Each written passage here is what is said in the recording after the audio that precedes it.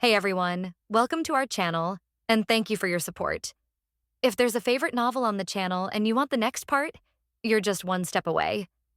Become a Patreon member and I can make it depending on your tier. Thank you for your attention. Is this still Malfoy? However, Dumbledore didn't suspect that Malfoy was the one who stole the Horcrux and was controlled by Tom Riddle. Because he knew Tom too well.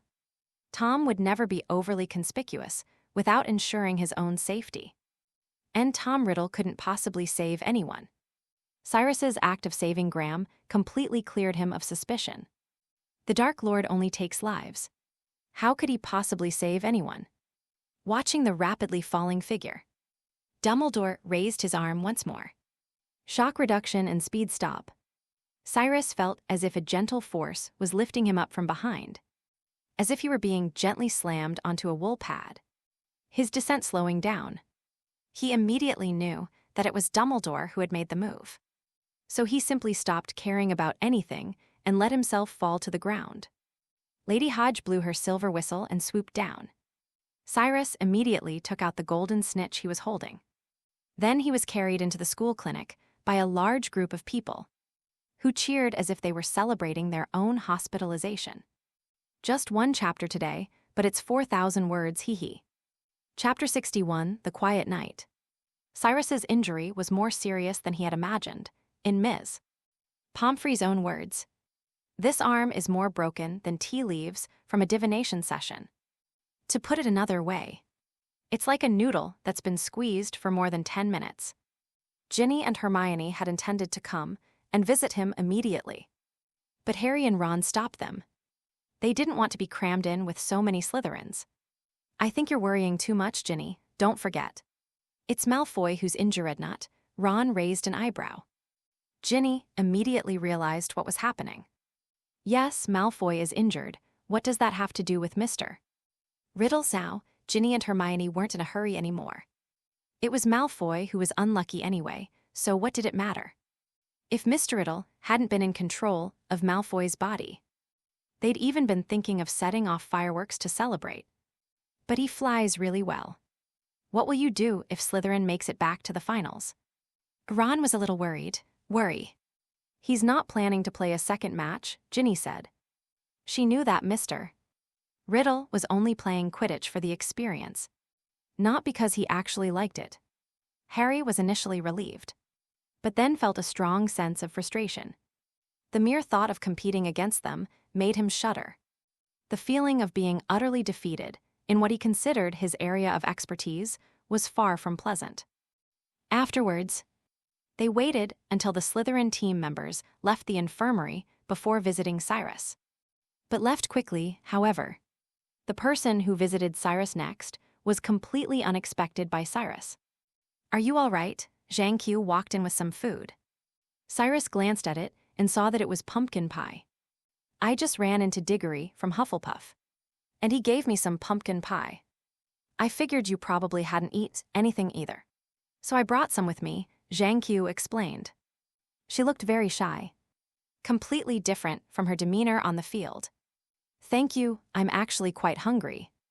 Cyrus happily picked up the pumpkin pie and started eating. He had already eaten a hasty breakfast and had engaged in strenuous exercise, so he was starving. But when Harry and the Slytherin team came to see him, not a single one of them brought any food. It's nothing serious with your hand, Ms. Pomfrey said. It should be fully recovered by tonight. That's good. Zhang Qiu was silent for a moment. You flew really well today. And that sloth tumbled over the tree. It was spectacular. No one can keep up for that long and keep in sync with my movements. Thank you, Cyrus replied while eating, however. He could clearly sense that the atmosphere was a bit awkward. The cute girl's shyness made him feel awkward too. After a while, Zhang Qiu finally mustered up her courage and said forcefully, "Could you give me an autograph?" What, an autograph? Cyrus was surprised that the other party would make such a request. Has his identity as the Dark Lord been exposed? Wait a minute, the Dark Lord has no worshippers whatsoever. Even if such a person existed, they would be an inherently evil Slytherin wizard. What are you, a Ravenclaw and a member of the DA, doing here? I think you could become a great Quidditch player someday. So, it would be great to get your autograph in advance. Zhang Qiu said, blushing slightly. She was still a little shy, but once she said it, she realized it wasn't so difficult after all. Which team will you join? The Chadley Cannons haven't been doing very well. And what about the Irish teams? Sorry. Cyrus interrupted Cho Zhang. I have no intention of becoming a Quidditch star. Oh, Zhang Qiu paused for a moment, then laughed. I can understand, but it's a real pity. You're really talented. Quite different from your last competition. To be honest, I was a little dismissive of you at first. I didn't expect you to improve so quickly. Cyrus pursed his lips. Is this progress? They hired a substitute player. Draco Malfoy will be just as bad as he gets in the next game. Well, it's not that he's terrible. But he's definitely not at Harry's level. Malfoy does have talent. But the problem is that he's always been pampered and can't endure hardship. Even if Cyrus wasn't controlling this body, he would still find it difficult to stick to training. Although he had never participated in Quidditch training, Cyrus encouraged him, you can do it too if you train hard. Thank you, Zhang Qiu stood up. I have to go now. I wish you a speedy recovery. She walked to the door, then turned back to look at Cyrus. I think you say something very different from what others say. Goodbye, she closed the door to the school clinic, leaving Cyrus looking bewildered, deep in thought with a half-eaten pumpkin pie in his hand. This little girl wouldn't be infatuated with men now. With Drac would she, but he soon shook his head. It shouldn't be that bad after all, we've only met once. Maybe he just admires me a little because he thinks I fly really well. He stuffed the pumpkin cake into his mouth and changed his lying position. But if Draco is smart enough, it's not impossible for him to develop a relationship with Cho Chang given the current situation. Cyrus thought about how heartbroken Harry would be to see his goddess constantly around his nemesis. Unfortunately, Draco Malfoy was so focused on Harry that he had no time to look at other women. Cyrus spent several hours alone in the school infirmary. And it was completely dark outside. Ms. Pomfrey came out from behind the curtain, bent down and squeezed his arm. After confirming that there was nothing wrong, she let Cyrus leave the infirmary. Stepping out of the school clinic, there was no one in the corridor. Cyrus avoided looking at the portrait and took out the Marauder's map. I solemnly swear that I will not do good deeds. The blank parchment opened automatically, revealing lines that formed a multifaceted map. Except for some hidden chambers, every corner of the castle was fully revealed. He saw that there were quite a few badger cubs wandering around the kitchen area, while there were almost no young wizards roaming around in other parts of the castle. On such days, even the most energetic Gryffindors dared not wander around at night, lest they encounter that terrible air and ultimately meet a tragic end. It will be even more difficult to launch an attack in the future. Cyrus shook his head, put the map away, and turned to walk towards the room of requirement. Let's continue studying alchemy. Thank you for the donation from the viewer, Lies. Thank you so much, me darling. Chapter 62, Tutoring Class. The next morning, as Cyrus was still sleepy and eating breakfast at the Slytherin table, an owl carrying a letter flew down to him. Cyrus took the letter, the owl some food, and immediately opened it. The letter was from Lucius and Narcissond on the surface. It appeared to be nothing more than a simple expression of their concern and greetings for their son. However, Cyrus immediately discerned the coded message within. After casting a subtle revealing spell, the true message vanished in a flash. Lucius has convinced the other board members that Dumbledore will be removed from the school as soon as the next victim appears. He has also made some efforts with the Ministry of Magic, guaranteeing that Hagrid can be sent to Azkaban for a few days. Cyrus was inwardly excited, but outwardly he remained calm, as if he were reading an ordinary letter. He silently folded the letter and put it back into his sleeve. The two lackeys sitting next to him seemed to want to talk to him, but considering that Malfoy had become a different person recently, they didn't dare to say anything. What's wrong? Cyrus glared at them with the arrogance typical of Malfoys. No, it's nothing. I'm done eating, goodbye. Cyrus stood up alone and walked across the table full of people. Many people greeted him, but he ignored them all, instead thinking about when to launch the next decisive attack. Now, immediately, or should we wait a little longer? The matter of forging the Philosopher's Stone is still a complete mystery, and I'm not prepared to confront Dumbledore. Cyrus's biggest worry was Dumbledore, however. If the plan goes smoothly, won't have to face Dumbledore. We can't afford to make any more mistakes. The Christmas surprise caught him completely off guard. But thankfully, nothing bad happened. Cyrus considered it carefully and decided to continue as the original story had progressed. The next attack would be on the day of the Gryffindor versus Hufflepuff Quidditch match, and the target naturally would be what can't go wrong. A voice suddenly interrupted Cyrus's thoughts. He looked up and saw Lockhart with a beaming smile. Haha. I bet you're talking about the next Quidditch match. Aren't you? Lockhart gave a smug look and started bragging, ignoring Cyrus's feelings. You really shone yesterday, well done. I have to say, you did almost half as well as me. Didn't I mention that I was also a seeker on my school team back in my college days? Ravenclaw, honestly, if you were playing against me, you probably wouldn't have won so easily. And your hand, it's healing quite well. You know, I could have healed you immediately. Professor, is there something you need? Cyrus interrupted Lockhart's pointless remarks. He had no interest in listening to this guy's self-praise. I think I can offer some help in Quidditch. If you're planning to join a world-renowned team, you'd better take my advice, Lockhart said smugly. I received many offers from teams back in the day. But unfortunately that wasn't my ambition. The Quidditch world lost a rising star. No need, Professor. Actually, I'm not that interested in Quidditch. And I don't intend to become a show-off star. He had pretty much figured out Lockhart's idea. The other party clearly saw his Quidditch talent and intended to make him his student, so that if he became famous in the future, the other party would naturally rise in rank and become famous as well. Unfortunately, he wasn't interested. Not only was he uninterested, but Malfoy himself wasn't interested either. Don't like Quidditch? You're wasting your talent, Malfoy. After all, not everyone is as good as me. Even without Quidditch, there are many other things I can excel in. Besides, I'm a third-class Merlin. Excuse me, Professor. Those things are plentiful. You can have as much as you want by donating some money to the Ministry of Magic. Cyrus said bluntly, and Professor, perhaps your memory isn't the best, but my name is Draco Malfoy. Putting aside my Quidditch talent, I have a huge fortune to inherit.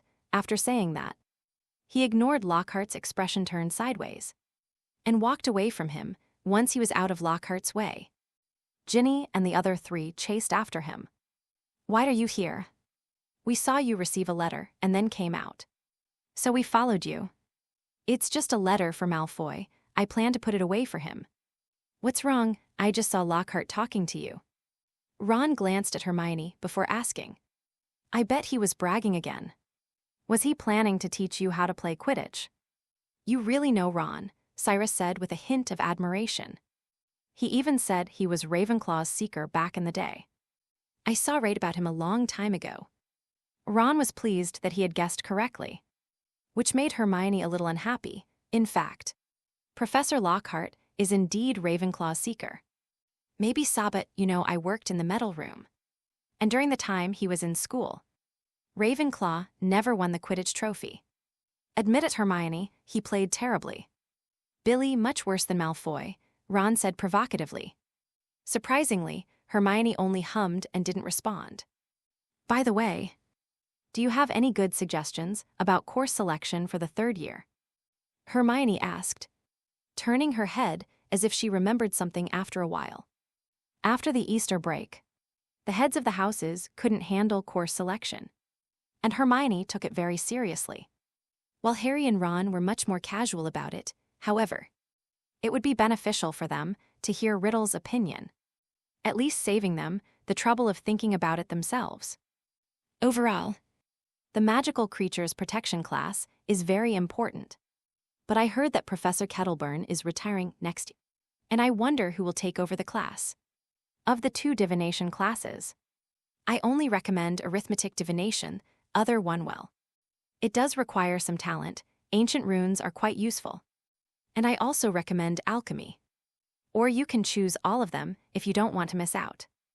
Cyrus said. I just want to give up potions, Harry said dejectedly. Potionology is very important, Harry. Even if you don't plan to become an Auror in the future. Having more knowledge of potions can prevent you from being poisoned by others. But besides Snape, I can't think of anyone else who would poison me. Of course they're Aeriffer, example Voldemort's minions. Those Death Eaters, Cyrus saw Ron shiver. Please. Don't say that name, especially since he's still alive. In short, the only course I don't recommend you take is Muggle Studies. It's not that the course isn't important. It's just that the content is practically complete nonsense. But that's understandable, since wizards sometimes have trouble understanding Muggle technology. As for the other courses, you can ask the older students. So many years have passed, so the teaching content might have changed a bit since I was a student. In the end, Cyrus chose Alchemy Ancient Runes and Protection of Magical Creatures for Malfoy. As for Hermione, she only heard Cyrus say that she could choose all of them, and immediately checked off all the subjects. Aren't I taking too many subjects? Can you tutor me right now? Hermione pestered Cyrus. Tutoring? You haven't even finished 2nd grade, and you're already planning to tutor 3rd grade material. Ron looked at him like he was crazy, considering he hadn't even started reviewing for the final exams. Why not? I advise you two to start preparing early after all. It will affect our entire future. Hermione glared at him and dragged Cyrus to the library. Ron and Harry exchanged glances, both feeling that Hermione's words were a bit of an exaggeration. When Ginny saw Hermione start learning from Cyrus, she didn't want to fall behind, so she borrowed a 2nd-year textbook and bombarded Cyrus with questions. Cyrus also gave them an extra head bubbling spell. In the end, they were kicked out by an angry Mrs. Pince. Chapter 63, Make Voldemort Great Once Again. That night, Cyrus left his dorm room again, avoiding all eyes, and went to the room of requirement. The crimson potion churned and simmered, emanating a powerful life force, but soon, the potion turned into poison, displaying an unhealthy red color resembling rusted iron. Cyrus immediately knew that this potion was ruined again. The potion ingredients stolen from Snape are almost gone. If we fail again, we'll have to give up. Cyrus once again opened those alchemical books. The seemingly simple diagrams and words contained the most profound and difficult to understand wisdom. Wisdom, if only Ravenclaw's crown hadn't been made into a Horcrux. Cyrus sighed, cursing Voldemort for wasting such a precious thing. Such a powerful treasure was destroyed by it. If the crown is usable, perhaps I can use its wisdom to refine the magic stone. And many more. Who said you can't kill someone without a gun barrel? Cyrus suddenly realized. No one has ever said that the crown becomes unusable after it is made into a Horcrux. Right. Perhaps others couldn't use it because fragments of Voldemort's soul were attached to it. But he was different. He didn't need to worry about Voldemort's soul residing in the Horcrux at all. Rather, I am Riddle. Cyrus's dark eyes gleamed brightly. He always had a flexible standard when it came to whether he was Riddle or not. He quickly walked out of the room of fulfillment, then walked back and forth 3 times, silently repeating in his mind, I want a room to hide things. I want a room to hide things. I want a room to hide things. Then, the original door slowly disappeared, and a new door appeared on the wall. Cyrus pushed open the black ornate door and entered a huge, but very crowded and cluttered room. All sorts of odds and ends were piled up together, making it look like a junkyard. It's hard to imagine how. In Hogwarts' 1,000-year history, the very few people who knew about this room managed to turn it into this state. Cyrus knew where the Horcruxes were located. He had been to this room before, back when he was just looking for some alchemical tools for Draco to practice with. Finding the crown was just a side thing. He passed the troll specimen and the broken vanishing cabinet, and came to a crate. Above the crate was a half-body of a wizard covered in pockmarks, wearing a dusty old wig and an old-faded crown-like object. The crown is inlaid with jewels and engraved with the words, "Exceptional wisdom is the greatest wealth." It was supposed to sparkle, but now the crown looks somewhat dull. Then Cyrus put it on his head without hesitation. In an instant, felt as if he were in a quiet morning forest, the cool mountain breeze making his mind exceptionally clear. It was like a rusty machine, suddenly being lubricated and starting to run rapidly. Cyrus felt as if he were enveloped by wisdom itself. However, if someone were to look at him from a third-person perspective, they would find that what shrouded Cyrus was not wisdom, but a cloud of evil black mist, Voldemort. "Show me your soul." The black mist emitted a hoarse and terrifying sound that echoed in Cyrus's mind. "I will show you all the secrets contained within magic." "Stop howling, it's me," Cyrus interrupted him, opening half of his mind to draw upon Malfoy's life force, conjuring a phantom image. At the same time, he also took the diary into his hand. Cyrus believed that no one would ever see the legendary Dark Lord make a more comical expression than he did at this moment. "It's me, and of course it's you too." Cyrus stared at the ugly snake face that emerged from the black mist, and his mood inexplicably improved. Although he had to think about how to be resurrected as soon as he transmigrated, at least he hadn't become as ugly as the guy inside the crown. "I entrusted the diary to Lucius Malfoy for safekeeping." "Yes, but we didn't tell him what was in the diary. Otherwise, he would have been more respectful to me." Cyrus's face showed anger, "But it's better this way.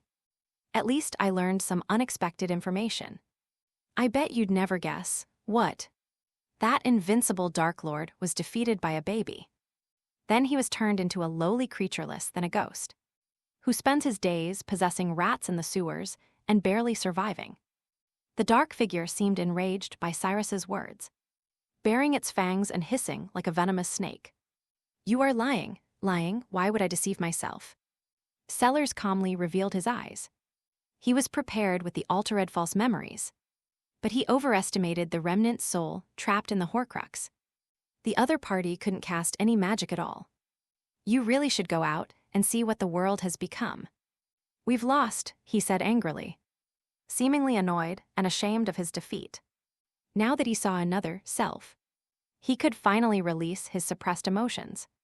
People chanted, "The boy who survived," celebrating our failure. And last year, that same boy thwarted our plans once again.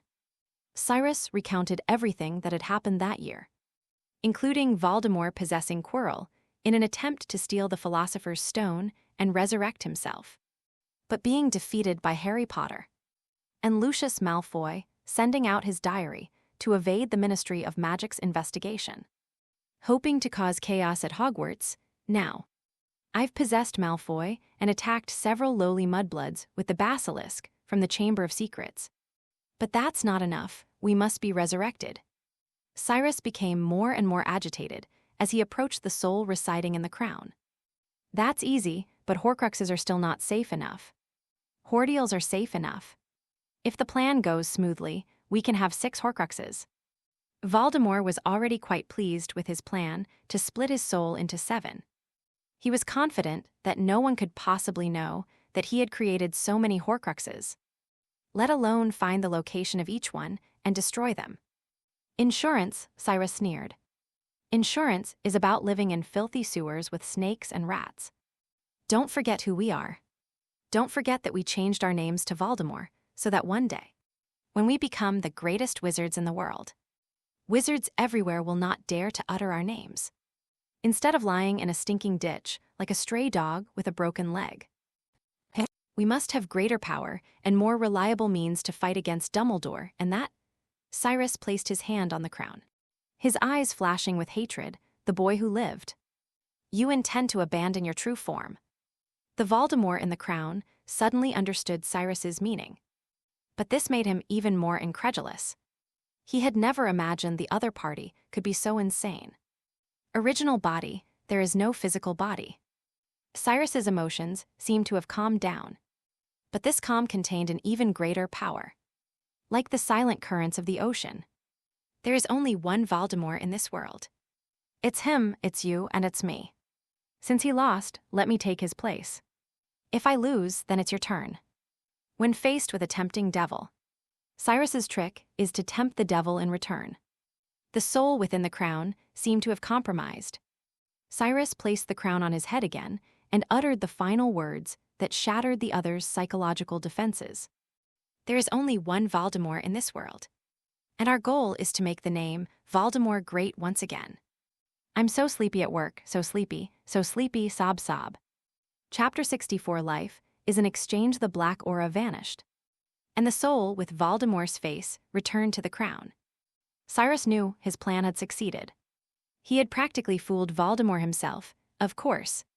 It was actually quite easy, since his very existence implied that he himself was a Horcrux. Even if Voldemort were extremely cautious, he probably wouldn't have imagined that his Horcruxes could be possessed. As for Cyrus, could have easily avoided such trouble. But he didn't intend to use the crown only once. Being with Voldemort naturally required caution. At least while the crown was on his head, he had to be Riddle. Fortunately, Tom Riddle's occlumency was still very powerful. Even Dumbledore couldn't see through his thoughts back then. Cyrus absorbed all of Riddle's magical knowledge, so he naturally wouldn't slack off on such a useful spell as occlumency. Cyrus didn't go anywhere. He simply opened the Book of Abraham on the spot. This is a bronze book with only 21 pages. Each page is numbered every 7 pages. And all page numbers are 7. In alchemy, 3 and 7 are very special numbers. Among them, the number 3 may represent triple greatness, which means repeating greatness 3 times. Perhaps this means that a certain element needs to undergo sublimation 3 times. Without a doubt, this element is mercury or quicksilver. However, this alone is clearly not enough. Cyrus previously attempted to achieve a perfect world using the 3 pillars, the 10 primal elements, the 4 worlds, and the 22 paths, but ultimately failed. Is something missing? And it's a very crucial point. He looked at the pictures branded on the book, 2 intertwined snakes, one being devoured by the other, representing the fusion of matter. The second picture, a snake nailed to a cross. The third, a swarm of snakes emerging from a spring in the desert. What does the snake really symbolize? Is it mystery, taboo, or immortality itself? The shed snakeskin symbolizes a decaying body. Is a brand new life born from it? This constant alternation, repeating Endless eternal life, like the basilisk, which has existed for nearly 1,000 years, yet remains far removed from death. Perhaps I should add something snake-related to my potions, like the molted skin of a basilisk. On the path leading to the secret chamber lies the molted skin of a giant basilisk. The basilisk itself is a product of magic, and its molted skin has many uses. Its extremely strong magic resistance can be used to make armor. However, most importantly, the molted skin has always been a symbol of immortality and rebirth. What if the basilisk's molted skin were added during the process of making a magic stone? Add snake molds. You really think that will allow you to create a unique magic stone? The soul in the crown sneered. I didn't know you were so naive. If I hadn't seen you created with my own eyes, I would have doubted whether you were even myself. What do you mean? Cyrus's heart skipped a beat, and he asked in a deep voice. However, Voldemort did not actually suspect anything. He just found it a bit ridiculous. To interpret the contents of those pictures as snake molts is an insult to the Black Demon King's reputation. Or was it because I was too young when I made the diary Horcrux, that the other person's soul was also too naive? You actually dare to ask me what I mean? Snakes devouring each other, snakes nailed to the cross. A man raising an iron axe to chop at Hermes' feet. The Holy Grail bearing countless drops of blood. Slaughtered infants. Voldemort recounted the bloody scene word for word. Especially the last picture. A king holding a large sword was ordering his soldiers to kill many babies, whose mothers knelt before them and begged for mercy. Nearby were containers resembling buckets and crucibles, in which the baby's blood was collected. And the sun and moon were bathed in the blood. Tell me, if you wish to gain eternal life, what is the price? On the scales of life, what can be measured against it? Voldemort's voice was like that of a terrifying demon king from hell, voicing the deepest questions at Cyrus's soul. It was as if he had taken a hammer and driven the sharpest nail into the place that Cyrus had never dared to look at before. Leaving it covered in blood, there is only one answer. Only life. The only price to pay for life is life itself. This was actually a principle that Cyrus had already understood. If he wanted to be resurrected, he had to absorb the life force of a person. Only when the life force of the person he possessed was completely drained would he have the ability to influence reality. In fact, the creation of Horcruxes is also done in the same way. Kill an innocent soul, then forge a Horcrux. This is true equivalent exchange. If alchemy is a balanced scale, then if life is placed on one side of the scale, life must also be used to measure the other side. Voldemort was already intimately familiar with this. He had killed far too many people in order to create Horcruxes. Life is an exchange. It has always been so throughout history. Eagles kill rabbits, snakes hunt mice. Lions and tigers hunt cattle and sheep. Only when others die can you live. However, for Cyrus, his goal was to avoid killing any innocent life during his resurrection, which is why he sought another way to replicate the Philosopher's Stone. Yet the more he researched, the more he realized that life as a price was indispensable. If that were the case, then everything he did would lose its meaning. So subconsciously, he was less willing to think in that direction. However, Voldemort ultimately and ruthlessly broke through this barrier. This also allowed Cyrus to confront the true truth. Magic itself is a kind of idealistic power. Sometimes, to achieve something you don't need spell swans or complicated rituals. All you need is the desire of your heart. Conversely, if even you are deceiving yourself, how can you possibly succeed in crafting a magic stone? If you want to forge a magic stone, you must use the blood of something to temper it. Otherwise, you will never succeed. But Nicholas Flamel, do you really think he's the kind of person who would do something so bloody? Cyrus countered. People of his generation, Voldemort merely scoffed, clearly failing to grasp the true meaning of goodness in this world. He probably believed all kindness and justice were false, and that the truth hidden beneath lies and deception was always bloody. Voldemort's views were certainly biased, but that also meant he wasn't entirely wrong, right? Nicholas Flamel lived for over 600 years. Who knows what life was like in his time?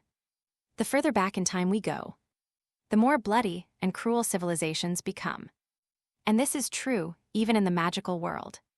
600 years ago, even black magic was probably just ordinary magic to people at the time. Moreover, considering that Nico has been unable to replicate the Philosopher's Stone for so many years, perhaps he himself was unaware of this life exchange. Is that what you think? Voldemort countered. I'm more inclined to believe that he knew. But when he tried again, lost the prophetic revelation. Voldemort did not believe that Nicholas Flamel was a naive person. How could a master alchemist not notice such an obvious exchange of equal value? Besides, the amount of blood needed to create a Philosopher's Stone was far more than just a little. Rumors have circulated that Nicholas Flamel hunted down a large number of dark wizards at some point in history. But whether this is true or not is unknown, but if that's true, then he's very likely preparing to refine a magic stone. The Book of Abraham once revealed some of its secrets to Nicholas Flamel, but that revelation disappeared after Flamel successfully crafted the Philosopher's Stone. If that's the case, then how do we find this revelation? Find it? No. The revelation will be complete once this book is in your hands, said the soul in the crown. Thank you for your 1,000-point donation to Minju Mujitsu. Thank you, my darling. Turns out I wasn't too sleepy, I was sick and crying. Chapter 65 evokes a sense of guilt about cheating. The revelation has been completed. The Book of Abraham the Judean is a magical book. And when it fell into Cyrus's hands, it was already destined that he would be the next person to be able to forge the Philosopher's Stone. Voldemort inside the crown believed that this person was himself, and was therefore extremely proud. He was not only the heir to Slytherin, but fate itself also favored him. But Cyrus knew perfectly well that none of this had anything to do with Voldemort. Voldemort couldn't obtain Nicholas Flamel's Philosopher's Stone, much less forge a real one. But he also knew that he wouldn't feel any guilt if he were to exchange his life for those evil dark wizards. However, know that he was possessed by Draco Malfoy. Where was he going to find so many dark wizards? But Cyrus couldn't bring himself to use the lives of those innocent young wizards in the castle. A person may be cruel, but at least they should have a bottom line. Not for any other reason than to prevent themselves from becoming a monster in human skin. Voldemort probably misunderstood him, thinking he was worried that sacrificing so many lives in the castle would provoke Dumbledore's revenge. We certainly can't be too high profile right now. But don't forget, there are still many lives in the Forbidden Forest. Forest ban in an instant. Cyrus's mind flashed an image of a surging swarm of eight-eyed giant spiders. The eight-eyed giant spiders had a great fondness for eating people, especially after Hagrid's Aragog died. The spider swarm completely lost control and eventually sided with Voldemort. If these creatures were used as sacrifices, Sylph would feel no guilt. The Forbidden Forest, it seems I have to go there. Cyrus took off the crown from his head, and instantly he felt much quieter. It was so much more comfortable without Voldemort's incessant chatter. However, this time he really has to thank Voldemort. He didn't see whether a crown could enhance a person's wisdom. But Voldemort truly deserved to be one of the most terrifying geniuses in the wizarding world. Of course, the crown might indeed play a role in it. Cyrus carefully put away the crown and left the House of Requirement with it. Now that Lucius Malfoy is ready, it's about time to bring the plan to a close. In an empty classroom, Hermione sat at a desk and waved to Cyrus. A large stack of books lay on the desk. Here you are. You've finally arrived. Ever since they were kicked out of the library by Mrs. Pince, they had to find a new place for tutoring. Fortunately, Hogwarts had plenty of abandoned classrooms, and they easily found one. Why aren't Ginny and the others here? Cyrus was a little surprised to find that only Hermione was there. Normally, Harry and Ron rarely came. The coursework for this semester was enough to give them a headache. But Ginny was always there without fail. You forgot. She has class today. Hermione shook her head happily, her fluffy brown curls bouncing, making her look incredibly cute. If it weren't for her overly large front teeth, which made her look like an otter when she smiled, Cyrus believed even more people would have noticed her beauty. As for Harry's playing the Hufflepuff team this weekend, and Wood is giving him almost no respite, pushing him to train every second. I think Wood might be intimidated by your flying skills, Hermione said, with a smilia hint of smugness in her voice. Luckily, the weather's been nice lately. It was raining a lot a while ago, and I was worried Harry would catch a cold. Cyrus said casually. He sat down opposite Hermione, and the two of them were now sharing the same table. That seeker from Hufflepuff seems pretty good. I watched his match against Ravenclaw last time, and he flew a bit better than Choi. When did you two become so close? Hermione wrinkled her nosia, little displeased, as she flipped through the borrowed Ancient Runes textbook. What I mean is, you'd better not have too much contact with others, lest you get caught. After all, you and that nasty Malfoy are completely different in personality. She would sometimes ask me about Quidditch. I didn't go to the matches against Hufflepuff and Slytherin. Did I? I let Higgs continue as the seeker. He trained for quite a while, but he still lost to Hufflepuff. She probably felt it was a pity, so she came to ask me why I didn't participate in the matches. Later, she pestered me to teach her some flying techniques. Hermione stopped what she was doing. How come I didn't know about this? Slytherin and Gryffindor don't always attend classes together. Cyrus suddenly felt guilty. Why did he suddenly feel guilty, as if he had been cheating? He didn't want to continue the topic, so he decided to change the subject. All right, let's look at the textbook. The scope of ancient magic script is very large. But at this stage, you only need to learn runes. 9 knights hung from a tree swaying in the fierce wind. I was wounded by spears. I was offered as a sacrifice to Odin. I offered myself as a sacrifice. On a tree unknown to anyone. There is no bread to fill our stomachs. And no water to quench our thirst. I looked down and picked up the Runna's script. They were picking it up while shouting. As it fell from the tree, Cyrus began to read the word of God. This is a legend from the Muggle world. Hermione pointed out astutely. Because in the wizarding world, the so-called Odin is more likely just a powerful wizard. That's right, Cyrus nodded. Odin paid the price of losing his right eye to obtain the wisdom of runes in order to get the Well of Wisdom. Runes are a kind of incantation, as long as they are engraved on woodstone metal, or any materiality can gain infinite power. That's why many very powerful alchemical tools are inscribed with runes. This script is similar to but different from magic spells. It is not uttered through sound, rather. It must be written down to exert its power. If you want to learn artifact alchemy, then mastering magic script is essential. It is a tool. The runic script has a total of 24 letters, divided into groups of 8. The first 8 symbolize abundance, prosperity, love, and peace. The middle 8 symbolize obstacles and difficulties. And the last 8 are closely related to war. It must be said that understanding the meaning of the runic script is the most difficult part of learning it. Each letter has an abstract meaning. For example, a single letter might symbolize wealth, prosperity, or abundance. However, it can have different meanings in different combinations. For instance, the magic item disappearing cabinet symbolizes a safe transfer. Classes like this continued until Friday. And the Quidditch match is tomorrow at 11 a.m. The action is gone. Chapter 66. Hermione discovers the truth. The next morning, Hermione and Harry gathered in the Great Hall.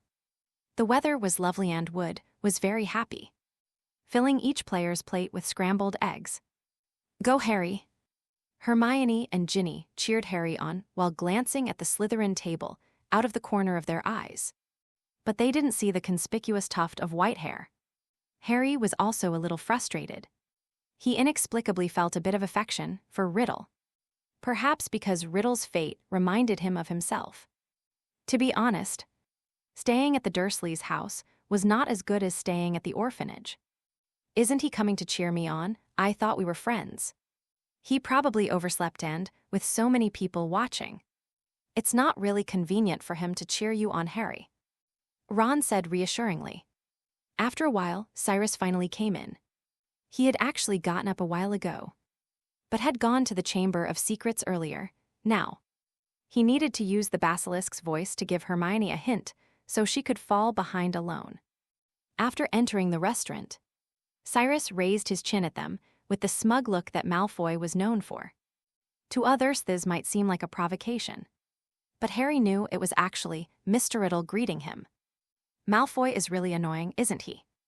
I don't know why he's not participating in the tournament anymore. But it's a good thing. Last time Slytherin lost to Hufflepuff, so the champion will have to be decided between us and Hufflepuff. Wood frowned and patted Harry on the shoulder. All right, Harry, hurry up and eat. I want to finalize the tactics before the tournament starts. After saying that, Wood left the Great Hall first and headed to the Quidditch arena. Harry thought he might be able to say a few words to Mr. Riddle before the match started, preferably to get his encouragement and approval, which would give him more confidence, so he slowly delayed. Before long, there weren't many people left in the Great Hall. How are you feeling, Harry? Cyrus then slowly walked over to greet them. Not bad, but Diggory is very strong. I doubt I can beat him. You should have confidence in yourself, Cyrus said casually, his mind not on the Quidditch match at all, since the match was ultimately not going to happen anyway. The 5 of them left the auditorium together. because Harry needed to go back and pack his competition gear. Cyrus parted ways with them first. "I'm going to the court first, however." Just as Cyrus reached the corner, he cast an illusion spell on himself and once again followed behind them, controlling the basilisk as it swam through the pipes. At this moment, Harry's initial nervousness turned into a heavy worry, because just as he stepped onto the marble stairs, he suddenly heard that voice again, this time kill. "Let me tear, let me rip," he yelled. And Ron and Hermione jumped away from him in alarm. "What's wrong with you, that sound?" Harry said, turning his head to look behind him. "I just heard it again, did you hear it?" Ron shook his head, his eyes wide open. "That strange sound you mentioned earlier." Ginny looked around, but where is it? "It can't be invisible, can it, or is there a path we can't see?" "An invisible road." Hermione suddenly slapped her forehead. "Harry, I suddenly realized something." "I'm going to the library." She ran off quickly upstairs. What did she understand? Harry asked anxiously, still looking around, trying to figure out where the sound was coming from. "I don't know," Ron said, shaking his head. "But why would she go to the library?" "That's just how Hermione does it," Ron said, shrugging. "Whenever she has a question, she goes to the library." Harry stood there hesitantly, trying to catch the sound again, but by then it was too late. "You'd better hurry up and do it," Ginny said. "But that voice." "It's almost 11 o'clock. The match is about to start." Harry and his two companions left, while Cyrus turned and followed Hermione. He saw Hermione rushing toward the library, her hair like a cluster of blooming and gathering flowers. She ran all the way to the 4th floor. But the library doors were locked, and there was no one inside. Everyone, including Mrs. Pince, had gone to the Quidditch pitch. Hermione gave the door a violent push, but it wouldn't open. So she simply took a half step back and drew her wand. Araho Cave is open. The chains rattled and fell to the ground. Petrification, an invisible path perhaps in the walls. Probably in the pipes, a sound only Harry can hear. She walked through rows of bookshelves, the clues from before seeming to form a huge net, almost weaving the real answer into her mind. Cyrus followed her at a leisurely pace, even dispelling his disillusionment charm. A gigantic basilisk emerged from the pipe, its steel-like scales rustling against the ground. The enormous monster followed behind Cyrus, but soon lowered its head and swam close to the ground to the other side. Rows of bookshelves filled with books served as its cover. In the dimly lit library, only the greenish-colored scales shimmered with a faint light. That must be a snake, that's why Harry could hear it. Because he speaks parsley, but what kind of snake could petrify someone and exist for 1,000 years? Hermione pulled several books from the shelf, one about Hogwarts's conduit system and another about magical creatures. She kept flipping through the pages, using the light from the wand. The basilisk can live for 1,000 years, but its magic kills people, not petrifies them, right? That's right, she suddenly remembered something. Because none of the victims saw the basilisk's eyes directly. Colin Creevey saw it through a camera. Justin saw it through the headless Nicole. Ginny said Percy and Penelope were dating, and she was holding a mirror, probably getting ready. And Mrs. Loris saw the basilisk through the reflection of water on the ground. So the magic was diminished. It's like hearing the mandrakes call while wearing earmuffs. Hermione's face lit up with excited joy. She solved a 50-year-old mystery, and the sense of accomplishment was indescribable. More importantly, the murderer was likely to be caught because of it. But soon, new doubts arose in her mind. If the creature in the secret chamber was a basilisk, then Hagrid was clearly innocent. She still vividly remembered the scene Mr. Riddle had shown them last time. Although she hadn't been able to clearly see what the monster Hagrid was raising actually was. At least it wasn't a basilisk. No basilisk is a ball-shaped creature with so much hair. Mr. Riddle must be mistaken. Hermione closed the book, eager to tell everyone the answer, especially Mr. Riddle. She wanted to let Mr. Riddle know that Hagrid was innocent, that he had made a mistake, and that her intelligence had solved the problem. knowing the monster's true form and modus operandi. Finding each other wouldn't be so difficult anymore. Well, it's still very difficult. Hogwarts' pipe system is extremely complex. But at least we have a clue now, however just then. Hermione heard footsteps echoing between the empty bookshelves of the library. Pat Pat Patshaw, who is there? Her heart skipped a beat and she shrank back warily. Knocking over a chair. She raised her wand in the direction of the footsteps. But the owner of the footsteps did not respond. They simply continued to approach. In that instant, sweat of fear soaked the clothes beneath Hermione's robes. But far from panicking, she was calmer than ever before. Perhaps it's that air, I've become his target. Hermione breathed heavily, her whole body trembling. But she still made the right choice. She knew clearly that she was probably doomed. But even if it meant sacrifice, she wanted to at least leave clues to the truth for her two mentally challenged sons and Mr. Riddle. So she hurriedly tore off a page and wrote down a word. The footsteps were getting closer. The flashing fluorescent light illuminated the person who had arrived. It's Malfoy, Chapter 67. Hermione petrified Mr. Riddle. Hermione's voice was choked with sobs, and she collapsed as if she had been hit by a power-relieving drug. As if all the bones in her body had been removed. You scared me to death, sorry, Hermione. Did you find any clues? Cyrus asked with a smile. His white hair looked extremely glaring.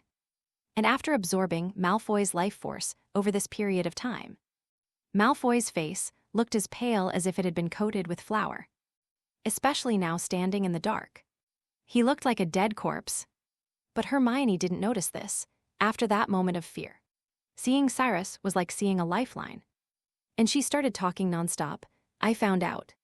That monster is a basilisk who wronged Hagrid. It moves and the pipus would better get the mirror.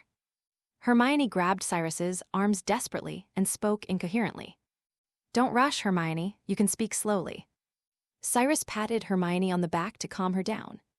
Hermione then explained everything she had discovered to Cyrus in detail.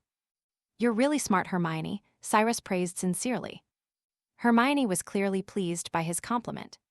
And the little witch sniffed smugly, her tail practically wagging in the air. But however, you're wrong about one thing.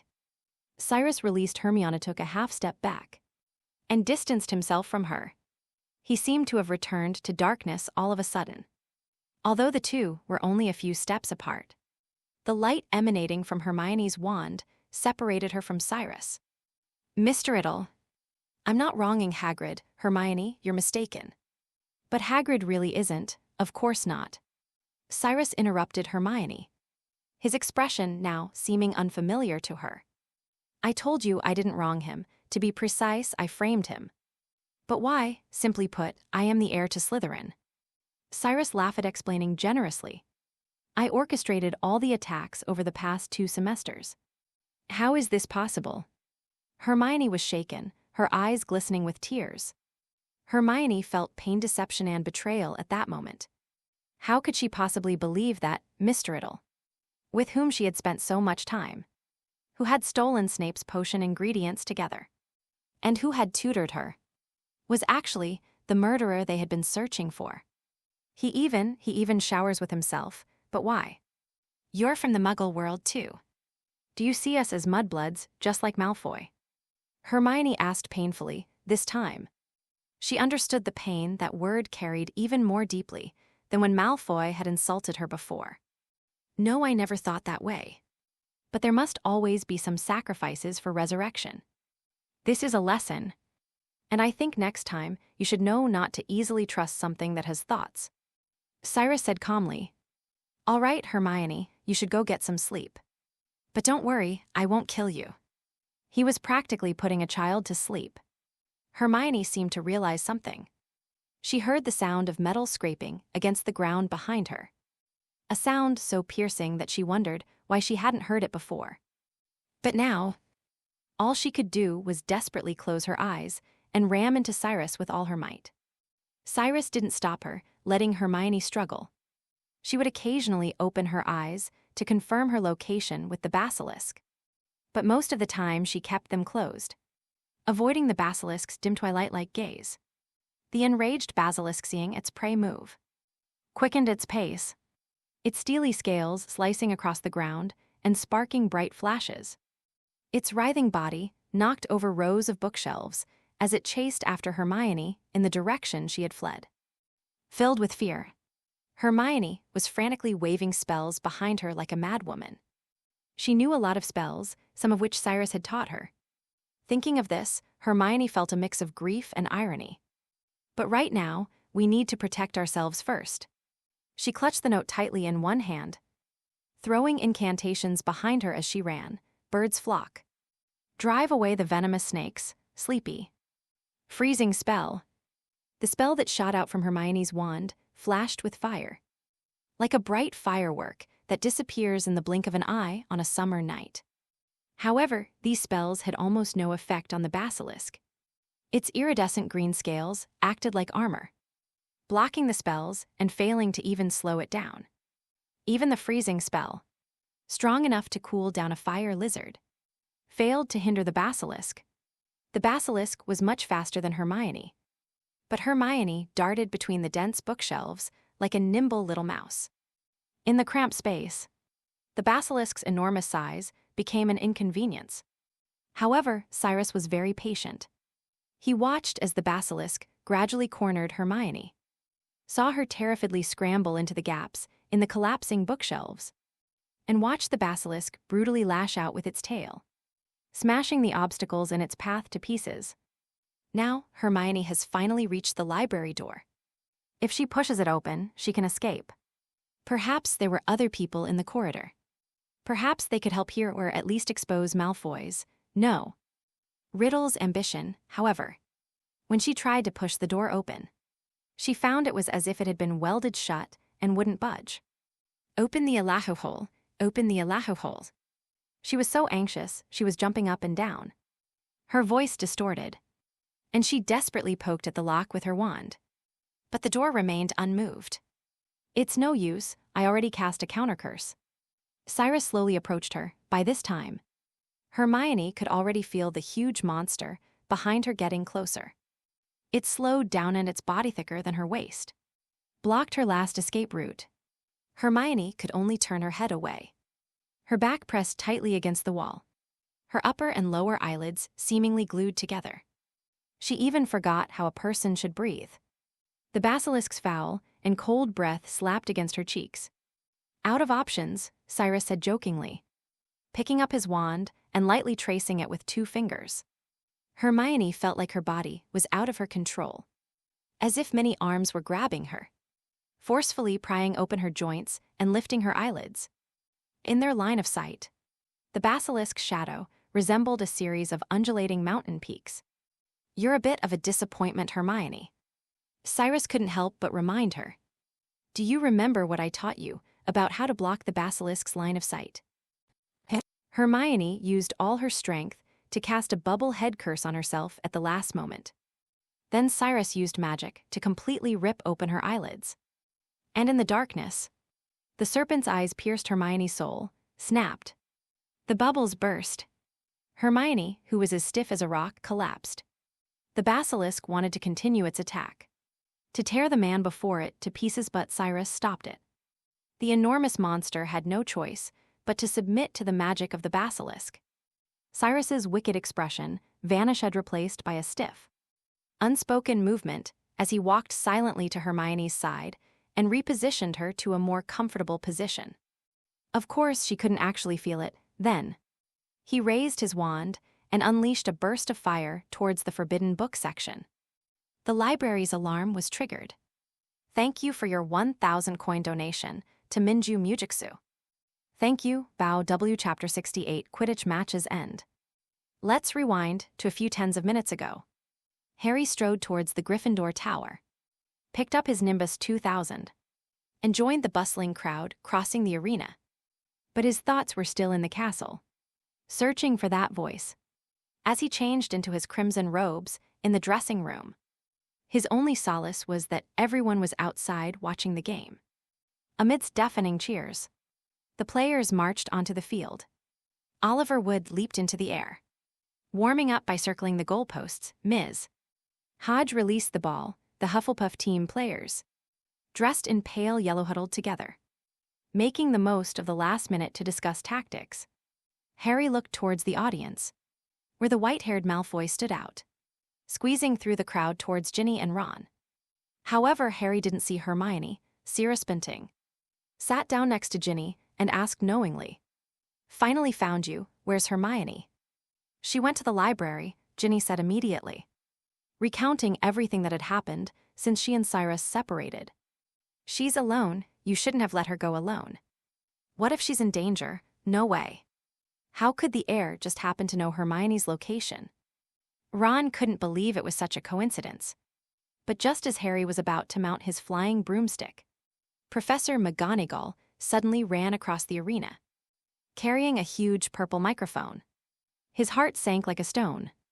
It seems another attack has occurred, sure enough. That was the sign that the monster had started to move. Ron's face turned pale instantly. He stood up in a panic and started squeezing his way onto the playground. It can't really be. Cyrus and Ginny quickly followed. "The match is cancelled," Professor McGonagall announced into the crowded stands through the microphone. A chorus of boos and shouts erupted from the crowd. Oliver Wood looked dejected. He landed on the ground and, without dismounting from his flying broom, ran towards Professor McGonagall. "But Professor," he cried, "we must compete in the Quidditch Cup in Gryffindor." Professor McGonagall ignored him and continued speaking into the microphone. "All students must return to the college's common room, where the college administrators will provide you with more information. Please leave as soon as possible." Then she put down the microphone and gestured for Harry to come over. "Potter, I think you'd better come with me." Harry was puzzled. Why did he always end up in trouble? He couldn't understand how this attack could be connected to him when he was perfectly fine on the Quidditch field. On the other side, nearly 1,000 students were making a racket. Amid the bustling crowd, Cyrus ran, and Ginny struggled to break through the throng and ran towards them. "All right, maybe you'd better come too, Ron Weasley." McGonagall looked at Ron unusually relenting. But Cyrus and Ginny weren't so lucky. "As for you two, get back to your house's common room. Especially you, Malfoy." After saying that, she left with Harry and Ron, who were still confused. Harry glanced back and saw Cyrus and Ginny standing alone on the lush green playground, with a crowd of people behind them. He felt as if the world had been divided into 3 parts, and the deafening noise suddenly seemed far away. The angry wood looked like a silhouette in a silent play. "What happened?" Ginny asked with great concern. "I'm afraid something unexpected has happened." Cyrus pondered for a moment and said, "Let's go back first. I'm sure Harry and Ron will tell us what happened when they return." Ginny could only nod. "I hope Hermione is all right." "Hermione," Ron exclaimed.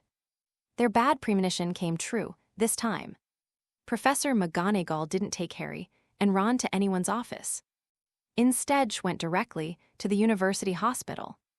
Hermione lay there motionless, her blank eyes unnaturally open. She was found near the library. Professor McGonagall said, "I doubt either of you can explain that. Someone forced her to open her eyes." Madame Pomfrey noticed Hermione's strange expression immediately. She was clearly trying to keep her eyes closed, but her eyelids had been roughly pried open. This means that the attacker may very well have cast the spell through his gaze. This clue easily led McGonagall to think of the basilisk, while the other victims could be explained. Hermione seemed to have nothing that could prevent her from seeing the basilisk. Yet she was still petrified, not killed. "I will escort you back to the Gryffindor Tower," Professor McGonagall said somberly. "Anyway, I have to go and speak to the students. All students must be back in their college's common room by 6 p.m. No student may leave their dormitory after this time. Each student will be escorted to class by a teacher. No student may use the restrooms without a teacher's accompaniment. All Quidditch practice and matches are postponed. No further activities will be held in the evening." The Gryffindor students crowded into the common room, listening silently to Professor McGonagall speak. She rolled up the parchment document she had just read from, and then said in a somewhat choked voice, "I've rarely felt this distressed before actually. The school will likely have to close unless the perpetrators who planned these attacks are caught. I urge everyone who thinks they know something to come forward." She awkwardly climbed over the portrait hole, and the Gryffindor students immediately started chattering. 2 Gryffindors have already fallen, not counting a Gryffindor ghost to Ravenclaw. And a Hufflepuff, Lee Jordana, friend of the Weasley twins, counted on his fingers. Has any teacher noticed that all the Slytherins are unharmed? Isn't it obvious that these things all came from Slytherin? The heirs of Slytherin. The monsters of Slytherin, why don't they just kick all the Slytherins out? He shouted, and the audience nodded frequently and applauded sparsely. But Harry wasn't listening. He couldn't shake the image of Hermione lying stiff and lifeless in her hospital bed. If the culprit wasn't caught soon, he'd be back in the Dursleys' house for the rest of his life. Tom Riddle had betrayed Hagrid because he faced the prospect of returning to a Muggle orphanage once the school closed. Harry now completely understood his feelings. "What do we do?" Ron whispered in Harry's ear as the 3 of them huddled in a corner. "Do you think they suspect Hagrid?" "We have to talk to him," Harry said, determined. "I can't believe it's him this time. But since he released the monster last time, he must know how to get into the Chamber of Secrets. That's a potential breakthrough. But Professor McGonagall said we have to stay in the tower unless we're in the classroom." "I think," Harry said, lowering his voice, "it's time to take out my father's old cloak again. Then let's go find Mr. Riddle first, and then we'll go together." Chapter 69, Cornell Fudge. That night, Harry and Ron went to bed as usual. They waited until Neville Dean and Seamus stopped discussing the Chamber of Secrets and finally fell asleep before getting up, dressing themselves, and draping the invisibility cloak over their bodies. When they arrived at the common room, they found Ginny already sitting on the sofa waiting for them. Let's go to the Slytherin common room first. I've managed to contact Mr. Riddle. He'll be waiting for us at the door," Ginny said immediately. Walking through the gloomy corridor was not a pleasant experience. Harry had wandered around the castle many times before, but he had never seen so many people after sunset. Teachers, prefects, and ghosts patrolled the corridors in pairs, checking for anything unusual. While the invisibility cloak was useful, it wasn't always effective. He and Ron were almost discovered by Snape. He always felt that Snape seemed extremely sensitive to the invisibility cloak. They finally arrived at the Slytherin common room, but there was no one outside the door. "Where's Riddle? Did he get caught?" Ron asked in a low voice, sounding a little worried. "There were just too many teachers on patrol tonight." "Here it is." Cyrus overheard their conversation and abruptly revealed his true form in the air. "I used a disillusionment charm. Otherwise, I wouldn't have been able to hide from the professors." Cyrus reached out and lifted Harry's invisibility cloak, then frowned, "It a little small for the 4 of us. Don't you know the disillusionment charm?" Ron asked curiously. "But I can only guarantee that I won't be detected when I'm still. If I start moving, the professors will notice something is wrong." Cyrus said deliberately. Now, Malfoy's body was useless. "What he wants is, Ginny, let me possess your body. The fewer people we send, the less risk of being exposed." He said, "Besides, given the current situation, if I keep possessing Malfoy, I'm afraid I won't be able to meet with you normally until the end of the semester." Ginny didn't seem to resist at all. Instead, she looked shy. But Harry had a question. What about Malfoy? "I'll let him get a good night's sleep, and when he wakes up, he won't remember anything." Ron didn't seem too keen on having someone possess his sister. But Ginny preemptively replied, "That's fine, Mr. Riddle is much stronger. He can protect you." Cyrus quickly transferred from Malfoy's body to Ginny's, then stuffed the unconscious Malfoy back into the common room and left him there. Then, the 3 of them left the castle wearing invisibility cloaks. Harry and Ron both felt awkward.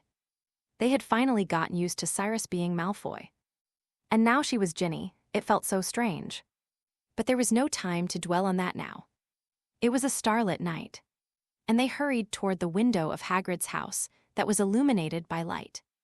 Only when they reached his door did they remove their invisibility cloaks. A few seconds after they knocked, Hagrid flung the door open. They were met with Hagrid pointing a crossbow at them, his large hound, Fangtooth, barking wildly behind him. This startled them. It was the first time Harry had ever seen Hagrid like this. "Oh, hit us, you guys," Hagrid visibly relaxed, put down his weapon and glared at them.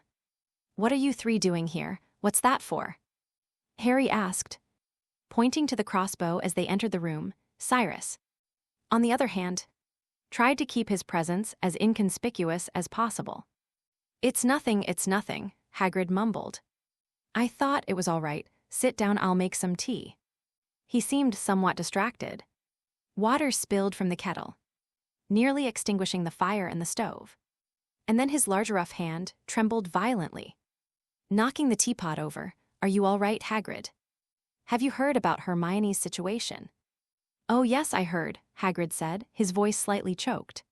He was clearly saddened by Hermione's situation, but he kept glancing nervously out the window, as if something even more terrible awaited him. "I think you don't need to worry too much, she'll be fine." "She will." He poured some tea for Harry and the others, but forgot to put in the tea leaves, just as he was about to put a thick slice of fruitcake on a plate. There was a loud knock on the door. Hagrid was so startled that he dropped the fruitcake in his hand, his expression one of panic.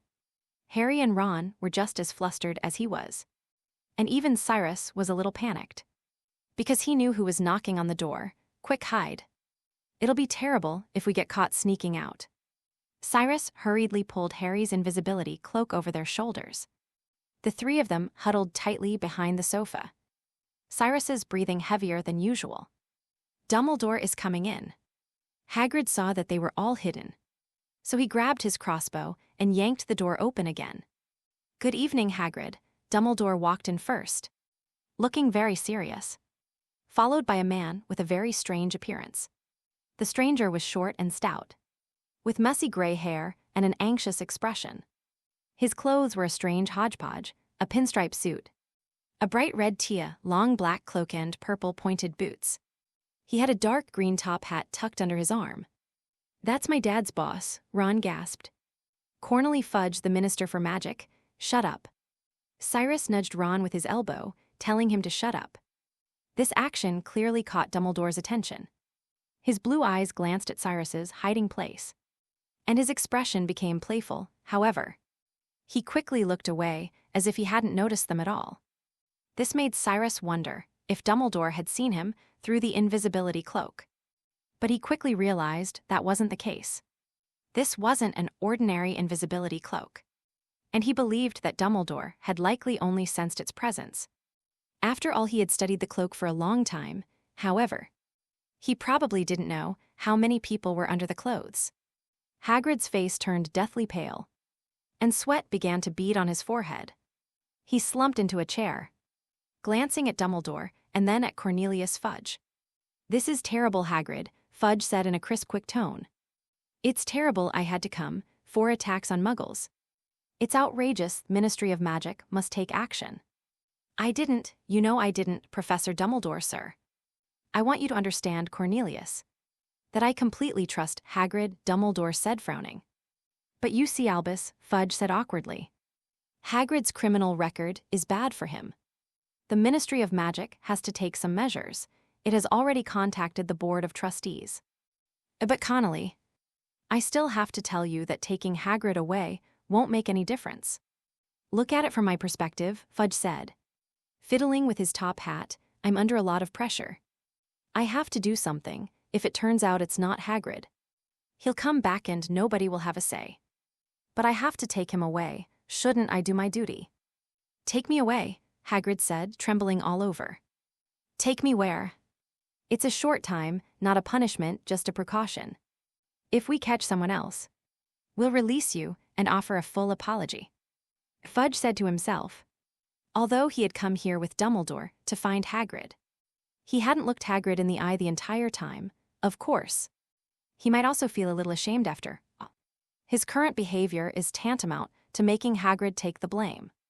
But this is very unreasonable. A case has occurred. And even if someone has a criminal record, they should not be convicted without evidence. This is unreasonable and illegal. It's worth noting that even after Voldemort's resurrection, none of the Death Eaters who had previously escaped punishment were punished without evidence. As the chief wizard of Wizengamot, was Dumbledore unable to stop Fudge's absurd behavior? Impossible, however, although Dumbledore protested. He did not actually stop Fudge. Cyrus now understands even more how terrifying Dumbledore is. Thank you for your 1,000-point donation to Minju Mujiksu. Chapter 70, Dumbledore's Expulsion. Just then, someone knocked loudly on the door again. Dumbledore went to open the door. Harry let out a breath when he saw the gloomy figure walk in. So much so that Cyrus had to elbow him again. The man outside the door was Lucius Malfoy. Lucius Malfoy strode into Hagrid's cabin, completely wrapped in a long black travel cloak, a cold, satisfied smile on his face. Tooth started barking wildly. Seeing Malfoy's appearance, Cyrus finally felt completely relieved. In any case, things had finally progressed to this point. Malfoy had already cooperated with him in using some methods to expel Dumbledore from the school. Without Dumbledore, Hogwarts posed no threat to Cyrus. His mood brightened instantly, and he couldn't help but smile. Another person who wasn't at all surprised by Malfoy's appearance was Dumbledore, who had long anticipated this day.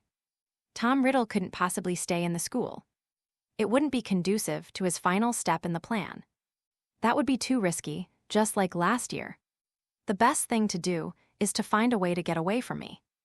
Dumbledore was wondering when the other party planned to make their move. It looks like now is the time. You've arrived, Fudge, Malfoy said with satisfaction. Very good, very good. Making Hagrid take the blame again was also part of his master's plan. And this involved him putting pressure on Fudge. All it took was bribing some public opinion. And now that Fudge had arrived at Hogwarts, Lucius Malfoy was naturally very satisfied. But Hagrid didn't like this uninvited guest. What good could the Malfoy family possibly have? What are you doing here? Get out of my house. My dear friend, believe me, I am not happy to enter your room. Oh, you call this a house? Lucius Malfoy looked around the small, shabby room and sneered. I just came to the school to take a look. Someone told me the headmaster was here. Malfoy's behavior was indeed annoying. If Cyrus hadn't known that Malfoy was now on his side, even he himself would have wanted to punch Malfoy a few times. What brings you here, Lucius? Dumbledore asked politely. Things are terrible, Dumbledore. Lucius lazily rolled up a long parchment, looking relaxed and confident, even in front of Dumbledore, or rather, because he knew he was facing Dumbledore. He wasn't flustered at all. The board of directors thinks it's time for you to leave. This is a temporary suspension order. All 12 directors have signed it. We feel you're probably not fulfilling your potential. How many attacks have occurred so far at this rate? There won't be a single Muggle student left at Hogwarts. And we all know that would be a terrible loss for the school. He spoke as if he were expressing deep sorrow and regret over the attack on students from the Muggle world. What did you say, Lucius? Fudge said, sounding alarmed. Dumbledore has been temporarily suspended. No. No, we absolutely do not want that now. The appointment or temporary suspension of the headmaster is a matter for the board of directors. Fudge, the Ministry of Magic, has no right to interfere. Lucius said calmly, having never taken Fudge, this incompetent minister, seriously, since Dumbledore failed to stop these attacks. But you see, Lucius, if Dumbledore can't stop, Fudge said, his upper lip starting to sweat. He thought the board of trustees were crazy to suggest suspending Dumbledore at this critical juncture. I mean, who can stop him? We'll see, Malfoy said, a sly grin spreading across his face. Prevent. He never even considered stopping it. How many people did you threaten and blackmail to force them to agree? Malfoy, Hagrid was furious, looking like he wanted to punch Lucius and smash his head into a pumpkin patch. Malfoy, of course, wasn't afraid of Hagrid. He said sarcastically, "I'd like to give you a piece of advice. Don't yell at the guards of Azkaban like that. They won't like it." The thought of Dumbledore being suspended made Hagrid no longer afraid of Azkaban. You can't take Dumbledore away. If you take him, there will be no way for Muggles to survive. There will be murders very soon. "Calm down, Hagrid," Dumbledore said sternly. He looked at Lucius Malfoy. "If the board wants me to leave." "Lucius, I will certainly give up my position." But Fudge stammered. "No," Hagrid growled. Dumbledore's bright blue eyes remained fixed on Lucius's cold gray eyes. However, Dumbledore said very slowly and clearly, so that everyone present could hear every word he said, "I will only truly leave this school when everyone here betrays me. You will also find that at Hogwarts, those who ask for help always receive help." Cyrus was quite certain that Dumbledore had glanced at them, a look that was both a reminder and a warning. He not only discovered Harry and Ron, but he also discovered himself. "Your sentiments are commendable," Malfoy said, bowing. "We will all miss your highly individualistic way of handling things. Albus, we only hope that your successor can completely stop the murders." Malfoy strode to the door of the cottage, opened it, and bowed to see Dumbledore out. Fudge fiddled with his top hat, waiting for Hagrid to walk ahead of him. But Hagrid stood still, took a deep breath, and cautiously said, "If someone is looking for something, they just need to follow the spider, and they'll find the right direction. That's all I have to say." Fudge stared at him in astonishment. "All right, I'm coming," Hagrid said, putting on his moleskin coat. But just as he was about to leave with Fudge, he stopped and said loudly, "Someone needs to feed Tooth while I'm gone." The door slammed shut, and Ron ripped off his invisibility cloak. "This is a real problem," he said in a hoarse voice. "Dumbledore is gone. They'll probably have to close the school tonight. After he leaves, there will be attacks every day." He just started barking wildly again, scratching at the tightly closed door with its claws. The next day, news of Dumbledore's departure quickly spread fear in an unprecedented way. Cyrus was in a very good mood. The weather had been consistently bright and sunny lately, the clear sky and the lake shimmering, and the Forbidden Forest trees were lush and verdant, looking incredibly vibrant. Cyrus greedily indulged in all of this through Ginny's body, full of vitality for the other students at Hogwarts. Fear shrouded them like a cold fog, but for Cyrus, the prospect of a new life was drawing ever closer. Thank you so much for the 2 520 donations from Forever Love Yanlin Brother. I love you too, baby. Chapter 71 Action tonight. The weather is gradually getting hotter. Looking up, the sky seemed even higher. This would have been perfect weather for Quidditch. But the Quidditch match had been cancelled, and even going for a walk was a luxury. The corridors were deserted during breaks, and the professors who were on guard everywhere did not allow anyone to linger, even when going to class. The young wizards had to line up one by one and be personally escorted there by the deans. The entire school was in a state of extreme tension. Even in the Gryffindor common room, no one was willing to fool around anymore. Everyone was anxious and just wanted to get through the semester as soon as possible. Professor McGonagall desperately wanted to get everything in order, ideally finding the successor. But she had no leads at the moment, unlike Dumbledore. She didn't have a comprehensive view of the situation. Fortunately, it wasn't the worst-case scenario yet. The attack students could still be saved. They just needed the mandrake to mature so they could wake up. Perhaps then the real culprit would be exposed, therefore. She was also worried that the attacker might silence the victimized student, and the school hospital became a heavily guarded area. Harry and Ron wanted to go see Hermione again, but were stopped right now. Perhaps only the students of Slytherin House aren't worried at all. The fact that all 4 attacked were mudbloods is enough to prove that their house was never the heir's target in the first place. Rather, the heir is very likely one of them. This greatly encouraged them, and they couldn't help but feel smug whenever they looked at people from other colleges during class. Especially Malfoy, when Cyrus returned the body to him. He also slightly altered his memories. He doesn't notice anything amiss now. But if he carefully recalls his experiences over the past few months, he'll find that he has no relevant memories at all. All he has is a fog of confusion. He was completely oblivious to anything amiss, swaggering around the school as if he had just been appointed president of the boys' student council. Furthermore had reunited with his old friends Gorkrab, and he was quite pleased that Dumbledore had been expelled from the school. However, he didn't actually dislike Dumbledore or doubt his abilities. It was simply because his father was the one who facilitated this, which made him very proud. When Cyrus returned from get out of class today, he saw Ron storming into the common room, and Harry and their roommate Andy were comforting him. "All right, Ron, don't bother with people like that." Andy patted Ron on the back. He himself was a wizard from the Muggle world, so he naturally disliked the Malfoys. But he wasn't as impulsive as Ron. "If you two hadn't stopped me, I would have punched him a few times. Killed him with my bare hands without even needing a wand." Ron still regrets it now, seeing how angry he was. Cyrus immediately went over and asked what's wrong. "It's Malfoy," Harry said helplessly. "You know how much of a jerk he is. I even miss the old you." He only got halfway through his sentence before Andy thought Harry was referring to Cyrus beating up Slytherin at the club. He said the next mudblood to be attacked would definitely die, and that it was a shame it was Hermione. Ron said angrily, "If I were the heir, I would kill that little bastard first." He was even being sarcastic with Snape.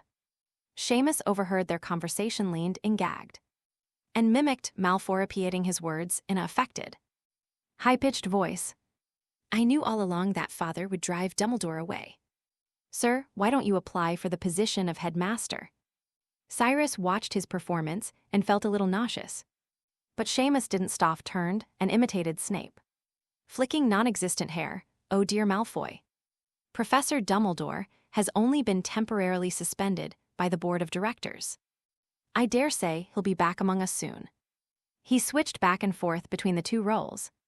"Yes, that's right, sir, if you apply for this position. I suspect my father will vote for you. I'll tell him you're the best teacher here, sir." Seamus looked even more disgusted than Cyrus, shaking his head with a look of utter disgust. "You have no idea how smug Snape was. I bet you've never seen him so happy in your life." Snape was indeed somewhat smug, as he did harbor some resentment towards Dumbledore. However, it wouldn't be accurate to say he was overly happy. What good would it do Dumbledore to be driven out? On the contrary, what if Voldemort were the successor? Snape only wanted Voldemort dead. Even if it wasn't Voldemort, if the attacks continued, the school would have to close. Where could he go then? He could only return to that filthy Spider's End alley. What happiness could he possibly find there? In that place that gave him his dark past? At least he has one thing in common with that boy named Harry Potter. They both consider Hogwarts their real home. Then they all gave Malfoy a piece of their minds. Another Hufflepuff student also displeased Ron, but compared to Lockhart it was nothing. "You know what that guy said? He insisted that Hagrid was the murderer," Ron said. "I think Harry was about to smash him with a book, and so was I. We've all misunderstood Hagrid," Cyrus said regretfully. Andy and Seymour left shortly afterward, even on such a day. The school did not announce the cancellation of the exams, and they planned to review first in order to avoid getting too bad grades. If Hermione knew about this, she would be heartbroken. She probably wouldn't want to miss any exams, Cyrus joked, trying to lighten the mood. "I'm quite the opposite," Ron said, fixing his gaze on Cyrus. "You are Rye." Cyrus nodded, and Ron suddenly beamed with joy. "I have an idea. I'll let you possess my body, and then you'll help me take the exam. How about that?" "Don't even think about it," Cyrus rolled his eyes. Ron really didn't disappoint when it came to taking shortcuts. Exams are to test how much knowledge you've actually acquired. You shouldn't try to avoid them. "You sound just like Hermione," Ron said disappointedly. But soon they brought up their discovery in herbology class with Cyrus. "Mr. Riddle," Harry said in a low voice, "do you remember what Hagrid said before? If anyone is looking for something, They just need to follow the spider, and they will find the right direction. He saw the spider head towards the Forbidden Forest. Though I think it might not be the Forbidden Forest. Maybe it's not that far, Ron said almost as if praying. Spiders alone were enough to give him trouble, let alone having to go to the Forbidden Forest. But when he thought of the Slytherin's successor, and of Hermione, who had been petrified, he didn't want to back down. At least he knew Harry would never give up. Then let's make our move tonight.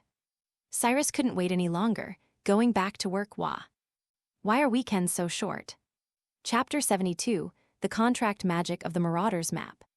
Waiting for the night to fall silent is not so easy. Fred and George seemed to be the only ones in Gryffindor who still had energy. The two of them kept Harry and Ron playing Thunderbolt cards until almost midnight. To be honest, if Cyrus had known they were going to pull this stunt, he would have gone to sleep for a few hours first. Otherwise, he wouldn't be so bored. Fred, thinking he was Ginny, offered words of comfort. "Don't worry too much, Ginny. We can only do our best," Fred said as he played his cards. "Yes, and what's done is done. We've already told Dumbledore and I'm sure he'll find a way," George said. The twins' words were like a bucket of cold water poured on the drowsy Cyrus, instantly waking him up, judging from their words. It seems they know about his diary and have even told Dumbledore. Didn't Ginny say that only Harry and the others knew about it? Cyrus's heart sank as if bound by a heavy boulder. Even though things have come to this point, whether Dumbledore knows the diary is his true form is no longer of much importance. The other party has already been expelled from Hogwarts, and if the plan goes smoothly, only Fawkes will ultimately help Harry fight the basilisk. However, Cyrus was unwilling to expose his weaknesses to Dumbledore. That's Dumbledore. Dumbledore even meticulously planned his own death. In the original books, Voldemort was completely orchestrated by him. The moment he learned that Voldemort planned to create 6 Horcruxes, he already guessed what they were and, following Voldemort's intuition, found the locations of 2 hidden Horcruxes. Even his trip to the cave was so coincidentally accompanied by Harry. He knew Voldemort would seek the Elder Wand. Knew Voldemort would send Snape to kill him. Knew Voldemort would kill Snape. And also knew that, when Voldemort learned that all the other Horcruxes had been destroyed, he would definitely keep Nagini by his side. Dumbledore had considered everything. If he hadn't made a few mistakes, Cyrus would have thought that Dumbledore had the script just like him. Didn't Ginny get her lost thing back? Ron played a card, then sighed. But Dumbledore has already left Hogwarts. He had simply forgotten that what Ginny lost was related to Riddle. But he couldn't remember exactly what it was. "You found them." Fred and George exchanged a surprised glance, so happy that they dropped all the cards in their hands. "Hey, what are you doing?" "I was about to win." Ron looked at the cheating twins in disbelief and shouted angrily. But Fred and George ignored him and excitedly grabbed Cyrus's shoulders. "Now the heirs will be helpless without a map. They'll have a hard time seizing opportunities," Fred said. Map after all that talk. It turns out Fred and George were referring to the Marauders map. Cyrus breathed a sigh of relief. Whether Dumbledore knew about the Marauders map or not didn't matter much to him. The map, thy's magical item, could only be used to its full potential when it was in his possession. Moreover, its production process is quite extraordinary. Cyrus himself studied it for a period of time and believed that the map's effectiveness relied on the existence of Hogwarts itself, a huge magical castle. Sirius Black's grandfather was once the headmaster of Hogwarts, so perhaps the raiders consulted some of that information when creating their props. This forced everyone who entered Hogwarts to sign a magical contract. In the magical world, magical contracts are very difficult to break. For example, the charm of loyalty, as long as the spell is still in effect. Even Voldemort cannot find the place where it is hidden. Dumbledore possesses the Elder Wand, which might allow him to break this contract. But he would at least need the map first, otherwise, no matter how powerful his magic is, he would have nowhere to use it. "Lend me the map for a few more days," Cyrus said to Fred and George, "What kind of map is it? Why are you being so mysterious?" Ron had no time to think about the thunder explosion card anymore and asked with a face full of curiosity. "Nothing, don't interfere in our affairs." Fred and George immediately said that they didn't want Ron to know about it. They knew their younger brother's personality better than anyone else. If he knew the Marauders' map was useful, he would definitely pester them for it. "Ginny, you're not allowed to tell either," Fred and George said, and then immediately left, seeing this. Ron immediately turned his gaze to Cyrus, his face full of curiosity. "I can't say, I promised them." Cyrus naturally didn't want anyone else to know about the map. But they told Ginny to keep it a secret, not you. Ron discovered this loophole. Mr. Riddle and Ginny were not the same person. However, Cyrus shook his head. "It makes no difference. I promised them. And keeping secrets is very important, Ron. If one day you also reveal my secrets, I'm afraid I'll be destroyed by someone else very soon." "Okay," Harry finished tidying up the card, checked the time, and said, "How about we leave as soon as the bells ring? I think everyone will be fast asleep by then, so be it. I'll go get the invisibility cloak." Harry strode up the stairs. A moment later, he came down carrying something in his hand. 3P plate might be a bit crowded, but I think it's dark outside. No one should notice our feet sticking out. Forget it. I'll just use the disillusionment charm. It'll be safer that way. Cyrus didn't want to squeeze in with them this time. The journey through the castle was arduous, requiring them to do everything in their power to avoid the teachers. These days, the professors had been taking turns patrolling the castle, and since Dumbledore's departure, they were all extremely tense. Even Snape was filled with worry. Finally, they reached the foyer, slipped behind the locks of the 2 oak doors, squeezed through the cracks, trying not to make a creaking sound, and came to the moonlit ground. "Of course," Ron said suddenly as they strode across the dark grass. "We might not find anything to follow once we get into the woods. Those spiders probably didn't even go there. I know they seemed to be moving in that direction, but..." He didn't finish his sentence, leaving Harry with a glimmer of hope. They arrived at Hagrid's cabin and looked sadly at the dark. Empty windows. Harry pushed the door open, and as soon as Ba saw them, he was overjoyed and jumped around excitedly. Cyrus, fearing its deep, booming barks would wake the people in the castle, didn't hesitate to cast a spell on it silencing it. Harry placed the invisibility cloak on Hagrid's table. "You also need to break the spell. Then we won't need invisibility when we get to the Forbidden Forest." Harry said, "Come on, Toothpick, let's go for a walk." The 3 people left with a dog. Cyrus walked at the very back, looking at the invisibility cloak that Harry had placed on the table, the legendary Deathly Hallows. Finally, he slowly closed the door. "Thank you for your 1,000-point reward to Minju Mujitsu. I checked with the editor today, and they said it can be released on Friday. There will be 5 chapters on the release day, plus the rewards from all of you. I'll add an extra chapter for every 10. 0 points accumulated. So there should be a total of 10 chapters. Chapter 73, Forbidden Forest. The area near the Forbidden Forest seemed even darker than inside the castle.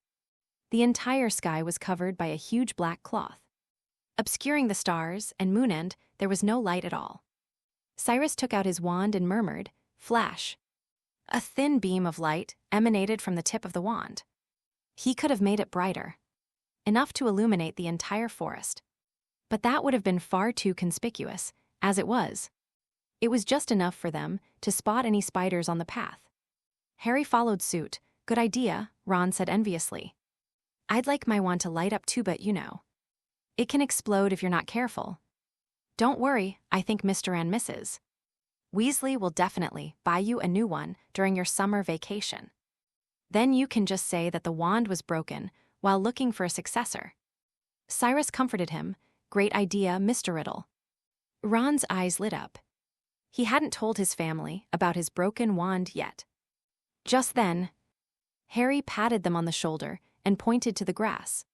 2 lone spiders were hurrying away from the light of the wand. disappearing into the shadows of the trees, as expected.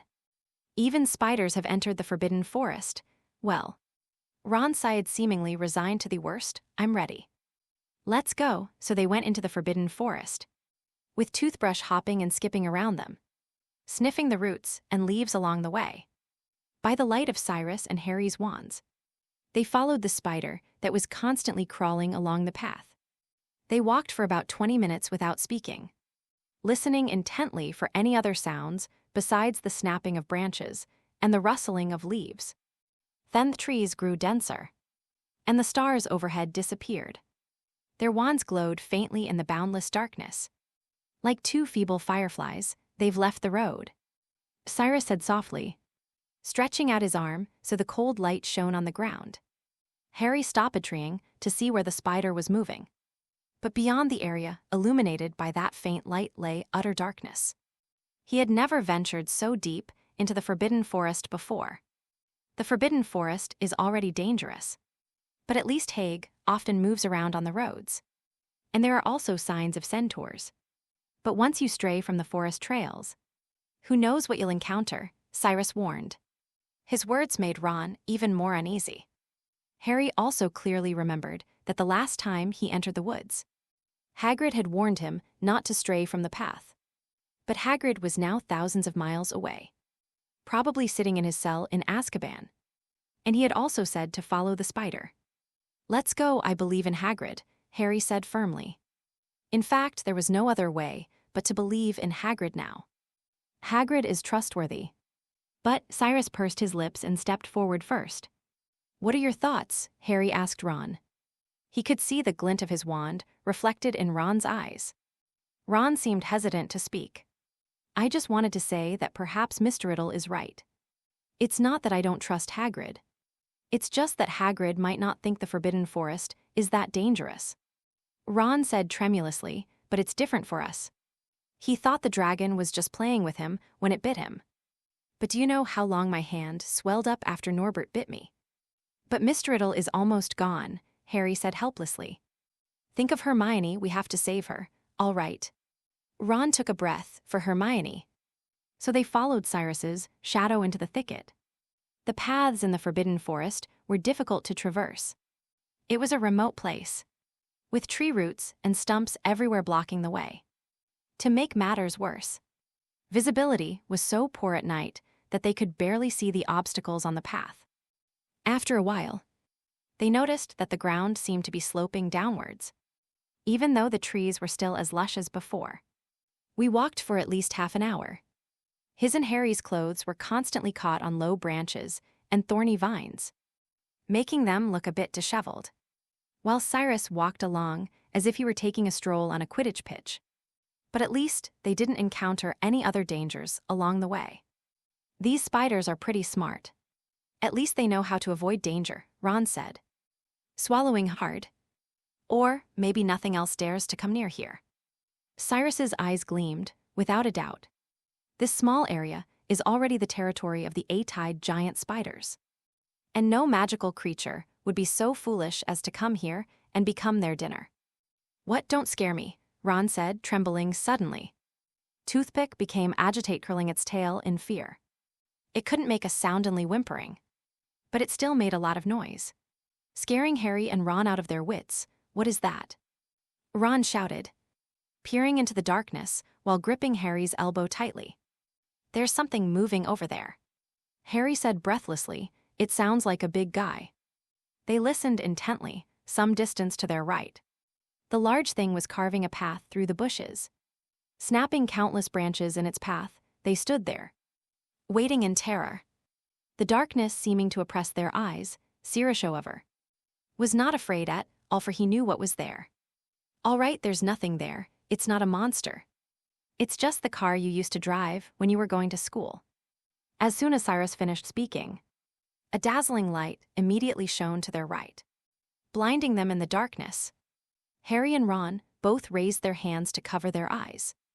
Toothy roared and tried to run away, but tripped over a patch of thorns and rolled around on the ground. Quiet down, Cyrus cast another spell on it to calm it down. The car is coming, the car. Ron's voice choked with relief. It really is our car. Harry and Ron followed Cyrus, stumbling and falling as they made their way toward the light. After a while, they came to an open space. Mr.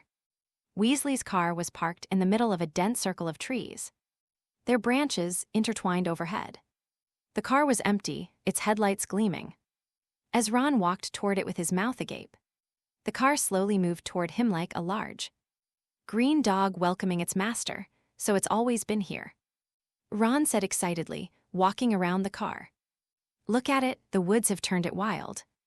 In the Muggle world, this is practically a total wreck. But this car seems to have undergone some magical modifications. To be honest, it can still run. Cyrus was actually quite interested. The existence of magically modified vehicles demonstrates that technology and magic are not entirely separate. Perhaps he can modify something else entirely, such as a Gatling gun killing curse. He shuddered. This was far too evil. The car's wings were torn and covered in mud. Tooth seemed utterly uninterested. It stayed close to Harry, cautiously eyeing Cyrus, the terrible wizard who had cast 2 spells on it. Harry could feel it trembling. Now, Harry and Ron's breathing gradually calmed down.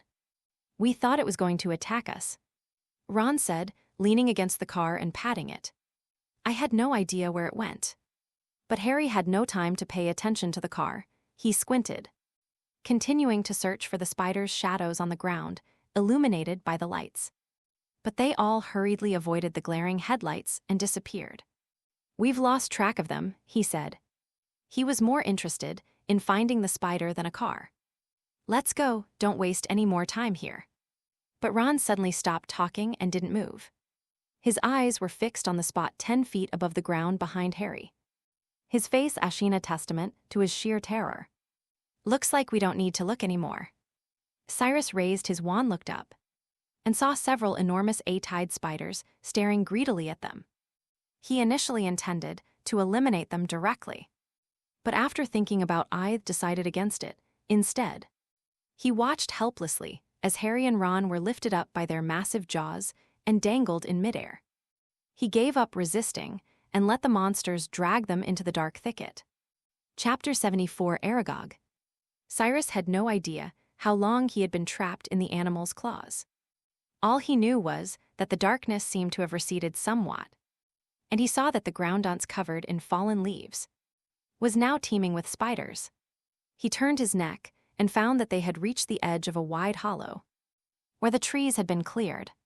The clouds in the sky parted a little, and the stars illuminated the eerie and terrifying scene. Spider. Unlike the small spiders that scurried about among the fallen leaves below, each one was as big as a horse pulling a cart, with 8 eyes and 8 legs. Stark and hairy. A truly enormous creature. The giant spider carrying Cyrus and his companions descended the steep slope towards a misty, hemispherical web in the center of the depression, surrounded by its companions. Upon seeing what it had grasped, they excitedly twitched their large pincers, producing a series of clicking sounds. The spider released its grip, and Cyrus flicked his wand lightly, landing smoothly like a cat. Harry and Ron, however, weren't so lucky. 2 of them, along with the dog, crashed heavily to the ground at his feet. Toothpick cowered in fear, seemingly playing dead. Ron and Harry's mouths were wide open, as if they were emitting silent screams, their eyes bulging outwards. Letting him pass out now might be a little better than him being awake. Are you all right? Cyrus asked in a low voice. Fine. What do you think, we're going to die? Ron's voice was hoarse. Just then, the spider that had led them there made a loud noise, and Cyrus realized it was actually speaking human language. It wasn't easy to understand, because it clicked and smacked its large pincers with every word it spoke. However, as a magical creature, the A-tide giant spider can speak and possesses considerable intelligence. Cyrus even suspects they might be slightly smarter than Hagrid. This almost qualifies them as a demi-human species. Even dragons, after all, cannot speak. Aragog, it cried. Aragog. Cyrus stared intently and saw a huge spider slowly emerging from the misty, hemispherical spider web. It was much larger than a typical A-tide giant spider, almost as big as an elephant. Its body and legs were black with gray undertones, and each eye on its ugly head with large claws was covered with a layer of white film. "It is blind. What's going on?" it said. Its two large claws moving rapidly, making a clicking sound. It was a strange feeling that made Cyrus always unconsciously think they were talking while clapping. "Like rappers." "Human," said the spider that had just grabbed Cyrus. "Is that Hagrid?" Aragog said, moving closer. 8 milky white eyes stared blankly into view. "He's a stranger." "Kill them, I'm sleeping," Aragog said irritably. It was very old and now spent far more time resting than active. A few unknown strangers were not worth waking it up for. Moreover, it doesn't eat people. These creatures aren't even food to it. Upon hearing this, the surrounding spiders could no longer contain themselves. Every time Hagrid came here, they longed for his flesh and blood. But their leader Aragog would not allow them to harm Hagrid. How absurd. The giant eight-eyed spider lives to devour human flesh. Click-clack, click-clack. The spider's large claws were moving everywhere in the depression. Harry and Ron's hearts seemed to leap out of their chests and into their throats. They instinctively grabbed Cyrus, as if hoping that Mr. Riddle could offer some help. Cyrus did not disappoint them. He glanced around at the spiders in the cave and counted their number. Surprisingly, Cyrus felt no fear in the face of so many monsters. However, since it was a spider after all, it still made him feel uneasy. He took a step forward and said calmly, "We are Hagrid's friends." The restless spiders stopped abruptly, and Aragog hesitated as well. "Hagrid has never sent anyone to our depression before," it said slowly. "Hagrid is in trouble," Harry said. His breathing rapid, "Which is why we're here. Trouble," the old spider said. Harry thought he detected a hint of concern in the clicking of its large claws. "But why did he send you?" Harry tried to stand up, but then decided to stay lying down. He thought his legs couldn't support his weight. "Let me explain, Harry." Only Cyrus was still standing. He looked proudly at the spiders that surrounded them, although the sheer number of spiders made him a little uncomfortable. It wasn't fear, just disgust. Harry was clearly relieved to hear Cyrus's words. "The secret chamber has been opened again. They believe Hagrid recently released something to harm the students. They took him to Azkaban." Cyrus briefly explained the situation, of course omitting any mention of his own affairs. He believed that if Aragog knew that he was Riddle, he would not say a word and would immediately have its offspring pounce on him and kill him. Aragog brandished his large claws angrily, a sound that was echoed by a large swarm of spiders in the hollow. It sounded like applause, but it was an applause that sent chills down one's spine and made one want to vomit. "But that was many years ago," Aragog said irritably. "Many, many years ago. I remember it very clearly. That's why they kicked him out of school. They believed I was the monster that lived in what they called the Chamber of Secrets. They thought Hagrid opened the chamber and released me." "So you didn't come out of the Chamber of Secrets?" Harry broke out in a cold sweat but couldn't help asking. If Aragog is telling the truth, then doesn't that mean Mr. Riddle is completely wrong? Hagrid is definitely not the murderer. And the monster has nothing to do with Hagrid. He couldn't help but look at Cyrus. And when he saw that Cyrus was also frowning, he immediately breathed a sigh of relief. "Me," Aragog said, his large claws snapping open and closing angrily, as if trying to bite something to death. "I wasn't born in a castle. I come from a faraway land. A traveler gave me to Hagrid before I hatched from my egg. Hagrid was just a child then, but he took care of me, hiding me in a cupboard in the castle and feeding me breadcrumbs scattered on the table. Hagrid is my good friend. He's a good man. When people found me and wanted me to take responsibility for a girl's death, he protected me. Since then I've lived in this forest, and Hagrid often comes to visit me. He even found me a wife, Mosseg. You see how prosperous our family has become. It's all thanks to Hagrid." Cyrus looked around and had to agree with its words. The thousands upon thousands of giant eight-eyed spiders were all offspring of Aragog and Mosseg. Indeed, The reproductive prowess of the species raised by the hybridization Master Hagrid was no joke. Of course, Cyrus naturally hopes that there are as many of them as possible. Only with sufficient nutrients can the fruit be abundant. Chapter 75, Spider Swarm Attack. Cyrus feigned doubt and annoyance and continued to ask, "So you've never attacked anyone?" "No." The old spider said resentfully, "I do have that instinct. But out of respect for Hagrid, I've never harmed a single person. The murdered girl's body was found in a washroom. And apart from the cupboard where I grew up, I've never seen anywhere else in the castle. We spiders prefer darkness and silence. But back then, do you know what killed that girl?"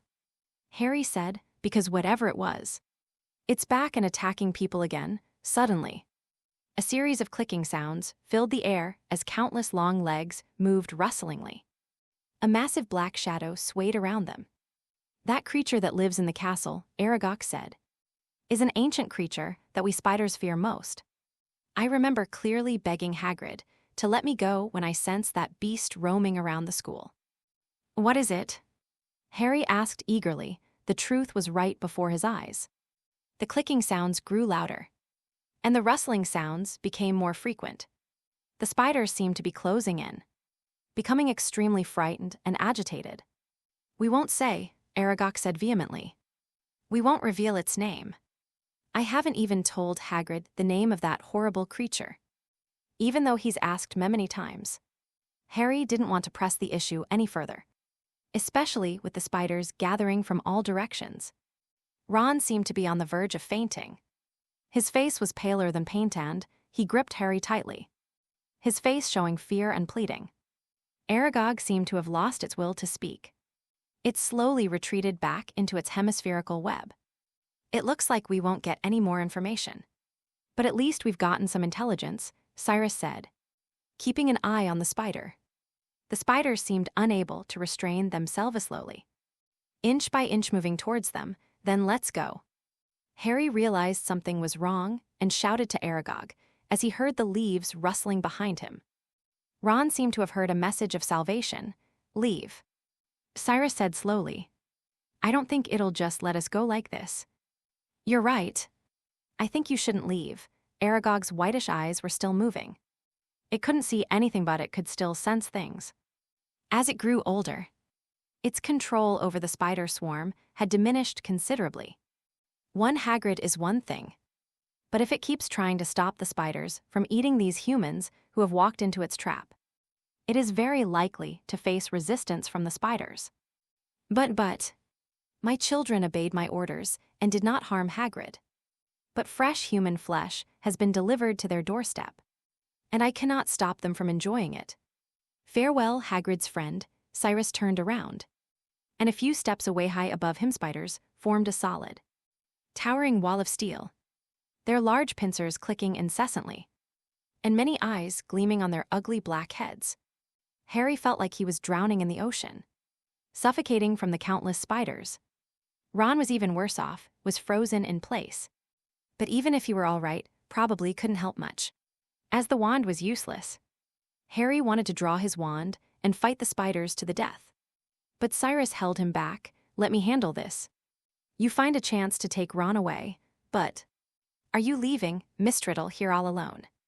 Harry looked at the endless swarm of spiders and immediately shook his head. "We can't leave you behind." Even Ron, who was so terrified he had no strength left, nodded. He was more worried about his sister. What would happen to Ginny if Cyrus died here? He was using Ginny's body. "Don't worry, the A-tide spider can't kill me.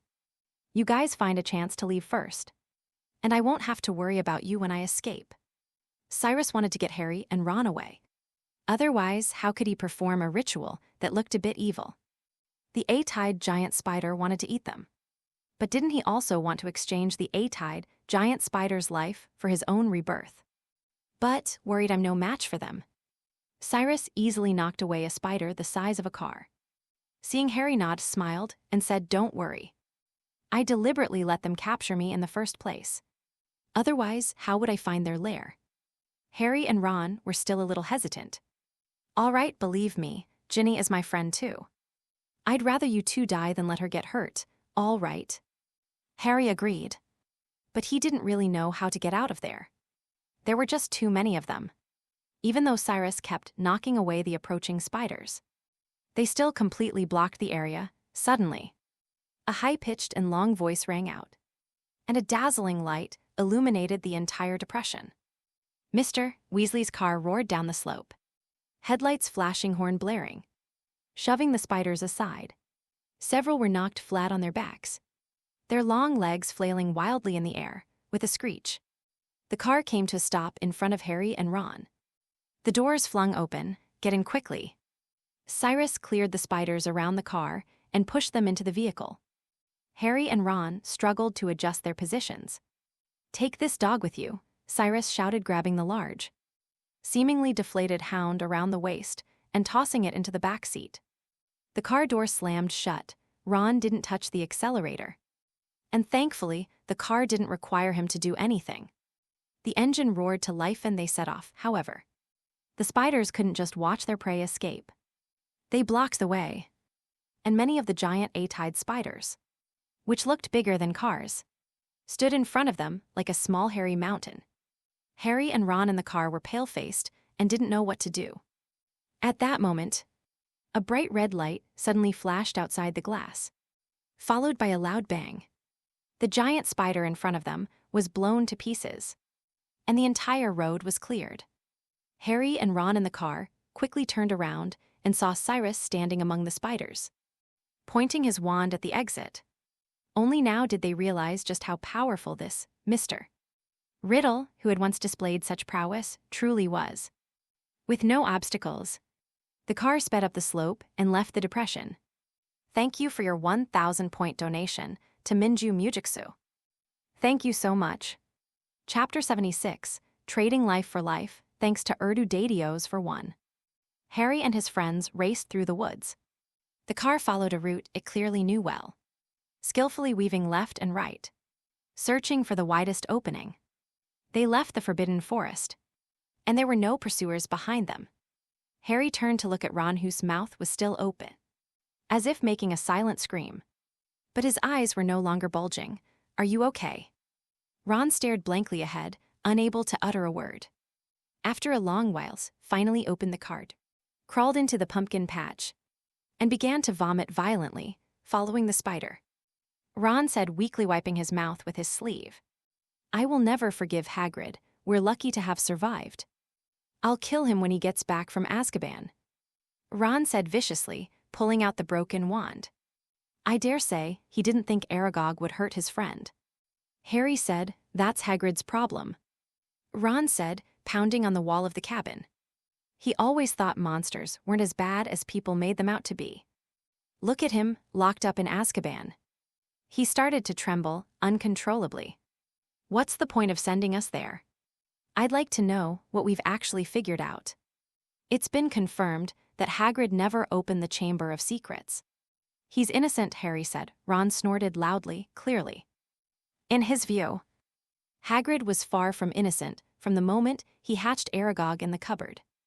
Harry went to Hagrid's house to retrieve the invisibility cloak and draped it over himself and Ron. The two sat down together, looking back into the depths of the Forbidden Forest, waiting for Cyrus. If you ask me, it was a good thing Mr. Riddle wrongly accused Hagrid 50 years ago, Ron said. Otherwise, Aragog would still be sitting in some room in the school. You saw it yourself. It doesn't eat people, but what about the other spiders? I bet if Hagrid wasn't looking, they would have eaten the entire school in no time. Harry desperately wanted to defend Hagrid, but having just escaped the jaws of those spiders, he couldn't bring himself to speak. He himself had nearly been killed, and Mr. Riddle's fate was still unknown. The two could only sit there waiting anxiously, praying that Mr. Riddle would be safe and sound. But the waiting time was too long. That monster sounds a lot like Voldemort, and the spiders are afraid to say its name. Ron shuddered. Then please don't mention it either, okay? Harry sighed and looked up. The sky wasn't as dark as before. The clouds seemed to have all dispersed, and the moonlight shone on the empty pumpkin patch like a blanket of frost. He collapsed wearily in the pumpkin patch. And suddenly, he saw the sky brighten in the depths of the forbidden forest. The firelight shone into the night sky. He suddenly stood up. "Ron, look over there." Ultimate protection. Cyrus watched the car's taillights disappear into the darkness. Some spiders still tried to chase Harry, but he cast a magical barrier in their place. Enveloping the hollow, the spiders swarmed towards the unseen magical wall and were instantly incinerated by magic.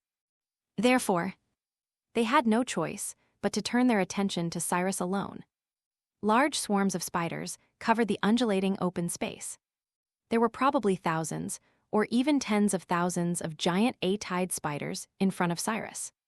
The largest was bigger than a car, and the smallest was about the size of a hunting dog. Like sharks that have caught the scent of blood, they swarmed towards Cyrus like madmen. The spiders crowded toward their densely packed, afraid of falling behind and missing out on the chance to taste human flesh. Hundreds of thousands of legs pounded the ground, producing a series of rhythmic-resounding thuds, as if the entire forbidden forest was shaking with their footsteps. Even Cyrus, who wasn't afraid of spiders, got goosebumps all over. It was as if you had knocked on a wooden cabinet and seen hundreds or thousands of termite larvae crawling together. Or perhaps it's a cave where tens of thousands of snakes are intertwined together. The contorted body rose and fell continuously within the crevice. A nauseating sight. But Cyrus didn't kill them all immediately. He pointed his wand downwards and forcefully plunged it into the ground. Instantly, a powerful surge of magic erupted from him, the shockwave blasting away all the A-tide giant spiders that were about to engulf him.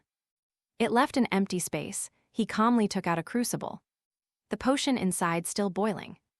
The spiders wouldn't give up easily. They swarmed forward like locusts. With so many of them and Cyrus's small body, everyone was afraid that if they were a step too late, they would miss out on everything. The sharp spider legs pounded into the ground like nails, and the successive spiders relentlessly trampled over those in front of them as they advanced. They piled up higher and higher, almost forming a high wall. It turned into a surging black wave. Cyrus watched them die with cold eyes, and then he lit a fire. The flames burned, then suddenly exploded like a gushing spring, spreading to every corner. The giant spiders were caught off guard by the sudden spread of flames. The scorching fire collided with the black spider horde, and the flames mercilessly burned their limbs and flesh. They let out terrifying howls, but the flames were like poison once you were touched. You couldn't get rid of them, and they spread rapidly. The burning spiders are like monsters in the flames, struggling desperately. The spiders in front want to escape, but the swarm keeps pushing them forward. The burning spiders are like demons in the flames, rampaging through the spider colony and passing the flames on to even more spiders. The flames ignited the entire depression in an instant. Isn't this a kind of passing on the torch? Wait, humans! Aragog cried out and pleaded, but Cyrus paid no heed, even setting aside the fact that the A-tide giant spider also wanted to kill them. That was enough for Cyrus to be ruthless. Moreover, the value of life is only equal in alchemy in a person's eyes. The life of a spider is clearly not equivalent to the life of a human. The flames burned relentlessly, robbing the spiders of their bodies and souls. Their bodies turned to ashes in an instant, leaving only red liquid flowing towards the sky, gathering above the crucible to form a blood-red river. The entire depression suddenly transformed from a deathly graveyard into a spring of life. The spiders that were not yet dead fled from the flames in fear. But all their escape routes had been blocked by Cyrus with that ultimate protection. He was the only one in the flames who was completely untouched. In the scorching sea of fire, Cyrus's gaze was colder than the coldest winter. In an instant, all the A-tide giant spiders became sacrifices for him to refine the magic stone. Life can only be measured by life.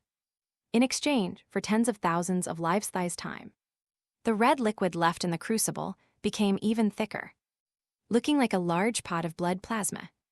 Thank you so much, Dadios, for the 10,000-point reward. Thank you so much, darling. I'll add an extra chapter for you later. Minju's extra chapter will be after the book is released. I've calculated that I currently owe Minju about 6 chapters across both accounts, plus 1 chapter for other rewards, and the 5 chapters I promised on the release day, meaning a total of 12 chapters to update. Ugh.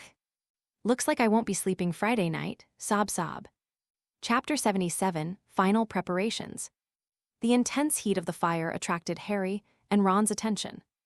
Harry nervously looked back at the castle, wondering if the professors inside had noticed anything amiss. Ron was filled with worry. The firelight on the horizon dimmed the stars, and the darkness on the horizon seemed to be blurred by water.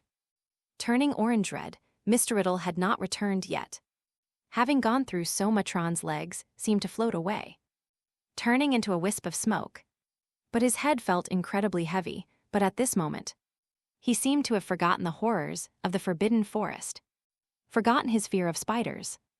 "No, Harry, I have to go find her," Ron said resolutely. Mr.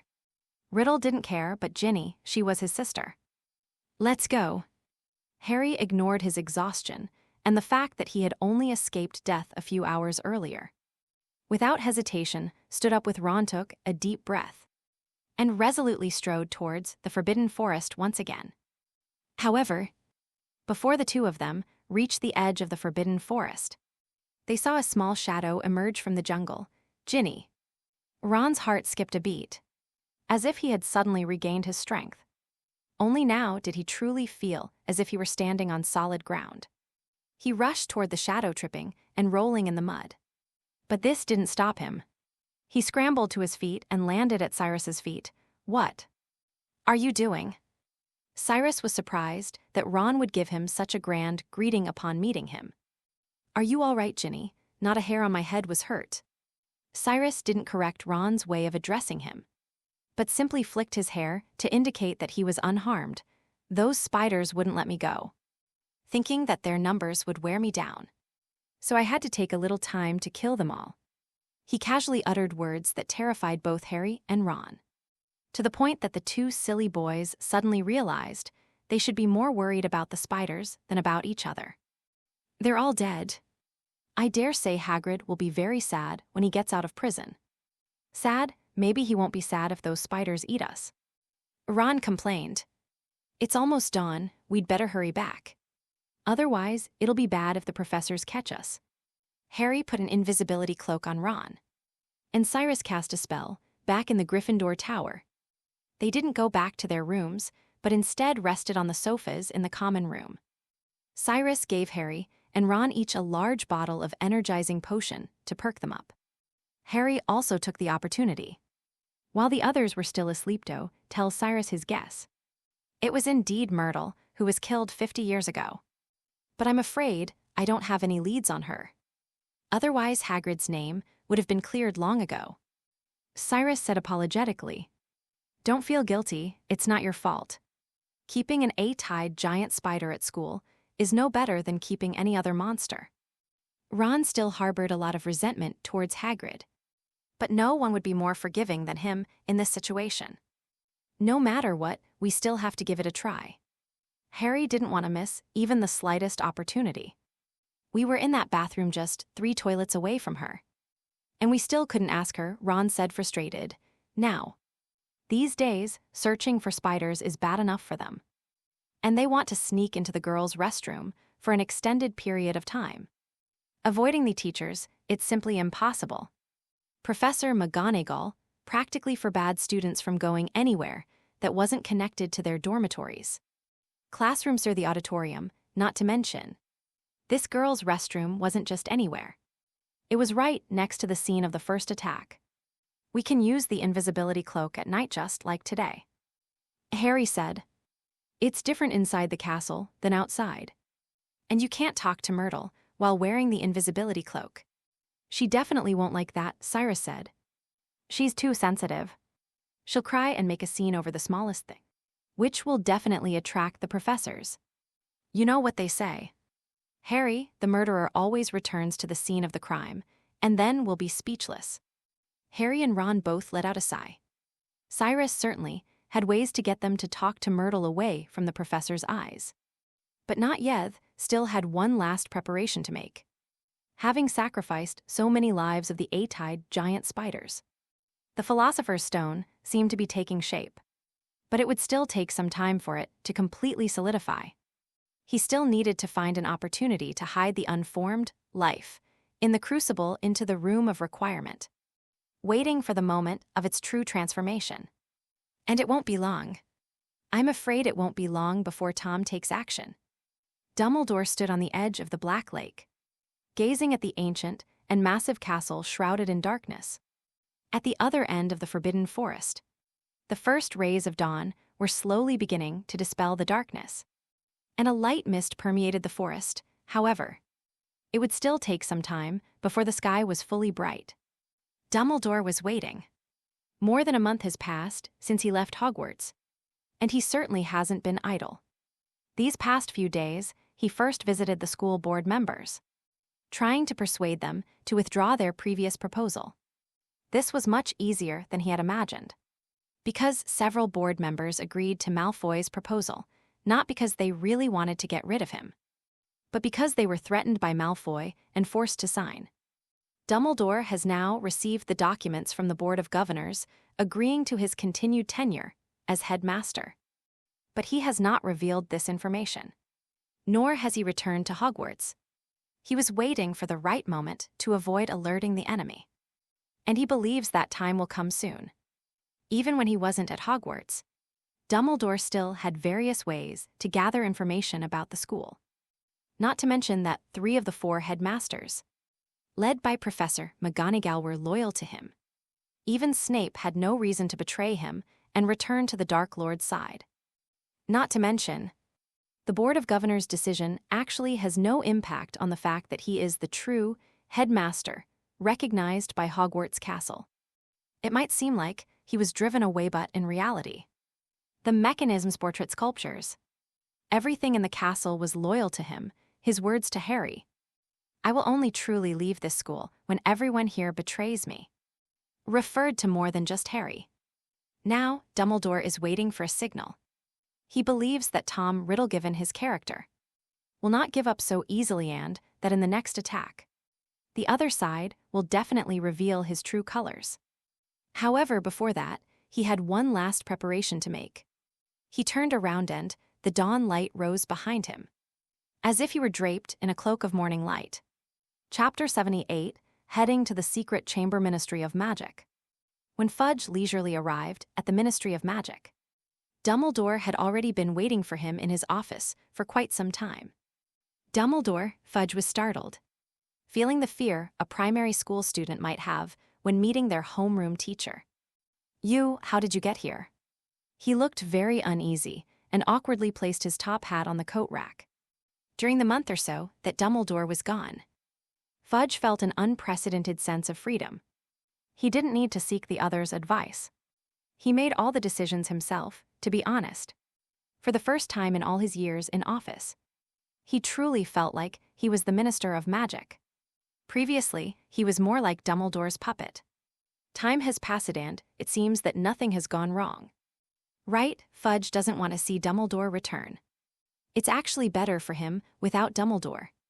Although it was Malfoy who drove Dumbledore away, Fudge himself has now become a beneficiary, and naturally feels a little guilty when he sees Dumbledore.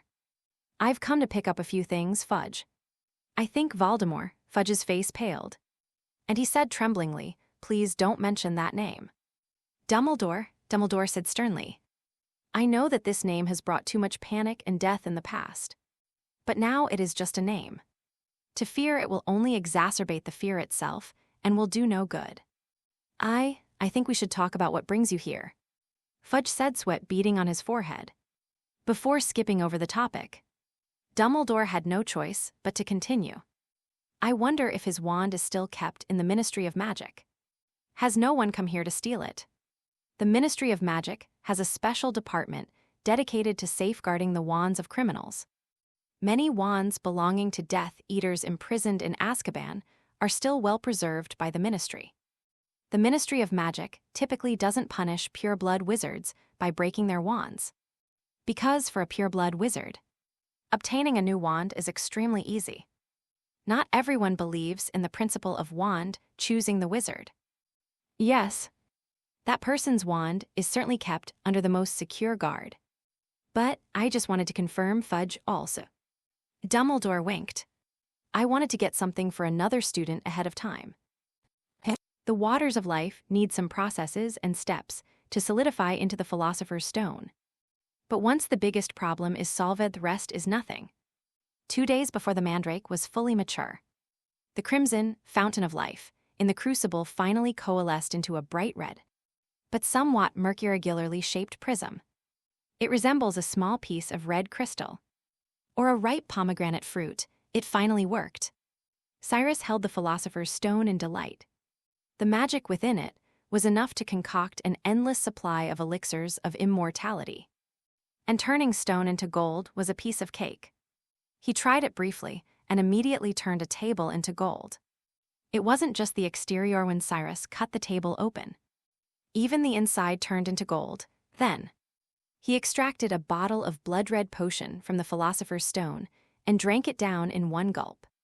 As the scalding blood flowed into his throat, Cyrus clearly felt a life force spreading within Ginny's body, filling the void of life she had previously lost. The Philosopher's Stone is truly complete. However, whether the Philosopher's Stone could actually create a living, breathing body remains a mystery. Voldemort did try to use the Philosopher's Stone, but ultimately failed, but Cyrus no longer had time to wait. The afternoon before the mandrake ripened, Harry and Ron found an opportunity to go to the bathroom. Cyrus didn't want them to discover the location of the secret chamber at this crucial moment, especially since Hermione has something to say to you in the infirmary. He murmured, casting a disillusionment charm on himself, clutching the Marauder's map tightly in his hand. By this time, his breathing had become increasingly heavy. He knew it wasn't nervousness, but excitement. McGirl is patrolling on the 3rd floor. I need to make a noise to lure her there. Cyrus walked briskly through the castle, and as he turned a corner on the 5th floor, he encountered Lockhart, who was fiddling with his hair as he walked back to his office. Then he saw Harry and Ron sneaking away from the Gryffindor group and turning into a side path. Wouldn't it be better if we brought Miss Riddle along? He heard Ron whisper to Harry. I mean, he and Myrtle were students of the same generation. Perhaps Myrtle would be more open to someone who had a similar experience to her. But we're too late, Harry warned. Ginny isn't in the same year as us. You're right, Ron said. They didn't even have a chance to go back and get the invisibility cloak. Cyrus brushed past the two of them, and suddenly Harry stopped and looked back. He seemed to see a familiar shadow, and a strange feeling welled up inside him, as if at this moment he had brushed past his destiny, but there was nothing there, only a ray of sunlight shining in, and dust motes dancing gently in the empty corridor. What's wrong? Ron asked. It's nothing, let's go. They didn't dare linger too long, but Cyrus deliberately made a noise as he turned the corner, attracting McGonagall's attention. Potter Weasley. What are you doing? Professor McGonagall's lips tightened into a thin line as she looked sternly at the two of them. I heard you two seem to be heading somewhere. We want to, Ron stammered. We want to go to see Hermione, Harry said. Ron and Professor McGonagall both looked at him. We haven't seen her in a long time, Professor, Harry said, stepping on Ron's foot. We were just about to sneak into the hospital to tell her the mandrake is almost done and not to worry. Cyrus heard that McGonagall was so moved by the two of them that she almost cried. He continued on and dispelled the illusion spell at the door of the bathroom. He glanced up at the walls of the corridor. The words he had left behind were still there, as if no one in the entire castle could ever clean them up. This time, he needs to leave something new behind. Her remains will remain in the secret chamber forever. The bright red words, as if written in blood, pierced the hearts of everyone who saw them with fear. Chapter 79, Growing Up Amid Secrets and Lies, Resurrected. Cyrus went into the restroom, here again. Myrtle happened to be in the washroom today. She looked unhappy, tilting her head and glaring at Ginny. She didn't particularly like this prettier girl. "You can be quiet, Myrtle." Cyrus pointed his wand at her and flicked it slightly. "Distract us."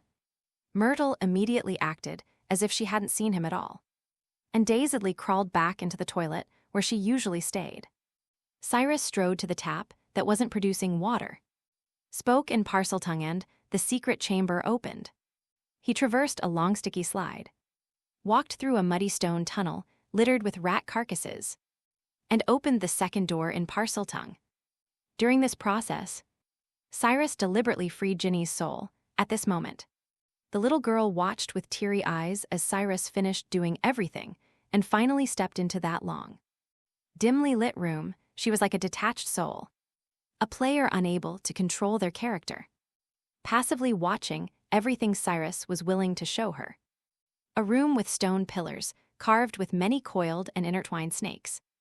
The towering pillars support the ceiling, which melts into the darkness above, casting long, eerie black shadows into the entire room, which is filled with a mysterious verdant mist. Even from a third-person perspective, Ginny still felt an unusual sense of fear. However, what saddened her even more was Cyrus himself. "Cheated." These 3 words flashed sadly through Ginny's mind. The truth has come out. Mr. Riddle is the heir. Whether it was the attack 50 years ago or the attack now, it was all his doing. It's ridiculous that he actually followed me seriously in searching for the murderer. At that moment, Mr. Riddle must have been laughing at his own stupidity. "You finally figured it out." Cyrus easily read Ginny's mind as he slowly advanced among the stone pillars coiled around the giant snake. Each step he took produced a hollow, resounding echo in the ghostly walls. He remained expressionless, or rather, Cyrus's expression was always solemn, as if he were performing some terrifying ritual. The rows of stone snakes on either side, their empty eye sockets seemingly watching him intently, like loyal and respectful subjects.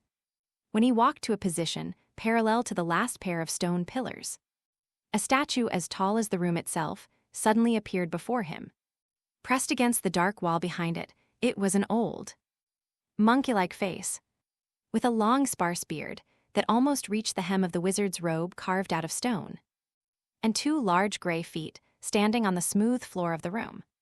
"This is the sculpture of Slytherin, Mr. Riddle," Ginny cried out in grief. Now, she found herself having some control over her body. Although she couldn't control her movements, her facial expressions were completely revealed. Showing a crying face, "Mr. Riddle, I thought we were friends." "I don't deny that, Ginny." Cyrus seemed to be pulling himself out of Ginny's body.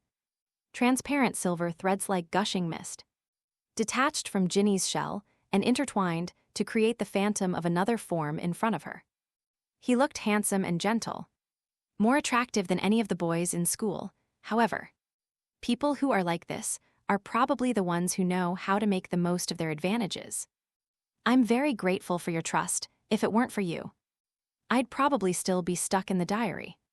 Cyrus was overjoyed, but seeing Ginny's sad expression made him feel a little heavy-hearted. To be honest, he genuinely considered Ginny a friend and never intended to harm her.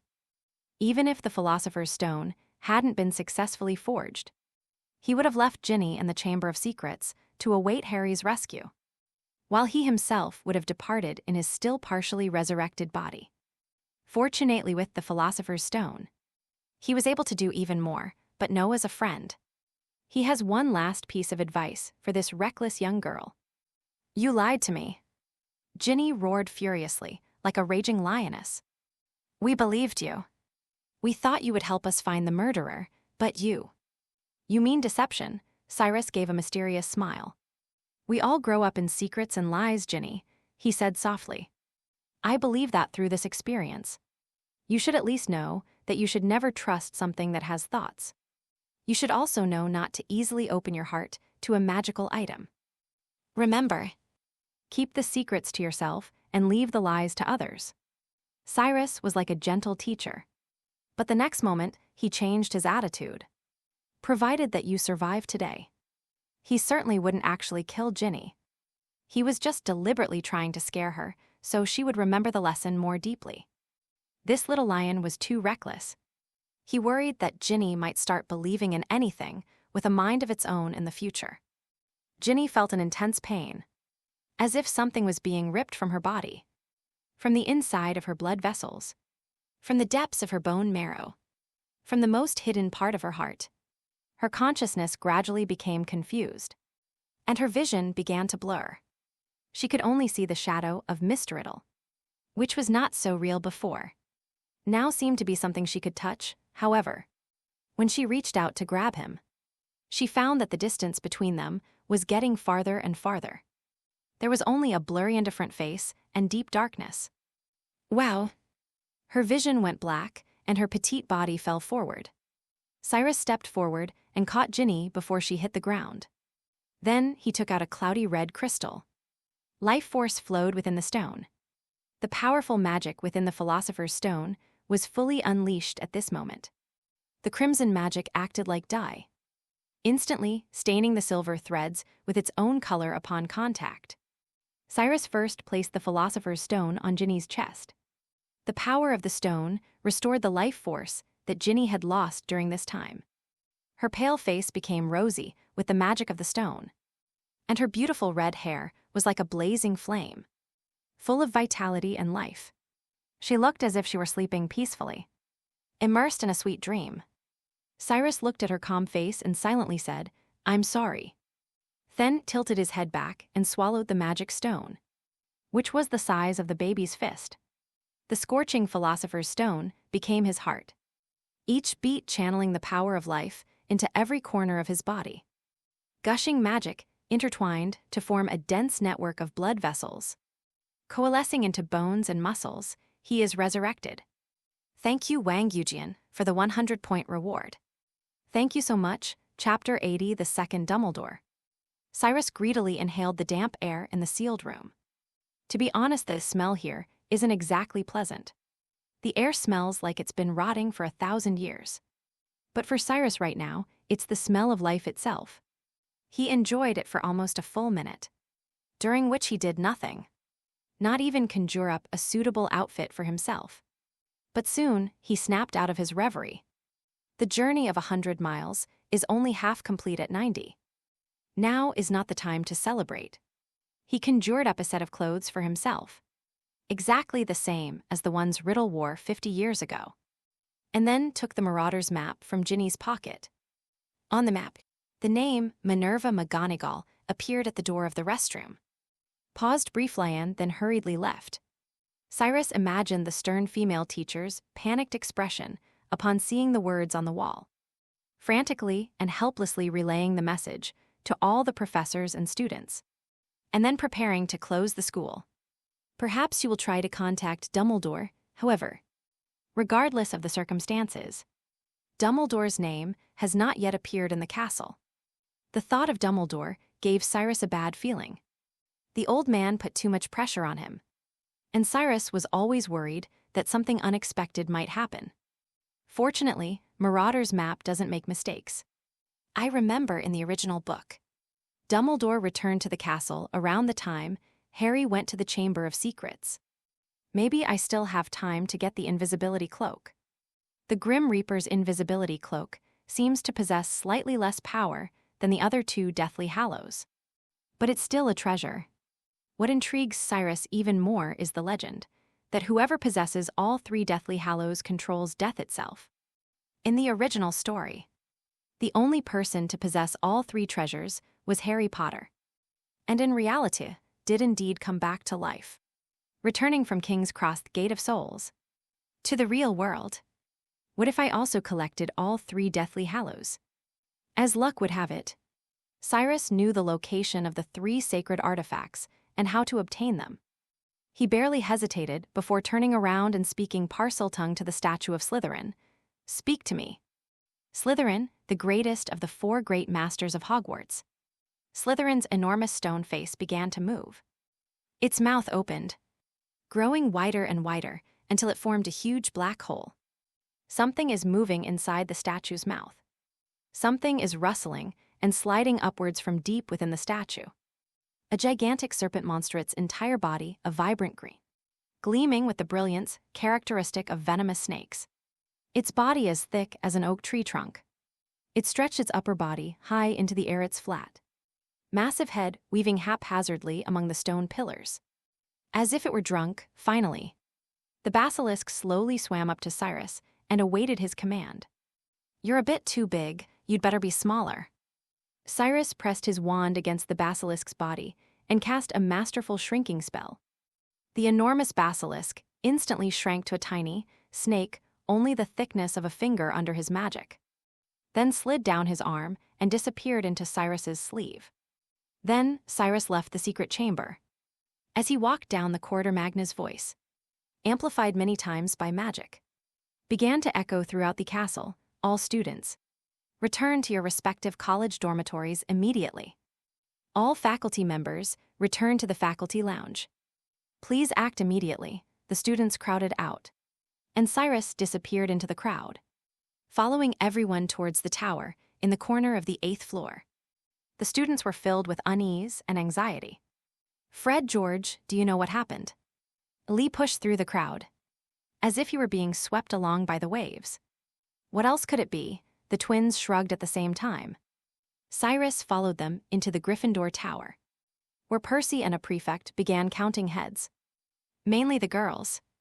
However, the further he counted, the paler he became. "Ginny is missing." Cyrus entered the men's dormitory with practiced ease, found Harry Potter's bed, and quickly retrieved the invisibility cloak. It was almost dreamlike how easily he did it. He immediately donned the cloak and left the tower. As darkness began to fall, Cyrus passed the mirror on the 5th floor, went through the statue of the one-eyed witch on the 4th floor, and walked out of the castle gate. While passing the greenhouse, he picked a few mandrake leaves and finally arrived near the Willow of the Beating. From here you can see the castle and the black lacquered castle, bathed in the golden sunset, seems to glow. However, the firelight will soon dim and disappear, and eventually everything will be shrouded in darkness. Cyrus slowly walked up to the willow and, before it noticed him, touched its scar with his wand. The volatile willow immediately quieted down, and so Cyrus, cloaked in invisibility, leaned against a tree trunk, and by the last embers of the twilight, looked down at the trails on the Marauders map. He saw the teachers disperse in the staff lounge, each heading to their own office or house. Professor McGonagall led the 3 Weasleys to her office in the Gryffindor common room.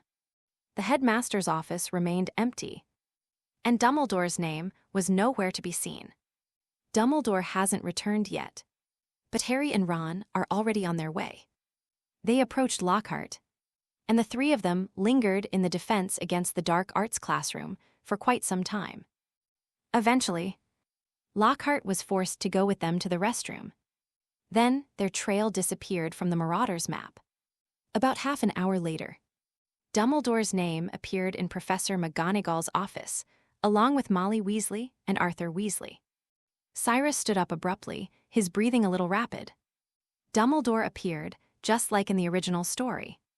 He showed up at the school, with the Whomping Willow being the furthest escape route from him. Apparition is disabled at Hogwarts, and Fawkes will be sent by him to help Harry.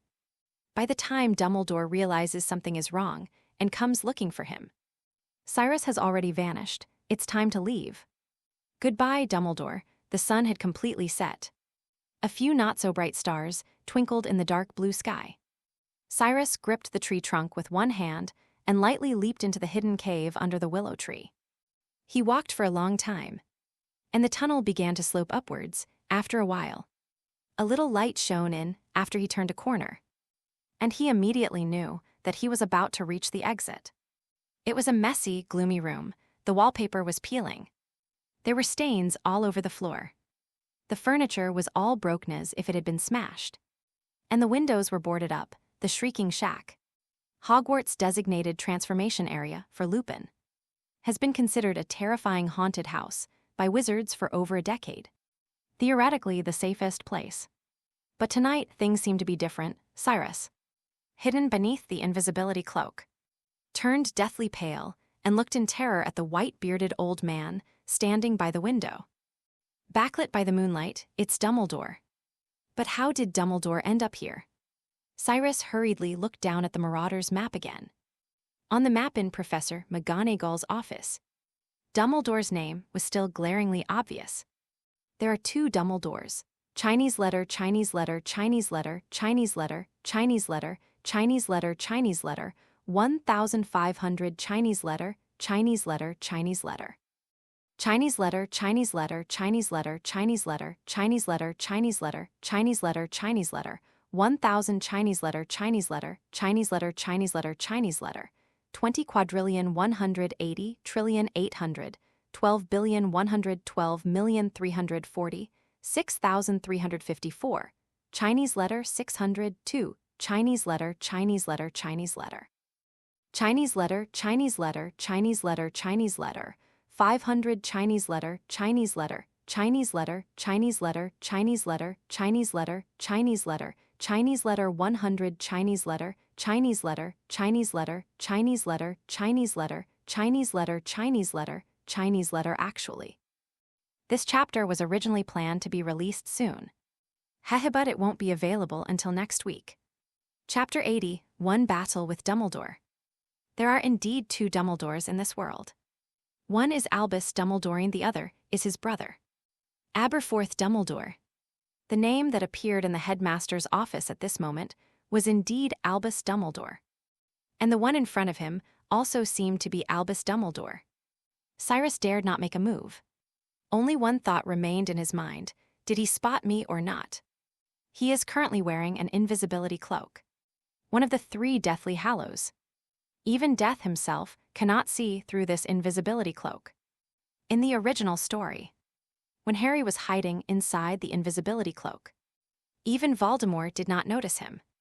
Perhaps Dumbledore never even noticed him. Cyrus clung to the last shred of hope. But he soon learned why people said Albus Dumbledore was the most powerful wizard in the world. Good evening, Tom. Or are you afraid to show your true face to me now? I have a lot to say to you, also I want to ask you. Is there something about you that you shouldn't have? Dumbledore's blue eyes, behind his crescent-shaped glasses, were always watching him. Please forgive me. But I promised 2 very energetic students that I would help them get some things back, including a cloak that Harry's father left him. I think it would be better to return it to him. What do you think? He looked very calm, as if he were talking to a misguided student rather than a Dark Lord who had killed countless people. Cyrus now clearly understands that he has been completely discovered. Although he is extremely flustered inside, he knows on the surface that he must remain calm. Dumbledore isn't an omniscient god weaker, he is. The more he needs to appear stronger. Only in this way can he possibly intimidate Dumbledore and find hope of escape. As for telling Dumbledore the truth, Cyrus didn't expect him to believe Tom Riddle's nonsense. The moment Cyrus removed his cloak, Dumbledore's pupils contracted. You seem surprised. Did you never imagine I could actually be resurrected? Cyrus smirked, a mocking smile playing on his lips. You thought you had the victory in your grasp. But you were wrong. Harry Potter and Ginny Weasley are dead at my hands. You could have stopped it, but you didn't. Dumbledore remained silent for almost a whole year. He certainly had many opportunities to stop the trouble in advance. But he didn't. In order to test Harry Potter and hope that he could grow to have enough courage to fight Voldemort, he knew that the child was carrying a heavy burden. So he had to help him grow up. Did not expect. Before Dumbledore could even feel remorse, he realized something was wrong. According to the intelligence he had, Harry should have only been in the Chamber of Secrets for a short time. Harry and Tom Riddle shouldn't have had a chance to meet at all. How could Tom be so sure that Harry was dead, relying on that basilisk? But he left behind the Phoenix as a safeguard. The only possibility is that the other party is lying. Dumbledore was actually very familiar with this tactic of his opponents. Tom had also been very adept at using language to attack their minds and make them waver. He no longer intends to communicate with Cyrus. Some people, no matter how much you talk, it's all in vain. Dumbledore's wrist suddenly flicked like cracking a whip, the air snapping with a sharp crack that echoed through the screaming shack. It was a golden spellets, light brighter than the sunwitch. As it shot towards, Cyrus created a massive vortex, causing the entire shack to tremble precariously. Cyrus's hair stood on end. He instantly conjured a silver shield, and the spell struck it, causing it to emit a violent sound, like a gong or drum that had been struck hard, producing a piercing vibrating tone.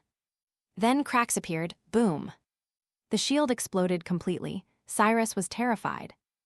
Dumbledore's power was far beyond his imagination. On the other hand, there was also the reason that his current magic power could not be compared with Voldemort at his peak. "You don't want to kill me, do you, Dumbledore? You wouldn't stoop to such a cruel thing, would you?" Cyrus couldn't help but remind Dumbledore of his current position. Because for a white wizard like Dumbledore, even if he really defeated him, he probably wouldn't be able to kill him. Killing a person is cruel to them, but being imprisoned in Azkaban and sentenced to death through proper legal procedures becomes a just act. As Cyrus fought against Dumbledore, primarily by passively defending against his attacks, he thought that at least Dumbledore's mercy had given him a last resort. But he didn't want to go to Azkaban. He cast several killing curses, but Dumbledore dodged them all. The green light fell on the wall of the shed, leaving a charred mark. Dumbledore glanced at the marks and pondered for a moment. He was somewhat surprised, not because the death curse was too powerful in fact. Quite the opposite, death curse was surprisingly weak. Logically, Tom Riddle's death curse should have shattered the rock instantly if it struck it. Does this mean Tom Riddle had no intention of killing? Dumbledore was almost startled by the thought that crossed his mind. If Tom Riddle had no murderous intent, wouldn't Harry Potter have become the Dark Lord? He quickly forced himself back to his senses, jerked back his wand and swung it around like a whip. A thin, long flame shot out from the tip of the wand, and he instantly transformed into a cow, swinging the flaming rope intending to tie Cyrus up. Cyrus, also a master of fire manipulation, seized control of the flames. The fire rope instantly transformed into a giant serpent, bursting through the dilapidated shack with its chest thrust out. Fiendfire immediately began to spread, and the serpent turned to face Dumbledore, hissing angrily. The snake rose from the ground, ready to strike. At the same time, Cyrus's spell pierced through the wall of fire between the two and shot straight toward Dumbledore. Dumbledore immediately swung his wand dramatically, as if wrestling with a bull, and snapped the serpent's head off, placing it between him and another incoming spell. Boom. The flames immediately burst forth and spread like a vibrant flower. If anyone looked out of the principal's office window, they would immediately be drawn to the firelight. Taking advantage of Dumbledore's vision being obscured by the flames, Cyrus did not hesitate to use apparition. His body spun around as if he had been swept into a sewer, but then returned to his original position. "You think I wouldn't set up an anti-apparition spell here beforehand?" Dumbledore strolled leisurely through the flames, which seemed to flee at the sight of him as if they had seen something terrifying. A charred path stretched out beneath his feet. "You should surrender. Azkaban would be a good place for you. Thank you to the viewer Lies for the 520 donation. I love you too, baby, also. It seems some of you mistakenly thought I was planning to wait until Monday to update. No, that's not true. I'll be updating as usual these next few days, don't worry." Chapter 82. My name is Cyrus. I have absolutely no desire to go to Azkaban, Dumbledore. Cyrus tried to decipher Dumbledore's mind. The other man seemed extremely confident at the moment. This wasn't surprising, though, as Cyrus's current magical power was roughly equivalent to Voldemort's when he first graduated, far inferior to Dumbledore's when he possessed the Elder Wand. This old man probably saw through my strength the moment we started fighting. Now, making good use of Dumbledore's confidence is probably the only possibility for him to escape. He simply stopped attacking, letting his hands hang down, which made Dumbledore raise an eyebrow. "What trick are you up to now?" Tom, his tone was very flippant, and the atmosphere between the two was no longer as tense as before. It was as if he was not facing an enemy who intended to kill each other, but a naughty yet naive and foolish bad student. Cyrus took out the Marauder's map and ran his fingers along the empty parchment. This is indeed a very powerful magical artifact. Isn't it? I solemnly swear that I will not do good deeds. He picked up his wand and gently tapped it on the parchment, whereupon numerous words and pictures immediately appeared. Dumbledore was drawn to his movements, his beautiful blue eyes fixed on the Marauder's map, and he roughly knew what the other man's concerns were. So sometimes, we have to admit that young people always have more amazing ideas and can do things that we can't. He said with a smile, "But I have a question." Cyrus looked directly at Dumbledore.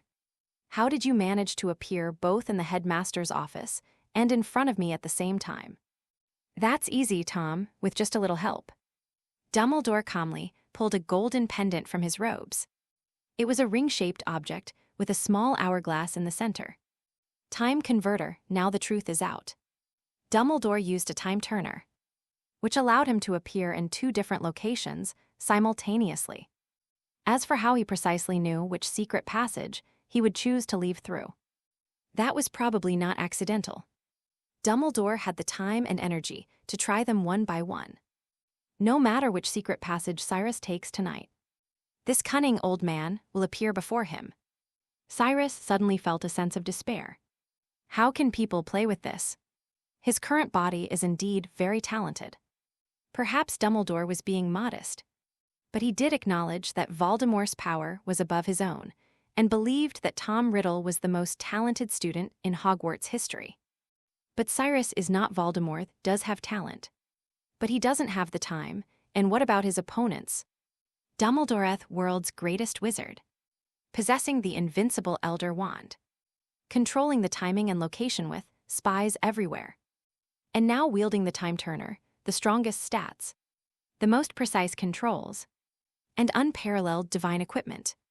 Cyrus had no idea what he could use to compete with Dumbledore. However, he quickly calmed down.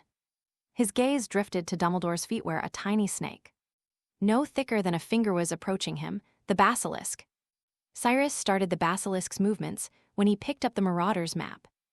At that moment, Dumbledore's attention was entirely focused on Cyrus's hand, and he didn't even see the inconspicuous little snake emerge from under Cyrus's wizarding robes. This is probably Cyrus's last chance, even Dumbledore, as long as he is human, cannot resist the basilisk's magic. The tiny basilisk suddenly grew larger.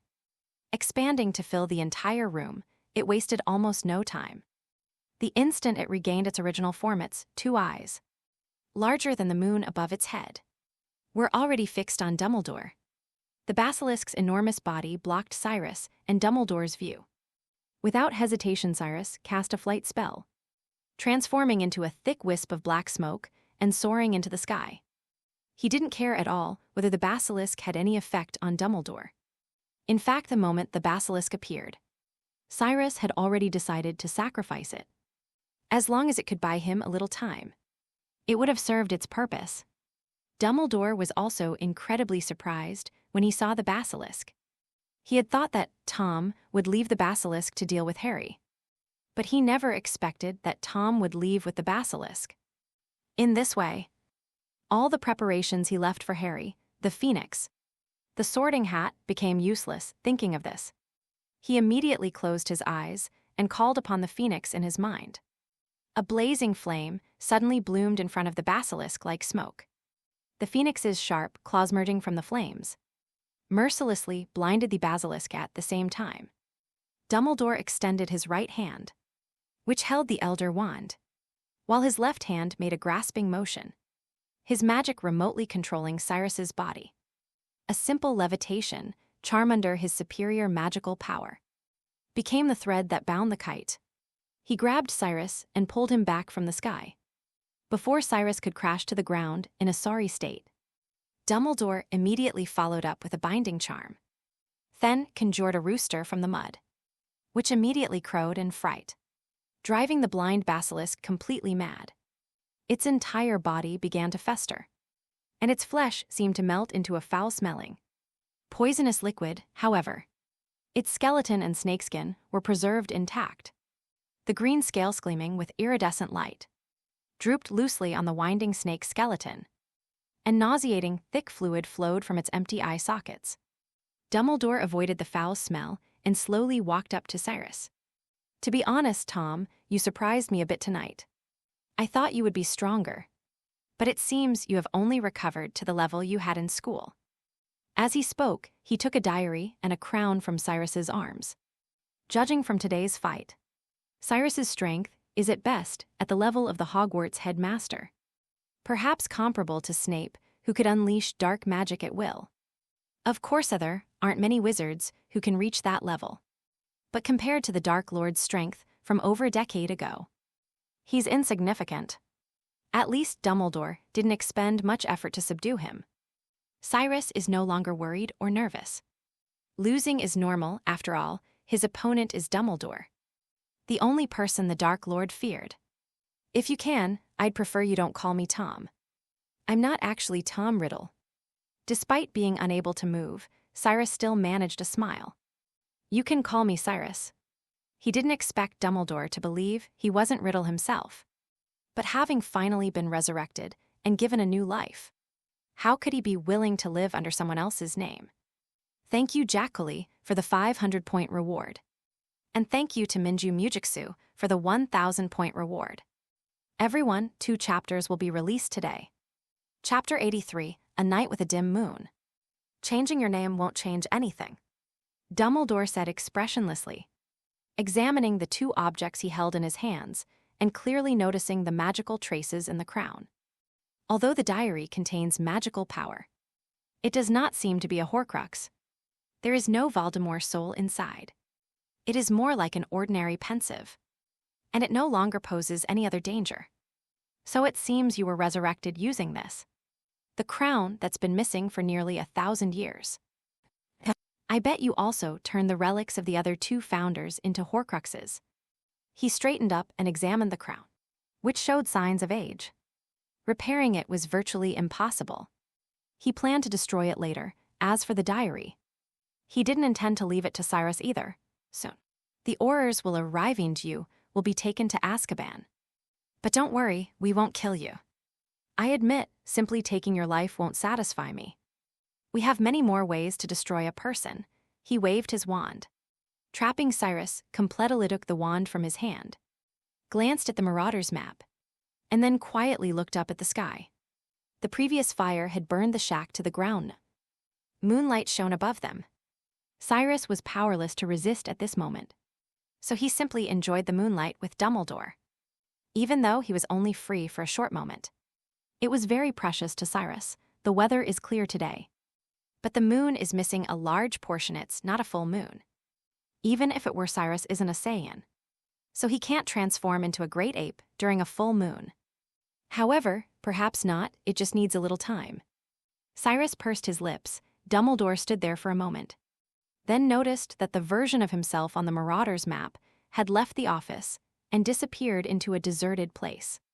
He immediately knew he had begun his operation, and now he could return to normal time to fill the void left by his own disappearance. "It's time to go, Tom." Cyrus didn't say a word, letting Dumbledore use magic to take him away. The Weasleys paced anxiously back and forth in the headmaster's office when they heard that their daughter had been taken away by the heir and was now in a state of uncertainty. Molly and Arthur felt as if the sky was falling. Fortunately, Dumbledore eventually returned, but he didn't stay long before leaving again. The only thing that could keep them calm now was Dumbledore's earlier statement: "If nothing goes wrong, I believe Miss Weasley will be fine."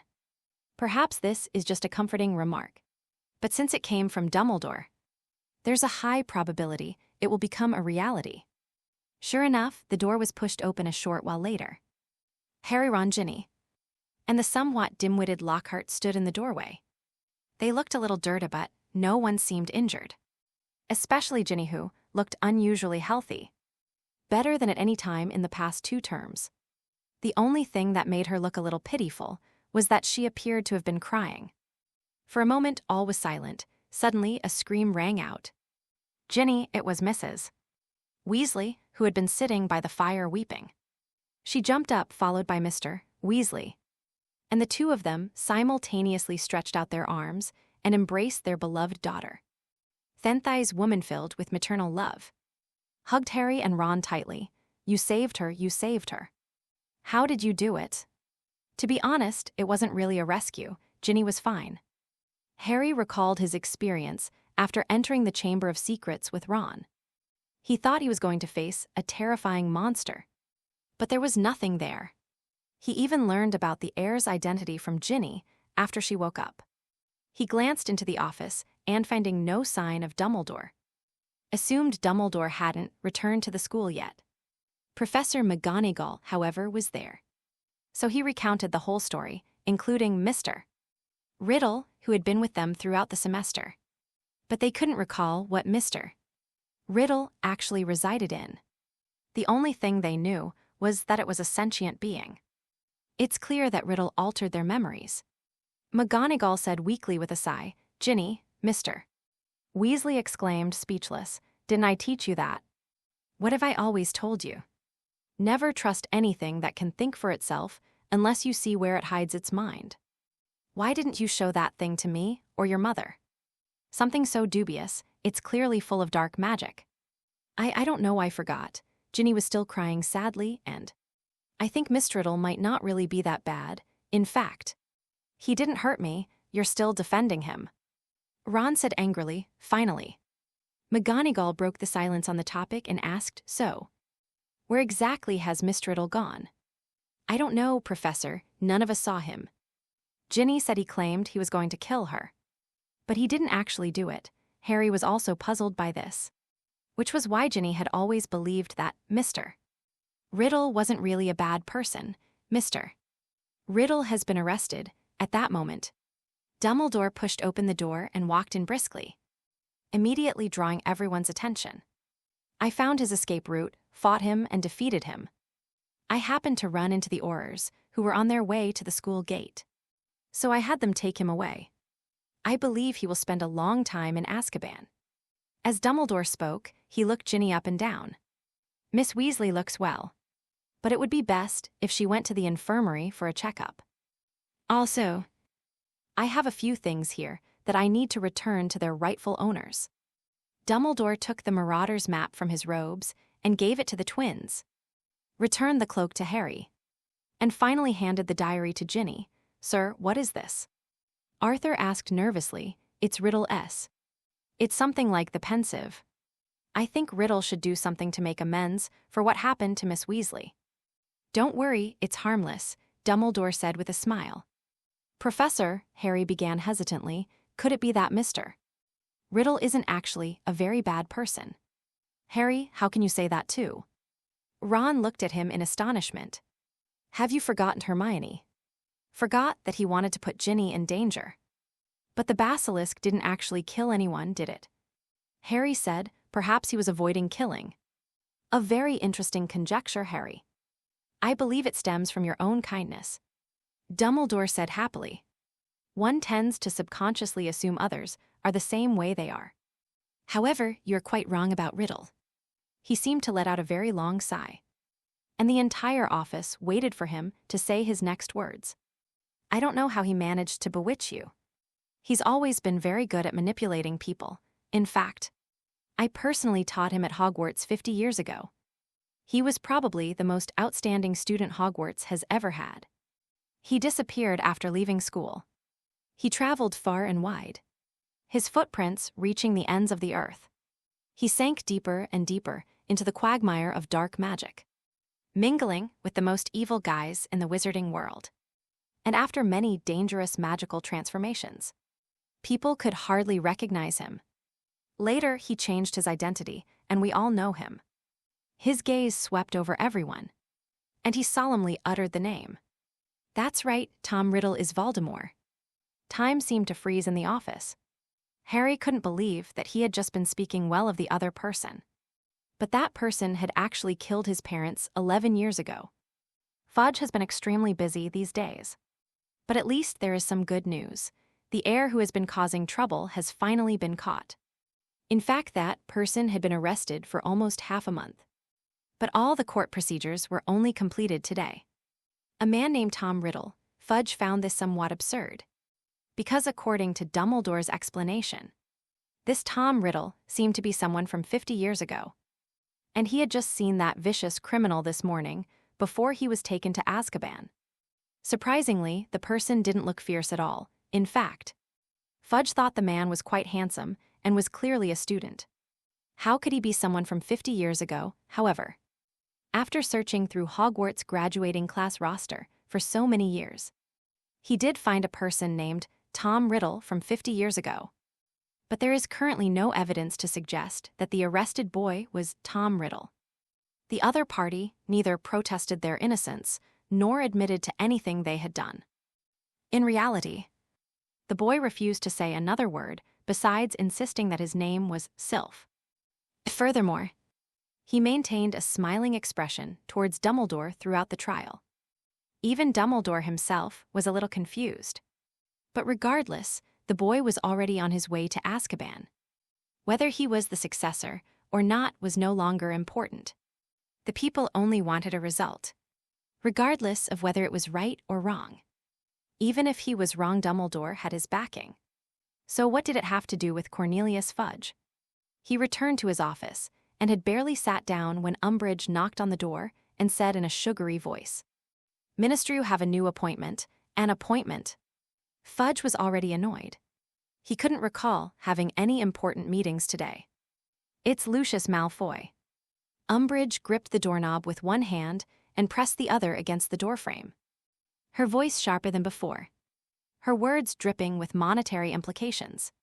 Fudge immediately knew that his good fortune was about to arrive. "Let him in." Umbridge chuckled as if his throat had been choked. Closed the door and then a man with long white hair, carrying a noble silver cane and looking somewhat pretentious, strode in. "Long time no see, Mr. Malfoy. I suppose you're here about that curse that threatened the other board members. To be honest, it's not an easy matter to handle. They all want to make you suffer." As soon as Fudge saw Malfoy, he immediately put on a troubled look, just like a shrewd businessman. "There are concerns about that, sir." Malfoy walked straight to Fudge's table and slammed a full bag down in front of him. "But I'm more interested in knowing about that Tom Riddle." He seemed to have mustered a lot of courage to say the name. Paused for a few seconds and then continued. "Was he really caught and sent to Azkaban?" Fudge practically pounced on the huge bag of galleons, beaming with joy. "Dumbledore arrested him himself. How could that be fake?" "Mr. Malfoy, we all believe that the so-called intimidation was just a little joke, and it's absurd for anyone to try to convict you on that basis. However, I have no say in the decision made by the Hogwarts Board of Governors." Fudge quickly put away the large bag of galleons, as if afraid that Malfoy might change his mind. "Thank you very much, then I'll take my leave."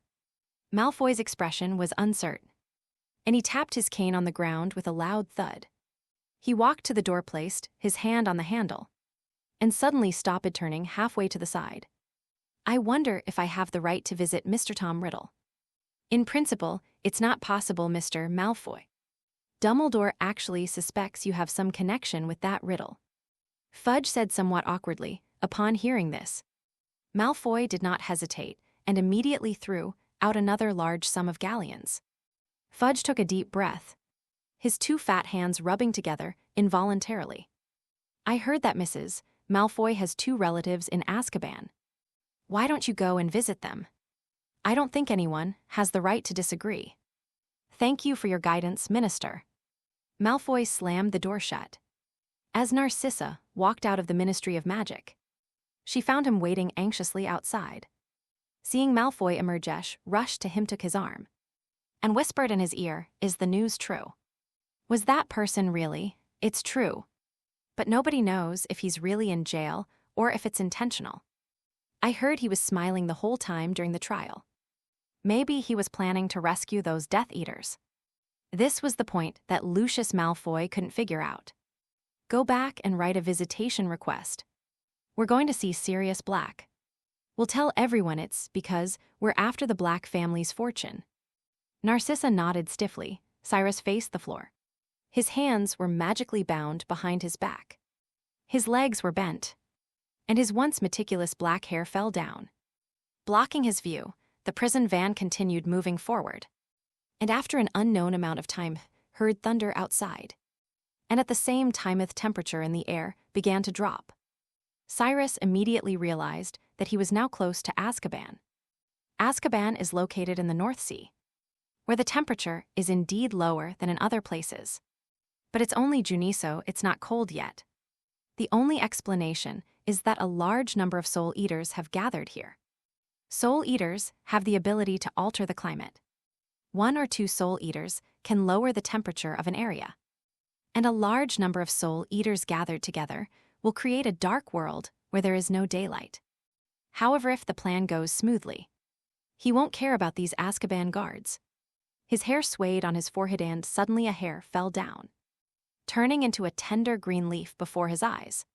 Cyrus quickly raised his chin, caught the leaf, and put it in his mouth. These are leaves of mandrake. Cyrus picked a few, just thinking they might be useful. But they never expected them to become his lifeline. 2 weeks ago, the very night he was captured by Dumbledore, he had already figured out how to escape from Azkaban. Becoming an animagus is the best way. It's not easy to do.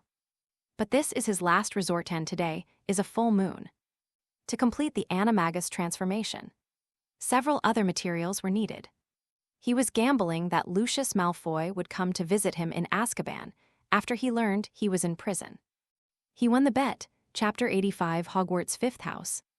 Your journey has come to an end, Tom Riddle. The prison wagon pulled by the Thestrals suddenly stopped. The wind outside the wagon roared like a huge machine, forcing the Auror driving the wagon to shout at the top of his lungs. However, without the other party's reminder, Cyrus could clearly perceive the difference here. The temperature in the air had reached freezing point, and the cold felt like steel needles piercing his skin, bone marrow, and even soul. Once the curtain in front of the prison cart was lifted, the biting chill became even more unrestrained. Cyrus's binding magic was partially released, but his hands remained tightly bound, and he slammed heavily onto the prison cart floor. The Auror reached out, grabbed his shoulder, and lifted him up. This was a very strong Auror, with white hair and a completely expressionless face. But in a place like this, even the most optimistic person would find it hard to smile. Cyrus learned the man's name as he was being led onto the prison cart: John Dexter. Get down. Delis ruthlessly dragged Cyrus out of the prison cart. Cyrus suddenly felt even colder. A strong wind howled in, almost making it hard to stand, as if hundreds of Snapes were simultaneously unleashing their eye of the beholder, cutting like knives. But Cyrus almost ignored the temperature, instead being captivated by the terrifying sight before him. Even Voldemort's memories rarely showed Azkaban. Cyrus's impression of Azkaban came only from snippets of information in a novel from his previous life. But this feeling is even more pronounced when you're actually there. What came into view was a huge black vortex. The strong wind seemed to have swept in all the dark clouds of the world, making the sky very heavy and low, as if it were connected to the gray square tower. Cyrus's pupils contracted slightly. Azkaban has almost no day or night, let alone moonlight. He suddenly felt utterly hopeless, realizing that mastering animagus required moonlight. First, he needed to hold a mandrake leaf in his mouth for a full month, specifically from one full moon to the next. Cyrus deliberately remained silent during the trial in order to delay the proceedings and wait for the full moon. The first step was merely a matter of timing, but the second step required the magic of moonlight. He would place the leaf soaked in his salivento, a small, transparent bottle, during the second full moon, allowing it to receive the pure moonlight. But there was no moonlight in Azkaban. In that case, even if he is highly skilled in magic and can use his fingers instead of a wand, what use is it for Lucius to secretly deliver dew and the pupa of the hawk moth? A sense of powerlessness began to sprout in his heart and grew rapidly, turning into despair that spread quickly. He felt like a pitiful, faint candle flame flickering in an endless storm, its tiny glimmer of hope so fragile that it could be extinguished in an instant. My body was shivering with cold. As if I had fallen into an icy sea. Hurry up and get inside. Delilah's cold and powerful roar instantly pulled Cyrus back from despair. He suddenly realized something was wrong. It was just that there was no moonlight in Azkaban. There was a solution, although it would be a bit troublesome. But it wasn't to the point that he would immediately fall into despair. As Delilah pointed his wand at him toward the gray tower. He looked up. The Soul Eaters hovered in the air like sharks lurking around their prey. Greedily savoring the few positive emotions Cyrus had left. It was this very thing that had just drained Cyrus's hope, turning him into a pessimistic figure, unwilling to think of anything. Now that he's regained his senses, he's gotten used to these monsters harassing him from a distance. Deli seemed to loathe and fear these monsters as well. He didn't want to stay here a moment longer and wanted to get Cyrus into the prison before leaving this terrifying place. There are no Aurors stationed in Azkaban now. The Aurors are only responsible for escorting prisoners. To be honest, this is a good thing for Cyrus. The black seawater crashed against the even darker reefs. The only pristine white feature on the island was the cluster of lonely, messy graves, as expected of the fifth house of Hogwarts. It's truly magnificent. Cyrus and Dexter passed through the tomb. Dexter showing no interest whatsoever in Cyrus's little bit of humor. If Cyrus made the other prisoners in the jail laugh, that would be news, stepping into the gray tower. One is immediately struck by an unbearable stench, clearly. It has never been maintained by anyone. The stench is worse than 100 Snape's greasy hair piled together. Stepping through the tower's gates, prisoners, dressed in black and white striped uniforms, lay disheveled and unkempt on the ground, looking as if they were dead. There was no welcoming ceremony for Cyrus, newcomer. And in fact, they had no interest in anything. I must say, they're really cold, aren't they? Cyrus turned to Delilah and said, I've heard that the people of Azkaban are very good at talking. And they're all talented. I thought there should at least be a welcome party, with a chair and a hat placed at the door. And then a shout of Cyrus Azkaban, followed by some applause. He didn't expect Delilah to answer him, but in fact, the big man's lips curled into a rare cruel smile. Speak so nicely. I didn't expect you to have gone crazy before even going to jail. When you meet those prisoners who have been sentenced to life imprisonment like you, you'll know how nice they are to talk. These distraught prisoners were actually those who had only been in Azkaban for a short time. And their sentences were probably only a few months long. Like that big guy who left not long ago. He was in that state back then. But what about those who have been here for decades? It's hard to imagine their mental state. Cyrus quickly understood what he meant. As they ventured deeper, the prisoners inside became increasingly abnormal. If the first group of prisoners had merely lost their sense of joy, like someone opening Nettie's cloud music at midnight and going completely irrational, then the deeper parts of the prison were essentially a mental asylum. The prisoners here could be described as full of energy. They lay on the ground with their wrists bound, occasionally rolling their eyes and convulsing as if they were having epilepsy, uttering incomprehensible howls. The long-term mental torture had left them haggard and emaciated. Along the way, he saw mostly Death Eaters who had been imprisoned for more than 10 years. The depths of Azkaban were almost entirely occupied by Death Eaters. Those who knew the area would think it was a prison, while those who didn't would think the Death Eaters were having a team-building event. Their eye sockets were sunken so deeply that it looked as if a skeleton had been covered with a human skin. Cyrus also saw Bellatrix Lestrange and her husband Rodolphus Lestrange, as well as the third member of the family, Rabiston Lestrange. Also present were Antonin Dolokhov, Mercibo. They were all Death Eaters with names and identities, some of them quite old, who were from the same group that had followed Voldemort since his school days.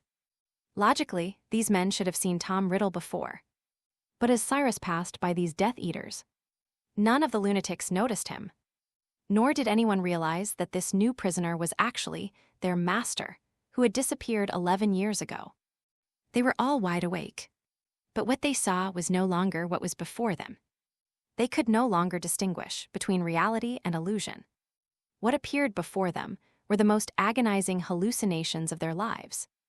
It won't be long before you're just like them. Delis roughly shoved Cyrus into the cell and locked it. Cyrus walked into the prison with his head held high, watching Delilah leave through the iron bars. He first took a deep breath, as if releasing all the heavy burdens, and then put on a relaxed expression. "You're wrong, we're different. How could Azkaban possibly hold me captive?" The bright candlelight still shone in his dark pupils. Chapter 86, The Guardian and Sirius. Delius ignored Cyrus's whisper, strode out of the gray prison and drove away in his carriage. He didn't want to stay in a place like Azkaban for even a moment longer. As soon as the prison cart, pulled by the Pegasus Knight steed, left, the lingering Soul Eaters could no longer contain themselves.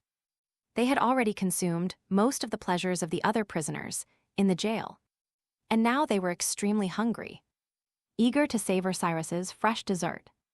A soul that had never been in contact with a Dementor was more attractive to them than anything else. In contrast, the emotions of the other prisoners in the jail were as repulsive as dead fish that had been rotting for hundreds of years. Dementors are among the most vile creatures in the world. They lurk in the darkest and filthiest places, living in decay and despair-sucking peace hope, and joy from the air around them. They were draped in tattered black robes, beneath which lay what appeared to be stark white bones, only without faces now. Hundreds of Soul Eaters rushed into the gray tower like madmen, afraid that if they were a step too late, they would completely miss out on the delicious food. In the cramped space of the Prisonthi, huddled together, emitting cold breaths that caused immense suffering even to the prisoners who were not their targets. All the good feelings, all the happy memories, were taken away by them, and layers of illusory shadows were pulled out from their bodies. The prisoners immediately began to tremble violently, their eyes wide as if they were about to pop out of their sockets, and their faces as pale as the graves on the island. Normally, the Death Eaters wouldn't miss a single moment of pleasure. But this time was different. Their shadows darted quickly through the tower's passageways, soon reaching the deepest part of the prison. Suddenly, the Death Eaters, who were almost driven mad, fell silent. The sudden drop in temperature heralded the arrival of the Soul Eater, and everyone instinctively curled up in a corner, their mouths agape in disbelief. There was only one exception, Sirius Black. Hearing the Death Eaters howl in agony under the attack of the Soul Eaters was the only thing that had brought him joy in the past 11 years. It was just a pity that his range of movement was limited, and he couldn't see the miserable state of those hateful creatures. Of course, if he were to become an animal, he could escape punishment. Chains cannot bind a dog's paws. Iron bars cannot restrain its body. And even the Dementors have no interest in animal emotions. However, Sirius willingly came to this hell not to escape punishment, but to atone for his sins. He only used the Animagus's power a few times when he was in the most desperate situations. The rest of the time relied on his strong will to resist. Now, he wanted to see how long his new friend could withstand the attack of the Dementor before losing consciousness. He watched as rows of Soul Eaters swept past him in unison, with the new bait emitting a pleasant aroma. The Soul Eaters seemed oblivious to the other prisoners. Even so, it was enough to cause trouble, let alone facing so many Soul Eaters directly. These guys could kill someone so easily. It's just a compromise they're forced to make for the sake of long-term food. He felt no sympathy whatsoever after all. Someone going to Azkaban and being imprisoned for life was unlikely to be a good person. But after waiting for a long time, he did not hear the expected wailing. Did he just faint? Sirius felt a little disappointed. The newcomer didn't make a sound at all. He probably just fainted, but the next moment, he saw the most surprising scene of his life, the Soul Eaters, who had been advancing wave after wave suddenly panicked. The Soul Eaters at the back did not know what was happening and continued to move forward. But the Soul Eaters in front began to flee as if they had encountered something terrifying. As a result, the prison corridors were completely blocked. Sirius had never seen a Dementor, so terrified and panicked. It was as if a wizard had encountered Voldemort, or an A-tide spider had encountered a basilisk. He was curious to know what had happened to make these guards so terrified. He walked curiously to the iron bars, pressed his thin face against them, and was instantly struck by a bone-chilling cold. Everything was frozen, and his palms were almost frozen to the iron bars. But he didn't care at all. As if the pain at this moment was fake, then, out of the corner of his eye, saw a silvery light, an amorphous ray like the moon shining on the clouds, or like the damp morning mist spreading through an autumn forest. Sirius was overwhelmed with joy. He recalled his happy times at Hogwarts, the many mischievous things he'd done with James, though aside from being a little harsh on Snape, it was all harmless. He remembered the mist that always hung over the Black Lake in autumn, and how they'd skate on it when it froze over in winter. He remembered the 4 animals roaming happily together in the castle on every moonlit night. Then his eyes welled up with tears. How long has it been since he last recalled these happy memories? Because behind these joys always lurks pain, betrayal, hatred, sorrow, and self-blame. When he snapped out of his happy memories, all the Dementors of Azkaban had vanished, and his body felt warm. Guardian angel spell, he said blankly. That's right, it's a guardian deity. Cyrus appeared before Sirius's cell, looking at the tearful, dejected Manon said softly. Sirius Black, the most fanatical Death Eater under the Dark Lord, betrayed his closest friend James Potter, and used evil dark magic to kill Peter Pettigrew and 13 Muggles. Who are you? Sirius looked up. He didn't let his guard down just because Cyrus had cast a Patronus charm. On the contrary, it was obviously not a good thing that such a wizard had infiltrated Azkaban. There's even less need to defend yourself, if he wanted to. He would have told the truth 11 years ago. Even though Little Star is dead and can't verify it, at least Dumbledore might have trusted him. But what's the point? James Potter and Lily Potter won't come back to life. And besides, if they hadn't been so clever, the tragedy wouldn't have happened. So it doesn't seem wrong for them to call themselves the murderers. Thank you to the following users for their generous donations of 100 points. Chinese letter, Chinese letter, Chinese letter, Chinese letter, Chinese letter, Chinese letter, Chinese letter, a user's name. Chinese letter, 20 quadrillion 230 trillion 117 billion 220 512,347. A book lover. And Fearodath, another user's name. Chapter 87, Unbreakable Vow, Who Am I? They call me Tom Riddle, but I'd prefer you call me Cyrus. Cyrus wore the same black and white, striped prison uniform as Sirius, but it made him look much more alert. He didn't look like a prisoner at all. He looked more like the warden in charge of Azkaban. I know who you are, Sirius, huh? Sirius sat down on the ground as if he had heard an interesting joke, and said self-deprecatingly, all the wizards in Britain know me. The most insane henchman of the Dark Lord. I know you're not, Cyrus said in a low voice. You've never betrayed your friends, have you? Peter Pettigrew is the traitor. You didn't refute any of the accusations during the trial because you wanted to atone in Azkaban. Did you, for the first time? Sirius's numb and cloudy eyes regained their sparkle. Who exactly are you? Who told you all this? That's not important. I can tell you a secret, but you have to do something for me. Don't worry, it's easy, and no one will get hurt. Cyrus looked calmly into Sirius's eyes and said softly, I don't care what secrets you have. Sirius refused without hesitation. He didn't want to associate with a prisoner whose background he didn't know, who knew what kind of person he was or what his ulterior motives were. He dragged his heavy shackles out of the cell and shrank into the darkness. Are you willing to wallow in this place, instead of deciding to leave and do something to make amends for that poor child? Don't forget that you are that child's godfather. You can give him a real home, and you can become a family. Harry the family, when Sirius spoke the name. He seemed to brighten like a star in the night sky. but then dimmed again. Disheartened, what can I do for that child? Do you think he'd rather be with someone who killed his parents? He'd be better off without me. Hagrid took him to Lily's relatives, they'll raise him. That's only because you don't know his situation. Harry's probably not any better off at his aunt's house than you are. Cyrus shook his head. The closet he sleeps in isn't even half the size of your cell. Not to mention, S in danger now. The man from Void has his eye on him, the mysterious man. He's been defeated.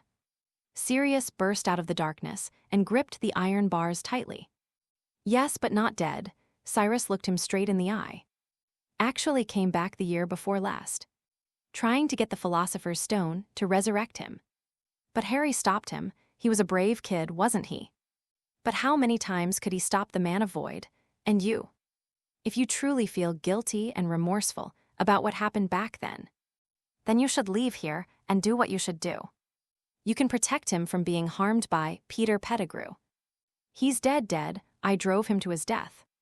Sirius went berserk the moment he heard the name of that vile traitor. He snarled like a mad dog. He self-destructed, blowing himself to smithereens, leaving only a little finger. Really, you think so? You saw his body, Cyrus asked softly. In reality, this argument is not very convincing. Sirius believes that Peter's body was destroyed by dark magic. And since it was destroyed, it is perfectly normal that there is no body. However, Cyrus's confident tone made him waver. Do you think someone as cowardly and weak as him would willingly sacrifice his life? Sirius seemed struck a heavy blow. He took a step back, trying desperately to recall every detail of what had happened. But he quickly realized that he couldn't find any evidence to prove that Peter Pettigrew was indeed dead. If he's still alive, how could he have gone so long without showing up? Because he's still scared. Think about it. He told the mysterious man where the child was. And what happened? The mysterious man disappeared. What will those Death Eaters think? Cyrus shifted his gaze from Sirius and looked around at the other prisoners in Azkaban. Sirius quickly understood what he meant. Those who lost power because of the downfall of Mystic will not let Peter Pettigrew off the hook. Even now most of the Death Eaters are in prison, and the rest may not really want Mysterio to return. But if they can kill Pettigrew, at least they can give Mysterio an explanation when he returns. You know where he is, don't you? Sirius glared at Cyrus. You know where Peter Pettigrew is? Tell me. Let me go and kill this traitor, tell me.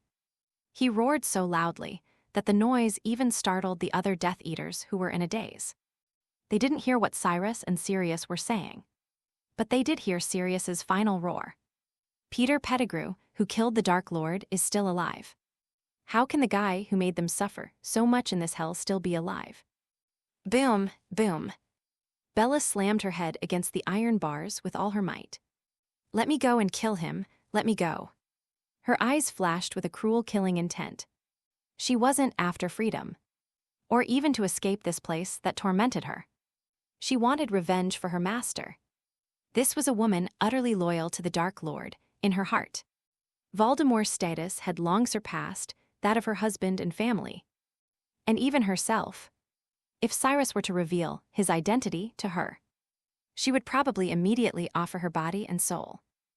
Moreover, she is very capable and can do a lot of things for Cyrus. But Cyrus never even glanced at her.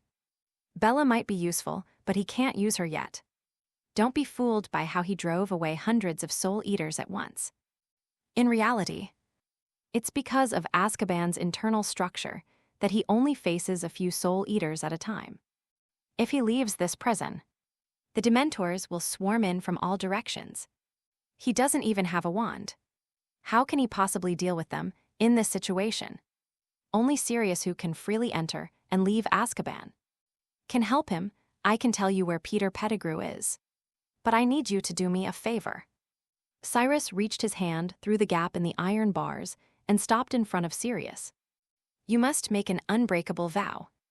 Cyrus worried that once Sirius left, he might find a way to discover his identity, and Cyrus would likely regret it immediately. His hatred for Mystic was no less than that for Peter Pettigrew. An unbreakable vow. Then you'll need to find at least one witness. I don't need it, Cyrus grasped his dirty hands. Really? Then where's your wand? No need for a wand. Cyrus extended the fingers of his right hand and placed them against his left hand, which was clasped with Sirius S. Sirius Black, I'll tell you about Peter Pettigrew. After you leave Azkaban, could you do me a favor right away? I need you to get a few things back from Lucius Malfoy. Lucius Malfoy, Sirius frowned, a little hesitant. Could someone who was associated with the Malfoy family be a good person? Are you willing? Cyrus pressed on. You must guarantee that no one will get hurt as a result, and that it's not intended to hurt anyone. Can you guarantee that? Sirius took the initiative, scrutinizing Cyrus with intense eyes. To his surprise, Cyrus readily agreed. I guarantee that what I'm asking you to do will not harm anyone in any way. Even if you do so willingly, a thin, dazzling tongue of fire shot out from Cyrus's fingertips, like a red-hot metal wire, wrapping around their clasped hands. Then I agree, Sirius said eagerly. The second curse seal also locked their arms tightly, like a branding irons. Can you guarantee that all the information you gave me about Peter Pettigrew is true? Sirius immediately asked the question that concerned him most. I promise, Cyrus nodded, then made another vow. You must promise not to reveal anything about me to anyone before you complete my task. And not to ask anyone about me. I would like to. Chapter 88, The Visitor, the Patronus Charm. Tom can actually use the Patronus Charm. Dumbledore sat in his office, put down the letter in his hand, and looked on with a surprised expression. The letter was sent to him by Fudge from the Ministry of Magic, which has a department specifically for communicating with Dementors. A few days earlier, the Dementor leader, whom Cyrus had banished with the Patronus Charm, contacted the Ministry of Magic, questioning why they had allowed a prisoner to enter Azkaban with a wand. As a result, the ministry conducted a second inspection of Cyrus, confirming that the seemingly young wizard could cast some spells without a wand. Judging from this, the young man seems more like a descendant of the great wizard Slytherin than before. Because Dumbledore paid special attention to Cyrus, Fudge immediately wrote a letter to Dumbledore. At the same time, the shrewd fellow was also worried that Cyrus might use this trick to escape from Azkaban, so he was extremely concerned. And even Malfoy's previous application was rejected several times. Fudge wrote this letter to ask Dumbledore to go and strengthen the magical restraints on Cyrus. Even if Cyrus was no longer able to deal with the large number of Dementors once he left the prison, those guys would still be dissatisfied if they couldn't get into the prison. For Dumbledore, Tom Riddle had been incredibly strange throughout the entire school year. While Tom's initial reluctance to kill the attack students might have stemmed from fear of his own intervention, many subsequent events remained inexplicable. The other party could have killed Ginny Weasley, but he didn't, and the killing curse he unleashed that night had almost no power. Now, Tom Riddle has cast a Patronus spell without a wand in prison. This is no ordinary spell. Voldemort, who doesn't understand love and many other positive emotions, might feel pleasure, but he will never feel happiness. Considering that the other party kept emphasizing that his name was Sylph, Dumbledore began to doubt his own judgment for the first time. Could it be that he really isn't Tom Riddle? Regardless of the possibility, he now indeed needs to go to Azkaban in person to cast a powerful anti-lock spell on the other party's shackles, preferably with some other magical restraints. Since school was already on holiday, Dumbledore didn't waste any time. He grabbed a handful of flue powder and crawled into the fireplace. The British Ministry of Magic. Green flames suddenly ignited, instantly transporting Dumbledore to the halls of the Ministry of Magic. Fudge had been waiting for quite some time. You've finally arrived, Dumbledore. He hurried to greet him, looking slightly nervous. Let's get going right away. Or who knows what kind of trouble those Dementors will cause. I warned you long ago that having Dementors guard Azkaban was not a good choice, Dumbledore said. It was common knowledge that he disliked the guards at Azkaban. However, The Ministry of Magic clearly didn't see it that way. The Dementors were being put to good use in Azkaban. If they weren't allowed there, the Ministry would have to figure out how to deal with these troublesome creatures. "Let's talk about this later," Fudge said vaguely. He wasn't tall standing next to Dumbledore. He looked about a head shorter than the other man. Dumbledore wasn't surprised by his attitude towards the Dementors. In fact, ever since Aldrich Diggorythe, Minister for Magic, failed to ban the Dementors, no one had objected to letting them guard Azkaban. Dumbledore's arrival was within Cyrus's expectations. He was even prepared for the possibility that the other man would move him to another place and imprison him alone. However, Dumbledore simply left a powerful protective spell on his cell, ensuring that even if he obtained the wand, he would not be able to leave the cage easily. Once the magic on the cage begins to break down, it will immediately leave a mark on Cyrus, and Dumbledore will immediately know Cyrus's location. I think you could add a little more insurance to make sure he can't cast any magic," Fudge said worriedly. According to Dumbledore's approach, the Dementors' demands were not being met at all. "I think the Minister for Magic is right. If you're so afraid of me, why don't you bind me tightly with iron chains?" Cyrus raised an eyebrow. He was deliberately provoking Dumbledore. From the moment the two met in their true forms, Dumbledore immediately sensed that Cyrus and Voldemort were not entirely the same individuals. However, he was deeply impressed by the young Tom Riddle's exceptional ability to manipulate people. In the matter of Voldemort, Dumbledore preferred to kill the wrong person. That being said, since this Tom who called himself Sylph did indeed make him feel different, he was willing to give him the maximum leniency, which was to reduce the range of Sylph's magic to only affect his own cell, which could be considered as a reward for not actually harming any of the young wizards in Hogwarts. "I only hope that you can learn to repent properly in Azkaban," Dumbledore said softly, "especially when you see how your old friends are suffering, losing the last bit of happiness they have left. This doesn't sound like something a saint like Dumbledore would say." "I never was," Dumbledore left.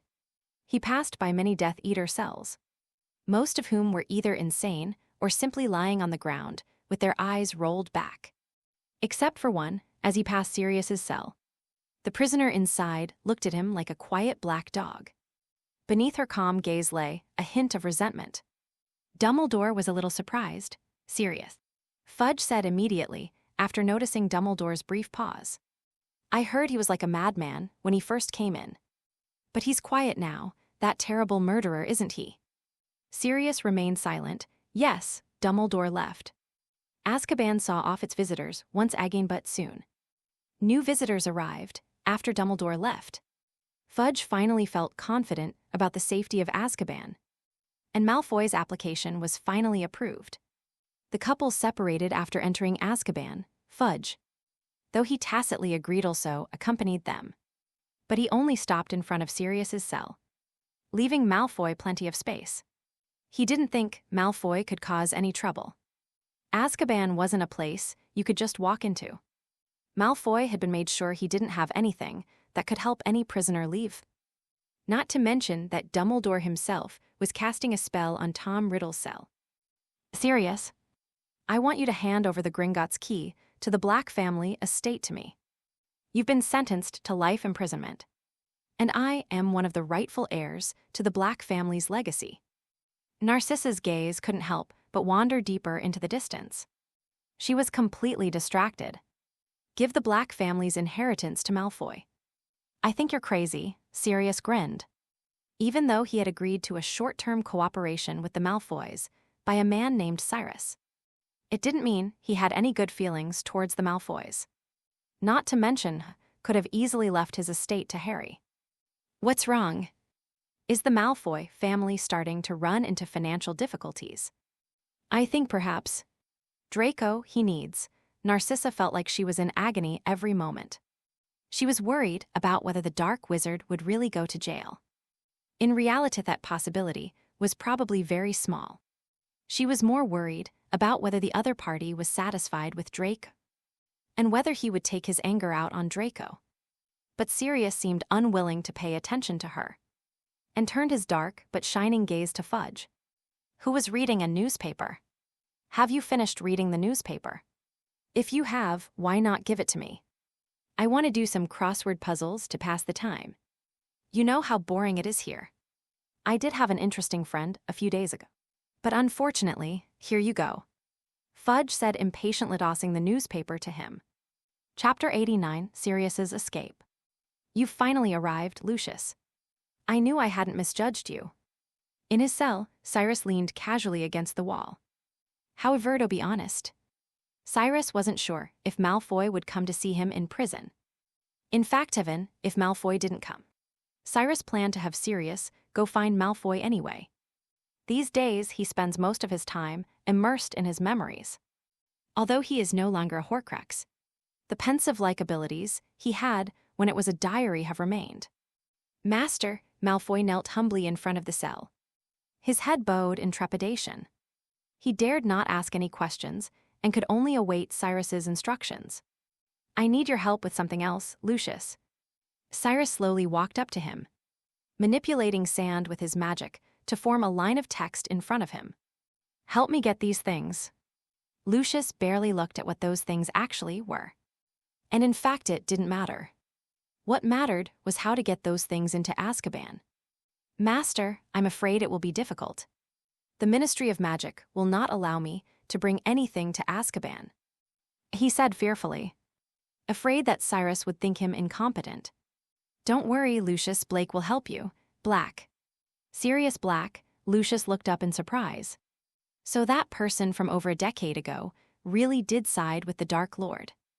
But he clearly remembered that the one who sided with the Dark Lord back then was actually Peter Pettigrew. That ugly little fat boy even appeared before the Dark Lord to tip him off. But he's also in Azkaban. "I know, I have a way to get him out." Cyrus tried to appear enigmatic in front of Malfoy. At the same time, "I also have a way to get him to bring those things in." As he spoke, Cyrus suddenly realized something. "Lucius, would the house elves' apparition work in Azkaban?" "I'm afraid not, Master," Lucius said immediately. "Azkaban and Hogwarts are fundamentally different. Hogwarts requires house elves for service, but a prison doesn't. Azkaban has been a prison for centuries. If such a loophole truly existed, it wouldn't have been overlooked for so long. Master, if you need Dobby's service, I will have him assist you after you leave. It would be his honor. Let's talk about this later. You just need to take care of my business first. Blake will contact you afterwards. I understand." Lucius didn't stay long before leaving. Almost as soon as he left, Sirius angrily arrived at Cyrus's cell with the newspaper in his hand. "He's alive, he's alive." He paced anxiously, stomping his bare feet on the ground. He wished he could appear before that coward right now and tear him apart with his fangs. "Not with magic, I told you so." Cyrus wasn't surprised by Sirius's behavior at all. Instead, he casually pulled out the newspaper that Sirius was clutching tightly and flattened it. The photo of the Weasley family, with the mouse missing a finger on the newspaper, was so jarring. More importantly, this Weasley just happened to be Harry's roommate. For 2 whole school years, Harry was actually in danger. Fortunately, Peter Pettigrew was always cautious and didn't dare to make any rash moves. Sirius Black, whether he heard Cyrus's words or not, his eyes bloodshot-shouted incoherently. "I'm going to kill him, I'm going to kill him, of course. But before, forget what you promised me," Cyrus said softly, "otherwise, you might not even have time to kill him before you die. And he will take Harry's life and go to that dark wizard." Sirius Black seemed to have been doused with cold water and calmed down. He wasn't afraid of dying. He was only afraid of not being able to kill his enemies and that Harry would get hurt. "I will complete your task first, no rush. I just need you to return here before the next full moon with what Malfoy gave you. In the meantime, I think you can take some time to visit Privet Drive and see how that poor boy is doing." Cyrus said tolerantly, "Poor thing, isn't it? Every wizard is celebrating the day he lost his family." Sirius was so grief-stricken, he didn't want to talk to Cyrus about it anymore. His body bent down, his clothes turned into fur, and he transformed into a large black dog. Sirius was about to bite the rolled-up newspaper and leave. But Cyrus stopped him. "Since you're leaving anyway, you might as well leave this to me. It's a crossword puzzle, and it's pretty good for passing the time," Cyrus said as he cast several waterproof spells and other incantations on Sirius to ensure he could leave Azkaban as quickly as possible. Then he watched Sirius leave Azkaban. He escaped from prison. He's escaped. Scrimgeour, the chief of staff of the Aurors, practically stormed into Fudge's office. "I really don't understand why you agreed to let Malfoy visit him. What? Tom Riddle escaped from prison?" Fudge was so flustered, he almost jumped up. He knew that if his agreement to let Malfoy secretly meet with Tom Riddle were revealed after the latter's escape, he would be in serious trouble. However, he was also puzzled as to how Scrimgeour knew about this. He kept it a secret very well. He even personally accompanied her when she went to Azkaban. What? Tom Riddle? Now it was Scrimgeour's turn to be surprised. Wasn't Malfoy supposed to be visiting Sirius Black? Cough cough, it really is serious. Fudge coughed twice, then relaxed. Malfoy's visit to Black wasn't a big deal, as he had previously told Malfoy that their families were related. Moreover, Malfoy cleverly used the pretext of obtaining Black's inheritance, thus clearing himself of suspicion of assisting Sirius's escape. What he couldn't understand was how Sirius managed to escape from prison. He recalled seeing Sirius Black in prison. Sirius's rationality had indeed surprised him, but even so, how did he manage to escape the Dementor's encirclement? Start searching for him immediately. Are there any leads in Azkaban? Fudge was relieved on one hand, but worried on the other hand that this terrible thug might cause a devastating attack. "I heard that before he escaped from prison. Someone heard him frantically shouting, 'He's alive.' I guess he might have been referring to Harry Potter," Scrimgeour said with a grim face. Fudge's face also turned deathly pale. "You mean he might be eyeing that child?" Chapter 90, Do you understand my brother? Or do I understand my brother? There is no day or night in Azkaban. The only embellishment is the daily roars of the prisoners. Cyrus soon grew tired of the crossword puzzles in the newspaper. Even in Azkaban, doing such things was a waste of time. He'd rather use that time to practice magic these days.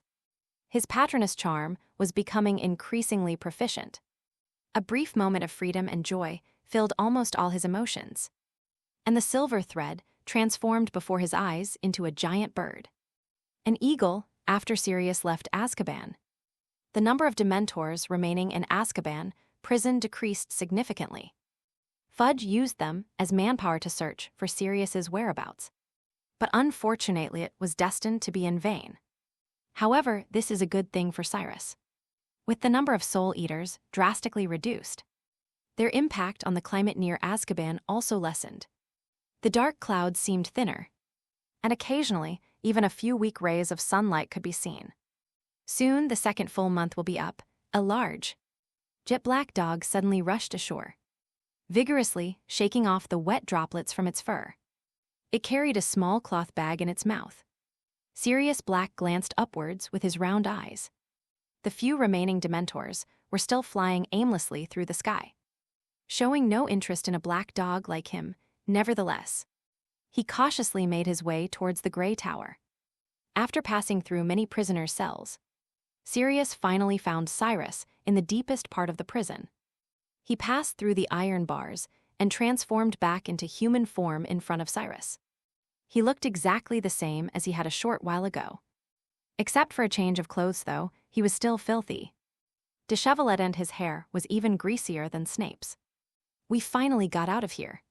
Can't you at least tidy yourself up a bit?" Cyrus took a step back with a hint of disdain and pointed at Sirius. "Get yourself all fresh." In an instant, the stench emanating from the filthy homeless man vanished, revealing a gaunt face that didn't look very healthy. "I don't have that much time. Besides, the waterproof spell you cast on me last time was useless. It lost its effect the moment I left the prison." Sirius tossed the bag to Cyrus. He couldn't wait to go back. Since he had already done everything he was supposed to do according to his oath. That's because Dumbledore's magic has locked my magic in this cell. Cyrus said, I'm sure you wouldn't mind doing me another favor. Would you? What? Sirius didn't refuse directly, but instead looked at Cyrus with a puzzled expression.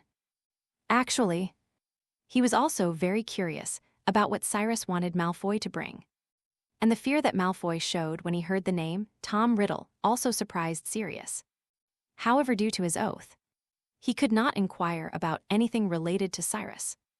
At this moment, Cyrus took out the contents of the small bag that had been enchanted with the unseen stretching charm, a wand. A Nimbus 2000A, small transparent bottle, a bottle of dew. A pupa of a hawkmoth hand, most ridiculously. Malfoy had even thoughtfully prepared a small bottle of Felix Felicis. A few drops of golden liquid were contained in the clear glass bottle. Now, Sirius knows exactly what the other party wants to do. You plan to practice animagus here? He asked, his face full of absurdity. Animagus is no easy form of transfiguration, typically. A wizard may need to prepare for a long time. Sometimes even several years to master it. Not to mention in the harsh environment of Azkaban. What's wrong? Is there a problem? Cyrus picked up the wand and examined it carefully. He quickly determined that the wand was made of yew wood and the core was made of phoenix feathers. Malfoy had a wand custom-made, using the same material as Voldemort's previous wand. But Cyrus felt it wasn't as smooth as the one Voldemort remembered. Of course, for a powerful wizard like him. Unless it was a particularly special wand. There wasn't much difference. Of course there's a problem. Moonlight, how are you going to solve it? That's why I need your help. Cyrus spat out the mandrake leaf that he had been holding in his mouth for a month. Protected it with magic. And then plucked a hair from his own head. Handing everything to Sirius. I could have found a way to break through the clouds with these things myself. But Dumbledore's magic restricted me. My spells cannot leave the cage, but you can. Cyrus looked at him and continued, in exchange. I can give you another piece of information. You're hiding something from me about Peter Pettigrew. Not Peter Pettigrew, but your brother Regulus Black. Sirius fell into a brief silence. A look of surprise and a hint of sadness on his face. But it was quickly replaced by a sneer. He said with a sarcastic expression, Regulus. Why should I know about that coward? Why should I know about a filthy Death Eater? I don't want to know which stinking corner he died in. But what if he's not a coward? He's just a kid who accidentally went astray, but found his way back. Cyrus looked into Sirius's eyes and said softly, he's actually a hero and, more importantly, he holds the key to defeating the mystic. Isn't it ironic? The well-known war hero is actually just a traitor who betrayed his friends. While the man who has always been considered a loyal follower of the mysterious man is a true hero. Do you really know about him? At least I know much more than you, my older brother. Sirius was momentarily speechless. He had been at odds with his family since childhood, and had already joined the Potter family before graduating. He truly knew nothing about his timid younger brother, and had never cared about him. He only remembered that his brother had always been proud of being a pureblood, the most prized heir of the Black family in his mother's eyes. Who despised Muggles? They were not on the same path when they were in school. And after graduation, they immediately went their separate ways. Today, someone actually told him that his younger brother, a Death Eater, was actually an unknown hero. However, what concerned him even more was what Cyrus had said about the key to eliminating the mysterious man. Didn't they make so many sacrifices more than a decade ago just to eliminate the mysterious man? Sirius couldn't refuse fact. He hadn't intended to refuse in the first place. Cyrus telling him about Peter Pettigrew was already a huge favor to him. The matter of Regulus was merely an unexpected bonus. As for the enigmatic Cyrus himself, although he was still very curious, he was at least certain that the other party was not Voldemort's group. And that was enough. Chapter 91, Imagamagus. The large silver dog broke through the deep clouds, driving away the soul eater, Sirius Black.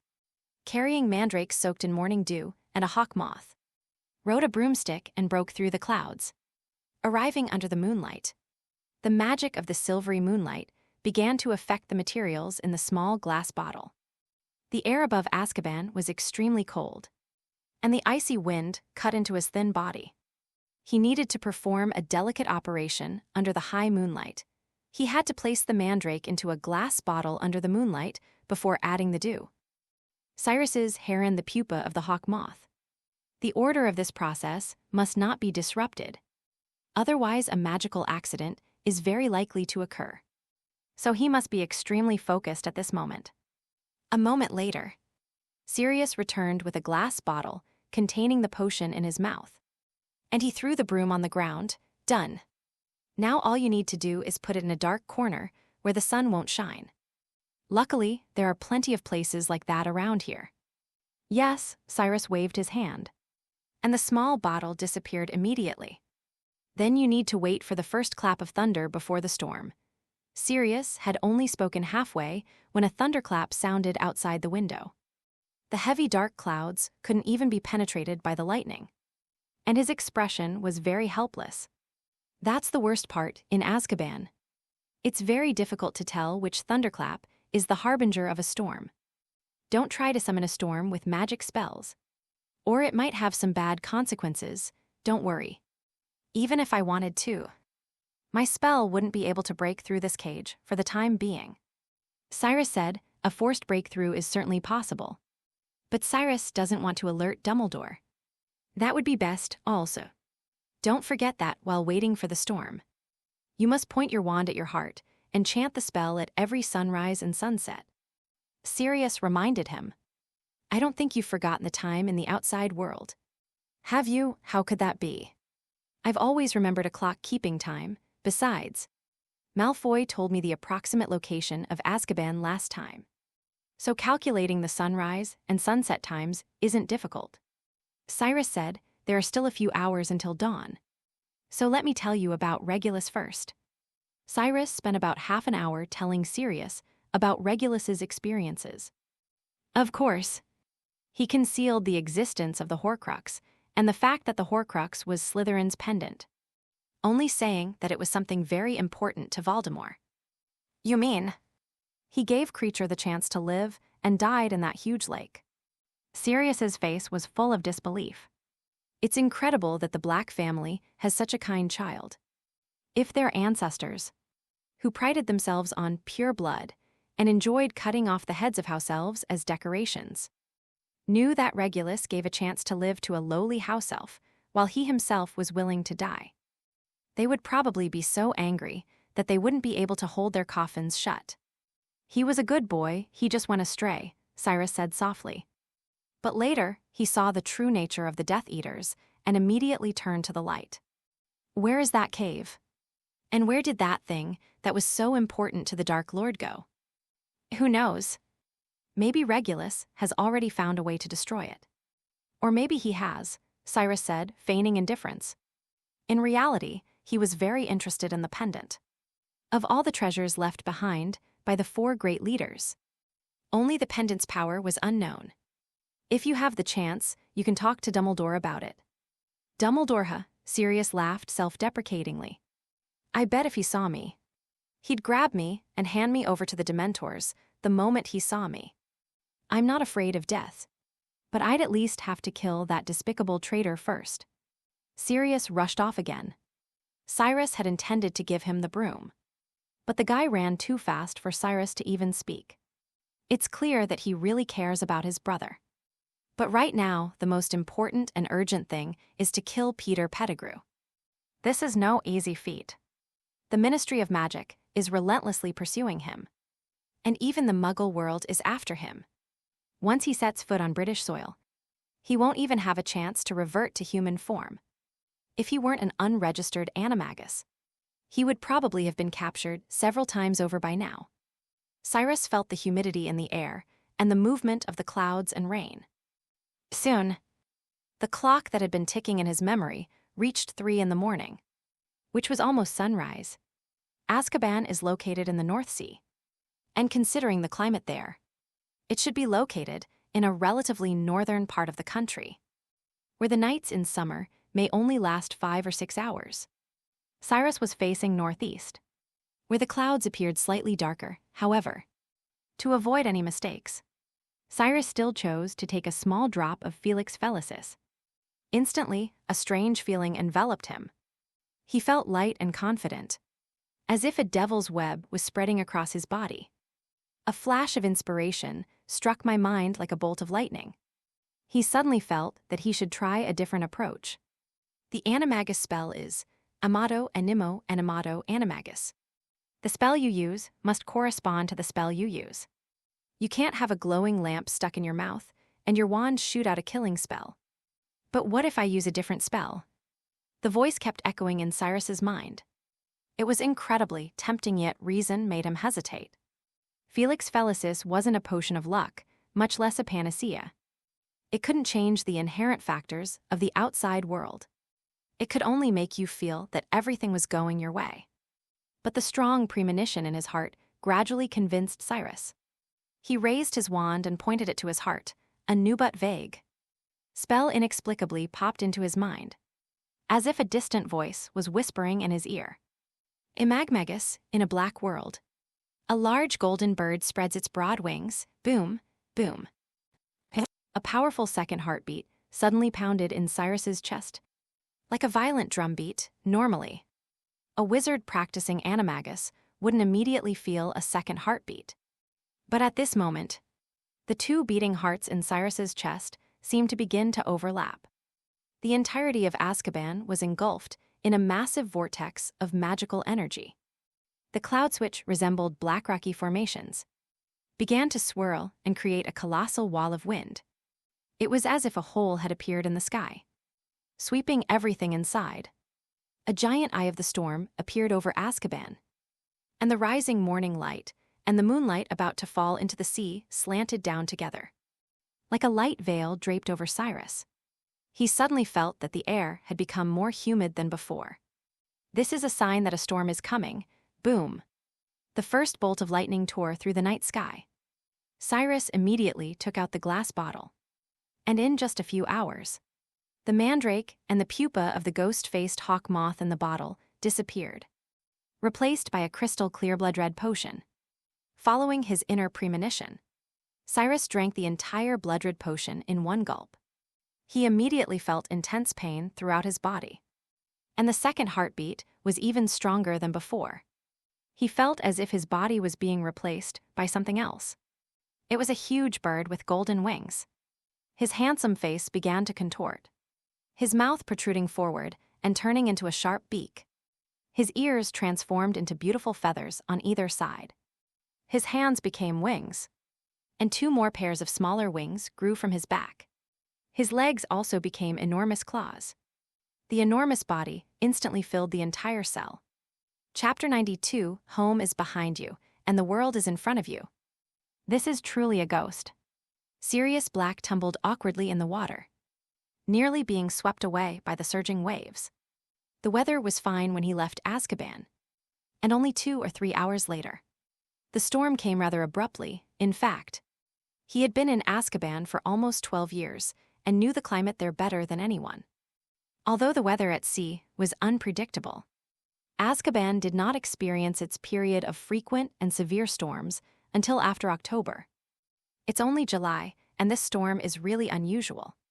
He turned his head and looked back, and found that distant Azkaban was completely shrouded in darkness, with heavy black clouds almost connecting with the sea, and lightning flashing like snakes through the clouds. Now he couldn't help but worry about Cyrus. He finally made all the preparations, but he encountered a storm on the very first day. It looks like he probably won't be able to train Animagus this time. Sirius, however, didn't feel much regret. It would be strange if Animagus techniques were so easy to master. They had practiced for years, so accidentally swallowing mandrake leaves was perfectly normal. Sometimes the 4 of them would oversleep, forget the incantationer on a rainy day. They wouldn't realize when the sun rose and set. Anyway, you're not afraid of soul eaters. I'll come back and help you slowly after I kill that traitor, if I'm still alive by then. Snapped, a bolt of lightning struck the distant sea. Sirius suddenly snapped out of his dazzle, took a deep breath, and plunged headfirst into the seabed. The thunderstorm was so powerful that he couldn't help but suspect that a giant thunderbird was soaring through the clouds. Unleashing its power, in fact, he was absolutely right. At this moment within the vast clouds, a golden bird with 3 pairs of wings, entwined with lightning, stirred the thunderclouds. Powerful magic materialized into terrifying lightning bolts within the gaps in its feathers, striking down one by one the hideous soul-devouring monsters floating in the air. And this thunderbird is Cyrus himself. The spell that had flashed into his mind worked, and he became the first wizard to successfully perform a magical transformation. This was completely different from the failed attempt with the 5-legged monster. Thunderbirds and phoenixes are related and are classified as 5X level magical creatures by the Ministry of Magic. In terms of sheer danger, thunderbirds are on par with dragons. After transforming into a thunderbird, Cyrus also gained its power, and controlling thunderstorms seemed to be an innate talent. As simple as breathing, now. He only needs to flap his wings, and thunderclouds will roll out. With just a thought, lightning will strike like a heavy hammer. His body undulated in the clouds like a dragon, his enormous claws piercing through the thick clouds like metal. Seizing a soul eater. Nearly 100 soul eaters remained in Azkaban, frantically surrounding Cyrus. But they couldn't get close to the divine figure. The turbulent air currents and fierce lightning formed an impenetrable barrier. In the end, they couldn't keep Cyrus. They could only raise their empty faces and watch the golden bird take one of their people away. None of the soul eaters had any intention of giving chase. They were actually completely uninterested in animals, and their initial attack on Cyrus was merely to protect their territory. Now that the Thunderbird was gone, they couldn't be bothered to pursue it further. Cyrus finally experienced true freedom.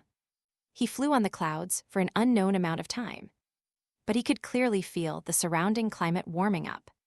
The dark sea of Azkaban was no longer visible, replaced by towering verdant mountains. Our homeland is behind us, and the world is before us. So he immediately folded his wings and prepared to land. The ground beneath his feet might not be new, but for him, it was a new beginning. At the same time, his posture also changed slightly. The 2 smaller pairs of wings on his back disappeared first, and his body began to shrink rapidly until his claws could no longer grasp the soul eater, allowing it to break free. Then his long tail also shrank considerably. He didn't immediately turn back into a human instead. He first transformed into an eagle. This is his second transformation form. It's not a magical creature but a real animagus. That wondrous spell not only enabled Cyrus to accomplish an unprecedented feat, but also allowed him to transform into an animagus. At that moment, what resonated in his chest was not just a second heartbeat, but a third, in fact. He was able to pass through the iron bars of the cell only because of his animagus form, which is why Dumbledore didn't notice anything unusual. He swooped down quickly, transforming back into human form just before landing. His slender body rolled on the ground end when he stood up. His prison uniform had vanished, replaced by a long green robe, exactly as it had been on the night he planned his escape. The only difference was that Cyrus's appearance had changed slightly. The ends of his hair were tinged with gold, and his pupils resembled those of an eagle, his gaze reaching very far. This is probably a side effect of Imagamagus. Just as the Animagus retains some of the shapeshifter's characteristics after transforming, the situation is reversed with the Imagamagus. The Thunderbird's characteristics are reflected in Cyrus's original form. However, this actually made him look even more handsome than before. Finally free, Cyrus let out a heavy sigh. No one knew the immense pressure he felt that night when he saw Dumbledore. That was the most powerful wizard in the world, but now he has successfully deceived them and escaped from Azkaban. And with the Ministry of Magic busy hunting Sirius Black, the Dementors probably won't care about the disappearance of a food they can't handle. It will likely be a long time before Dumbledore discovers he's gone. He could have simply gone into hiding, living in America or another country researching magic, and never had to get involved in British affairs again. The resurrection and freedom that had been weighing on his mind had been completely realized. And all the joy burst forth at once. The Soul Eater, which had originally intended to escape, seemed to have sensed this exuberant mood. It noticed that the terrifying giant bird had vanished in an instant, and the person who had appeared in this desolate wilderness was now radiating an alluring joy. Without hesitation, it lunged down at Cyrus. But as its body drew near, the sudden drop in temperature served as a wake-up call for Cyrus. Cyrus looked up, raising his U-wand high toward the Soul Eater. "Call the gods to protect you," a giant silver bird, crackling with bright lightning, flew out from his wand. The giant bird's claws pierced through the Soul Eater's body, and silver lightning exploded instantly, blasting the Soul Eater to ashes. After mastering Imagamagus, even his guardian spirit changed. Normally, the guardian spirit could only drive away Soul Eaters. But when the silver thunderbird unleashed its lightning, the Soul Eater switch, even real lightning, could not kill. Perished, watching the black smoke fall like ashes, Cyrus felt a surge of pride. He succeeded in transforming into magical creatures, something no one else had ever done before. He even killed the seemingly unkillable Dementor. Is there anything he can't do? The vast world is now at his feet. Volume 1 end. Chapter 93 comes from Riddle. The public is reminded that Blake is armed and extremely dangerous. A dedicated hotline has been opened, and anyone who sees Blake should report it immediately. The man on TV had a gaunt, haggard face surrounded by a head of longitimesi and tangled hair. Compared to that man, Harry felt he was quite neat. The wanted criminal Sirius Black has been featured on television for weeks.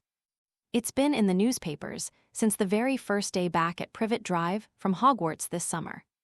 His uncle, Mr. Dursley, was always furious and wanted to know which prison the other person had escaped from, so he could make a phone call and complain to the warden of that prison. However, today's news seemed different. After the television once again reported on Sirius Black, it surprisingly didn't switch to boring programs about agriculture and fisheries, but instead talked about another escaped convict. It is understood that another criminal Riddle has also escaped from prison, based on speculation. Black and Riddle are suspected to be accomplices, and both are suspected of possessing lethal weapons. Harry, who was frying eggs, immediately froze. Hearing the name Riddle again made him feel as if he had suddenly returned from this quagmire of the Muggle world to the wizarding world.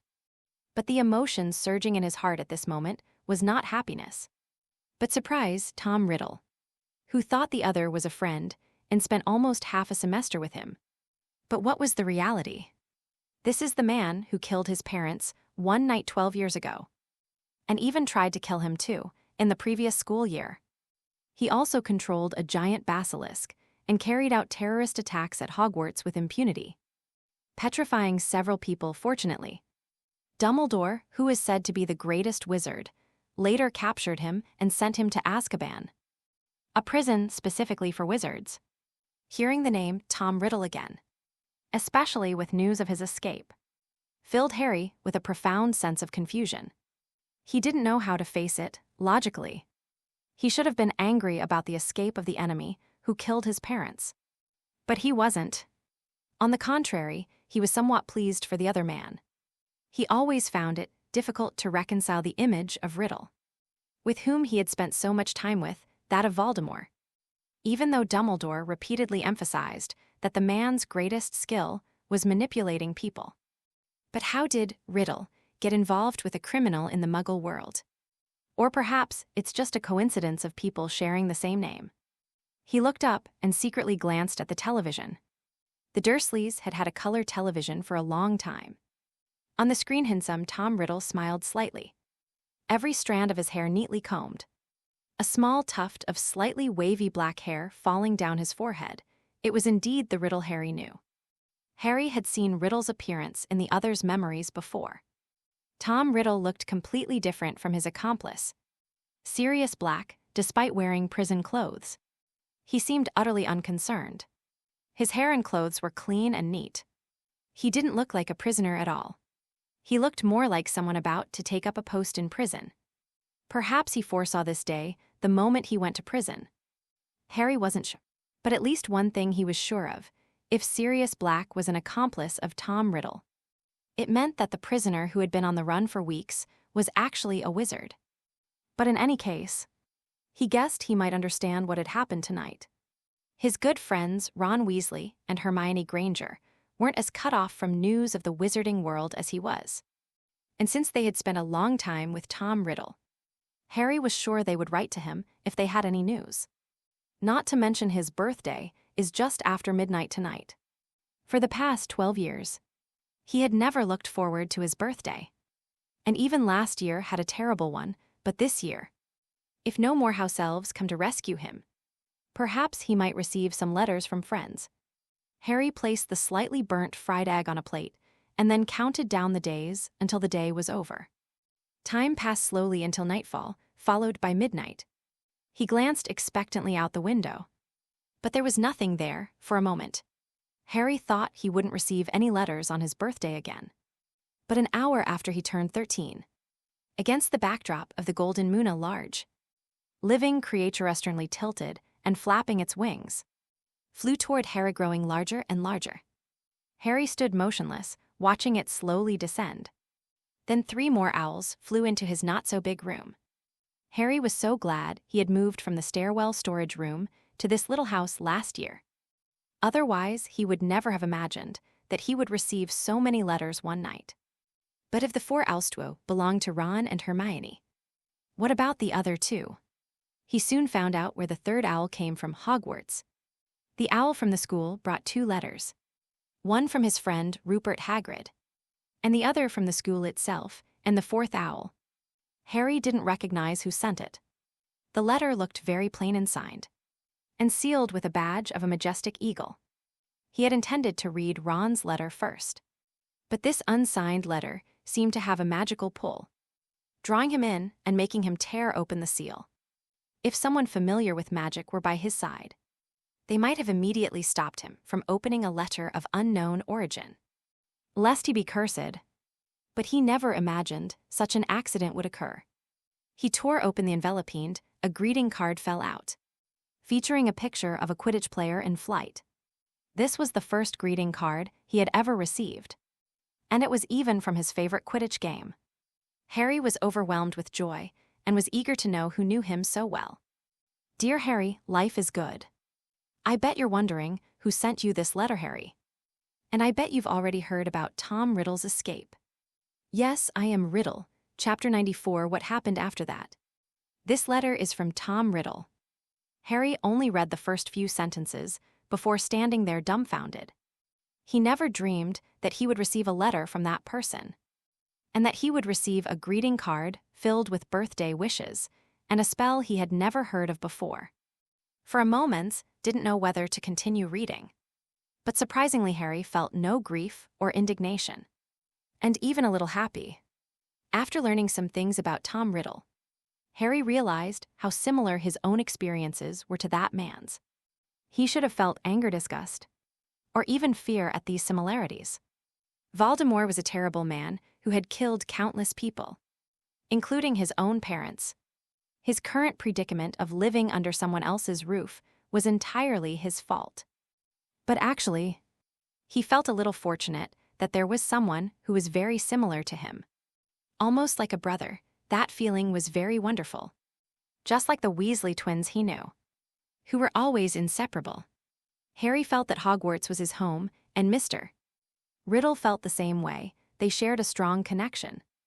Another reason Harry couldn't hate Mr. Riddle was that he had met Voldemort at the end of his first year.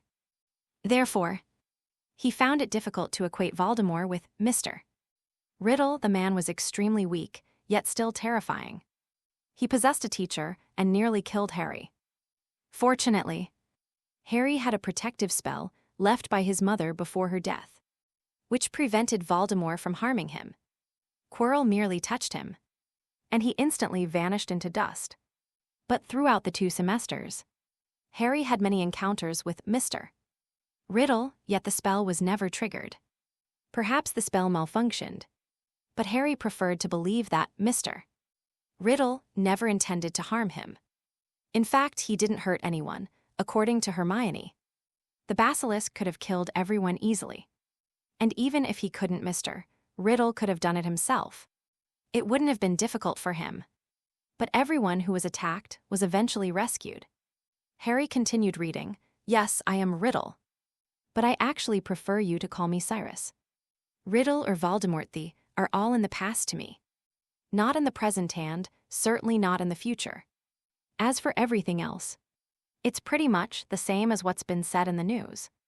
It was indeed Sirius Black who helped me leave Azkaban. But calling us accomplices is a bit of a stretch. We just made a deal, our goals weren't the same. As for you, you're going to be in trouble again next semester. Harry looked slightly embarrassed. He had indeed been in trouble for the past 2 school years. He could already picture the mocking expression on Mr. Riddle's face as he wrote those words. However, Harry was quite puzzled by the trouble Mr. Riddle mentioned. He couldn't understand what could possibly be related to him. He continued reading, hoping to glean some information from the rest of the letter. But Cyrus abruptly changed the subject. I bet you're wondering why I'm writing to you now. Besides the fact that it happens to be your birthday, I also want you to apologize to Ginny on my behalf. Deceiving you was a last resort. Harry noticed that the letter seemed to pause for a long time at this point, the ink spreading across the paper as if Mr. Riddle had more to say, but ultimately ended the conversation and continued. Let me give you some advice, Harry. The professor of the divination class you and Ron chose this semester, Sybil Trelawney, is actually quite gifted at prophecy, though she's mostly a con artist. If you trust me and happen to have overheard her make a prophecy, feel free to tell me. Just write it in that journal and I'll know. Please keep this a secret from Ginny. I can't handle her barrage of messages. It's been a rare few days of peace and quiet. Upon seeing this, Harry suddenly laughed, that night.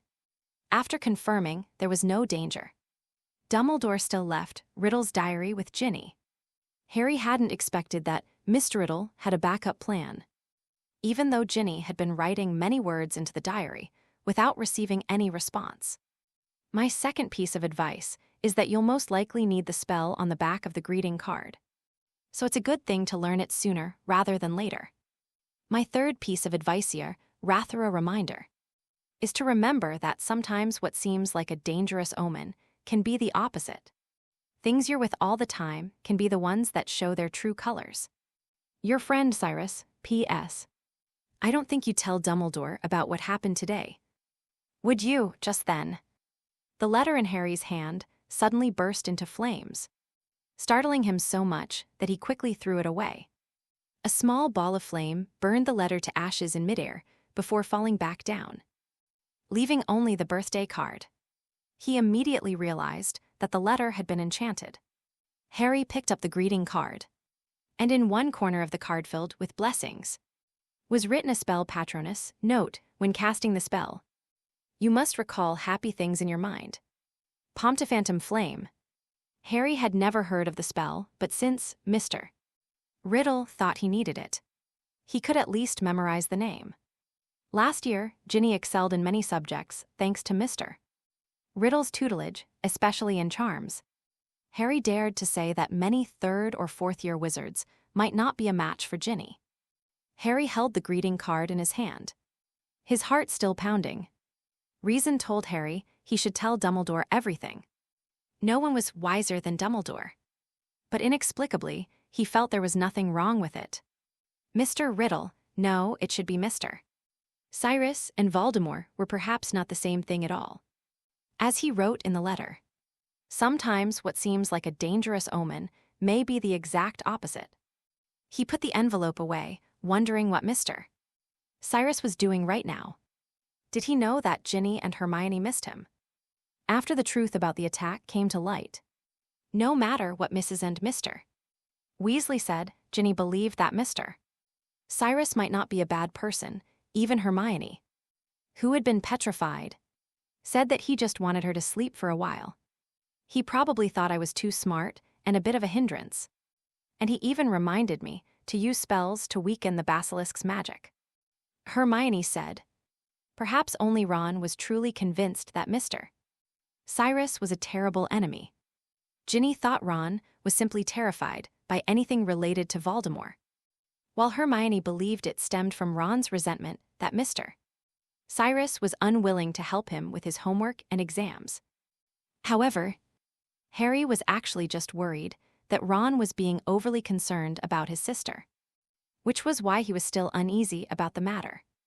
However, even Ron wasn't against Mr. Cyrus on everything. At least he thought Mr. Cyrus had done a very good job of beating up Slytherin and wiping out the A-tide spiders in the Forbidden Forest. It can be considered as ridding the people of a scourge.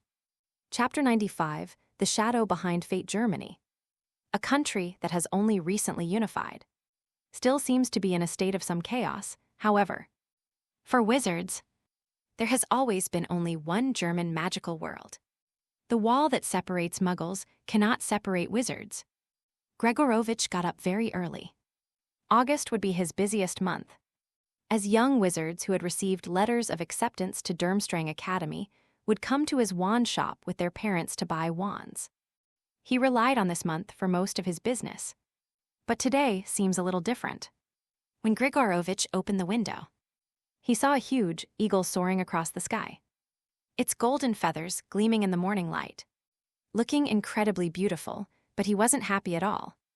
He inexplicably thought of a person who had disappeared long ago, Gellert Grindelwald, when the thief stole the Elder Wand from him. He was leisurely perched on the windowsill, looking like a large golden bird. Hopefully it won't be a bad day, he sighed. By now, the bird high in the sky had disappeared. Grigovich retreated back into the house. He had to get ready to open for business. Having finished arranging everything, Grigovich pushed open the door, wondering when his first guest would arrive. To his surprise, his first guest was already waiting at the door. It wasn't a young wizard but a rather awkward teenager. Quite tall and handsome compared to a wizard, the other person's attire was more like that of a muggle. Even though Gregorovitch didn't quite understand muggle fashion, he had to admit that the other person's outfit looked very fitting, as if a doll that served as a mold in his wardrobe had come to life and appeared at his shop's doorstep. Of course, the most peculiar thing was the other person's hair and eye color. The ends of their thick black hair were dyed gold, and their pupils were also gold, as if they were inlaid with 2 pieces of golden amber. Gregorovitch had never seen this person before and was certain he wasn't one of his previous clients. However, Cyrus's appearance still evoked a sense of goodwill in him, and he couldn't help but ask here to buy a wand. Yes, the wand we had before broke. The wizard who appeared here at this moment was Cyrus. In fact, his wand was not broken. Malfoy specially made a replica for him that was very similar to the wand Voldemort used before. It was made of yew wood, had phoenix tail feathers, and even the shape of the wand was exactly the same. However, that wand was not very useful to Cyrus. Wand science is a very profound subject. Even wands made from the same kind of materials will not be exactly the same. Even wands made from the same tree or the same magical creature, like brothers, may be chosen by 2 wizards with completely opposite personalities. Furthermore, the combination of the yew wand and the phoenix tail feathers might suit Voldemort, but not necessarily Cyrus. Previously, limited conditions were tolerable, but now that he was finally free, Cyrus naturally intended to get a brand new wand that suited him, preferably powerful enough. Although he was temporarily free from Dumbledore's threat, Cyrus didn't actually think his situation was so optimistic. Back in Azkaban, Cyrus had taken a few drops of Felix Felicis to boost his confidence, thus creating the unprecedented Imagamagus. for which he was extremely excited. But after the effects of Felix Felicis completely wore off, he suddenly realized something was wrong. Felix Felicis may offer some inspiration, but creating such a powerful spell directly is impossible. The transformation of magus into magical creatures is a problem that has puzzled wizards for millennia, and the answer cannot be found so easily. The voice that appeared in his mind at that time still seems a bit too strange now. If he hadn't been under the influence of Felix Felicis, Cyrus would never have dared to try it rashly. An unknown voice, an unseen mind, that's how he himself deceived Ginny, ultimately lowering her guard. Even though the outcome seems good now, who can truly know what the curse will ultimately have? However, what frightened him the most was that the spell that had echoed in his mind countless times was immediately forgot after he mastered the magic. This is a bit too bizarre. It's important to understand that although he was resurrected from the diary, his abilities from his Horcrux state remained intact. In essence, he was a living pencil of reflection. All his memories, if he so desired, were readily available. But Cyrus's memory of that stormy dawn was not so clear. He only remembered one incantation. But when he tried to replay that memory in his mind again and again, the incantation in his mind turned into jarring static, as if it had been enchanted to prevent eavesdropping. Like a television that could not receive a signal. There are only two possible reasons for this outcome. First, he genuinely didn't hear the incantation and has no related memory. So the incantation simply doesn't exist. However, this possibility is clearly invalid. The other possibility is that someone tampered with his memory, without his knowledge. But who could alter his memories without him noticing? Even Dumbledore couldn't have done that. Cyrus felt as if he had suddenly fallen into a huge net, as if fate was weaving something, and someone was standing behind the loom of fate. Manipulating everything, he felt a great sense of urgency, and at the same time longed for even greater power. No one wants to be a pawn that can be sacrificed at any time, even if the person behind it is fate itself. That's why Cyrus wrote to Harry, hoping he could help keep an eye out for any new prophecies Professor Sybil Trelawney might have left behind. This old charlatan didn't leave behind many proper prophecies in his lifetime, but two of them were related to Harry and Voldemort. Cyrus, born from Voldemortes like a snake, reborn with a new skin. But he must also admit that he now has a significant connection to Voldemort. Perhaps the new prophecy will hint at his fate, however. No matter what, without sufficient strength, it is impossible to fight against fate. The first thing is to make oneself stronger. Come in and have a look, it's still early. Maybe a lot of young wizards will come in a little while. Gregorovitch slowly stepped aside to let Cyrus into the shop. This wand shop was about as old as Ollivander's, and Gregorovitch himself was much older than Ollivander's. In fact, he was more than 10 years older than Dumbledore. Chapter 96, Is 79 galleons too expensive? Looking to buy a new wand, what are your requirements, sir? Gregorovitch asked as he showed Cyrus around the shop. The shelves were filled with wands passed down through generations of Gregorovitch's family, many of them covered in dust, and the shop had a distinctly old smell. I wish I could get a powerful wand, Cyrus said, looking up at Gregorovitch's wand shop. There are probably tens of thousands of wands here, and the dense, tall shelves are filled with wand boxes that have been gathering dust for a long time. This made the store dimly lit, and the large shadows made the temperature inside somewhat low.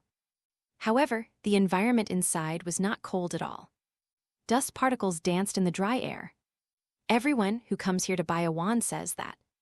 Gregorovitch laughed proudly. Of the 3 most famous wand manufacturers in Europe, only the wands I make are the most powerful. But I must say, the others also have their own advantages. Some people look for the most suitable one, while others pursue the most stable one. He grabbed a box from the shelf almost without thinking. Elderberith Nerve of the Dragon, a combination of death and power 12 inches long.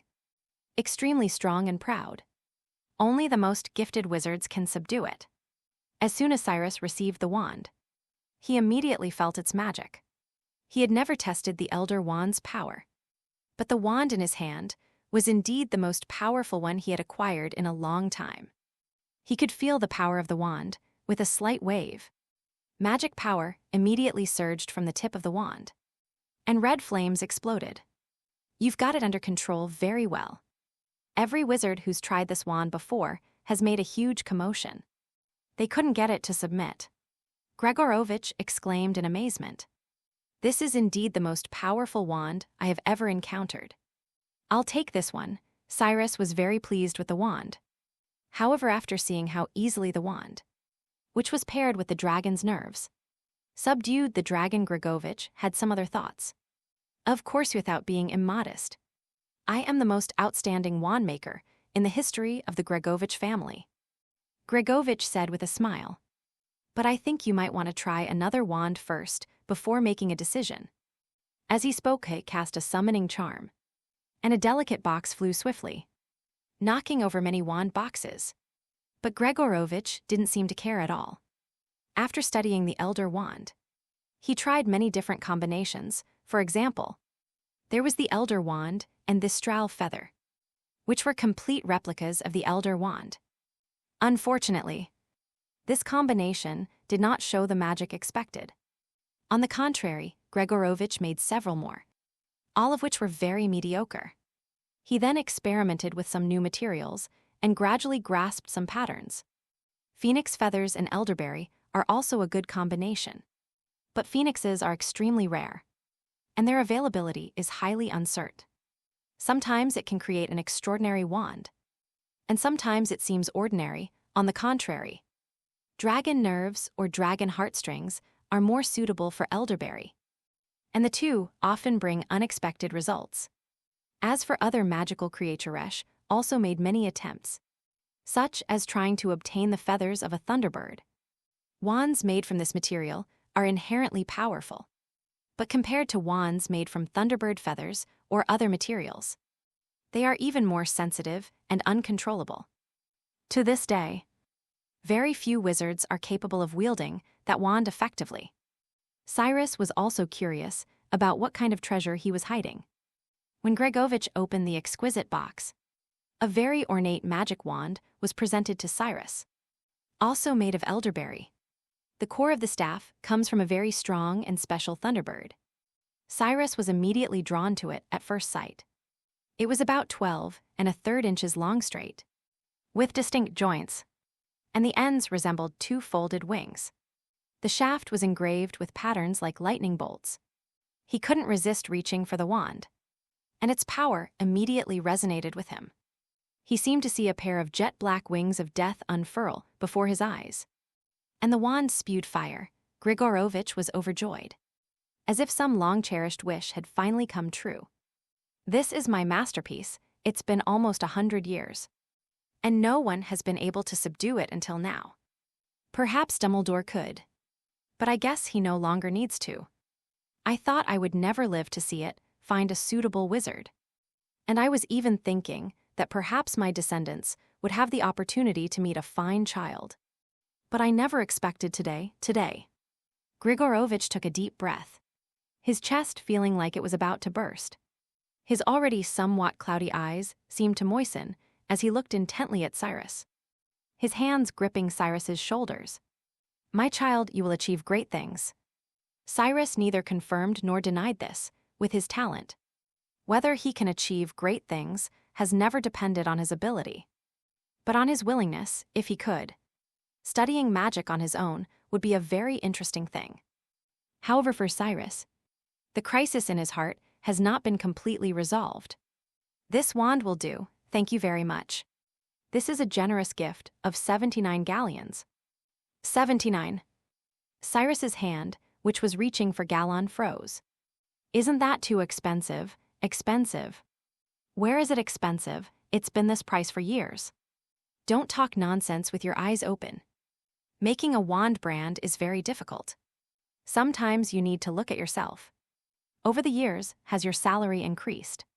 Have you been working hard? looking at Grigorovich speaking so eloquently. Cyrus resisted the urge to unleash a killing curse and said through gritted teeth, "As far as I know, wands at Ollivander's wand shop only cost 7 galleons." When the price was mentioned, Grigorovich immediately changed his tune. "This is a discounted price for newly enrolled young wizards. Ollivander and Hogwarts have reached an agreement that the school will cover the extra cost. The new Debranch Strong students do come to me to buy wands. However, they are all pure bloods, and not many of them are short of Monasteer. Moreover, this wand is very special," Grigorovich sighed. "I know you came all the way to Germany to buy this wand because you must have heard some rumors about me. I've never addressed them directly before. But now I can tell you, yes, those rumors are true." Grigorovich paused, looking at Cyrus with a serious and earnest expression, as if expecting to see a look of surprise on his face. To his disappointment, Cyrus remained remarkably calm throughout, as if a legend about the Elder Wand was far less surprising to him than the 79 galleons. However, Grigorovich had no choice but to continue speaking. "During the time between when I acquired the Elder Wand and when I lost it, I dedicated myself to uncovering the secrets of its power, which is why ever since then, the wands I've made have always been more powerful than any other wand. This wand is the most powerful of all the imitations, although its power is still vastly different from the old wand. I think there are very few wands that can compare to it among all the existing ones, especially after I lost that wand of fate. I have never made such a powerful wand again." Okay. Although Cyrus thought 79 galleons was indeed expensive, he decided to buy the wand because of its amazing power, unlike a certain eyebrow pencil brand that could be easily replaced. "Luckily, I got some money from Malfoy before coming to Germany. Otherwise, I really wouldn't have been able to pay it." Grigorovich took the large bag full of galleon, weighed it a few times, and his old face immediately lit up with a smile. "You will achieve great things, son, maybe." Cyrus tucked his wand into his sleeve, opened the door and left Gregorovich's wand shop. At this time the town began to see more people.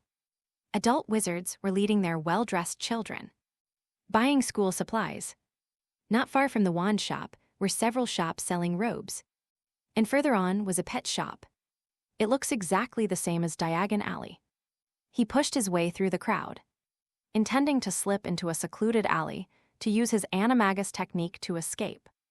Having already obtained the wand, there was nothing left for him to linger in this place.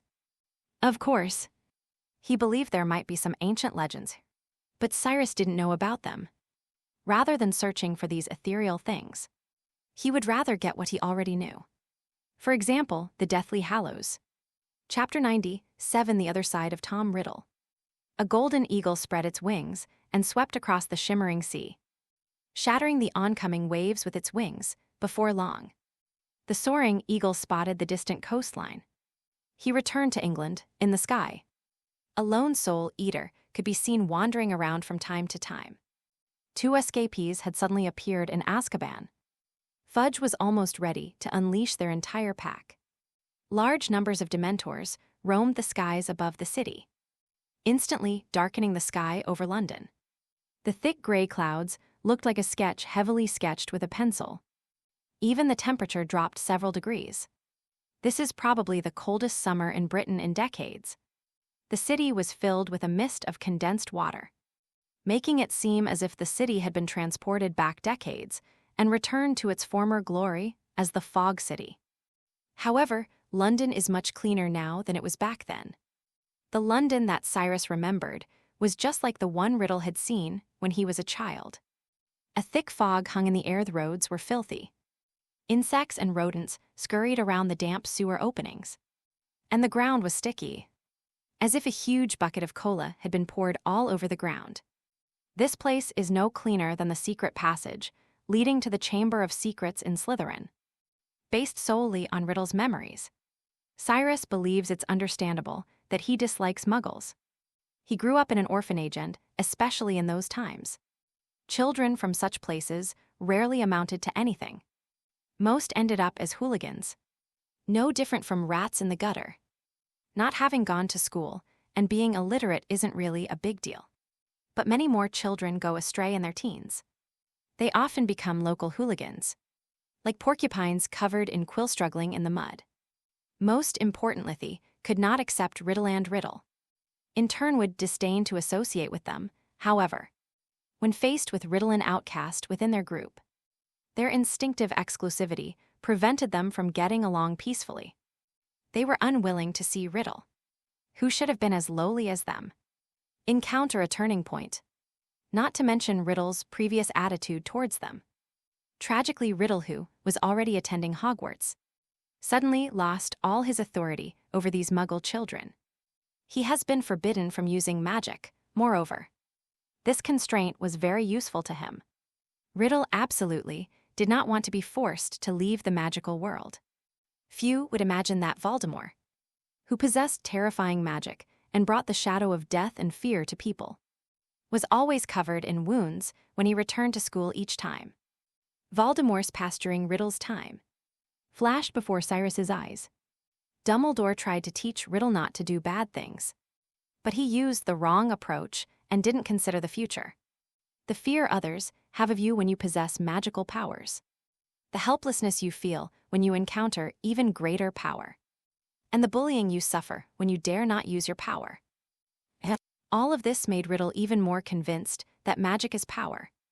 Of course, this is not Dumbledore's fault, nor should it be used as an excuse to defend Riddle. Cyrus's mood dipped slightly. He felt as if he were watching a gray, silent film.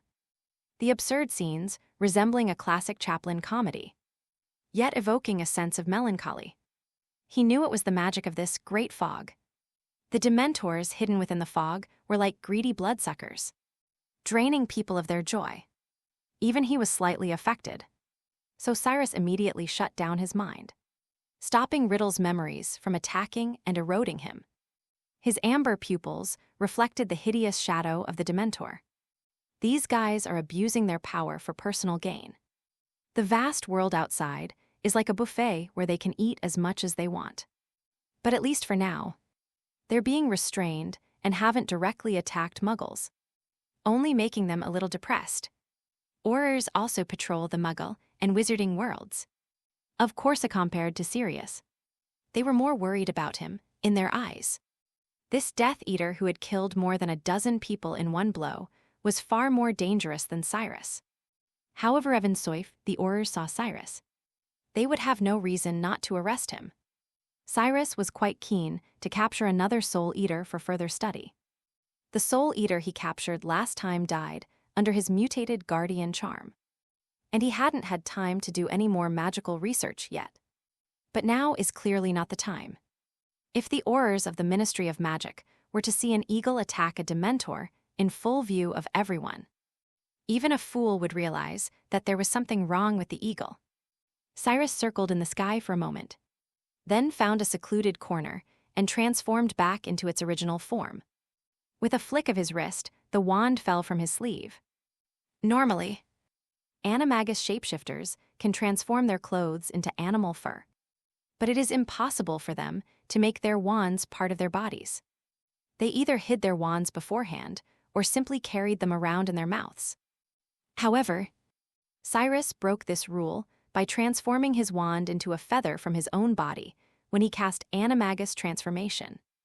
He landed gently, but still attracted the attention of the Azkaban guards.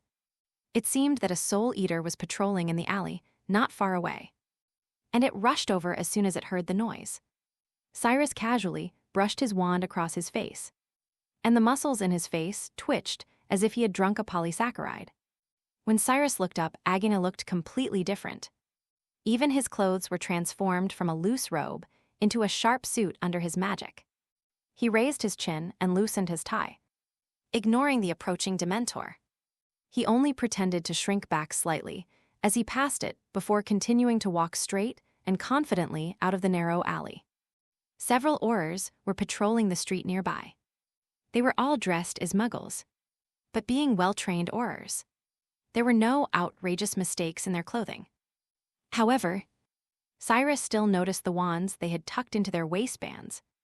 He walked past them without making a sound. He could clearly feel the Auror's gaze lingering on him for a long time. But he wasn't flustered at Alan like all the other muggles. He skillfully walked into the subway entrance and passed through the subway turnstiles with practiced ease. This series of actions immediately dispelled any doubts the Aurors had about him. Or rather, there was no doubt from the very beginning. Chapter 98: The New Master of Ridley Mansion.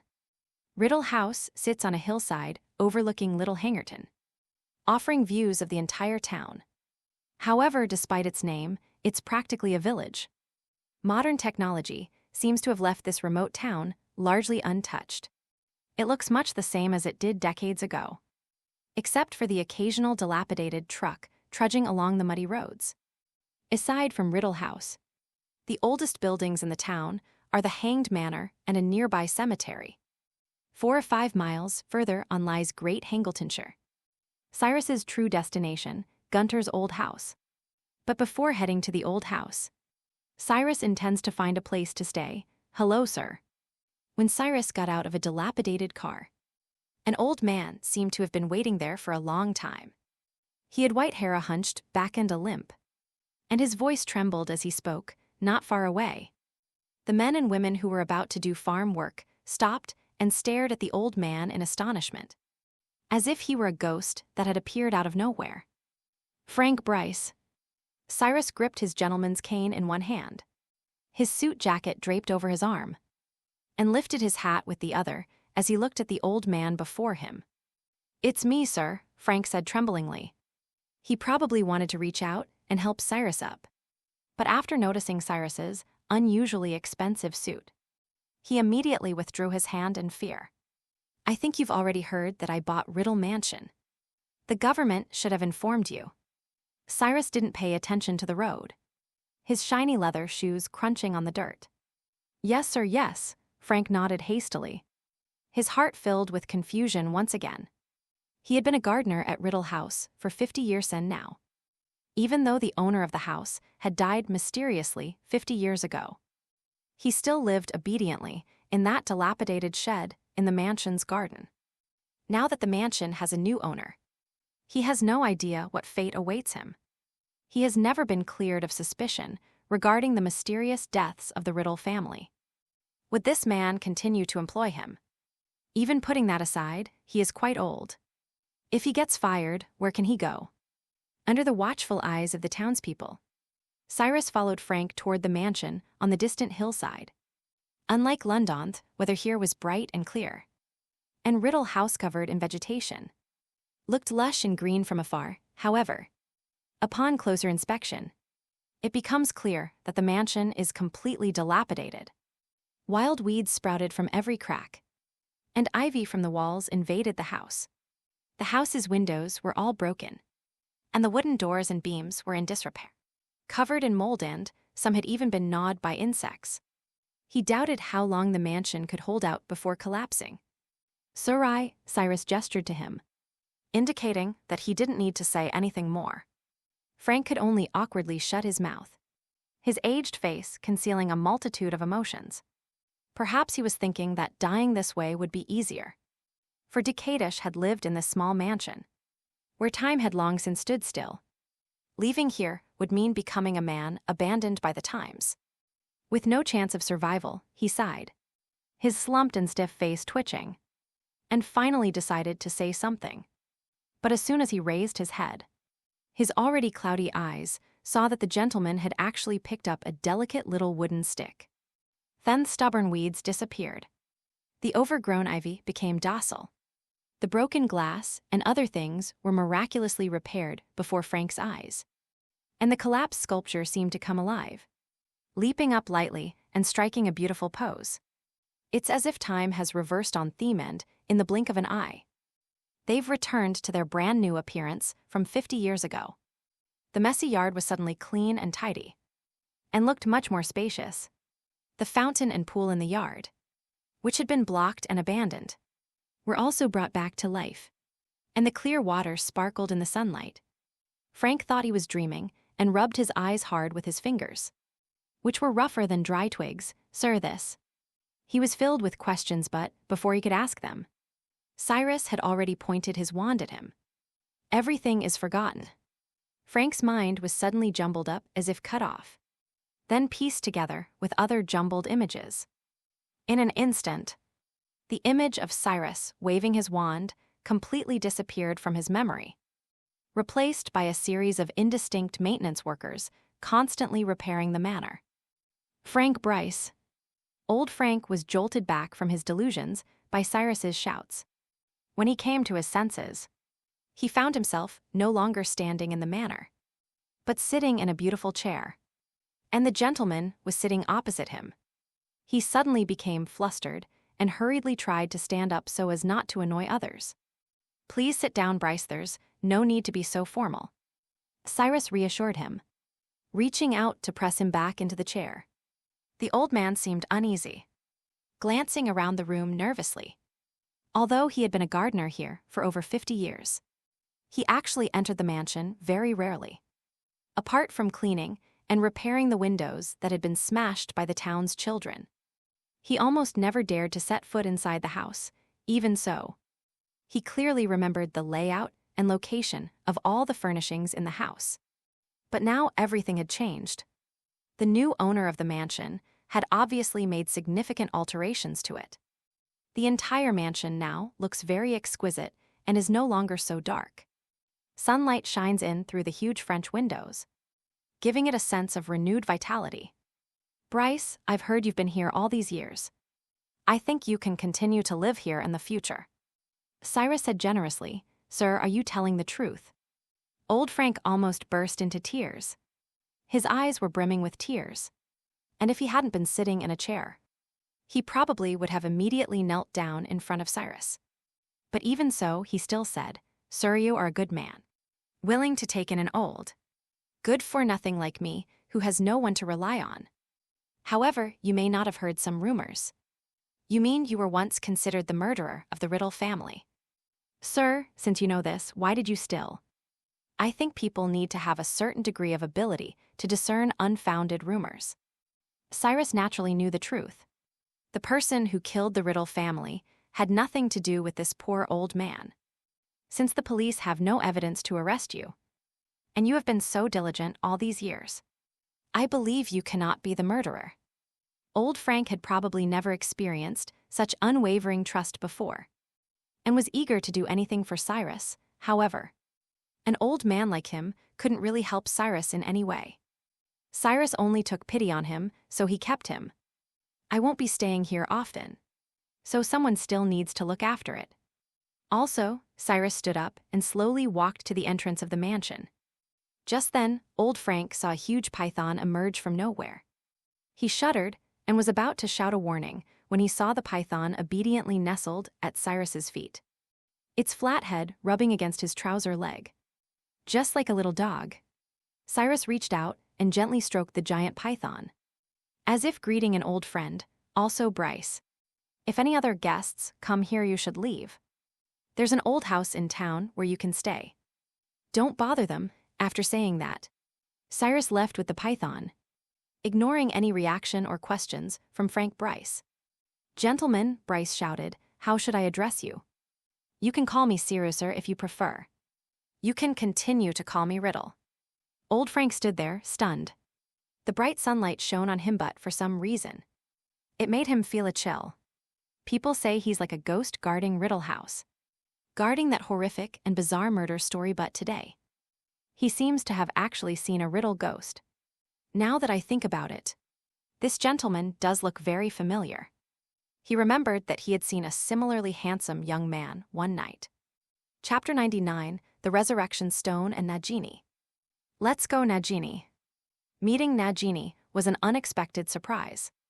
According to Riddle's memory, he had indeed met Nagini a long time ago, back when Nagini was still living in an orphanage. However, Cyrus never imagined that he would come to visit Riddle's historical site and unexpectedly find Nagini lying quietly in the lush ivy.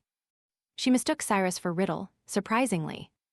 Nagini had almost forgotten everything about her past as a person, but she remembered the boy she had met 50 years ago who could talk to her so clearly, as if she had only taken a nap during those 50 years and when she woke up again. Time had not moved forward much. Meeting is always a pleasure. Even though Cyrus has explained that he is not actually Riddle.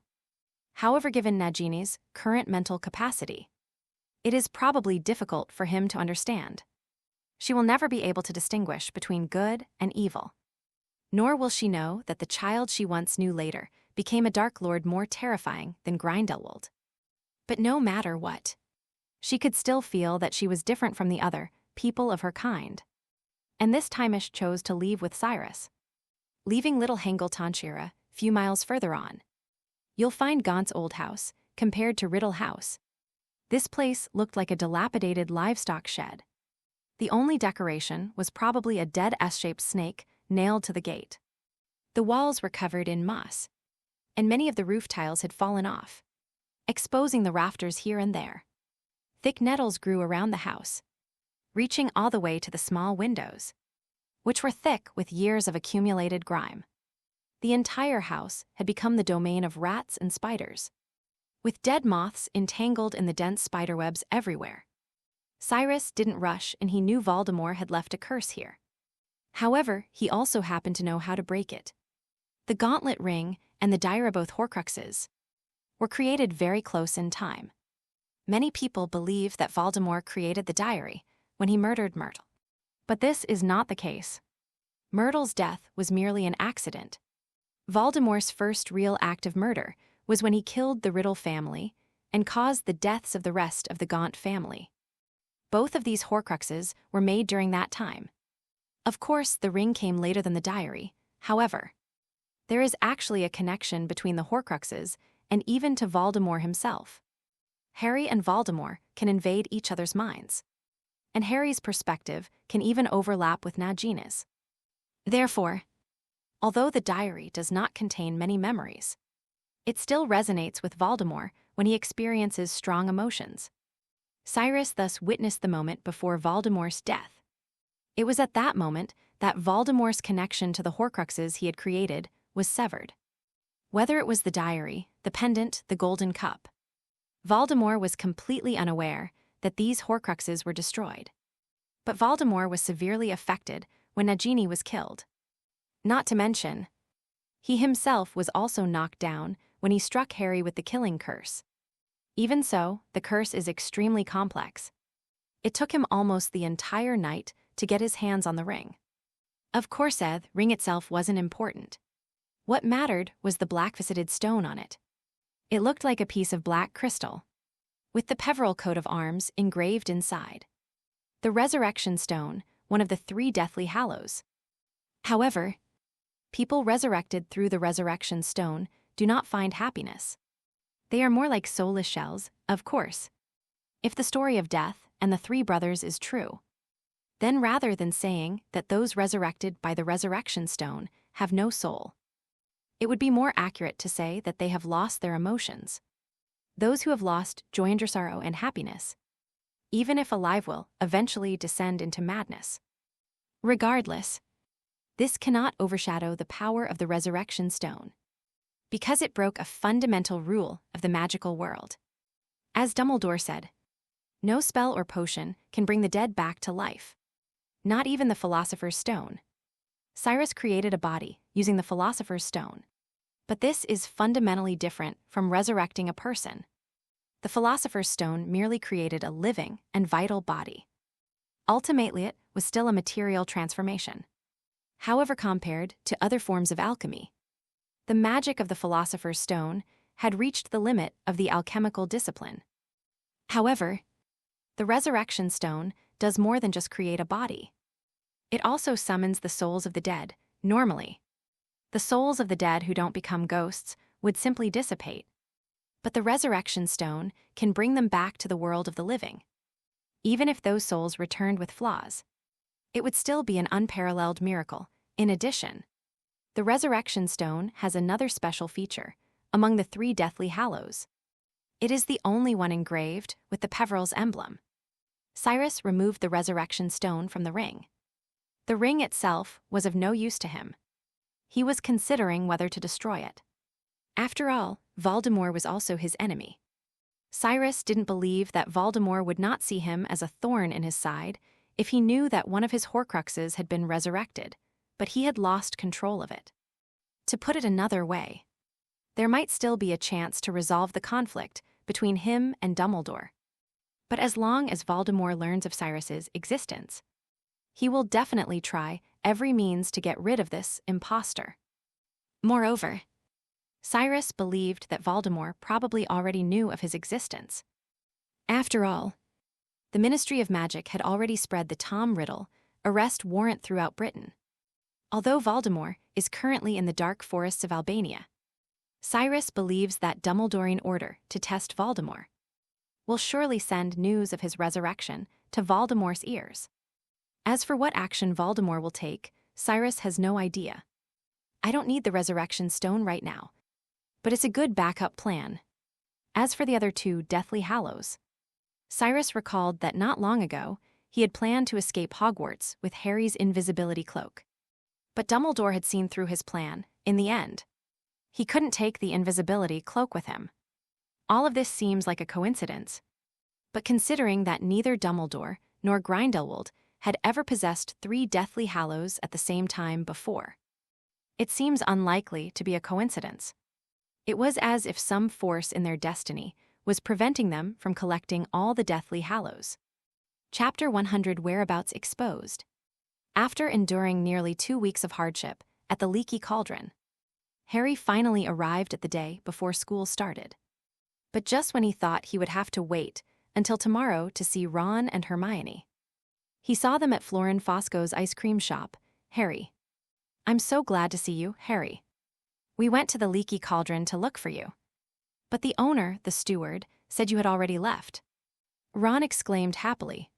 He was probably reluctant to mention the name, Tom, and changed his address abruptly. But this didn't affect Ron's mood. He put his arm around Harry's shoulder and said excitedly, I heard you blew your aunt's hair out over the summer. Don't even mention it, and I didn't mean to. I just sometimes can't control myself. Harry got angry as he spoke, and if it weren't for Aunt Maggie, Uncle Dursley wouldn't have been unwilling to sign his application. Harry almost thought he was going to be expelled from school.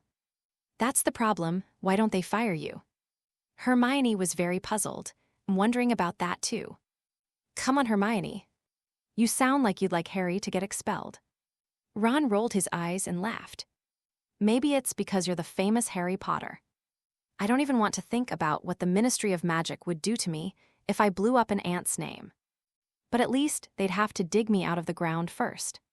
Because Mom would definitely have killed me already. Okay, you can ask my dad tonight.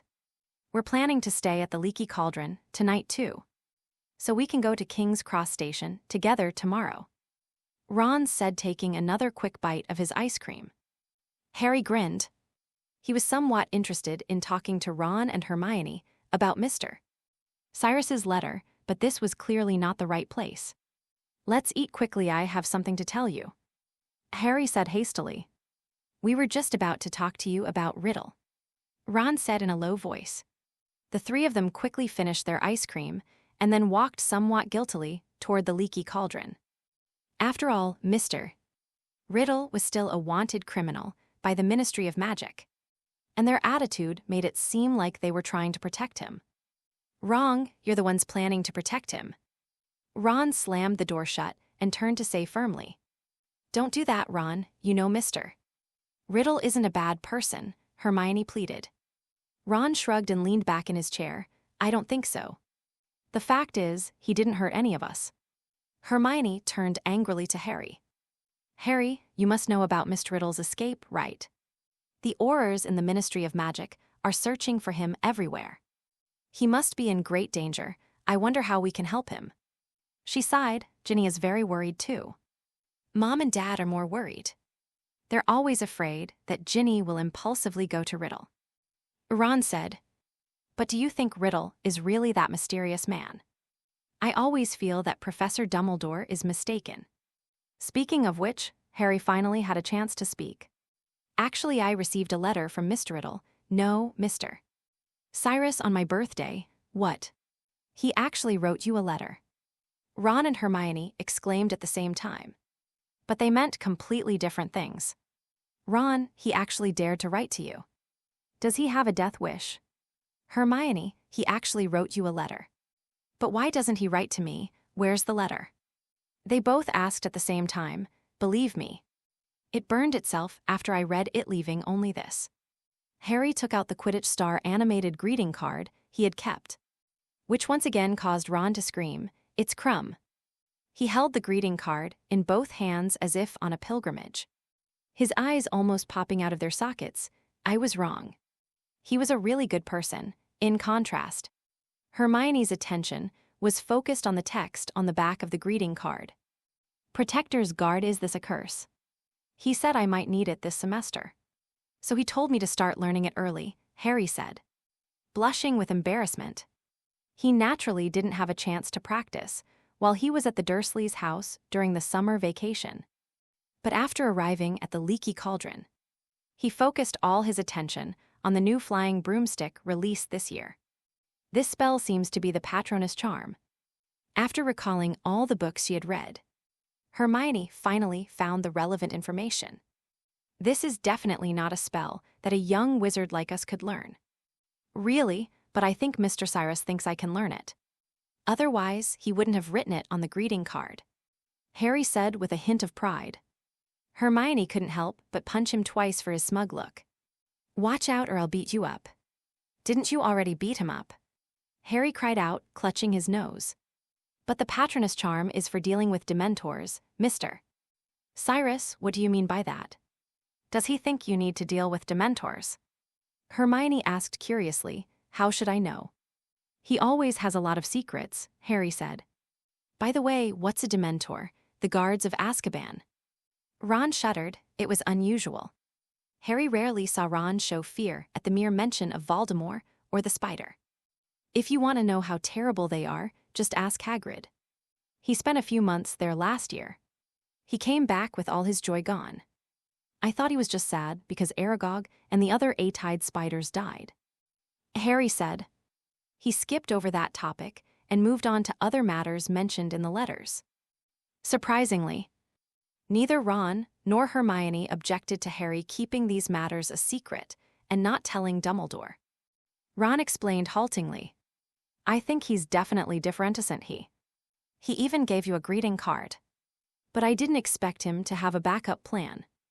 I guess he probably anticipated meeting Dumbledore. They didn't talk for long because Mrs. Weasley returned with Ginny. Ron remembered he needed to get some medicine for scabbers, and Hermione was planning to buy an owl. Harry wanted to go with them, but Mr. Weasley led him aside. Harry, come here, Harry. Arthur Weasley was a slightly balding middle-aged man, but his family was very kind. Harry spent some time at the Weasleys' house last summer, and it was one of his rare happy times. Hello, Mr. Weasley. Harry, Mr. Weasley put his arm around Harry's shoulder and led him to his room. Molly might not want me to tell you, but I wanted to. Even though you probably already know. You mean about Mr. Cyrus? I know he's escaped. Harry hesitated, unsure what expression to wear. But Arthur Weasley shook his head. No. With the mysterious man, well, maybe he's not the mysterious man. But it's not really related to him. Arthur finally changed his tune and continued. I meant Sirius Black. Although Fudge insists they were in cahoots, we haven't actually found any connection between their escapes. Black escaped almost half a month before Riddle. Harry listened blankly as he talked about Sirius Black. But he didn't understand what the connection was between him and this person. Sirius Black is one of the most ruthless Death Eaters under Mystic's command. He once blew up an entire street with a single spell, killing more than a dozen Muggles, Arthur said solemnly. And his goal is definitely to kill you, for his master. Harry's expression changed, but he didn't seem particularly scared. Harry, I need you to promise me. Promise to be a good boy and not leave the castle. Harry said sullenly, but in the end, he couldn't possibly leave the castle. There wasn't a single name on the application to go to Hogsmeade. Not entirely, said Mr. Weasley, who had never seen Harry so serious. Harry, promise me you will not go to Black. What? Harry stared at him in astonishment, seemingly not understanding what Mr. Weasley meant. "But why would I want to go looking for someone who wants to kill me?" he said absurdly. "You might as well advise me not to go looking for Mr. Cyrus. Dumbledore doesn't think Tom Riddle will be back at Hogwarts anytime soon. And his target doesn't seem to be you. Otherwise, he would have had many opportunities to kill you last year," said Arthur Weasley, "but Sirius Black is different. You have to promise me, Harry." Arthur Weasley was very serious, even a bit aggressive. Harry felt something was off. But the only thing he knew for sure was that the Weasleys were the kindest people imaginable. And they would never want to see him hurt. So he could only nod in agreement, vowing never to go looking for Sirius Black. "Now I finally understand why Mr. Cyrus said I was going to be in new trouble," Harry sighed. In the evening, Ron and Hermione returned. The two of them seemed to be having a bit of a disagreement, and Harry quickly figured out why. Hermione was holding an ugly orange cat in her arms, and the cat seemed very interested in Ron's scabbers. Harry recounted to the two of them what Mr. Weasley wanted him to promise with Ginny joining in. But neither of them understood why, however, during dinner. Another piece of news suddenly unsettled them. Arthur Weasley put down the letter, glanced at Ginny first. Then his gaze shifted to Harry, Ron, and Hermione. And he slowly began to speak. "A letter from the Ministry says they've found traces of Tom Riddle. It seems he was in Little Hangletonshire not long ago." Chapter 15 updated. It's a little late because I didn't quite figure out how to upload chapters. Sob sob, Chapter 101 Mad-Eye Moody. The secluded Little Hangletonshire hadn't seen many visitors in decades. But these past few days have seen a surge in out-of-towners. The Aurors from the Ministry of Magic dressed formally, questioned nearby residents about whether they had seen Tom Riddle. The person in charge of the questioning was Doolittle, the same man who had escorted Cyrus to Azkaban over 2 months ago. Now that Cyrus had escaped, although it wasn't directly his fault, someone still needed to take the blame, besides him. There were several other Aurors dressed similarly to him, as well as 2 people who didn't fit in.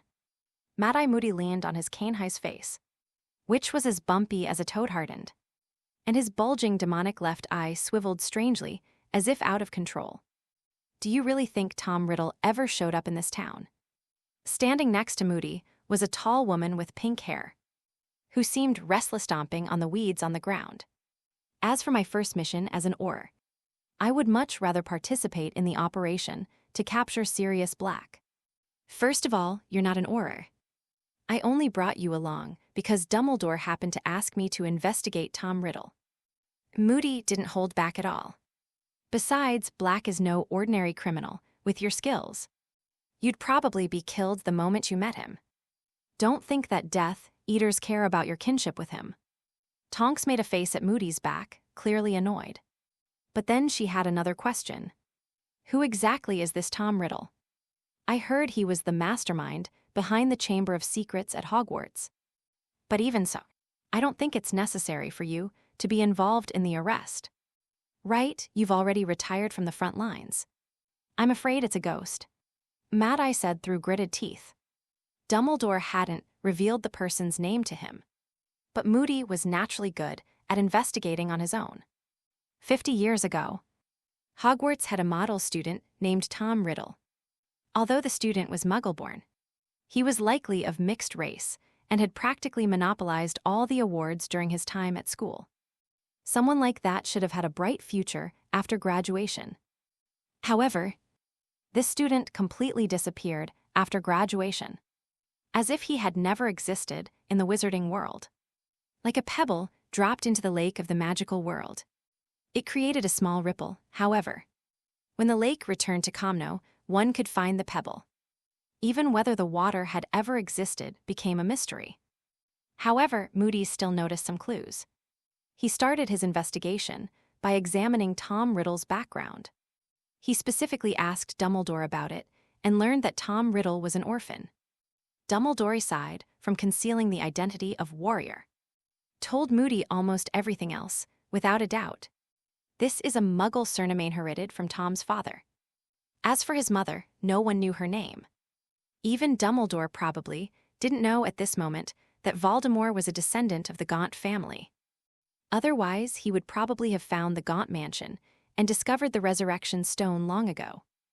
In the original books, Dumbledore likely traced Voldemort's origins back to Harry's description of the Little Hangleton Cemetery after Voldemort's resurrection. It was after that he discovered the Resurrection Stone, but couldn't resist the temptation to bring the dead back to life, thus falling under Voldemort's curse. But now, Moody's has brought forward this discovery. He learned that Tom Riddle was a Parseltongue, which explained how he had been able to control a terrifying basilisk to carry out attacks at Hogwarts over the past year. Coincidentally, a senior colleague in the Department of Magical Law Enforcement, whom Moody had known, had mentioned a murder case to him. The criminals also spoke with a snake-like accent, so he first went to Gaunt's old house, where strong traces of magic were indeed left. But the person who left those traces had long since left, and he couldn't be sure if it was Riddle. Next, they expanded their search area and finally found a clue in Little Hangleton, not far from Gaunt's old house. Moody's gaze fell on a beautiful house on a distant hillside. Even in the sunlight, the house still looked eerie, like a voyeur watching over the town for 50 years. The house used to belong to the Riddle family, but 50 years ago a murder occurred there. Since the victims were all muggles, we didn't pay much attention to it. But now it seems that it might be somewhat related to the later tragedy of the Gaunt family. Moody said during their conversation. Deli's returned with several other Aurors. This excellent Auror looking displeased. Reported in a low voice a few days ago. An outsider did come here and even bought Riddle Manor. But his face doesn't look like Riddle's. Perhaps he's not the person we're looking for. Looks different, don't forget he's a wizard. Moody scoffed, but he shouldn't have a wand. How can you guarantee that? Moody limped up the hillside with his cane. Not looking back, Tonks hurriedly followed. Delilah glared at him resentfully, then followed with the other 2 Aurors. The 5 of them walked up the hillside in the distance. The old Frank stood at the door, eyes cloudy, eyes unmoving, as if he had been waiting for them for a long time. "You've arrived, gentlemen. You knew we were coming?" Moody asked in surprise. His magical eye instantly saw through Frank's entire body. His icy blue eyes, like frozen deep lake water, radiated powerful magic. He wanted to see through Frank's disguise, but the magic eye seemed unable to see through the other's spirit, let alone the altered memories. "The gentleman told me to leave if any other guests came." He looked somewhat dejected but not particularly sad. After all, the gentleman had left him a place to stay in the town. However, he actually misunderstood Cyrus's meaning. Cyrus was referring to Voldemort as a guest, and he wanted him to leave in order to save this innocent and pitiful life. Frank, however, clearly regarded Moody and the others as guests. "Sir, what's his name?" He said we could call him Cyrus, or Riddle too. "It really is Riddle." Tonk's eyes lit up, and he asked excitedly, "Where did he go?" "I don't know." "I'm just a gardener, miss," Frank said, somewhat bewildered. He seemed inclined to entertain Moody and his party, but then felt he should leave and started packing, though he actually had very little to pack. His old wooden shed on the estate had been demolished. Cyrus had been letting him stay in the house. As for his old belongings, such as the kerosene lamp or his crooked kettle, they were also disposed of in the end. He only took his dying body with him and walked slowly toward the town, his back to the sunlight. "Thank you for your generous donations. 10,000 points to Minju Mujiksu. 10,100 points to Erdaudadios. 500 points to Next Time Talk. 12,130. 8,500 points to Wo Ren Mela. 1,200 points to Shayu. 20,180,812,112,340,6,354. And 100 points to Kshuan, Shayati, and Kopkin. Thank you all so much. Now I owe Minju and Urdu 2 more chapters. I'll see if I can squeeze in some time to write them today. If not, I'll make up for it over the weekend. Love you all. Chapter 102, Imitator. Now the trail has gone cold again, Tonks said dejectedly. Let's go in and investigate this house first. We need to find out why Riddle bought it, and what its connection is to the magical traces left at Gaunt's old house. Moody grabbed the flask at his waist, took a hearty swig, and then limped to the side. I'll write a letter to Dumbledore. He might have some guesses about Riddle's motives. Tell me immediately if you find anything. He found a rock to lean against, and a quill pen dipped in ink automatically wrote words on the letter paper. All you ever do is order people around. Delilah watched him walk away. Kicking a pebble aside with displeasure, Moody is retired. And while he undeniably has a lot of accolades, everyone thinks he's almost insane. His mind filled with paranoia. The fact that someone like that is now giving him orders makes him extremely unhappy. The person has already left. What could we possibly find? Dexter muttered under his breath. But he dared not disobey Moody's orders. The old Auror was still quite formidable. He showed no mercy to either enemies or his own. Sometimes he wondered how that apprentice Auror named Tonks could get along so well with him. As Delilah was thinking, something suddenly caught his eye. It was as if the sun shone on a colorful mirror. The reflected light dazzling his eyes, the thing flashed by, disappearing instantly into the lush green grass. His heart tightened as if he were about to grab something. You two go over there, I'll go check it out. He quickly dismissed the other two Aurors and then jogged over there. How could I possibly share such a great opportunity as a promotion and raise with others? He casually parted the grass, but there was nothing there. Looking up, he saw a large, dark green python with scales reflecting colorful light fleeing in the distance. Dexter felt a chill run down his spine. There was no doubt that this python was closely connected to Riddle. Tom Riddle himself was a Parseltongue, and perhaps he was controlling this snake to monitor anyone who appeared here. This is Riddle's informant, but conversely, if he follows this snake, he might be able to find Riddle's location. Delilah followed without much hesitation, despite Dumbledore's repeated emphasis that Riddle was dangerous. Dexter's confidence and arrogance led him to believe that the so-called Riddle was probably nothing special. Everyone graduated from Hogwarts with top honors. Am I, the proud Riddle, really inferior to him? As he followed the python, he drew his wand and cautiously surveyed his surroundings. But Delilah seemed unaware that he had unknowingly wandered far from the Riddle mansion on the mountainside and into the depths of the jungle. The light suddenly dimmed, the leaves turned a deep green, and the ground covered with withered leaves was wet. Causing him to slip and fall several times, it has stopped. He saw the brightly striped python stop, moving in the distance, and his heart tightened. He immediately hid himself behind a thick tree. Delilah swallowed hard, sweat beading on his forehead. For a long time, perhaps only a few minutes, he could only hear the chirping of birds and insects coming from somewhere in the jungle. But just as he was starting to get impatient, another set of footsteps sounded. The sound of withered leaves being crushed by the soles of his shoes grew clearer and clearer, and Delilah became increasingly nervous. The footsteps were approaching. Delilah heard the owner of the footsteps lower his voice and make a terrifying, hoarse hiss sound. It's a snake-like voice. It's Tom Riddle. He didn't leave just as he had guessed. He was monitoring them through the snake. That arrogant Moody found nothing. And the one who finally caught the escaped convict Tom Riddle was me, Delilah. Deli's breathing became heavy. He thought that all he had to do was turn around and shoot a stun at Tom Riddle, and he could claim all the credit for himself. The other Aurors in the Ministry of Magic and the guards in Azkaban almost all went out of their way. But they still couldn't capture another escapee. He, on the other hand, had single-handedly captured Tom Riddle. It seemed he was the obvious choice for the next head of the Auror office. He regulated his breathing and prepared his spell. The next moment leaped out, collapse. The wand shot out a crimson spell which exploded instantly. Snapped, Delilah's eyes widened, his heart pounding as if he were on a drop tower. Then plummeting back down, the spell missed, or rather, there was nothing in front of him except a small crater created by his own spell. Tom Riddle, whom he had expected, wasn't there. And even the python from before had vanished. Dexter instinctively tried to turn around.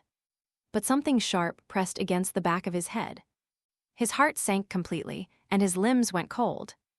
"This is a magic wand. Are you looking for me?" This familiar voice made him feel as if he had fallen into an ice cave. Dolius only now remembered that he should seize the opportunity to counterattack. But before he could make any move, something slapped his hand, hard, causing a burning pain. And his wand was knocked away. "We meet again, Mr. Auror." Cyrus chuckled as he looked at the cowardly Auror. "I must say, you really are stupid. You actually jumped into such an obvious trap by yourself. Tom Riddle, I'm glad you still remember my name, sir." But Cyrus gently lifted his wand. "The soul leaves the body, where is Delixie?"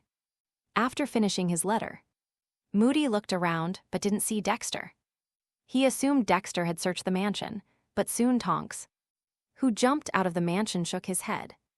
"This house is really nice, much better than my dad's taste," Tonks remarked as she looked around. Her father was a Muggle-born wizard, so he seemed to be influenced by the wizarding world in some ways. And the house's decor still maintained a rather old-fashioned style. But what about here? She could hardly believe this was a wizard's house.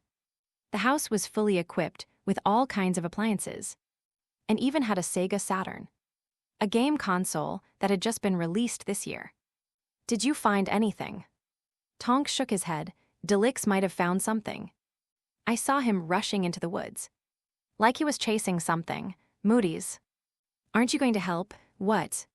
"Dumbledore has emphasized many times that Tom Riddle is extremely dangerous. If Doolittle had really discovered something, he might already be dead," Moody shouted. "I told you before. If there's anything, discover it and inform me immediately." "Which way did he go? We need to hurry. Otherwise, Delilah might be finished off," Moody said anxiously. However, the other two Aurors, Tonks and the others, pointed to completely different places where Delicious had gone. "Which side is it? I clearly saw him head towards the jungle," Tonks said, his eyes wide. "But John told us he was going to check out the top of the mountain." The other two Aurors retorted, not to be outdone. "Moody's is on the verge of collapse. What exactly is going on with the Aurors now? Could such qualities also protect the peace and tranquility of the British magical community? If this had happened more than a decade ago, during Voldemort's era, these people probably wouldn't even know how they died." Fortunately, at that moment, Delilah returned. "What are you all doing gathered here?" Delix asked in surprise as he emerged from the woods, brushing the fallen leaves off his clothes and looking at his colleagues, who seemed about to start arguing. "You see, I told you he went into the woods," Tonks said, arms crossed. The appearance of Delilah broke the tense atmosphere between Tonks and the other two Aurors. But Moody did not let his guard down at all. His demonic eye seemed to sense something, and it began to spin wildly, scanning Delilah's body several times like a malfunctioning machine. "Stop, what's wrong?" Delilah stopped approaching and frowned as he looked at Moody. Moody remained silent with a stern face, his eyes scanning every inch of his body like infrared rays. During the last Wizarding War, Moody used this magic eye to see through the Death Eater's shape-shifting spells more than once, preventing many assassination attempts against him. Now thank you, Emperor Xuan, for the 500 reward. Chapter 103, Finding the Key to Vault 12. "You suspect I'm an imposter." Delilah's tone suggested he found Moody's absurdity laughable. "I think you're truly insane. Do you really think anyone can take me down in such a short time? Unless the person we're capturing is Dumbledore or the man from darkness." "HMPH, why did you act on your own?" Moody snorted coldly. He truly hadn't noticed anything amiss. The Delilah before him seemed to be the real person. However, that didn't mean he felt no dissatisfaction. "I just didn't want to miss the opportunity. I saw a python, and it ran away as soon as it saw me. I'm worried it's Riddle's spy." Delis waved his hand, and a python as thick as a thigh floated out. Moody looked at it, but didn't see anything unusual. You've obviously misjudged. Moody's tone was sharp, clearly still displeased with Delilah's unauthorized actions. He then walked to the other side and began his own investigation, seemingly having no further interest in even glancing at Delilah. Don't mind him, that's just how he is. Tonks stepped forward, nudged Delilah with his elbow, and then asked, "What about this snake?" "It's no use, just let it go." Delis released the levitation spell, and the python landed on the ground, immediately coiling up in Ferret's body stiff. "Let's keep looking for other clues."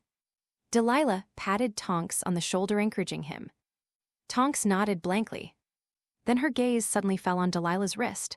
"Hey, were you wearing this bracelet when you came?" "I've been wearing it for quite a while now. I made it myself.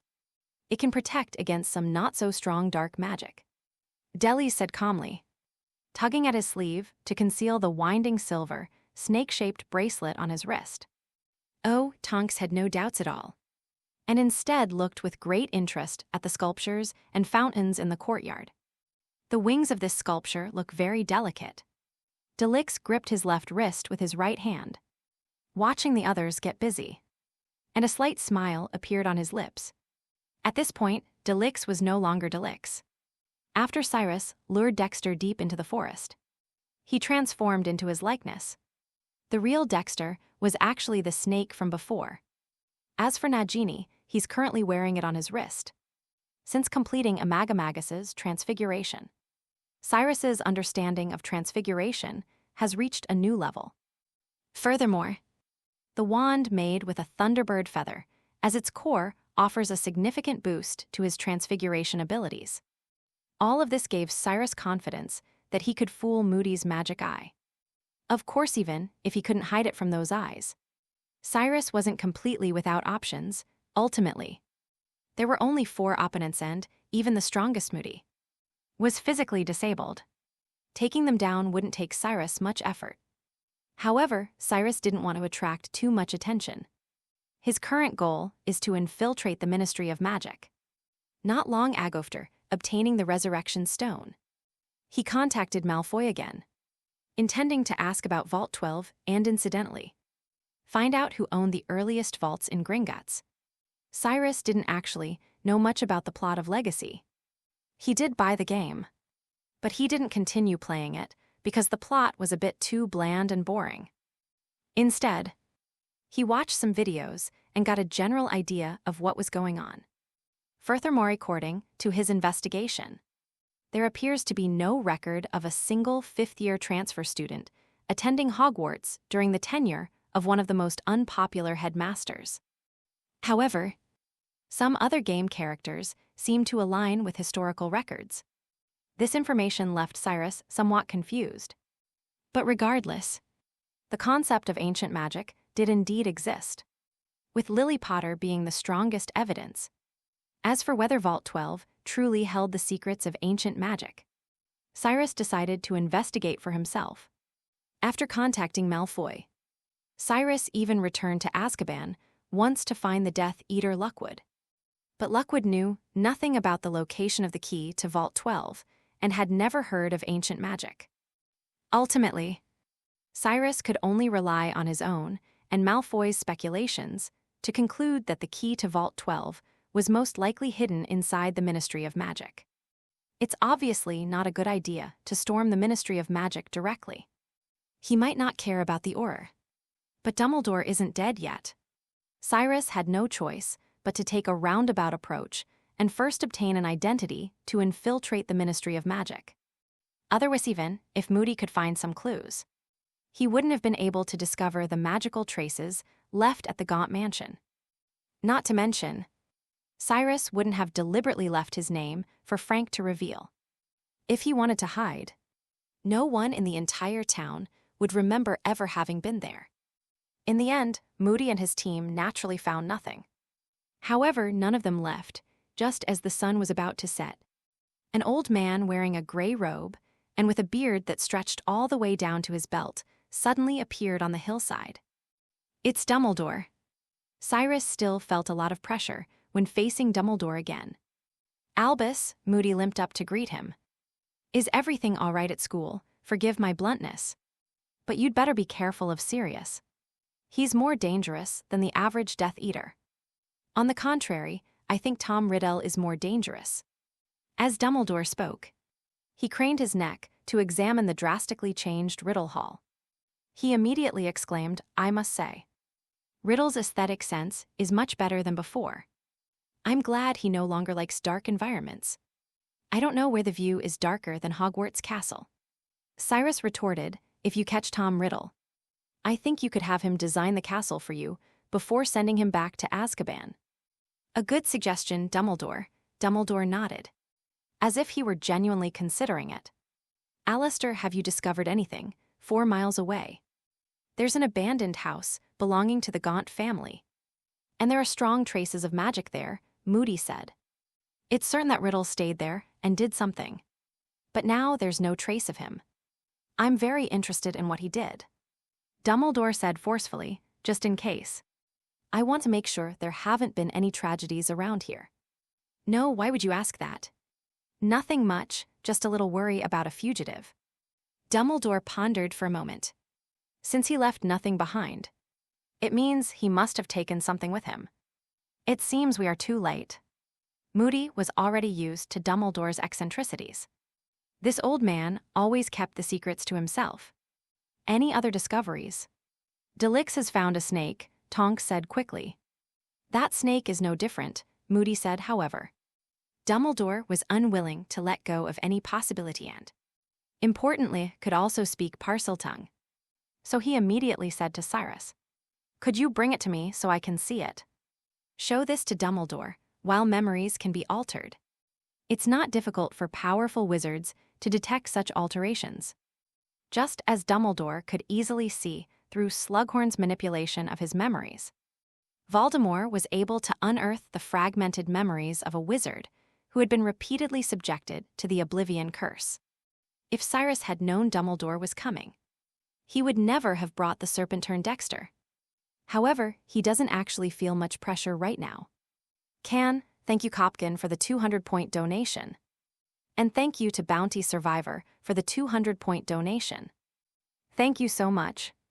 Chapter 104, Night Raid on the Ministry of Magic. When did that snake disappear?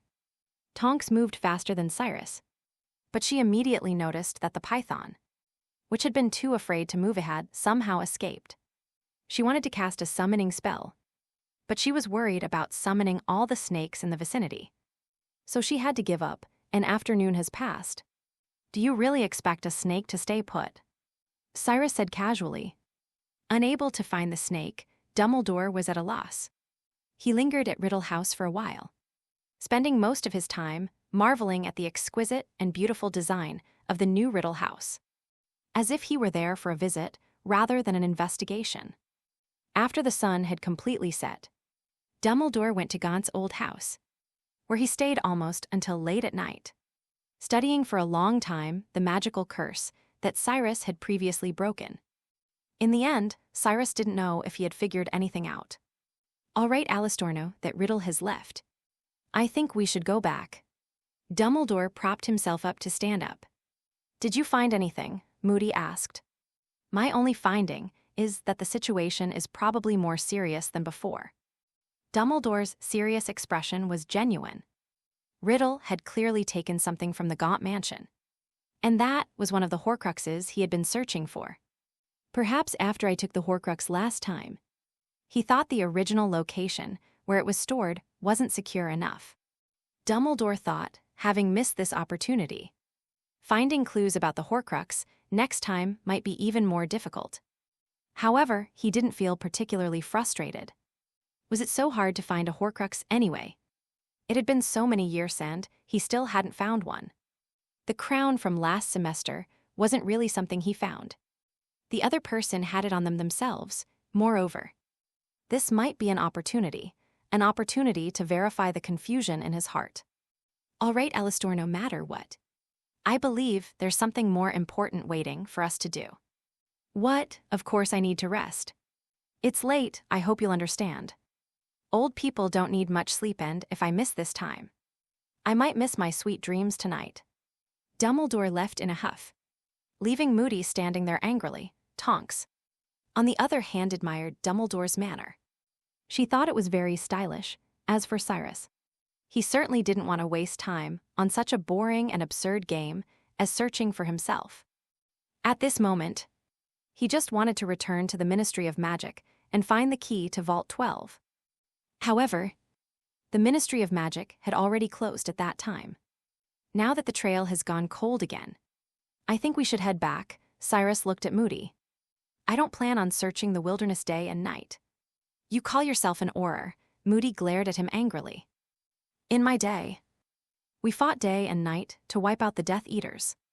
Do you know how many people gave their lives for that? But without any lead, staying here is just a waste of time. Cyrus said, besides, right now, I'm the one on duty. After saying that, Cyrus ignored Moody's opinion and unhesitatingly used apparition to leave. But in reality, didn't return to his own home year rather. Delilah's home. Delilah wasn't alone. He was married with a rather beautiful wife. Cyrus learned this through Delilah's memories, which was a problem for Cyrus.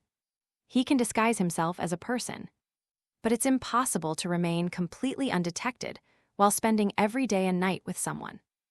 This has nothing to do with the strength of his magical power. It's simply a matter of different habits. At that moment, Cyrus appeared at the entrance to the Ministry of Magic. There are many ways to enter the Ministry of Magic, usually. Wizards enter through the public toilets by flushing, or they use the flue net to reach the main hall. However, Cyrus naturally didn't want to reveal that Daxi was at the Ministry of Magic so late, so he planned to enter through the VIP entrance. Using his own face, everyone was searching for Tom Riddle. And at a time like this, it would be even more interesting if he were to force his way into the Ministry of Magic. Of course, Cyrus could have tried contacting some Death Eaters, as he certainly knew the magic to summon them. However, he instinctively didn't want to associate with those filthy fellows. The entrance to the Ministry of Magic's guest area looked very, to put it mildly, simple or even desolate. The street was deserted, probably under a Muggle expulsion spell. With only a few dilapidated offices, clearly no one had worked there for a long time. A small pube and a dump truck that was almost overflowing. The most obvious thing is the only phone booth on this street. It was red and very dilapidated. Several panes of glass were missing, and behind it was a wall covered in graffiti. Cyrus couldn't help but think of the opulent Magical Congress of the United States. It seemed that whether in the wizarding world or the Muggle world, Britain, this more ancient nation, was inevitably heading towards decline.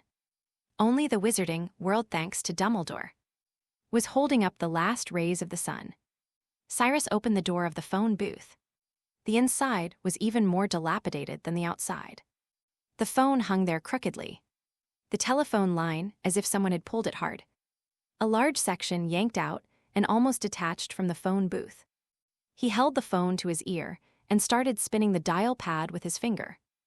It's hard to believe that you can still see this kind of rotary telephone at the end of the 20th century. Cyrus had only ever seen this kind of telephone in Doryman in his previous life. And it was the old version. Chinese letter, Chinese letter, Chinese letter, Chinese letter 6.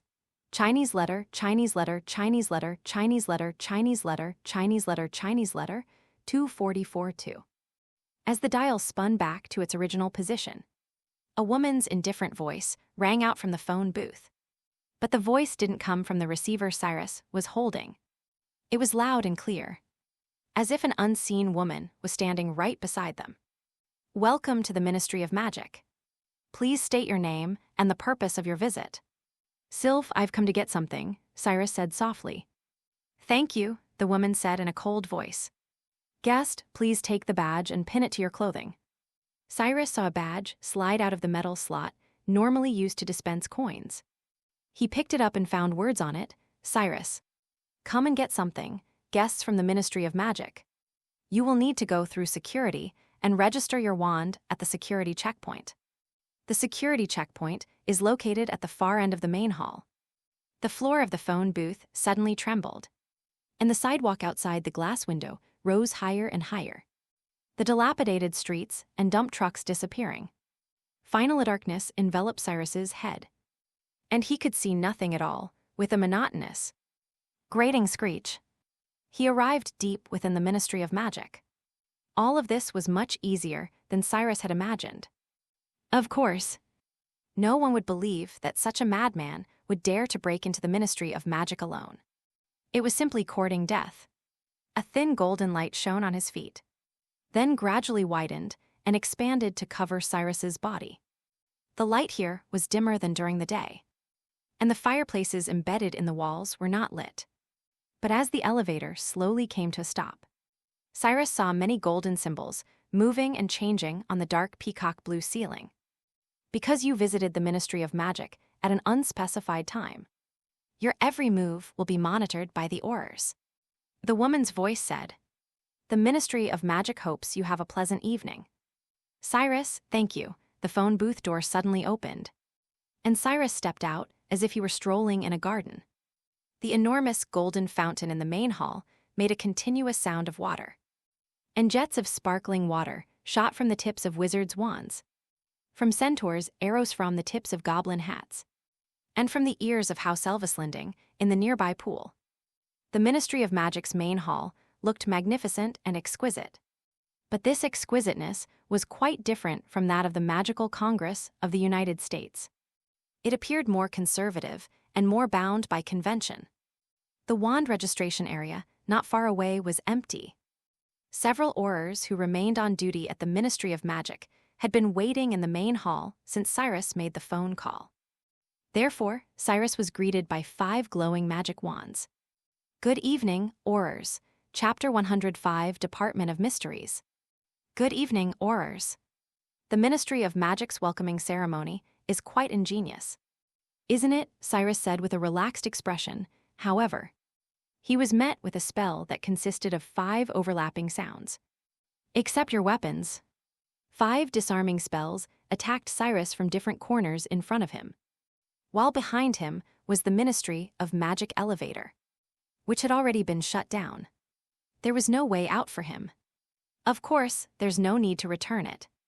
He didn't even raise his hand. But the air surrounding him suddenly twisted, forming free-flowing electric currents that rose like expanding hot air, creating a lightning shield that blocked the disarming spell. Spellcasting is silent and without a staff, requiring no gestures at all. Then, the current suddenly intensified, like a tree trunk and branches suddenly exploding and weaving into a net, or like a swarm of snakes shooting out, tearing at the skin of the Aurors and paralyzing their bodies. The blinding light of daylight was fleeting. When the lightning subsided, the 5 Aurors lay curled up on the ground, their muscles taut as if they had been petrified. The entire hall of the Ministry of Magic was completely unrecognizable. The beautiful golden fountain had been shattered, spraying water wildly in all directions like a broken bottle. The centaur statue's head had also disappeared, and broken arrows had smashed into the goblin statue's hat. Cyrus walked past the Aurors he had knocked down, his hands behind his back. He had no intention of killing them otherwise. These men would have been struck by lightning and turned to ashes on the spot, instead of being paralyzed for a while as they were now. As he walked down the long dark corridor, Cyrus didn't forget to wave his arms slightly to block the entrances to the fireplaces along the way. Lest a Dumbledore suddenly pop out, however. Dumbledore has likely already returned to Hogwarts, with the Auror guarding the Ministry of Magic defeated. There's probably no one to inform him, after all. His blitzkrieg attack on the Ministry was a last-minute decision. Unless Dumbledore was a prophet, he couldn't have foreseen this. Cyrus glanced around the Ministry of Magic as he walked to the far end of the main hall, where the security checkpoint was located. Although there were no other staff members there, he dutifully registered himself. After all, I, Cyrus, am not a terrorist like Voldemort. I am a guest who entered through the guest entrance with dignity. Then he tossed the pen and paper aside, clapped his hands, and climbed back into the elevator. His actual destination was the Department of Mysteries. In the magical world, you'll find that there are countless spells that even the greatest wizards cannot explain. let alone control, if magic itself is a miracle to muggles. Then the magic sealed within the Department of Mysteries is a miracle within a miracle. Even if Cyrus doesn't find the key to Vault 12, uncovering the secrets of the Department of Mysteries would be a huge gain for him. However, this is probably more difficult than crafting a magic stone. The elevator started operating again, and soon it took Cyrus to the bottom floor. What appeared before Cyrus was a very old and simple black corridor with only one door. It stood there quietly, it seemed to be whispering, tempting everyone who saw it to open it. Of course, Cyrus knew this was a psychological effect. He pushed open the door, revealing a huge, circular room. Everything inside, including the ceiling and floor, was black, reflecting light like obsidian. It looked like a perfectly tailor-made dwelling for a Dark Lord. Cyrus stepped into the enormous circular space. 12 identical, unmarked doors were set at intervals along the ring wall. Each door seemed to represent a moment on a clock, emanating a mysterious and terrifying aura under the glow of the eerie blue flames on the walls. Of the 12 doors excluding the entrance door, 11 doors hold mysterious contents. Cyrus knows the contents of 7 of them, but the remaining 4 are completely unknown to him. The key is flying here. He tried the flying spell, and as expected, it had no effect. Looks like I'll have to try them one by one. After Cyrus stepped into the space, the door behind him closed by itself. Moreover, the wall with 12 doors began to spin rapidly, like a giant turntable. And when it stopped, Cyrus could no longer tell which door he had come in through. He chose the first door and pushed it open. Inside was a tall, cold room filled with towering shelves upon shelves of various sizes, each containing a dull gray crystal ball. A few of the crystal balls still emitted a mysterious, flowing light, but most of them were like dead light bulbs, and the prophecies recorded within them had long since been broken. The Hall of Prophecy. The Hall of Prophecy held no appeal for Cyrus. On one hand, he already knew about the prophecies concerning Voldemort and Harry, and there were far too many other prophecies here. On the other hand, Voldemort's attitude towards the prophecies and his eventual fate still offered Cyrus some insight. Sometimes, trying to break a prophecy can actually lead you into its trap. After leaving the Hall of Prophecy, Cyrus made a mark on the door. Sure enough, the wall began to rotate againbut with the mark as a reminder. Cyrus could clearly distinguish which door he had already opened. Then he opened the second door. This was an exceptionally beautiful room, completely out of place with the dark and mysterious Department of Secrets. Light danced everywhere, like sunlight shining on piles of diamonds, the countless gems refracting a dazzling light. The walls were covered with clocks that were ticking. The clocks varied in size and shape, from huge grandfather clocks to small pocket watches. The whole room was enveloped in a rapid, endless ticking sound, like the sound of thousands of tiny, orderly footsteps. This is the Time Hall. The Time Hall gave Cyrus a strong sense of oppression. In fact, he didn't like the overly rhythmic ticking of the clocks, which gave him a suffocating feeling of his heart being controlled by time. However, instead of leaving immediately, he walked to the end of the room and came to a bell-shaped crystal glass dome. The light in the entire room emanated from this source, and the dome was filled with shimmering air currents that churned and moved incessantly. Time is abstract, but motion is eternal. Just like the hummingbird that keeps going through cycles, life goes on and on like the rising and falling waves. From birth to death. I couldn't sleep because of my cat's constant noise around 5 a.m. So I got up and started writing. Now I'm feeling dizzy and nauseous at work. I'll catch up on Minju's extra chapter today. And maybe I can catch up on Urdu's tomorrow. From now on, I'll release all updates at 11 a.m. It might be more enjoyable to read them consecutively. Chapter 106, Picking Up That Time Converter for Urdu Dadios. Cyrus picked up a time converter. This item is engraved with a spell called the Hour Reversal Spell. Theoretically, as long as one learns the Hour Reversal Spell, one can travel back in time even without a time converter. But in reality, it's not that simple. Besides the incantation, the sand in the hourglass also possessed magic. The flowing grains seemed to be a manifestation of time itself. During a future battle within the Department of Mysteries, the glass dome before Cyrus was shattered, and the time turner vanished from the world forever. Any force involving time must be powerful and mysterious, and Cyrus naturally hopes to become the master of time. Of course, the time converter has significant limitations, even to the point of being somewhat useless. However, Cyrus was unwilling to give up this opportunity. Sometimes, a few short hours can change a lot. The third door Cyrus opened was one he had never known before. Of the 12 doors, he knew 7. The Hall of Prophecy represented the future. The Hall of Time represented the past. The Hall of the Brain and the Hall of Planets represented thought and the universe. The Hall of Death represented death itself. And the locked door, according to Dumbledore, represented love. Behind the door he has now opened lies a series of vibrant and colorful picture albums. This is. He walked slowly inside and saw strange models in the room. All kinds of magical plants, magical animals, even wizards were among them. Everything was displayed before Cyrus's eyes like a history book. From ancient times to the present day, those magical species have continuously evolved and gone extinct. But if we trace back to the origin of a magical mystery, we find no trace of it.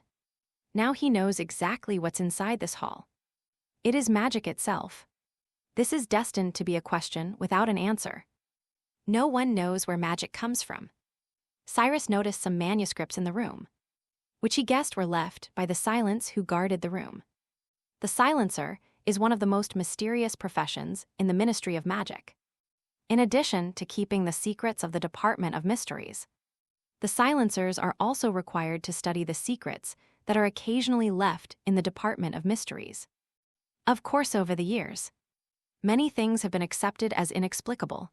Nowadays, most of the silent ones are responsible for the work of the Prophecy Hall, or simply observe the changes in that strange head in the Brain Hall. The manuscript Cyrus found was quite old. The parchment was dry-end when he held it in his hand. It felt as if it were about to crumble into pieces. The writing was barely legible, but some parts were still barely discernible. Magic, also known as ether, is a power capable of altering reality. However, the existence of magic itself is inherently illogical. Nature operates according to fundamental laws, yet magic seems to originate outside these laws. Breaking them and creating new ones, research on. Cyrus reached this point, but the rest of the text was completely illegible. He tried to cast a healing spell, but it had no effect. So he put down the parchment. It would be unwise to spend too much time on this manuscript if it had really contained any useful information. The Ministry of Magic would have kept it long ago. How could it have been left here like this? After leaving the magic hall, he checked all the other rooms one by one, finding several completely locked. Forcing them open might cause quite a commotion. Besides, Cyrus didn't know what was locked inside, so he dared not open them rashly. The key to Vault 12 isn't in the Department of Mysteries. So where could it be? Cyrus walked out of the black corridor and started fiddling with the time converter. Although the key to Vault 12 is related to the secrets of ancient magic, it is ultimately just a key to Gringotts, and it's normal that it has no connection to anything mysterious. This means that Cyrus has temporarily lost his search area. Searching the entire Ministry of Magic was obviously unrealistic. It was far larger than Cyrus had imagined, and there were traces of the unseen stretch charm everywhere inside. Finding a key here would be like looking for a needle in a haystack. Moreover, he no longer has the time to search bit by bit. He could sense that the magic he had cast on the fireplace in the main hall was being disrupted. Clearlithe ores were on their way. Let's leave first. Now I know why Mr. Cyrus wanted you to learn the Patronus charm. He must have anticipated this situation. On the Hogwarts Express, Hermione and Ron helped Harry up with concern, while Lupin took out some chocolates he had just bought and shared some with Harry. Lupin, who had just driven away the Dementors and was still basking in the joy of seeing Harry. Heard Hermione's words and immediately asked, "Did someone know in advance that all of this would happen?" Ron and Hermione then realized that there was a fourth person in the carriage besides themselves. It's one of our friends. Yes, a friend." Ron quickly explained. "He thinks that since the Ministry of Magic sent Dementors to search for Sirius Black and Tom Riddle, Harry might be in danger. And those things aren't trustworthy." Ron got more and more into it, so he suggested that Harry learn the Patronus charm in advance. The one you just cast. Because only this charm can drive away Dementors. It seems your friends are very farsighted. Lupin said kindly and gently. Dumbledore didn't like them either, by the way, Harry. If you want to learn the Patronus charm, you can come to my office. I forgot to introduce myself. My name is Remus Lupin, and I will be your defense against the dark arts professor this semester, barring any unforeseen circumstances. Thank you, Professor Lupin. Harry was still weak, and he was ashamed of his behavior. Dementors amplify a person's fear. But no one had fainted from fright like him. The train, which had been stopped, had started moving again. And by nightfall, he finally arrived at Hogwarts. Harry was taken to the school hospital for a checkup, while Hermione was called into Professor McGonagall's office alone. "Miss Granger, I have something to say to you about your course schedule for this semester." Professor McGonagall pursed her lips, almost her signature expression, and pulled out a timetable. Hermione took it and glanced at it. At 9 o'clock in the morning divination class. Muggle Studis Arithmetic Divination. 3 classes at the same time. Yes. I think you've noticed that last semester you were the only student who took all the courses. And given your consistent grades and performance, all the professors agree that you are capable of completing all the courses. McGonagall said, although her expression didn't betray her happiness. Hermione could tell from her voice that she was very pleased. "But how can I possibly teach 3 classes at the same time?" "Professor, Percy said you would have a way to help me solve this problem. But he didn't say exactly how." "That's right, of course he won't tell you." Hermione noticed that the corners of McGonagall's mouth had turned up slightly in a rare upward curve, making her wonder if she was seeing things. "Actually, the time turner is classified, and it's only available to a small number of outstanding students. After you submitted your course selection last year, I wrote many letters to the Ministry of Magic before they approved it." McGonagall happily took out a small golden hourglass. "You can reverse time by simply turning the button on it, but only for a maximum of 5 hours." McGonagall said seriously, "The time turner is a very dangerous magical artifact. It was the one that allowed Albus to capture Tom Riddle last semester. I hope you understand how serious this is. Did Headmaster Dumbledore use this to capture Mr. Riddle?" Hermione looked at the small object in Professor McGonagall's hand in surprise. McGonagall nodded emphatically. "Next, I want you to remember the rules for using the time converter. First, never use it for anything other than studying." Hermione picked up the time turner. Chapter 107, Auror or Death Eater, the next morning. When Cyrus transformed into the Dexter to go to work at the Ministry of Magic, the Daily Prophet reporters had already almost completely surrounded the ministry. Reporters carrying automatic writing quills approached every employee working at the Ministry of Magic they saw, grabbing them and demanding to know if they were aware of the attack on the ministry the previous night. They sharply questioned whether this was a dereliction of duty by Minister for Magic Cornelius Fudge. Cyrus noticed a particularly striking woman among the reporters. She looked very vibrant with her hair styled in elaborate, stiffened, oddly shaped curls.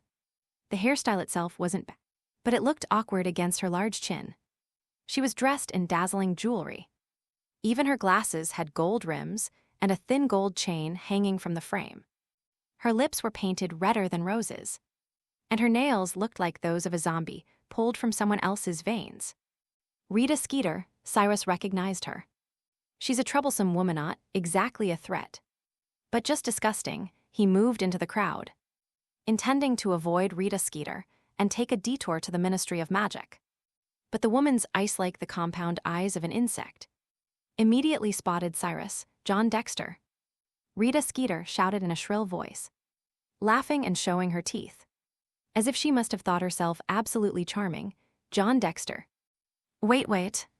She pushed through the crowd with her sharp fingernails, acting as if they were old friends, and rushed to Cyrus, bringing with her a strompingent dizzying fragrance.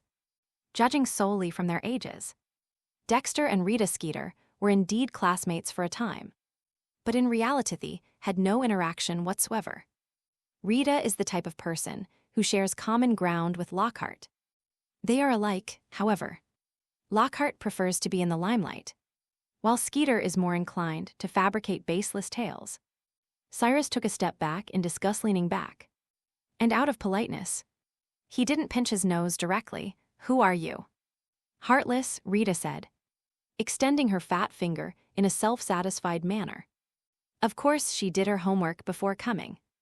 Interviewing someone about the Ministry of Magic isn't easy. And the moment she heard the news, she already knew where to start. Interviewing a former classmate was a good option, especially since the classmate was now an Auror. All right, Delis, why don't we go over there and catch up? I'd also like to ask you what you think about yesterday's events. Rita's flamboyant manner really made Cyrus feel a little nauseous. Excuse me, Miss Skeeter, I have to go to work otherwise. I'd like to invite you to stay in Azkaban for a few days. Cyrus said politely and walked past her. Rita Skeeter watched Cyrus's departing figure without a trace of anger. Instead, she curled the corners of her lips into a smile. The shorthand quill beside him was already writing furiously.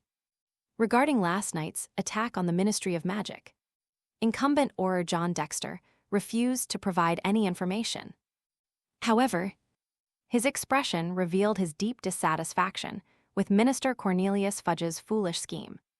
When I interviewed him, his face showed intense resentment and contempt for the Aurors who were defeated. He believed that if he had been the one guarding the Ministry of Magic last night, he would never have allowed Tom Riddle to swagger in and out. Given Dwight's excellent performance in Schooleye, Rita Skeeter wholeheartedly agree. Delix seemed to think it was utterly foolish for Fudge to send out so many Aurors to find the two fugitives. And when I asked him what he thought of Fudge sending out Dementors, he gave a disdainful sneer, clearly. He believed that while Dementors were unpleasant, they were at least far more reliable than some other Aurors. Cyrus stopped in his tracks, to be honest. He didn't care that Rita Skeeter was tarnishing the Ministry of Magic's image. Nor did he care that she was using the Dracule identity to her advantage. After all, he wasn't a Dracule, however. For a considerable period of time, he will likely need to rely on the identity of Delissi to locate the key to Vault 12. If this report is published, Delissi will become a celebrity in the Ministry. Miss Rita Skeeter, I think you'd better delete some of the false statements. Is that so? Rita replied softly. But the quill pen did not stop for a moment. When I wrote down these true facts, Delilah angrily demanded that I delete everything, including calling it false information. It's clear that, under pressure from the Minister of Magic, the speech of all employees is being controlled. Cyrus was a little annoyed. He turned around and was about to take a step forward when his arm was grabbed by another person who jumped out. Wait, Dexter, don't be impulsive. Tonks appeared out of nowhere, probably thinking Cyrus was about to hit someone. So she was very nervous, but in reality, Cyrus just wanted to reason with Rita, threaten her. Rita Skeeter seemed unfazed. What do you think would happen if a serving Auror attacked an innocent, law-abiding ordinary person in front of a magic department? She's deliberately trying to provoke you, Tonks said. Oh dear, a young woman having an extramarital affair. What did you say? Tonks immediately bristled. Just moments before she had been trying to calm Cyrus down, and she lunged at her with her claws outstretched. Claw-like movements, as if she wanted to tear Rita Skeeter's gossipy mouth apart. No need to explain. I know this isn't something that can be done in the open. Rita gave a nasty smile. Nymphadora Tonks, like her name, is a libertine. Snapped. Rita Skeeter was speaking when the floating quill exploded, turning the parchment covered in scribbles into dust. She was startled and stumbled. She was wearing high heels, and the narrow opening of the shoes was stretched wide by her thick instep and ankle. With this stumble, the shoes could no longer bear the weight they shouldn't have and broke instantly. The one who did it was Cyrus. The commotion immediately drew the attention of everyone gathered at the entrance to the Department of Magic, even leaving the furious Tonks momentarily at a loss. "Delix, what are you doing?" Rita Skeeter was initially taken aback and terrified, but then she immediately figured out how to exploit the situation. Unlike Lockhart, who was like a peacock who loved to be in the spotlight, she preferred to manipulate public opinion from behind the scenes and reap fame and fortune. If an Auror were to publicly commit violence, and the public outcry were to escalate, even Fudge would likely have to offer her a mountain of galleons to retract the report. Of course, a little galleons wouldn't be enough for her right now. She would make John Dexter kneel before her and kiss the back of her feet as an admission of his wrongdoing. So she immediately put on a delicate and fragile appearance. But her glamorous and ugly demeanor looked awkward to people. "Gentlemen, how dare an Auror from the Ministry of Magic attack a law-abiding wizard in broad daylight? Is this the Auror who is protecting us? Is this the Ministry of Magic official we have elected? You think threats and intimidation can make me back down? But let me tell you, it's impossible. As a renowned newspaper reporter, my social responsibility tells me that I must never yield to you." Rita Skeeter delivered a passionate speech, portraying herself as a righteous and fearless figure who was unafraid of power.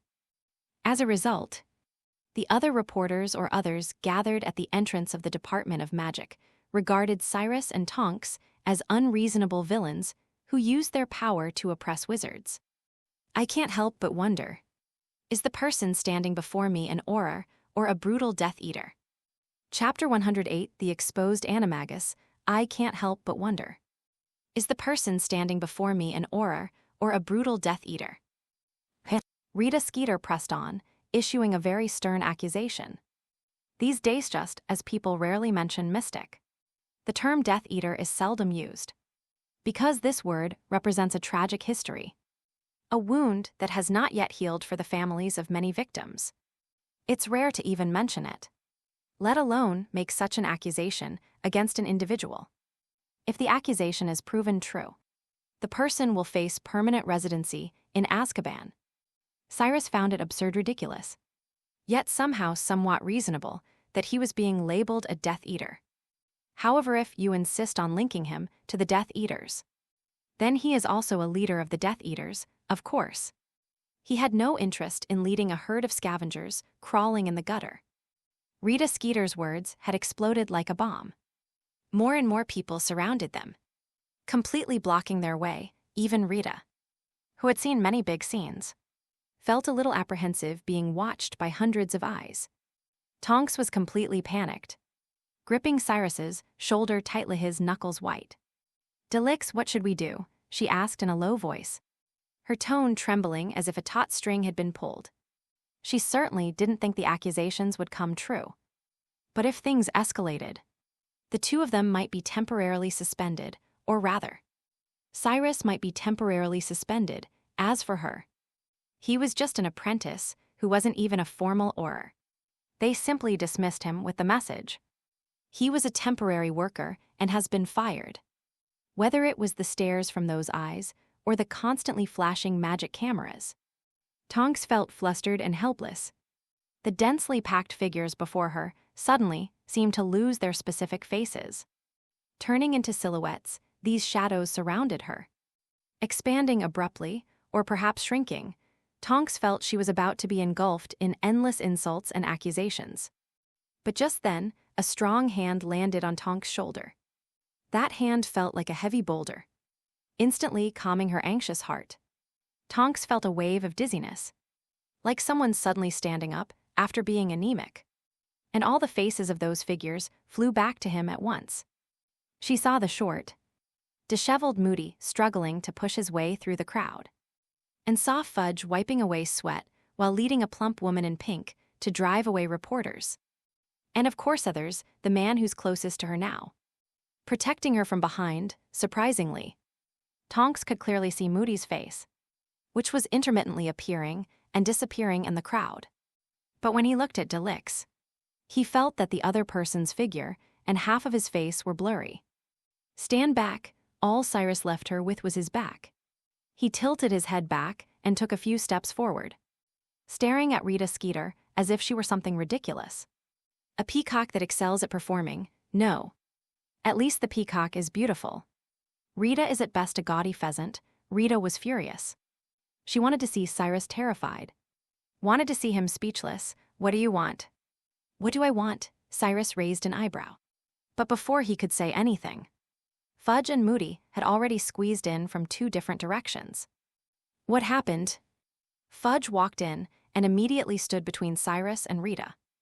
Umbridge, who was behind him, glared at Cyrus and Tonks, as if questioning why they had caused the Ministry of Magic such trouble.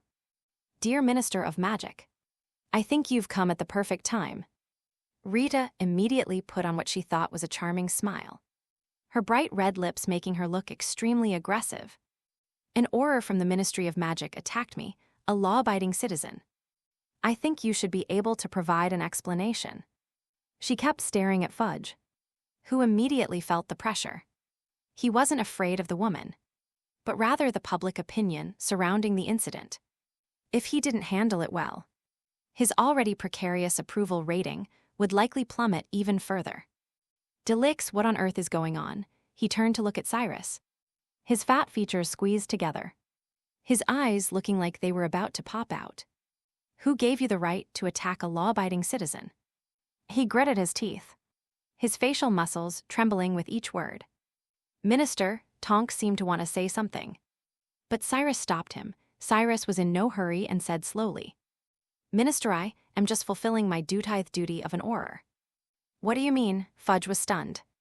Cyrus casually glanced at the assembled wizards, as if reminding them to listen carefully. Finally, his gaze settled on Rita, which made Rita Skeeter suddenly feel uneasy. Rita Skeeter, do you dare say you haven't broken any laws right now? Cyrus didn't rush to tell the truth, lest the woman use the excuse that she had only recently mastered animagus and hadn't had time to register. He needs to get the other party to admit that they are completely law-abiding. Of course, Rita straightened her back, puffing out her chest looking very confident. Of course. She couldn't possibly admit to breaking the law in front of so many people. What trick are you playing? Moody whispered. He was worried that Cyrus would make things worse, which would drag down his good student. Perhaps Dexter does have some dirt on Rita Skeeter, Arthur Weasley said to another Ministry of Magic official nearby. Many of the reports about Rita Skeeter have very strange sources. You say you're completely law-abiding. Cyrus paced slowly around Rita Skeeter. With each step he took, Rita's confidence waned. Over the years, she couldn't have broken only the animagus law.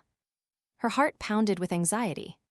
She wondered if Cyrus truly had something on her, or if he was just bluffing. Rita Skeeter, you don't actually think you can hide the fact that you're an illegal animagus forever, do you? What? Fudge exclaimed as if he had just gone deaf. His reaction was even stronger than Rita's. You heard me right, Minister, Cyrus said softly. Rita Skeeter has been an illegal animagus, in the form of a flying beetle for many years. Over the years, many of her reporting sources have been obtained illegally in this way. Rita's face, covered with layers of foundation, was completely devoid of color. I think the Ministry of Magic has a way of finding out whether someone is an animagus or not. Right, I've also made up for the extra chapter for Urdu. I'm exhausted, boohoo. Chapter 109, Pighead Bar. The Pighead Tavern is a rundown tavern located in Hogsmeade. The first impression this place gives is one of dilapidation. The wooden sign at the entrance is broken. The support frame is broken, the door is broken.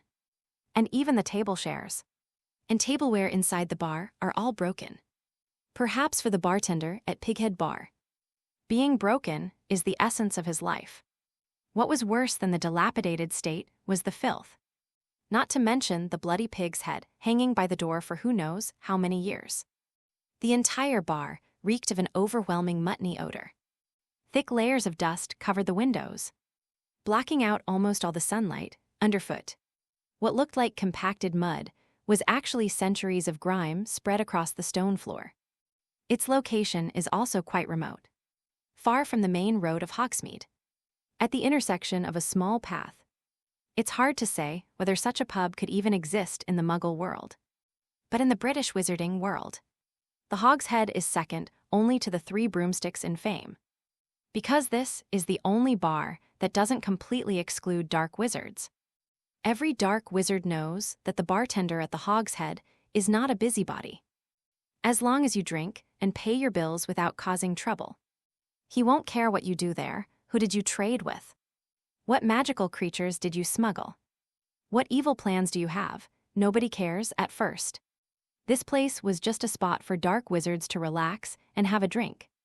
But gradually, it evolved into a gathering place for them. Many dark wizards like to meet here. Tonks is sporting flaxen hair today, to be honest. Cyrus had never seen her with such a low-key hair color before. Isn't it all because of the commotion you caused at the Ministry of Magic? It got me and you assigned to different missions. Tonks said in a low voice, sounding rather unhappy. Although Cyrus revealed Rita Skeeter's illegal animagus status at the Ministry of Magic's entrance, resolving the public relations crisis. It also gave the ministry an opportunity to divert public attention from the attack.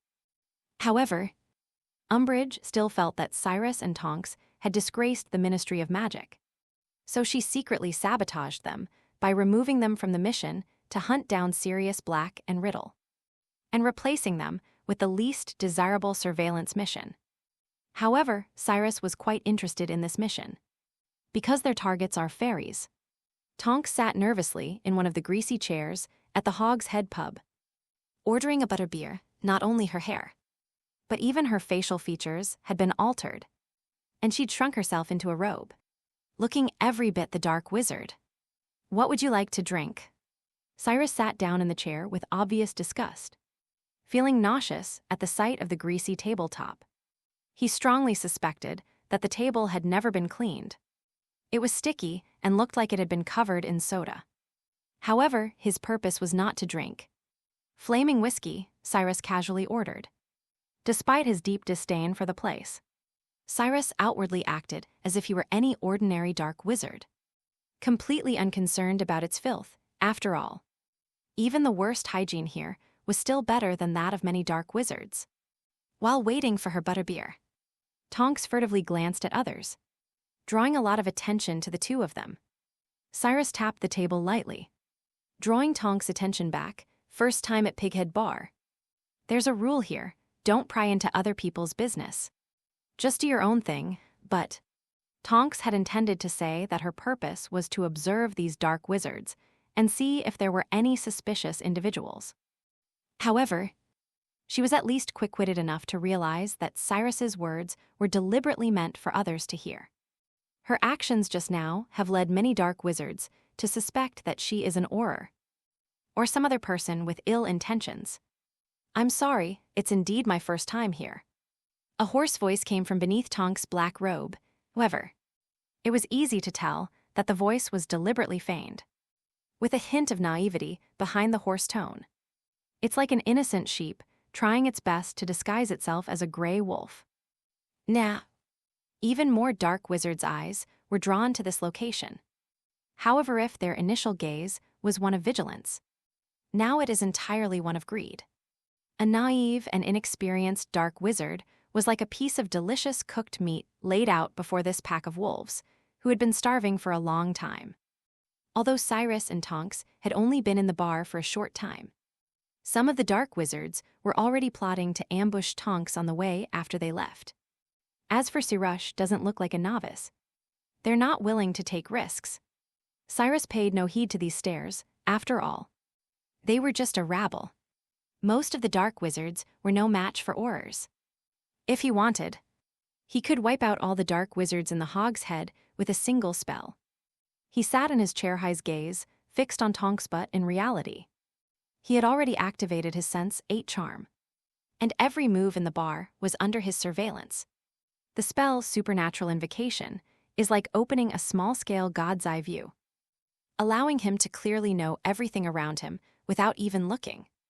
Of course, in general, the extrasensory spells cast by ordinary wizards do not have this effect. They cannot see clear images and colors. What they see is actually similar to thermal imaging. And the ancient magic that Cyrus possessed, yes, just as the dragon's skin contains ancient magic, the Thunderbird also possesses ancient magic. Cyrus currently masters 2 ancient spells, Control of Lightning and Enhanced Vision. The latter not only enhanced his physical eyesight, but also granted him magical vision, enabling him to clearly construct the original colors and details when casting certain perception-based spells. Just like now, he can clearly see every corner of the bar. Aberforth impatiently picked up 2 glasses that looked like they had never been washed and poured them wine. About 7 dark wizards kept their eyes on Tonks, and a few of them lost interest in them after their suspicions were dispelled. There was also a hunched old wizard with a full beard who had been looking at the quibbler in his hand nonchalantly from the beginning, laughing incessantly and revealing his mouth with only 1 tooth left. Cyrus was surprised to find a dissenting reader in such a place. He glanced at it curiously and found that the newspaper was seriously publishing Lovegoods, Fudge's Rotten Teeth project. He also said that the 5 defeated Aurors were proof that they were defeated by Tom Riddle alone because they had a toothache. Chapter 110, Don't Waste Your Talent. The Quibbler was probably the most outrageous newspaper Cyrus had ever seen. He originally thought he might be able to gain some inspiration from the absurdity. After all, there is sometimes only a fine line between genius and madness. But in reality, it didn't. He read it several times, but gained nothing from it except for a few laughs. The majority of this newspaper's readership is at St. Mungo's Hospital for Magical Injuries, and the readership is very concentrated, consisting of wizards whose 5th element has been damaged due to spell errors. If expressed in language that humans can understand, then it is mental illness. Given that most dark wizards are mentally unstable, it is understandable that this old man would read The Quibbler in public. Cyrus ignored the unimportant people and focused his attention on a person who was completely covered up from head to toe. The man was very short. His feet barely touched the ground when he sat in the chair. He was probably only 2 meters tall, but his body was extremely bulky. He wore gloves, and his hands were much wider than those of an average adult. Clearly, this is a fairy. Putting fairies and the Hog's Head Tavern together inevitably evokes memories of the fairy rebellion from centuries ago. Back then, the fairies used the Hog's Head Tavern as their base to launch a fierce uprising. For decades, goblins have never given up fighting for their rights, which is perfectly understandable from their perspective. However, from the perspective of a wizard or even a muggle, no one wants to share the right to possess lethal weapons with another race. Not to mention that greedy fairies always want more. Their desires are like chasms that can never be filled. Snapped, the tall, thin bartender at Pighead Bar slammed 2 bottles of drinks down in front of Cyrus and Tonks. He looked disheveled, with unkempt silver hair and a white beard. Butterbeer 2 sicko, flaming whiskey 4 sicko. Cyrus casually paid 1 galleon, then subtly pointed to the goblin wrapped in a robe. And Aberforth immediately understood what Cyrus meant. Buying information with money is also common here, but most of the information he can provide is only superficial. Not many dark wizards would be foolish enough to publicize their criminal records or evil plots. Aberforth didn't say a word but as he took the money. He casually tapped the greasy table, summoning a pool of water that flowed onto the table in the form of sentences. A fairy has been here for several days, probably waiting for someone, but no one has appeared. Aberforth left immediately, looking utterly disgusted. His weariness wasn't directed at any one person. It was more like he was tired of the world. Cyrus knew he had found his target. He wasn't sure if the goblins intended to repeat their old tricks and seize the Hog's Head again as their headquarters, or if they had partnered with other wizards. However, he wasn't too worried. Although the fairies have always been rebellious, at least in the original story, they haven't caused much trouble in recent years. And even after Voldemort's resurrection, he didn't try to win over the fairies much. The Death Eaters recruited the intellectually challenged giants, the uncontrollable Dementors, the bloodthirsty werewolves, and even the giant spiders that weren't even humanoids. But Voldemort always looked down on the fairies. These guys have no other distinguishing features besides their inherent greed and their ability to craft fairy artifacts. Their magical power is also far inferior to that of wizards. They are simply not qualified as combatants. Overall, there's nothing to worry about. Even if the fairies cause another disturbance, it will only cause some trouble for the Ministry of Magic. It's impossible for them to overthrow the existing wizarding order. Tonks focused intently on his butterbeer, somewhat surprised to see Cyrus find their target so quickly. "How do you know that person is a fairy?" she asked in surprise. "It's obvious that only fairies are that short. And didn't you see his hands? Even though he's wearing gloves, they're a huge size compared to normal people." Upon hearing this, Tonks immediately glanced cautiously at the fairy, trying to avoid drawing attention to her movements. She picked up her glass, sipping her wine while glancing at the fairy. Sure enough, the person's features matched Cyrus's description perfectly. She couldn't help but admire Delix. They are indeed well-trained aurors, very impressive. She looked away, put down her glass, her lips frothy with butterbeer, and asked in a low voice, "So how are we going to gather information? Should we wait until he's alone and then knock him out? Dealing with a fairy is nothing I should be able to manage. You've been training with Moody for 2 years. How could you be so reckless?" "What's the use of capturing him?" Cyrus said helplessly. "The fairies are very united. Capturing him won't yield any information, and it will only alert them. What should I do?" "Keep an eye on him and see who he's waiting for," Cyrus said. "You're a disguised magus. Once the person he's waiting for appears, you can transform into that person and gather information." "Well, but I still prefer to participate in the mission to hunt down Sirius Black." Tonks said regretfully, "Be silly. You have the talent to disguise yourself as magus, and you're born to do intelligence gathering and surveillance. It would be foolish to confront the Death Eaters head-on." Cyrus felt sorry for her, thinking of how Tonks and Lupin both died in the final battle at Hogwarts in the original story. Make good use of your talent, Tonks. It's a skill that many people dream of. Not something to fool children. With her abilities, she could easily transform into a Death Eater and ambush them without dying.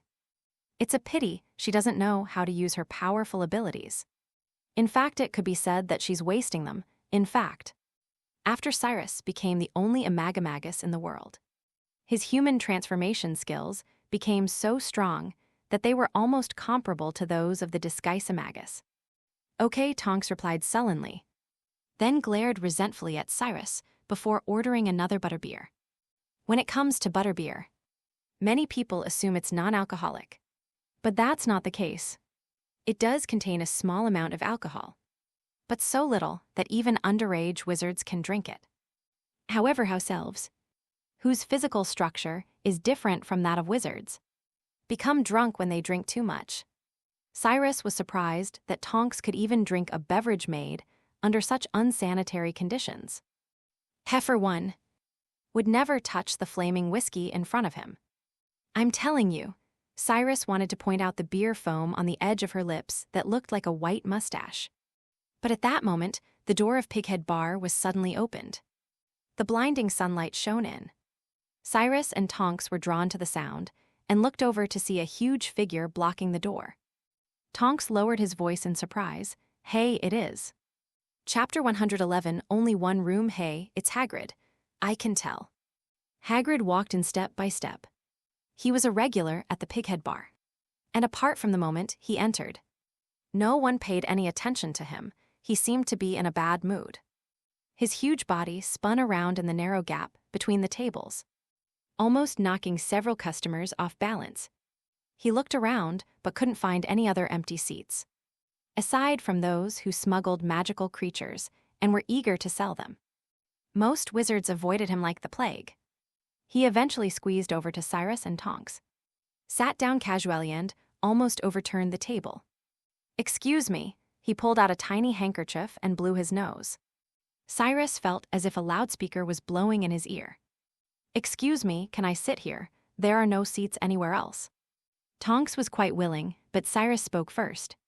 He pushed the glass of flaming whiskey in front of him, which he hadn't touched yet, toward Hagrid, and said softly, "This is on you." Thank you, you're such a kind person."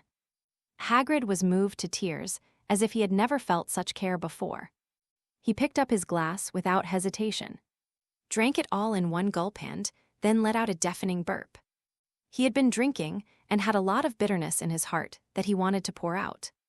But Cyrus stopped him. "Hagrid, I know you might not be feeling well, but we still have things to talk about. Why don't you go to another table? Look, it's empty there too." He pointed specifically to the goblin's seat. "I'll buy you a drink next time, Hagrid, fairy." "Oh, okay, the next time." Hagrid naively thought that Cyrus really had something to talk about with Tonks. After all, why would someone who invited him for drinks scheme against him? So he immediately stood up, squeezed through the crowded table, and plopped down opposite the fairy and many more. The elf was dumbfounded. Even though his face was tightly covered, Cyrus could still imagine the shock and anger on his face. He wanted to refuse, but suddenly no sound came out of his throat. He stared at Cyrus with hatred, as if he wanted to pounce on him and tear him to pieces. "How did you get Hagrid out of the way?" Tonks asked. "It's obvious we're on a mission," Cyrus said without batting an eye. "Besides, everyone knows Hagrid is very talkative." Cyrus deliberately lured Hagrid there.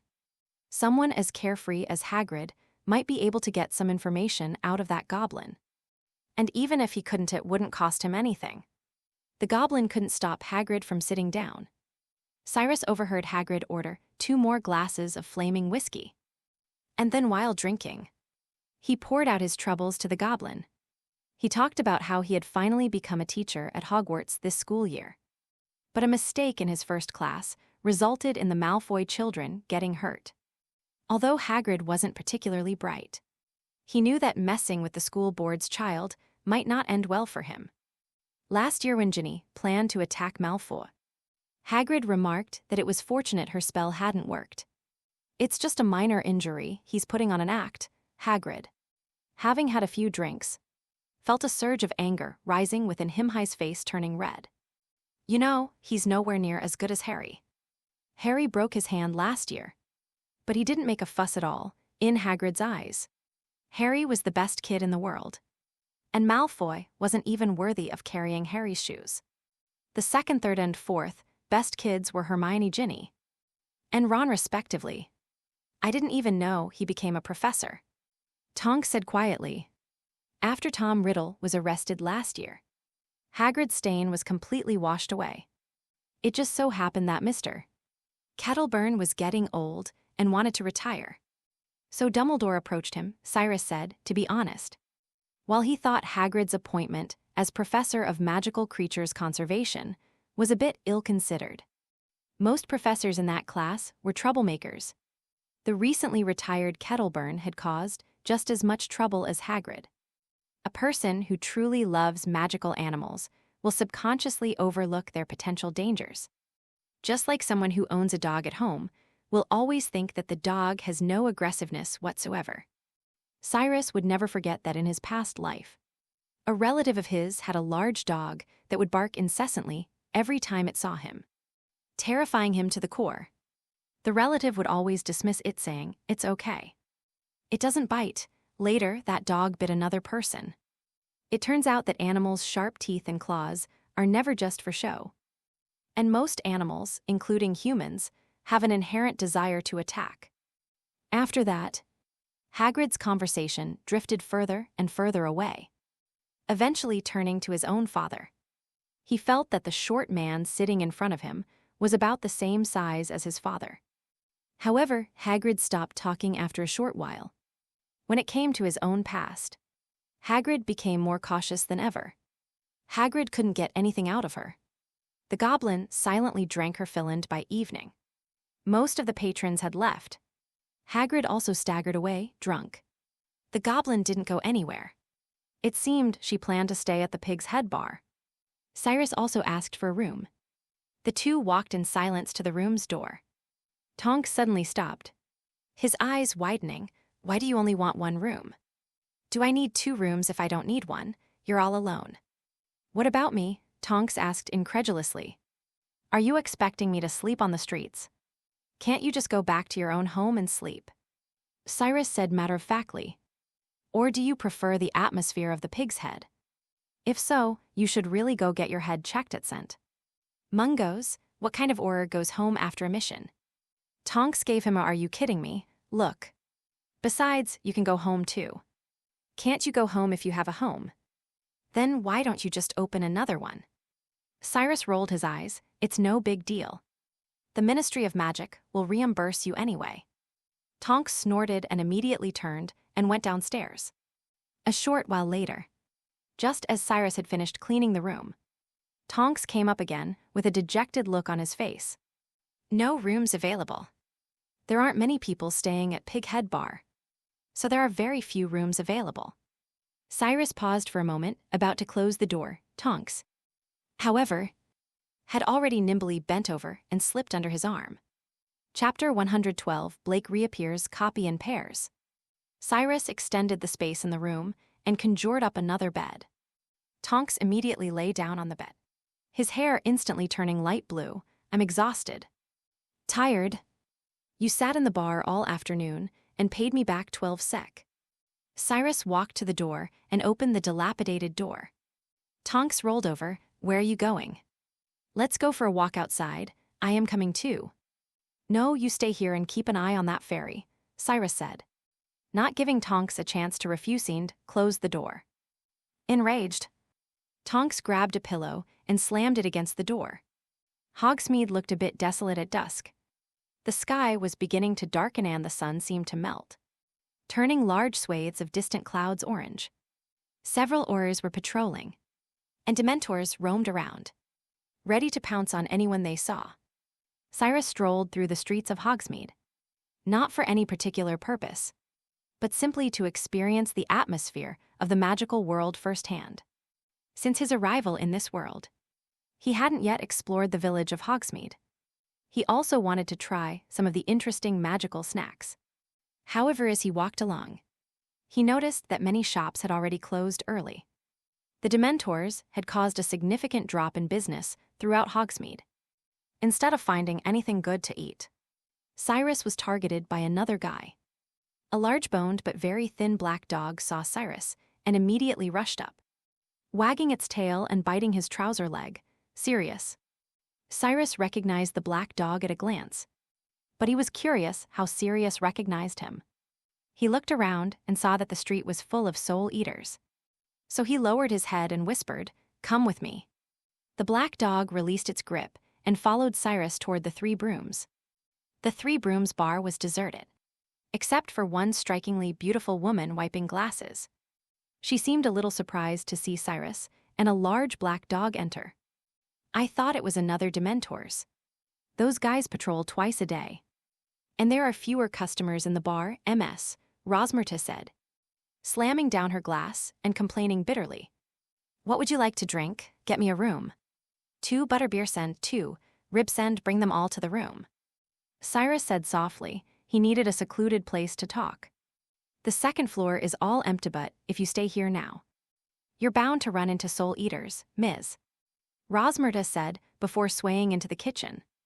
Cyrus led the big black dog upstairs, and after closing the door, the black dog immediately stood up and transformed into a down-on-his-luck English gentleman. Seals, how did you recognize me?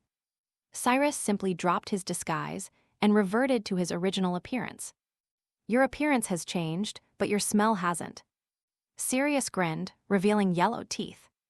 I thought you'd failed. until I saw your wanted poster not long ago. I didn't expect you to have infiltrated the Ministry of Magic. What, are you here to arrest me? Both were prisoners who escaped from Azkaban. But the two looked completely different. Smell. I didn't notice that. Cyrus was pleased that Sirius had pointed out the flaw in his transformation. But haven't you been having a rather miserable time? Terrible anywhere is better than Azkaban. Sirius laughed self-deprecatingly. I just hate that the rat is hiding too well. I'm afraid he'll decide to hide as soon as he hears about me. And I won't be able to enter the school in a big way. He's been out of prison for over 2 months now. But he still hasn't seen Peter Pettigrew, however. He recently discovered a clever fellow and plans to recruit him as an ally. Sirius Black only has one path, the Shrieking Shack. The other secret passages lead directly to the castle. And going that way would be too dangerous. It's a pity that Filch confiscated their map when they went to school. Otherwise, it would have been much easier. Didn't you go to see Harry? Cyrus wasn't very interested in Pettigrew anyway, since the punishment would eventually fall on that despicable traitor. I saw it from afar. Sirius's speech slowed, and he looked very sad. He looks just like James, really. Then you haven't thought about going to acknowledge him as your father? Cyrus asked. You can give him a home, Sirius. Just like the Potters took you in after you left the Black family. Cyrus suggested Harry needs a home. Harry can be reckless at times. But that doesn't stop him from being a good kid. Cyrus considers Harry and the others his friends. So he hopes to make up for some of the regrets. But Sirius hesitated. He escaped the prison on that isolated island. But he couldn't escape the torment in his heart. What right do I have? If it weren't for me, he would have a happy family. So now you have a chance to make amends. I think you should go to Privet Road and see him. He didn't have a good time with the Dursleys. James Potter didn't make any good impression on them. But Sirius opened his mouth. Looking incredibly timid, do you think he will forgive me? Or let's ask a different question, do you really think he'll blame you? Cyrus countered, why not, he should have done it. If I hadn't suggested it. Maybe they would have. Sirius's face was full of pain. Then you underestimate Harry, he's a good kid. He'll find out who the real traitors are. Who killed his parents, Cyrus said calmly. And he'll be glad he has a real family member. Not just a blood relative, but someone who will love him. Sirius fell silent. At that moment Ms. Rosmerton knocked on the door. Cyrus transformed back into Dexter and opened the door a crack. Rib chops and butterbeer, thank you, ma'am. Cyrus took the food and closed the door again. He placed the ribs on the table and started drinking his butterbeer. This wizard's drink was a little sweet and mushy. But not Cloyingan tasted quite good. Let's eat something first. I bet you've been rummaging through the trash for about 2 months now. Haven't you? It's not always about rummaging through the trash. Sirius replied silently, sitting down to eat.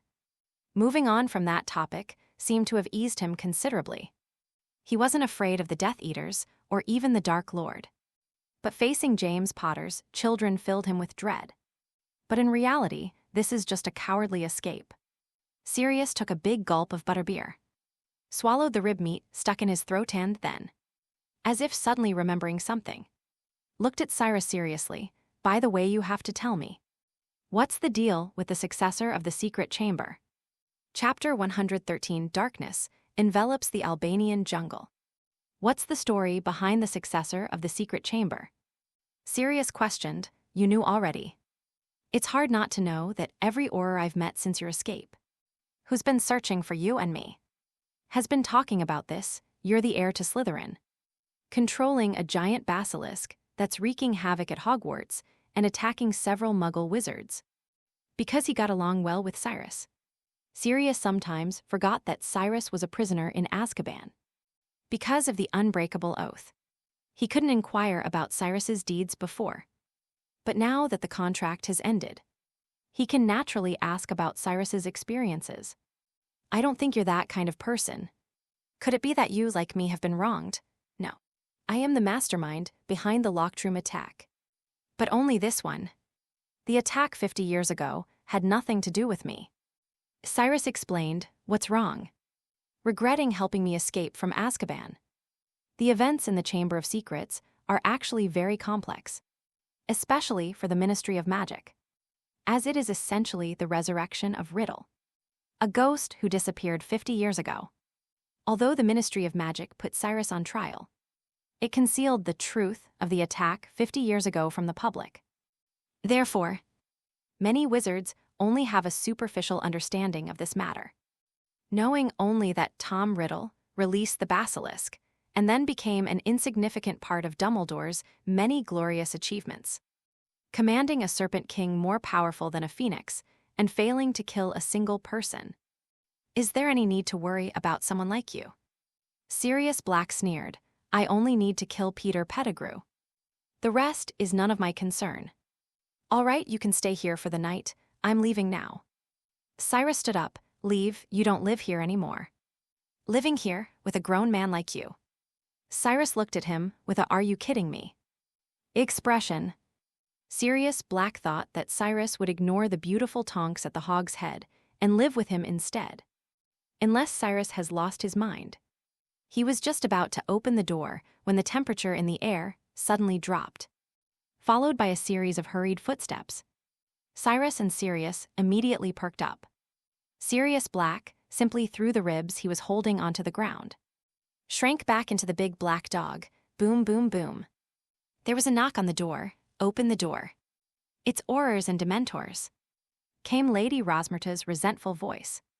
When Cyrus saw that Sirius had turned back into a dog, he opened the door. Then a faceless black shadow pounced on him without hesitation. The coldness cut into Cyrus's flesh like an icy blade. "Call the gods to protect you, Silver." Cocoon-like threads surged from the tip of Dexter's wand, instantly knocking the Dementor's body back and slamming it against the wall opposite the door. "Get out of here, you filthy thing." The silver light was like Flamesand the Soul Eater, like a hideous beast burned by flames, immediately fled in panic. Rosmerta and the Auror accompanying him were startled. The Auror even instinctively drew his wand, intending to duel Cyrus. "It's me." At this point, Cyrus had already walked out on his own. "Delix, what are you doing here?" The Auror was also surprised to meet Delix here. But since they were both Aurors, there was no need to search him. "I didn't know you knew Patronus charms. There aren't any extra rooms at Pighead Bar. I can't possibly squeeze in with Tonks." Cyrus glanced at the fleeing Soul Eater with disgust. "I wonder when this will ever end. Who can argue with that? I patrol with these things every day, and all my joy is gone." The Auror sighed as well. "Fudge is going too far. These Dementors are bound to cause trouble sooner or later. I heard he even sent Dementors to Hogwarts. He's insane." Rosmerta wasn't from the Ministry of Magic, so she didn't hold back when scolding Fudge. However, the Auror looked a little embarrassed. "What else can he do?" Cyrus smiled contemptuously. It was common knowledge that Fudge was incompetent, but Dumbledore's disappearance for several months had given him a taste of power, and now he was even more unwilling to let go. "Don't say that in the Ministry, or you'll never get a promotion or Warnadadding. At least Soul Eater is a bit better than Sirius. That guy's a madman.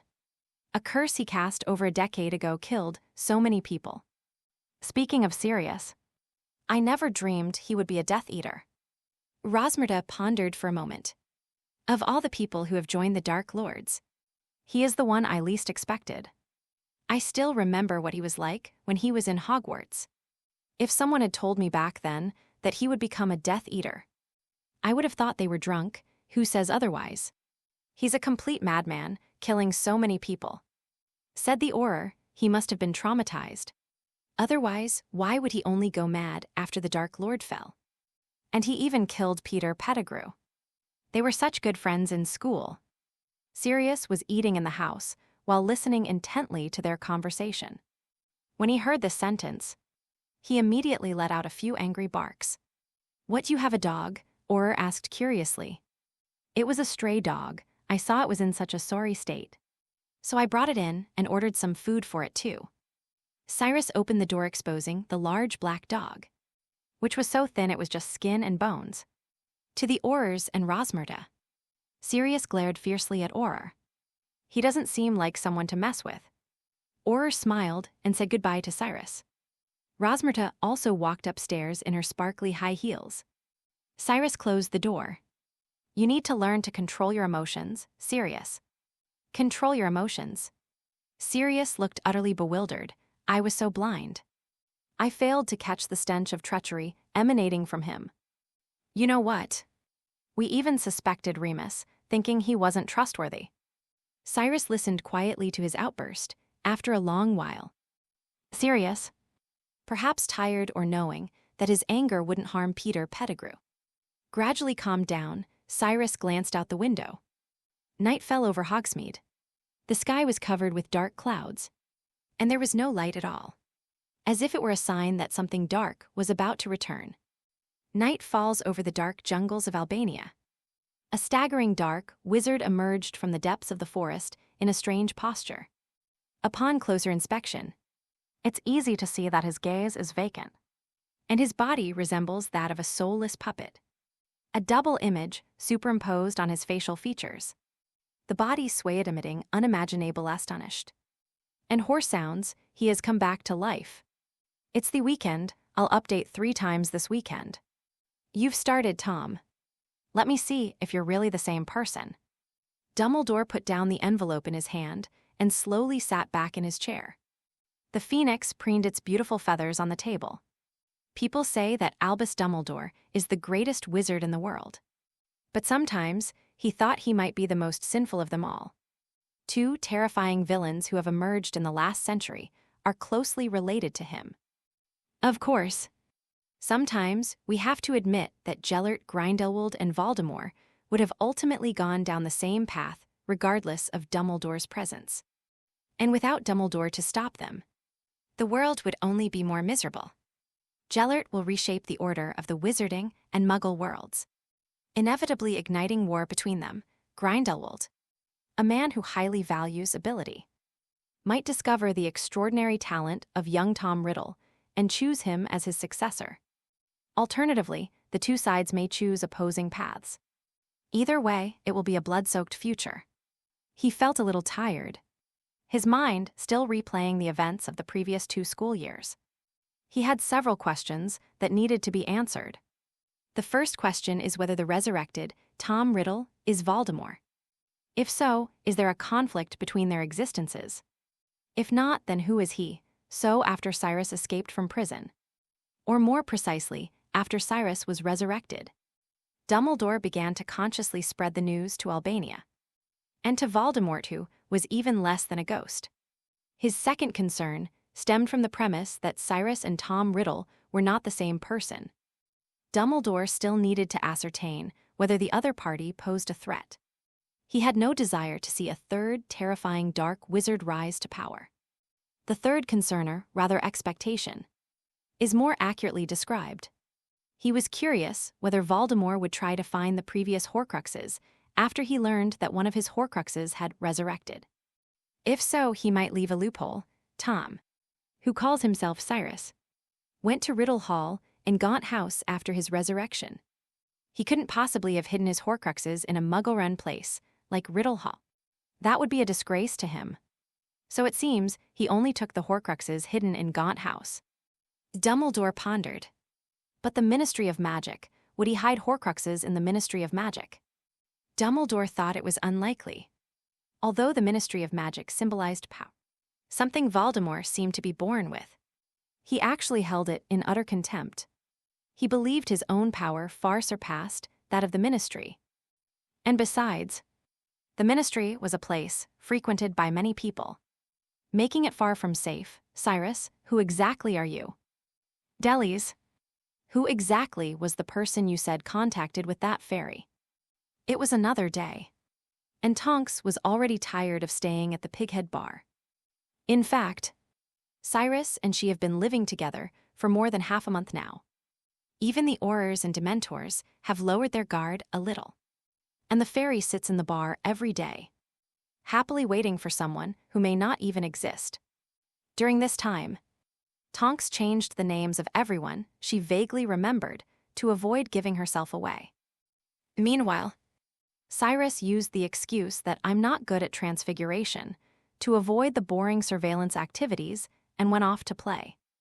Which infuriated Tonks, whoever he eyes her even if he exists. Since it's a job, let's do it well. Cyrus said as he slipped out, "How dare you say that? Who's been sneaking off to see Rosmerta with 3 brooms every day? I'll write to your wife if you don't listen." Tonks said angrily, suppressing the urge to punch Cyrus. "I'm not here to see the landlady.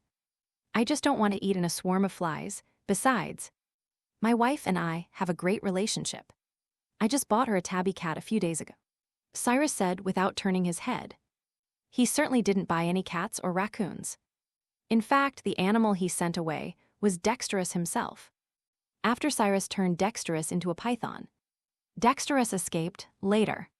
He took some time to find Dexterous and turned him into a cat, which he then gave to his wife. Cyrus became the Dexter only to find the keys to the 12 treasures. Not to break up other people's families, he stretched. And after leaving the Hog's Head pub, instead of heading towards the main road of Hogsmeade, he turned into a more secluded area, the Screaming Shack, a haunted house infamous throughout the British wizarding world. A few months ago, Cyrus fought Dumbledore here and was defeated, with the house destroyed. But now it seems Dumbledore has repaired the house, and it looks exactly the same. No, it's not that nothing has changed. In fact, there were more signs of life in the house, indicating that a werewolf had returned. But this time, he did not add any new scars to the already dilapidated house. For some reason, Cyrus felt a strong urge to return to Hogwarts, but he was worried about the Marauder's map. He wasn't sure if Dumbledore had it, and he was even more unsure if Dumbledore would kill him if they met again. Even if this body didn't house Voldemort's soul, death was still a terrifying thing for a young life like Cyrus, especially after all the effort he'd put into resurrecting him. How could he willingly die like this? In the end, he turned back. He entered the Pig's Head bar, but surprisingly didn't see Tonks anywhere. Nor was the fairy who sat there day after day.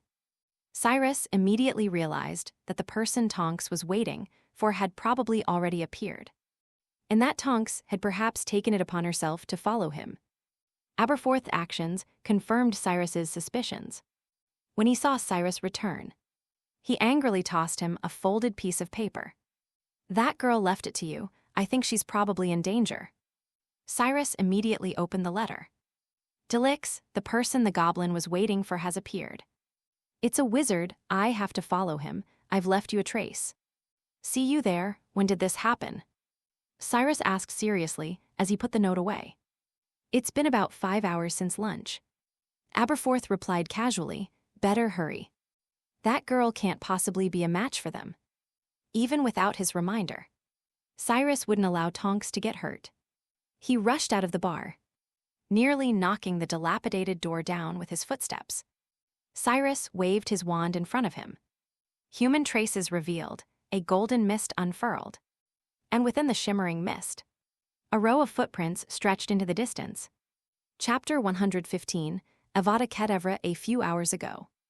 As Tonks sat at the Pig's Head bar, enjoying his clean and hygienic Aberforth-style grilled ribs, he inwardly cursed Cyrus. "Damned Lizzie, he made me keep watch again." She had never hated her ability to disguise herself as Magus as she did now. "I also want to go out and explore. I haven't been to Hogsmeade since graduation." She angrily cut the ribs with her knife and fork, then stuffed them into her mouth and chewed them forcefully, as if she were cutting Cyrus's body and eating Cyrus's flesh and blood. She planned to sneak out for a stroll in the afternoon after finishing her meal, since that fairy stayed in the bar all day and never went anywhere, and Cyrus often didn't come back until night. But just as she was thinking this, an author wizard, who was wrapped up tightly, pushed open the door and walked into the bar. Such attire was not conspicuous in the Pighead bar. The reason Tonks noticed her was because as soon as he entered, he immediately scanned the bar and then walked towards the fairy with a very purpose. Now Tonks was on high alert. The newly arrived wizard was tall and thin. He sat down opposite the fairy, casually ordered a glass of flaming whiskey, and said nonchalantly, "Have you been waiting long? Have you been waiting long?" The fairy repeated the greeting indignantly. Just hearing his voice, Tonks could feel a raging fire burning in the goblin's throat. "I've been waiting here for over a month. And you're telling me, sorry for keeping you waiting. If you're not going to cooperate, then get lost. But we'll show you the consequences of playing games with us." "Don't be angry, sir," the new wizard chuckled softly, his voice low but still carrying an air of arrogance. "Cooperating with people of your status is very risky. We need to consider this carefully." He paused for a moment, took a sip of wine slowly and then continued. "There are different voices within the organization. Most people think there is no need to cooperate with you. After all, the treasure of the Great Fairy Landlock has long been lost. And you people are too greedy." Speaking of greed, he felt even more disgusted with the short business partner in front of him. "We're greedy. It's you wizards who have seized so many of our fairy artifacts. We provided the materials ourselves and even paid for the construction.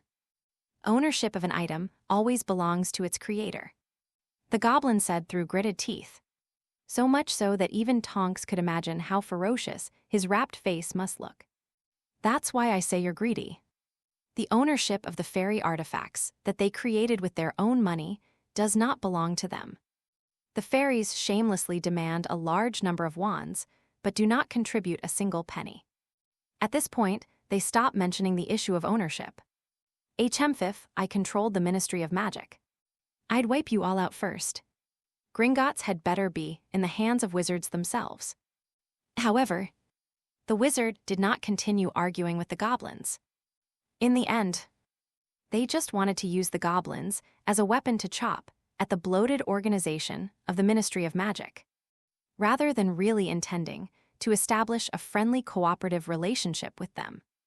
Then the wizard picked up his wand and waved it, and the two of them spoke even softer, as if an invisible glass dome had covered their small space, and the sound coming from inside was a buzzing sound. Tonks was as anxious as an ant on a hot pan, his ears even unconsciously turning into rabbit ears. But he still couldn't hear what they were talking about. After a whileish noticed that the two men had both stood up, and the atmosphere between them seemed less tense than before. The tall wizard paid Aberforth's bill and then left the Hog's Head Tavern with the short goblin. Is this a departure? Tonks couldn't sit still any longer. She quickly gulped down a mouthful of butterbeer to swallow the chopped ribs that were stuffed into her throat. Wiped the grease off her mouth with her sleeving, jumped up. She rushed to the front of the bar in a few steps, then stopped with a conflicted look on her face and turned back. That wretched Delilah. He's still not here at a time like this.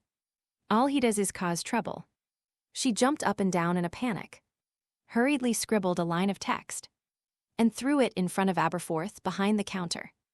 "Bartender, bartender. Show this to my companion when he comes back." After saying that, she pushed open the door and went out. The dilapidated door of Pighead Bar, which was already overburdened, shook violently back and forth, making a piercing creak sound, which made the other customers in the bar shiver. These young people nowadays, they can't even keep quiet after a few drinks. An old wizard with all his teeth gone shook his head, shook the goosebumps off his body, and continued watching the latest episode of Singing the Divergent. This newspaper is much more interesting. After Tonks left, Aberforth was silent for a moment, then retreated into the kitchen. A faint silver light appeared and then flickered out like a star in the sky. Cyrus cast a track spellend without any aids. He easily found Tonks's trail. Among the shimmering golden particles, a clear line of footprints extended into a more secluded path. He quickly followed the footprints, his figure gradually disappearing into the lush bushes. Not long after he left, several dark figures appeared behind him, rushing into the dense forest after Cyrus. Each of these dark figures held a wand and was fully armed, suggesting they were not just ordinary dark wizards, but rather an organized armed force. It seems they had their eyes on Cyrus and Tonks. the two Aurors from the Ministry of Magica long time ago. Cyrus followed the footprints to the end of the road, where the path ahead was swallowed up by the wilderness and time. Wild grass and withered leaves buried the road, and the footprints came to an abrupt end. Did it fly away, or did it apparate? Cyrus waved his wand with the elegance of a conductor, and the magic caused the scene to flash back, bringing to mind images from several hours earlier. Two figures in black robes, one tall and one short, walked to this place. The tall, thin wizard tossed down a tattered wand as if it were a handout. It looked crudely made, and the goblin was also very dissatisfied with it, but said nothing. Go to the ruins, the tall, thin wizard said softly. Then his body stretched out like rubber and quickly spun into a black dot. Snapped. A green light pierced through the black dot. Avada Kedavra, Chapter 116, Luck with the Killing Curse. Like a green lightning bolt, pierced through the illusory phantom in an instant, heading straight for Cyrus's chest. A green light instantly filled Cyrus's entire pupils. He was startled and froze, as if he couldn't distinguish between illusion and reality. Until the spell struck his chest, he flew out like a huge, dilapidated doll and rolled silently to the ground. About 7 or 8 black-robed wizards slowly walked out. They were probably surprised that it went so smoothly, and their faces were full of astonishment.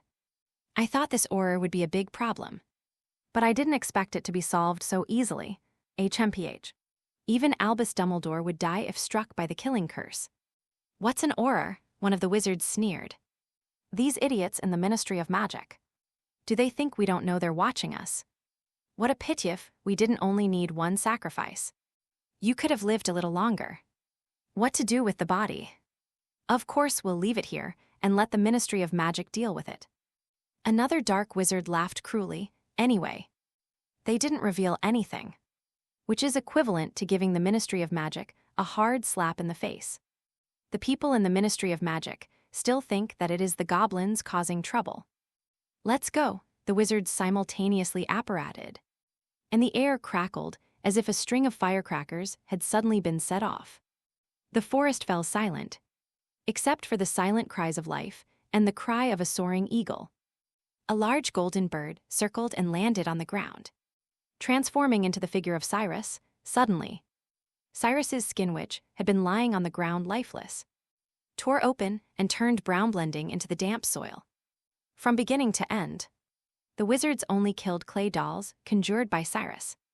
He had already discovered he was being followed, and the moment he entered the jungle, he used the enemy's blind spot to transform into an eagle, simultaneously creating another version of himself. He didn't take the 7 or 8 dark wizards seriously, but too much time had passed since Tonks disappeared. Cyrus couldn't accurately determine their apparition destination, and if there was even the slightest error, he might not be able to save Tonks in time. That's why Cyrus put on the show. Now he knew where the so-called ruins were located. The apparition magic in the air hadn't dissipated yet. He only needed to follow the traces to find the location. He closed his eyes and felt as if a hook was forcefully pulling him out of his navel, making him feel dizzy, as if he'd been stuffed into a washing machine. The next moment, humid air slapped against Cyrus's face. Wow! The sound of the waves rising and falling was incessant and echoed continuously. Is this the beach? Cyrus gently shook his slightly dizzy head and found himself in a somewhat damp cave, which was very shallow, only about 2 or 3 meters deep. He slowly walked out of the cave, greeted by intense light and the howling of a salty sea breeze. Once he reached the cave entrance, Cyrus knew exactly where he was. In the distance, the ruins of a tower perched on a wave-eroded cliff suddenly appeared before his eyes. The surging seawater had eroded the steep cliff face, leaving behind numerous sea caves. The cave behind him was one such sea cave, and along the cliff face was a winding corridor. Like the tower, this winding path is also marked by the passage of time, with tangled withered grass growing wildly and everything broken down. As if a fierce battle had once taken place here, this is the ruins in the legacy that lead to Gringotts. Cyrus recognized the place at a glance which excited him. Perhaps he really could obtain clues related to ancient magic from these people and goblins. There was almost no cover in the long corridor leading to the tower, and he saw that the dark wizards who had attacked him were already far away. Not wanting to alert the enemy, Cyrus transformed into a golden eagle and soared over the coast, landing on a broken stone pillar in the tower ruins. He looked down and saw an unconscious man bound hand and foot and thrown on the ground. Man! Cyrus was stunned for a moment before realizing that this was a transformation of Tonks. He was still alive. It seemed Cyrus wouldn't need to use the time turner anymore. They're quite vigilant. They know to change their appearance before tracking anyone down. Seeing that Tonks was all right for the time being, Cyrus was in no hurry to show himself. While observing whether there were any traces of ancient magic left behind, he eavesdropped on the conversation between the dark wizards and fairies. Almost nothing remains of the tower, except for a few murals on the remaining stone walls, depicting the miracles left behind by ancient wizards. The only intact structure is the wizard statue on the eastern platform, but in reality the statue holds no particular mystery. According to Landlock's records, the gate to ancient magic is hidden inside this ruin. I believe that as long as we complete the ritual, we will be able to open the gate. The fairy gripped the broken wand tightly, if it weren't for the magical creature's hair sticking out from its damaged interior. It would have looked more like a tattered tree branch. Ancient magic. The man standing in the center of the tower appeared to be the leader of this group of dark wizards. He was also dressed in a black wizard's robe, but with a metal mask on his face. When he heard the words, ancient magic, it was as if he heard some kind of beautiful melody. He took a deep breath, his expression behind the mask still seemingly lost in reverie. But quickly, his expression changed and he asked sharply, "But Daklo, how do I know if you Fairy Brotherhood members have deceived us?" "Deception only, wizards deceive each other." Daklo scoffed, then realizing something roared. "Radwin Luckwood, you trying to break the agreement?" Luckwood, Cyrus, who was standing on the ruins, turned his head and, after confirming that the surname he heard was Lukewood, he looked at the masked man again, previously. In order to find out the key to Vault 12 or other information about ancient magic, he had specifically sought out August Lukewood, who was imprisoned in Azkaban unexpectedly. Lukewood knew nothing about ancient magic, while this guy who suddenly appeared in front of him knew the secret. His gaze lingered on the part of the other man's mask that wasn't fully concealed. His lips and jawline seemed to overlap with those of the pathetic Death Eater in Azkaban. Clearly, they are related by blood. The man before him was most likely from another branch of the Luckwood family, the one that did not follow Voldemort's path to destruction. "Don't worry, there's no need to think of us as so despicable," Radwin Luckwood said. "You goblins want wands, I want ancient magic. Our goals aren't conflicting, in fact. They're completely aligned, aren't they?" He took a step forward, walked to the center of the tower, and forcefully spread his arms under the setting sun. The sea seems to be sinking into a certain power, yet something is about to surge forth, like the rising silver moon. "Thank you, Jiangzuru, for the 100-point reward." "Thank you so much. I thought that with the weekend and 3 more updates, more people would read it, but surprisingly, there weren't any. Waza. 3 updates today, only 2 tomorrow. Chapter 117, Blood, will guide the way as the sun slowly set. The ocean on the horizon resembled a vast golden field of hope, or ears of rice bowing low in the surging waves. Meanwhile, the sky on the other side gradually darkened, as if painted with the color of wisteria. As time passed, this color deepened until the sky was completely gloomy, and a pale yellow moon hung in the sky after August ended. The temperature kept dropping, and now it's almost October. The temperature by the sea is not high, and the sea breeze is cool.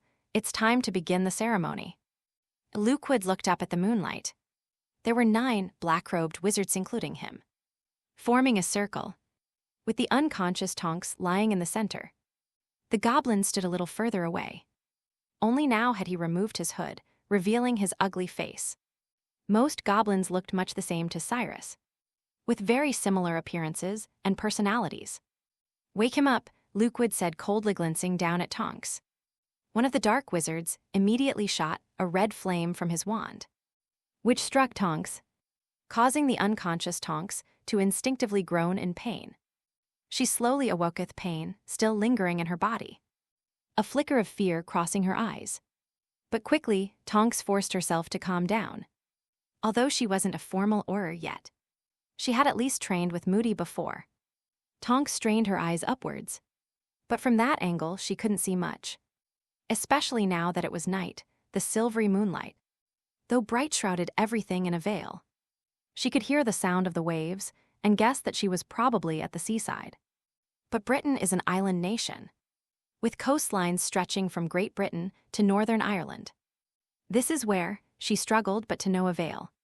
She was bound tightly by ropes conjured by magic, and when she tried to break free, she looked like a giant maggot.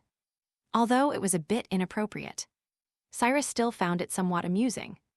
Cyrus stood on the broken stone pillar for a long time, so he flapped his wings a few times to stretch them out, also preparing for a possible battle.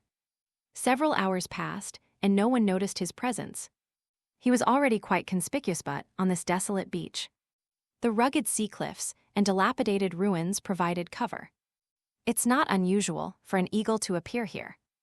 None of the 9 dark wizards answered Tonks' question. They simply lowered their heads and began chanting incantations. Cyrus didn't know how to describe it. The incantations were more like some kind of evil ritual, and the magical power hidden within the massive tower seemed to be awakened under the spell's influence.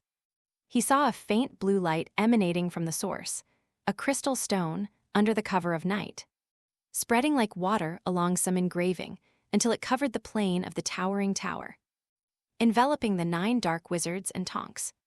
A semi-transparent wall slowly emerged, its other side indistinct as if obscured by a thick bubble.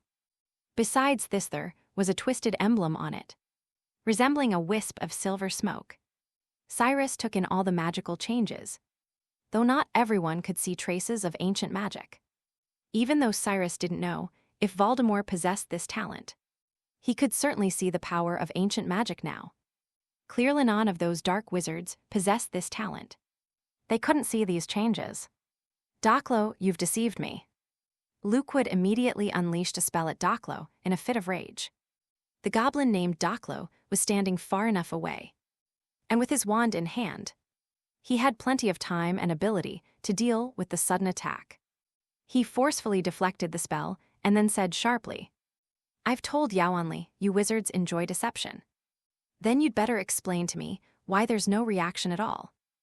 Luckwood roared angrily, "Or I'll let you and this Auror die here together." As soon as he finished speaking, the other 8 dark wizards all raised their wands and pointed them at Docklo. Lying on the ground, Tonks didn't dare utter a word, hoping that these people would start fighting like dogs so she could find a chance to escape. But she soon realized that this was unrealistic. 9 against 1. The fairy posed no threat to these dark wizards, and now that she had lost her wand, she was equally powerless to resist. "Looks like he's doomed," Tonks sighed. She has given up hope that Delix will come to her rescue. After all, at least 6 or 7 hours have passed since she was captured, but Delix has not shown up. Who knows where that guy has gone? He must have gone to 3 Brooms to see the landlady and got drunk. Tonks cursed inwardly. However, she did not give up on herself. Instead, she turned over so that her face was facing the night sky and put her hands behind her back. She is a disguise magus, although she cannot directly transform into an animal with a size vastly different from a human like an animagus.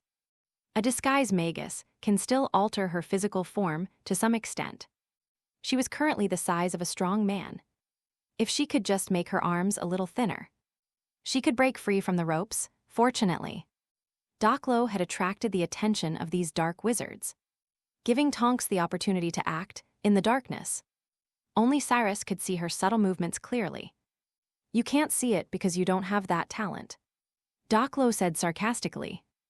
Only a very few people are favored by ancient magic. The difference between these people and you is like that between wizards and muggles. How dare you call us lowly muggles? You're just a filthy fairy. How dare you speak to us like that? The wizards were instantly enraged. Even though they hadn't followed Voldemort to become Death Eaters back then, it didn't mean they were on the side of being close to muggles. In fact, most pure-blood wizards have a natural arrogance toward muggles, and even half-blood wizards and wizards of muggle origin share the same sentiment. Cyrus believed this was a common phenomenon, but this arrogance shouldn't be about bloodline, but rather about ability. Those with magic were special enough in themselves. Of course, it is important that one never let arrogance blind one to the other merits and strengths of others. To do so would be foolish. Docklo wisely refrained from further provoking these wizards, some having held high positions for so long, gradually became intolerant of even the slightest unpleasant words. That's why I asked you to prepare a sacrifice beneath his roof. Wrinkled eyelads's cruel gaze fell upon Tonks. Perhaps your blood can guide you. Thank you, Copkin, for the 100-point donation, and the Napping Cat for the 588-point donation. Thank you, boss. Chapter 118, More Ruthless Than Enemies Are One's Own Kind. Tonks had finally managed to untie the ropes binding the back of her hands, and was wondering how to free herself from the ropes binding her body, when the despicable goblin drew the attention of the other dark wizards to her. At this moment, she dared not make any rash moves. Slit her throat, smear her blood on the ground, and the blood will reveal the traces of ancient magic to you. Docklo said with a sinister grin. This is the method Landlock recorded in his manuscript, since it's invisible to the naked eye. They used another color to depict the traces of ancient magic, and the blood of wizards was the most suitable dye. Upon hearing this, Cyrus was astonished, not because the goblin's cruelty towards wizards was eye-opening, but because Lukewood and his followers unanimously agreed that the plan was worth trying, and without any resistance whatsoever, as if this level of cruelty was commonplace to them. Sometimes, those of the same kind are more cruel than those of different kinds. One of the dark wizards stepped forward first, raising his wand above his head, Avada. Luckwood immediately grabbed his arm to stop him from casting the death curse. We can't kill him right away. Otherwise, the blood won't flow. We have to keep him alive so we can drain all the blood. As he spoke, Luckwood pulled a short knife from his sleeve. Cyrus was surprised that a wizard would use a knife, but the next second, he immediately noticed that runes were engraved on the blade. This is an alchemical weapon, and it likely possesses special magical power. Lukewood grabbed Tonks by the collar, the blade about to slit her throat. Cyrus knew he couldn't just stand by and watch anymore. If Tonks died before his eyes, even the Time Turner wouldn't be able to save him. He immediately swooped down, his figure like a black shadow sweeping across the night sky, his sharp claws piercing Lukewood's arm like gun blades. Ah, Lukewood screamed as he was knocked away by Cyrus.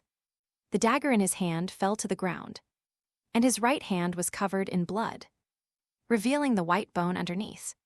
The blood dripped onto the ground and actually turned a small patch of shimmering blue light into crimson.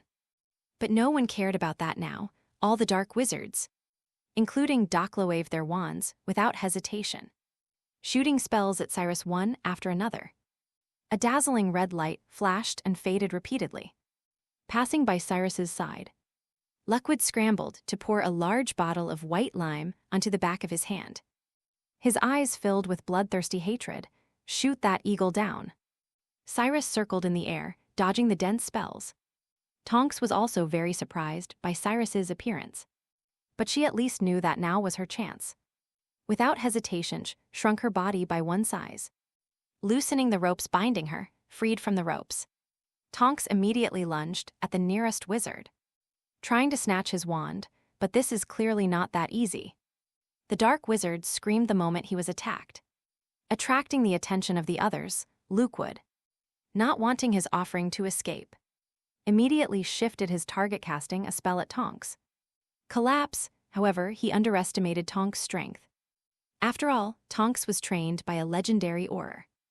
As an Auror, it's inevitable to encounter the awkward situation of not having a wand. It's a required course for them, seeing the incoming spell.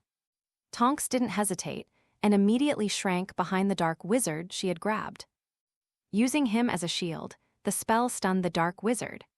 And Tonks, without hesitation, snatched the wand from his hand, rolled on the ground to dodge several more spells, and then launched an attack on Lukewood. Accept your weapons, the disarming spell missed, neutralized by another dark wizard spell. The remaining wizards and Goblin Docklow also abandoned their attack on Cyrus, focusing their firepower on Tonks. The dark wizards had not yet realized that the eagle in the sky was an animagus. They only thought it was an eagle with magical animal blood raised by Tonks. Tonks was quickly suppressed and dared not show herself. She desperately used the dilapidated tower as cover. But the spells of the dark wizards were like grenades, blasting the ancient building to pieces. The power gap between most Aurors and dark wizards isn't significant. Even elite Aurors struggle to cope when facing multiple dark wizards at once. This is especially true for pure-blooded Aurors like Lukewood, whose magical foundations are profound. Tonks is still far too inexperienced compared to them. Cyrus fell silently, folding his wings, and landed on a towering stone pillar. The silver moonlight and the darkness of night formed his backdrop. His golden hair swayed in the sea breeze, and his eyes burned like fire. He pressed the tip of his wand downward sand instantly. The dark wizards felt a powerful force coming from above, as if several heavy monsters were piled on top of each other and pressing down on their backs, bending their knees and pinning them all to the ground. Tonks, seemingly unaffected, suddenly raised his head and looked up at the darkness under the night sky. Tom Riddle. She thought it was Delilah who had finally come to rescue her. But she never dreamed that the person standing in front of her would be Tom Riddle, whom they had been searching for all along. The appearance of the madman who attacked the Ministry of Magic seemed to have changed slightly. His golden pupils made him look even more imposing. Tonks looked at Cyrus and immediately felt as if he were facing a formidable enemy. The man before her had subdued so many dark wizards with ease. She didn't know if Dumbledore possessed such terrifying power, but she believed that Alistair Moody certainly couldn't have done it. At the same time, she was also a little puzzled as to why the other party's spell had not worked on her. Tom Riddle, good even in Givrion, Cyrus said politely, if one ignores the fact that he used his powerful magic to force others to prostrate themselves before him. It was indeed polite. Who are you? Lukewood struggled to lift his head at that moment. He was furious. Being pricked by an animal was bad enough. But unexpected events kept happening one after another. Now, a powerful wizard of unknown origin has suddenly appeared, making it hard for them to breathe. My name is Cyrus. Cyrus floated down from the stone pillar as lightly as a weightless feather. He walked through the tower riddled with magical traces, past the maggots crawling on the ground, until he reached the transparent door. Inside, Gringotts' magnificent architecture was faintly visible.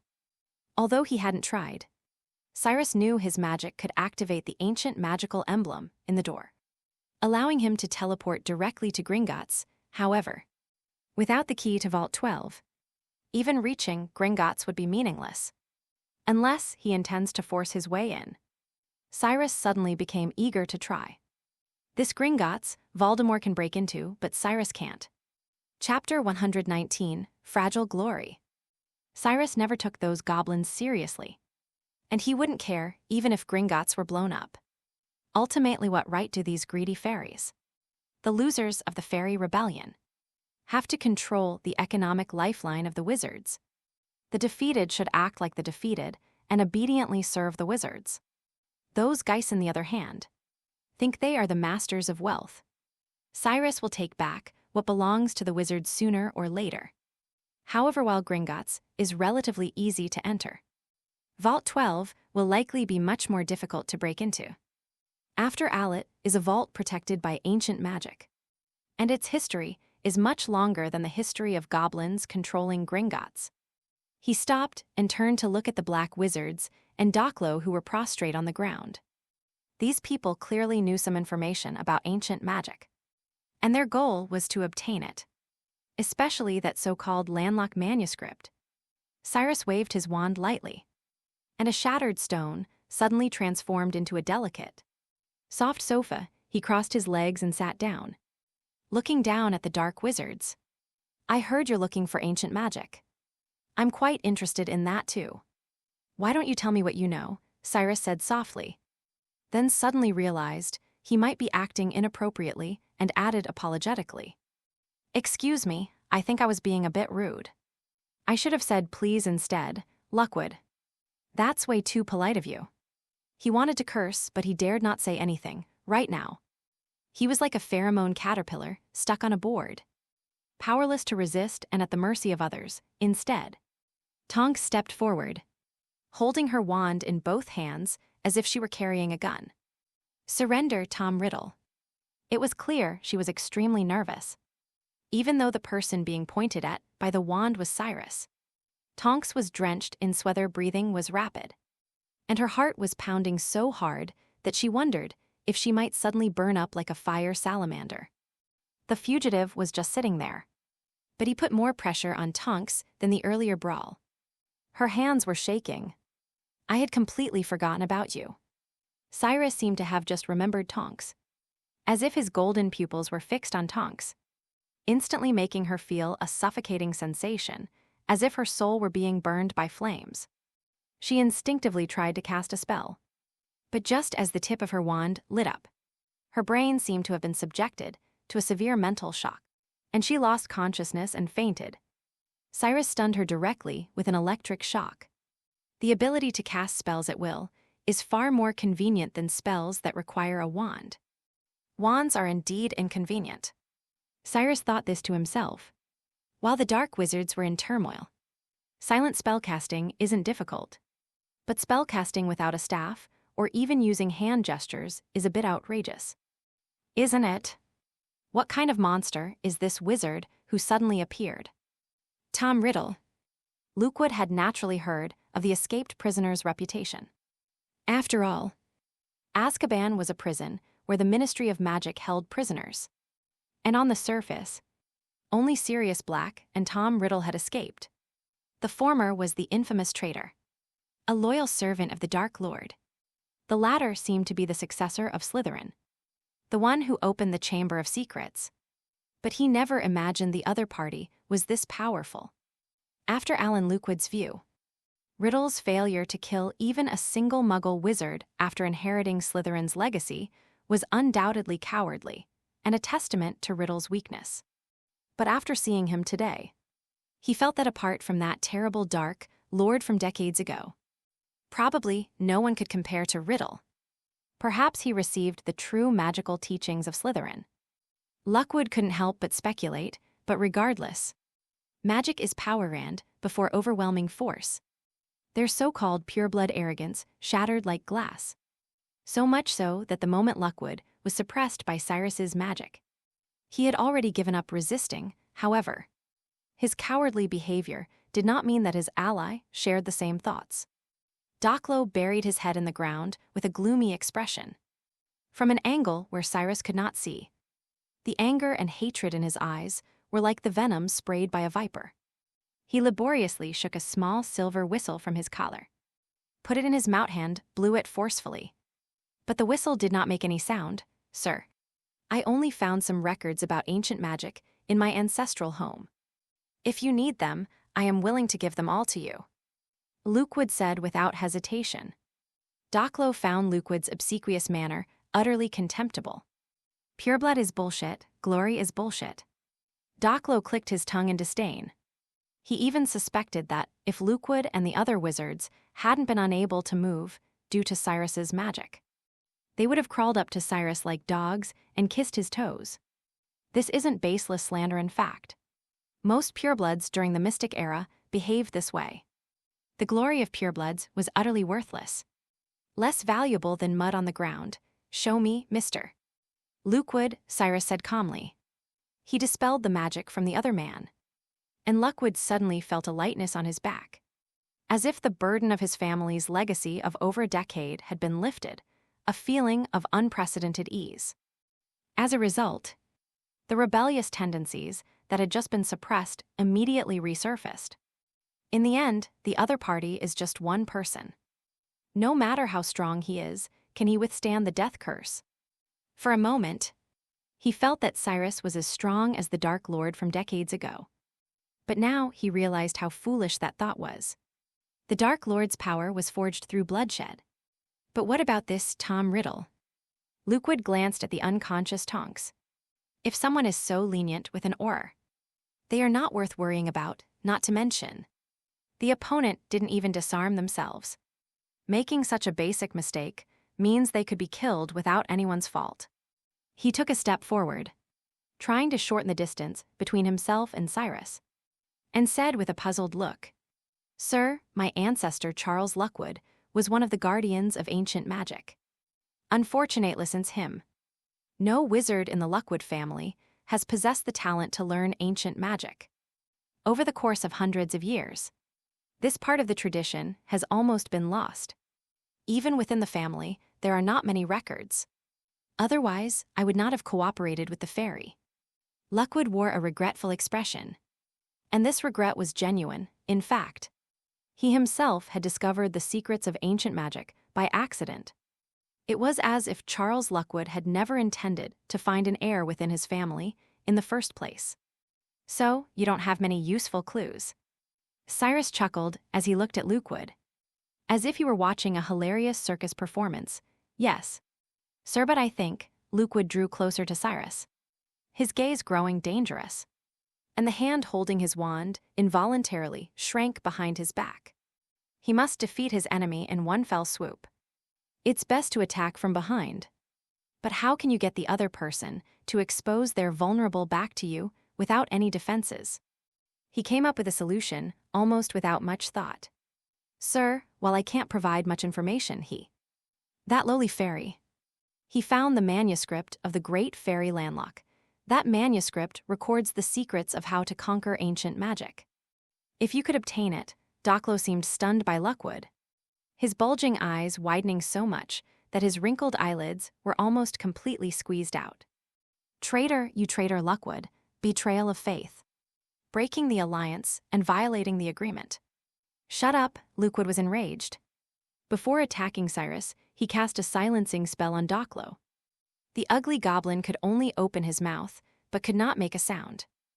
However, it was not hard to tell from his expression that he had cursed very rudely.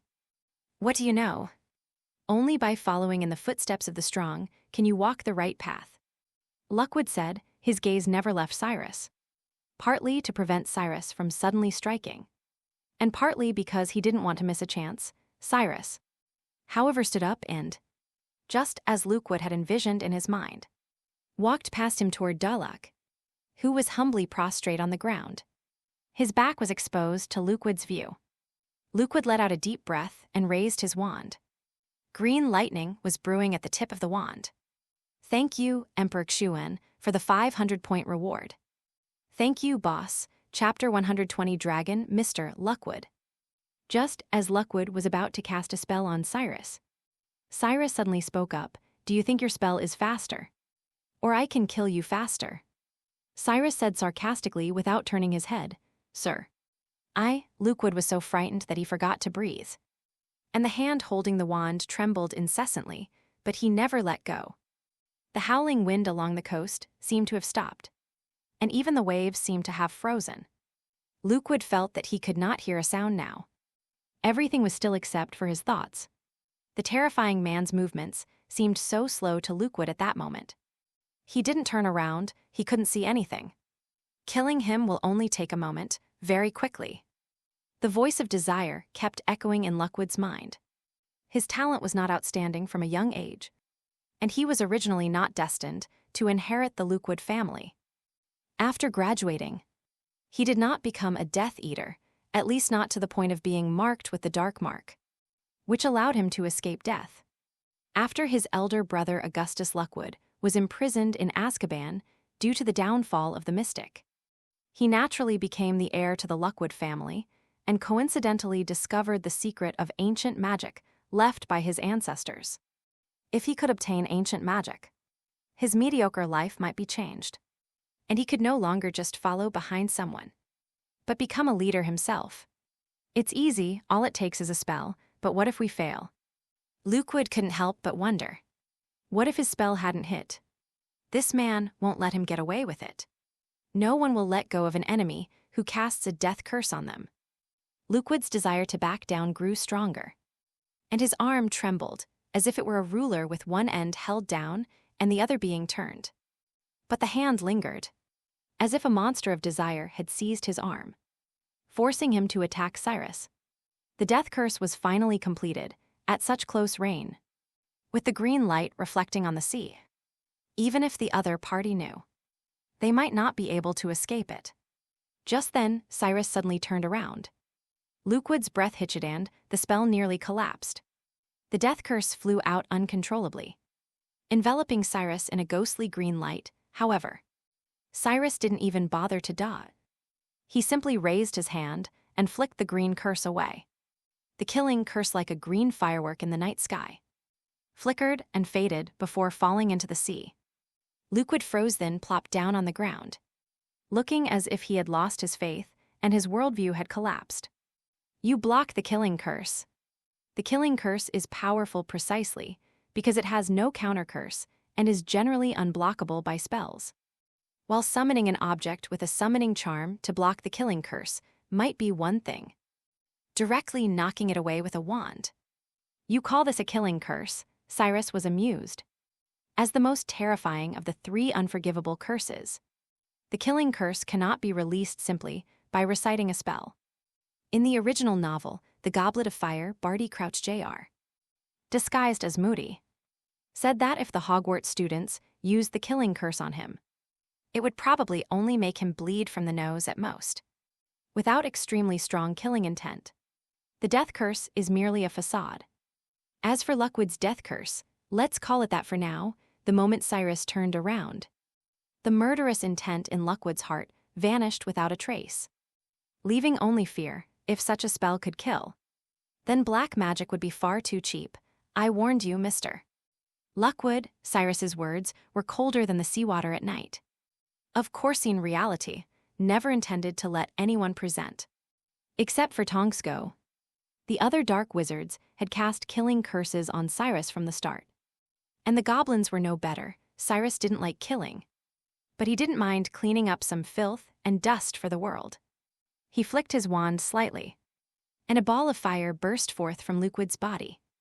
The intense flames engulfed him in an instant, transforming into a serpent that bared its fangs and devoured his eyes, burrowing into their sockets and burning Lukewood to ashes from the inside out. Docklo and the other dark wizards watched in horror as the flames, after burning Lukewood to ashes, did not disappear, but instead began to spread with the wind, instantly forming a circle that enveloped the entire tower. Those dark wizards were also burned in the flames into withered ghosts, turning into wisps of smoke in the end. Only Cyrus was still walking in the fire, while Tonks and Docklo lay in the flames, unable to move. The reason for sparing Docklo's life was, of course, for the sake of the Fairy Landlock's manuscript. In this world, without 5th grade transfer students, Cyrus didn't know whether the fairy who coveted ancient magic had succeeded. But since the other party was related to ancient magic, the information was valuable. After Lukewood died, the silencing spell on Docklo also disappeared. But this goblin was far more stubborn than Lukewood. Even with death looming, refused to back down. Cyrus detested the fairies' greedy nature. They had fought many wars with wizards because they wanted to gain more rights and even coveted the wizards' wands. Making wands is a unique skill of wizards. Just like fairy artifacts, these defeated warriors shamelessly demanded that wizards reveal how to make wands, while remaining completely silent about the goblins' forging techniques. It's like a country across the Pacific asking you to hand over its technology and share it with the world, while keeping its own technology a secret. This greedy attitude is disgusting. However, his current unyielding attitude impressed Cyrus. In contrast, human nature is far too complex. Some people are glorious and noble, while others are not even as good as rats in the sewers. Your name is Doclo. Cyrus slowly walked up to the other man and half-squatted down. Tell me where Landlock's manuscript is. Don't even think about it. Since you're willing to make a deal with Mr. Lockwood, why not just make a deal with someone as powerful as me? Cyrus retorted, judging from the way you fairies act. It seems you don't value ancient magic that much, do you? With a wave of his hand, all the wands of the dead dark wizards flew over and were lined up in front of Doclo. It's just a change of collaborator. It shouldn't make any difference to you. No difference. Doclo laughed sarcastically. The difference is actually huge. You see, they have no intention of giving up ancient magic. If ancient magic is truly as powerful as described in Landlock's manuscript, they naturally wouldn't be willing to give up this treasure. However, the manuscript was difficult to decipher, which is why they made this deal with Lockwood. Moreover, they did not intend to actually give up the ancient magic, but planned to kill Lockwood and his party immediately after obtaining all the wands that Lockwood had promised. They want the wand, they won't give up ancient magic either. But then Cyrus suddenly appeared, leaving Doclo somewhat at a loss. Cyrus is clearly different from Lockwood. He is stronger. And it's much stronger. He dared not cooperate with Cyrus. The other party was beyond their control, and the risk was too great. The best way is to eliminate them here. The anxiety and cruelty flashing in Doclo's eyes made Cyrus feel uneasy. What are you waiting for? We're waiting for your death. Doclo glanced up at the sky and said with a sinister grin. Almost the instant he finished speaking, Cyrus felt the tower begin to tremble and shake. This solitary tower built on the sea cliff now seemed on the verge of collapse. The next moment, a huge black shadow blocked the silver moonlight, and the shadow was projected down, as if it were a demon from hell.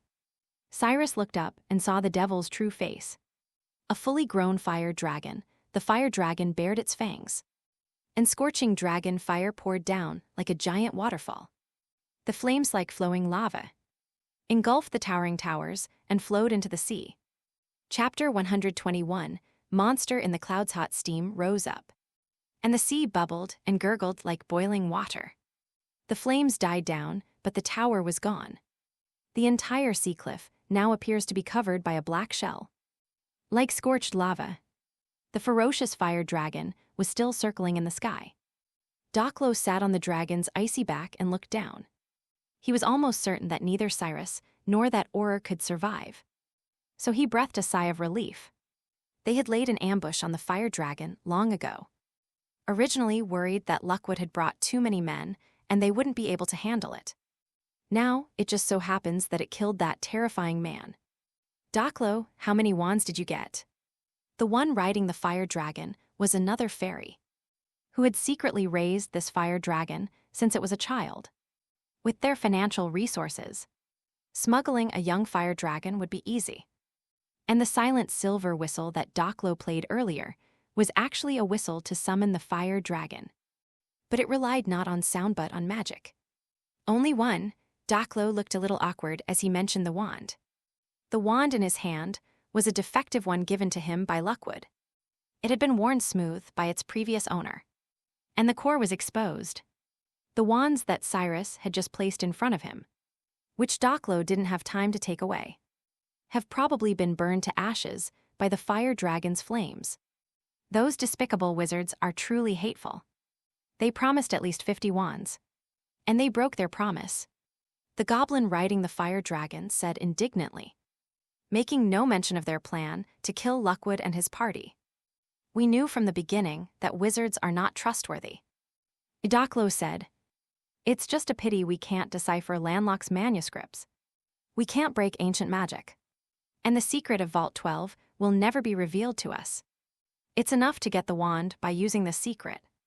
Our fairy brotherhood is determined to take more of the rights we deserve from the wizards. Another fairy said, glancing at the sky. Perhaps the dragon's breath evaporated too much seawater, for the sky was covered by dark clouds, with flashes of purple light occasionally appearing in the heavy clouds. suggesting that a storm was imminent. However, he quickly realized that the idea was a bit too absurd. No matter how powerful the fire dragon's breath was, it was impossible for it to create thunderclouds that could cover an entire sky. The weather at the seaside is always like this. Doclo said, "We'd better hurry back, and Auror died here. It's best not to let the Ministry of Magic find out that we were responsible." The other goblin nodded. They had done a lot of illegal things behind the scenes, and it wouldn't matter if they were discovered. But now was not the time to clash with the Ministry of Magic. He pulled the magical reins, and the fire dragon immediately took flight. The fire dragon raised from a young ages like an elephant. It has the ability to break free, but dares not make any further moves and can only obey. Boom! Suddenly, a massive bolt of lightning tore through the night. The torrential rain pounded down, and the rainwater slid down the dragon's rugged scales. The dragon seemed to sense something and suddenly stopped, becoming very uneasy, twisting its body anxiously in the air. "Quiet down, you beast." The fairy angrily whipped the dragon's back while Doclo, holding a magic wand, recklessly conjured a whip and lashed it even more fiercely. This is a Norwegian Spinosaurus, covered in wounds. The dragon's skin possesses strong magic resistance, and its scales can also withstand non-magical physical attacks. At least, Muggle grenades cannot penetrate its scales.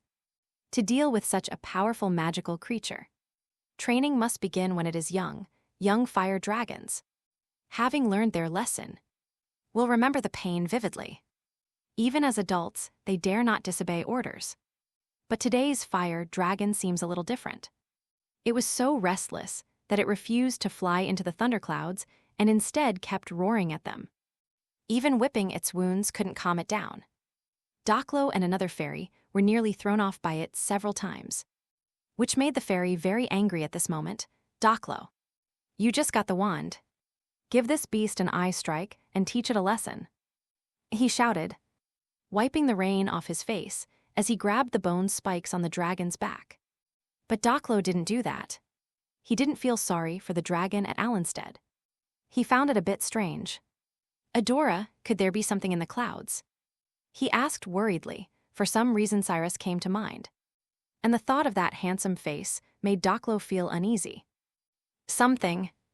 The fairy known as Adora glanced curiously into the clouds, but saw nothing. However, if anything in England could create such vast dark clouds, it could only be hordes of soul eaters. Has the search area been expanded to this area? If it's those guys, then we're in trouble. "No, it's not a soul eater," Doclo suddenly shouted. In the flash of lightning, he saw a golden shadow moving through the clouds. "It's a thunderbird," he screamed, his sharp voice piercing the rain. Thunderbird, no wonder. Adora's expression was even more unpleasant than before. As a level 5x magical creature, the thunderbird is no less dangerous than the fire dragon. This magical creature is a close relative of the phoenix, but the two possess completely different powers. The phoenix is small in size, and its magic lies more in its ability to regenerate and heal. But the thunderbird's magic is more clearly manifested in its powerful destructive force, especially considering that ptarmigans typically inhabit the United States and do not migrate. The fact that this ptarmigan appeared in Scotland suggests that it was likely brought there by a wizard who poached magical creatures. In other words, it must be very angry. He guessed right, the thunderbird was indeed furious. But it had nothing to do with smuggling magical creatures. He was simply annoyed that those two goblins had made him take a dragon's breath attack. This thunderbird is naturally Cyrus, a few minutes earlier, when the Norwegian Spinosaurus appeared above Cyrus's head. He immediately sprang into action. Doclo, with his magic resistance, managed to apparate onto the dragon's back with difficulty. But Cyrus still needed to take Tonks with him. The fact that Tonks was moved for a while led Doclo to believe that Cyrus had been charred by the dragon's breath. In reality, however, his hair was just a little curled from being permed. Now it's time for him to retaliate. "Thank you, Tildon, for the 100-point donation." "Thank you, boss. Chapter 122, Don't Say Impossible to Magic. Doclo and Adora were still trying to figure out what to do. They didn't want to fight a fully grown enraged Thunderbird. It would be pointless and extremely dangerous. The best thing to do is to find a way to escape. But lightning moves faster than their thoughts. Cyrus charged down with lightning, his sharp claws piercing the two fairies. The fire dragon was unaware that Cyrus's target wasn't it. It only felt a strong threat, faced with Cyrus's attack. It immediately twisted its body to dodge, while simultaneously opening its venomous fangs to try and tear Cyrus's throat. Cyrus, of course, wouldn't let it have its way. In comparison, the fire dragon's magic resistance is actually greater than that of the Thunderbird. So a head-on confrontation would not be a wise move. Cyrus's advantage lies in his greater magical power and intelligence. He dodged the fire dragon's attack with the ease of a fish swimming in water, and then suddenly pecked out one of the fire dragon's eyes. The fire dragon, in pain, became even more frenzied. Blood spurted from its eyes, and it twisted its body desperately, thrashing its tail and claws around like a wounded wild dog. Flames shot out in all directions like uncontrolled spray. Cyrus immediately followed up with several bolts of lightning, which struck the fire dragon and blasted its scales apart. Almost instantly it was covered in wounds. The wounds were charred blackened, even the blood was black, obviously scorched by the electric current at first. Doclo intended to use his wand to help the dragon attack Cyrus. But once the battle began, he could only desperately cling to the dragon's back to avoid being thrown off. His vision was blurred by the high-speed flight, and he couldn't see anything clearly. He only felt an electric current strong enough to sting his skin, strike him. And the hard dragon scales blew half of his ear off like shrapnel. Now, a feeling of weightlessness enveloped Doclo. Cyrus pierced the dragon's wings with lightning, and the Norwegian Spinosaurus let out a mournful cry and plummeted into the sea. Wow, huge amounts of water splashed up, and dragon's blood stained the bay red. Doclo and Adora couldn't hold on and were thrown off by the fierce battle. Cyrus flapped his wings, stirring up thunderclouds, and swept them away in an instant. Adora was instantly struck by lightning and turned into charred remains, while Doclo was seized by Cyrus's claws. His wand had fallen from his hand sometime during the night. Half of his ear was missing and he was bleeding profusely. Looking utterly wretched, Cyrus showed no mercy for his wounded state and mercilessly tossed him from midair onto the towering coastal cliffs. Doclo screamed in agony. He estimated that he had broken at least 7 ribs, and his arm was completely shattered. Just as he was wondering why he was so unlucky, he happened to encounter a Thunderbird that he couldn't find anywhere in England. Suddenly, the huge Thunderbird folded its wings and even began to shrink in size, eventually transforming into a tall man under Doclo's astonished gaze. Her golden hair fluttered in the sea breeze, and her eyes shone like candlelight. It was that man named Cyrus, but even Doclo, who wasn't allowed to possess wands, knew that wizards couldn't transform into magical creatures. Yet now, someone had broken that rule. This is impossible. Are you saying magic is impossible? Cyrus strode lightly to Doclo's side. He looked remarkably relaxed after just having fought a fire dragon. The monster that gave wizards headaches seemed to be nothing to Cyrus. In reality, Thunderbird and Fire Dragon are equally dangerous. Although there are differences in strength between different individuals, the gap is not too large. Although that Fire Dragon has never fought other fire dragons since birth, its destructive power is not much less. The key lies in the difference in wisdom between the two sides.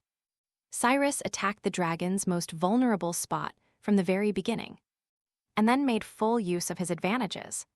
So much so that the dragon was defeated with almost no damage. As Cyrus drew ever closer, Doclo felt fear more acutely than ever before. "Sir," he pleaded sorrowfully, the physical pain allowing him to feign a pitiful expression without pretense. I'm willing to tell you the contents of Landlock's manuscript. Sir, I only beg you to spare me. I still prefer your rebellious self, Mr. Doclo, Cyrus said with a regretful expression. Unfortunately, I have to apologize. I don't plan to let anyone know my secret for the time being. Doclo's face instantly turned ashen. But if you kill me, Landlock's manuscript will. Oh, don't worry, I have plenty of ways. He gently held the wand between two fingers. The tip of the wand pressed against Doclo's brain end then. A silver thing, like a strand of hair, or a parasite residing in the brain, was pulled out by Cyrus.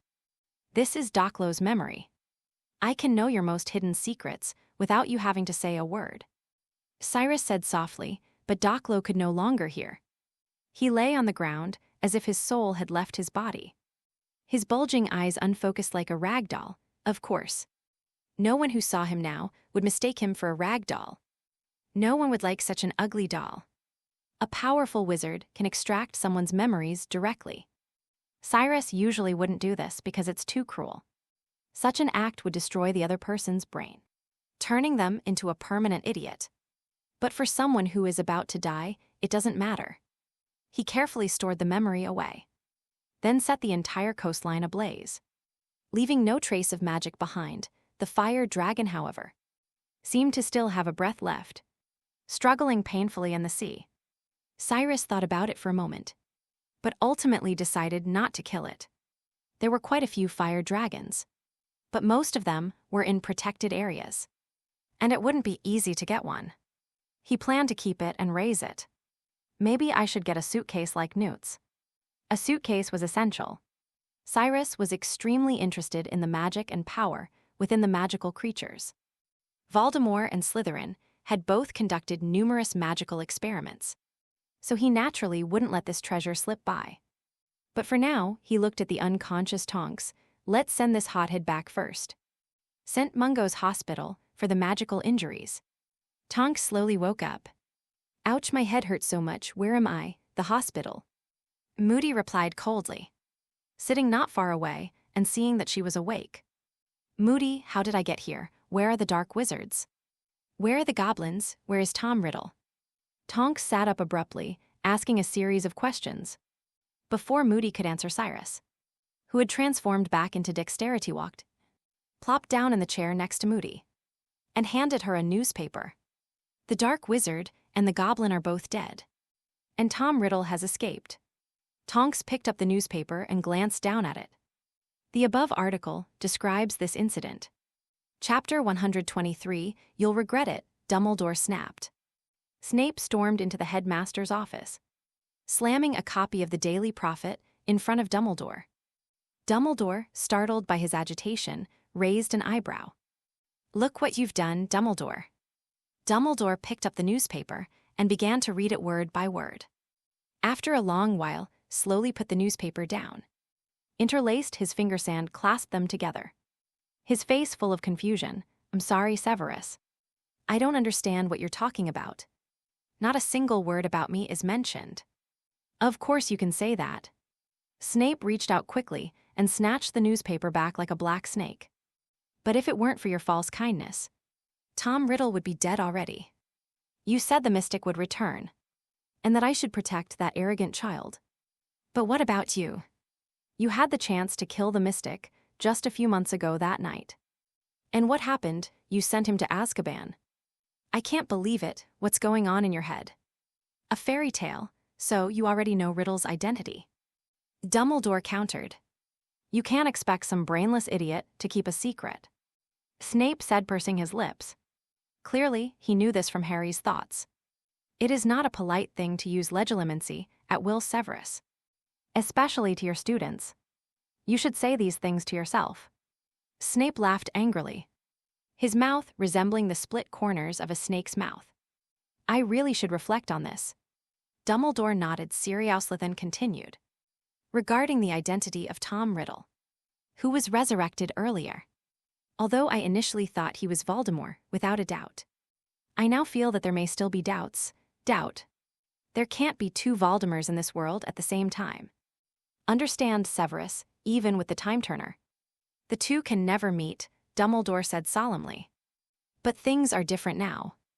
According to my intelligence, Voldemort has only just left Albania. Snape's anger was gradually replaced by surprise and confusion, and after a moment's became even angrier. So, you've turned the mysterious man into two.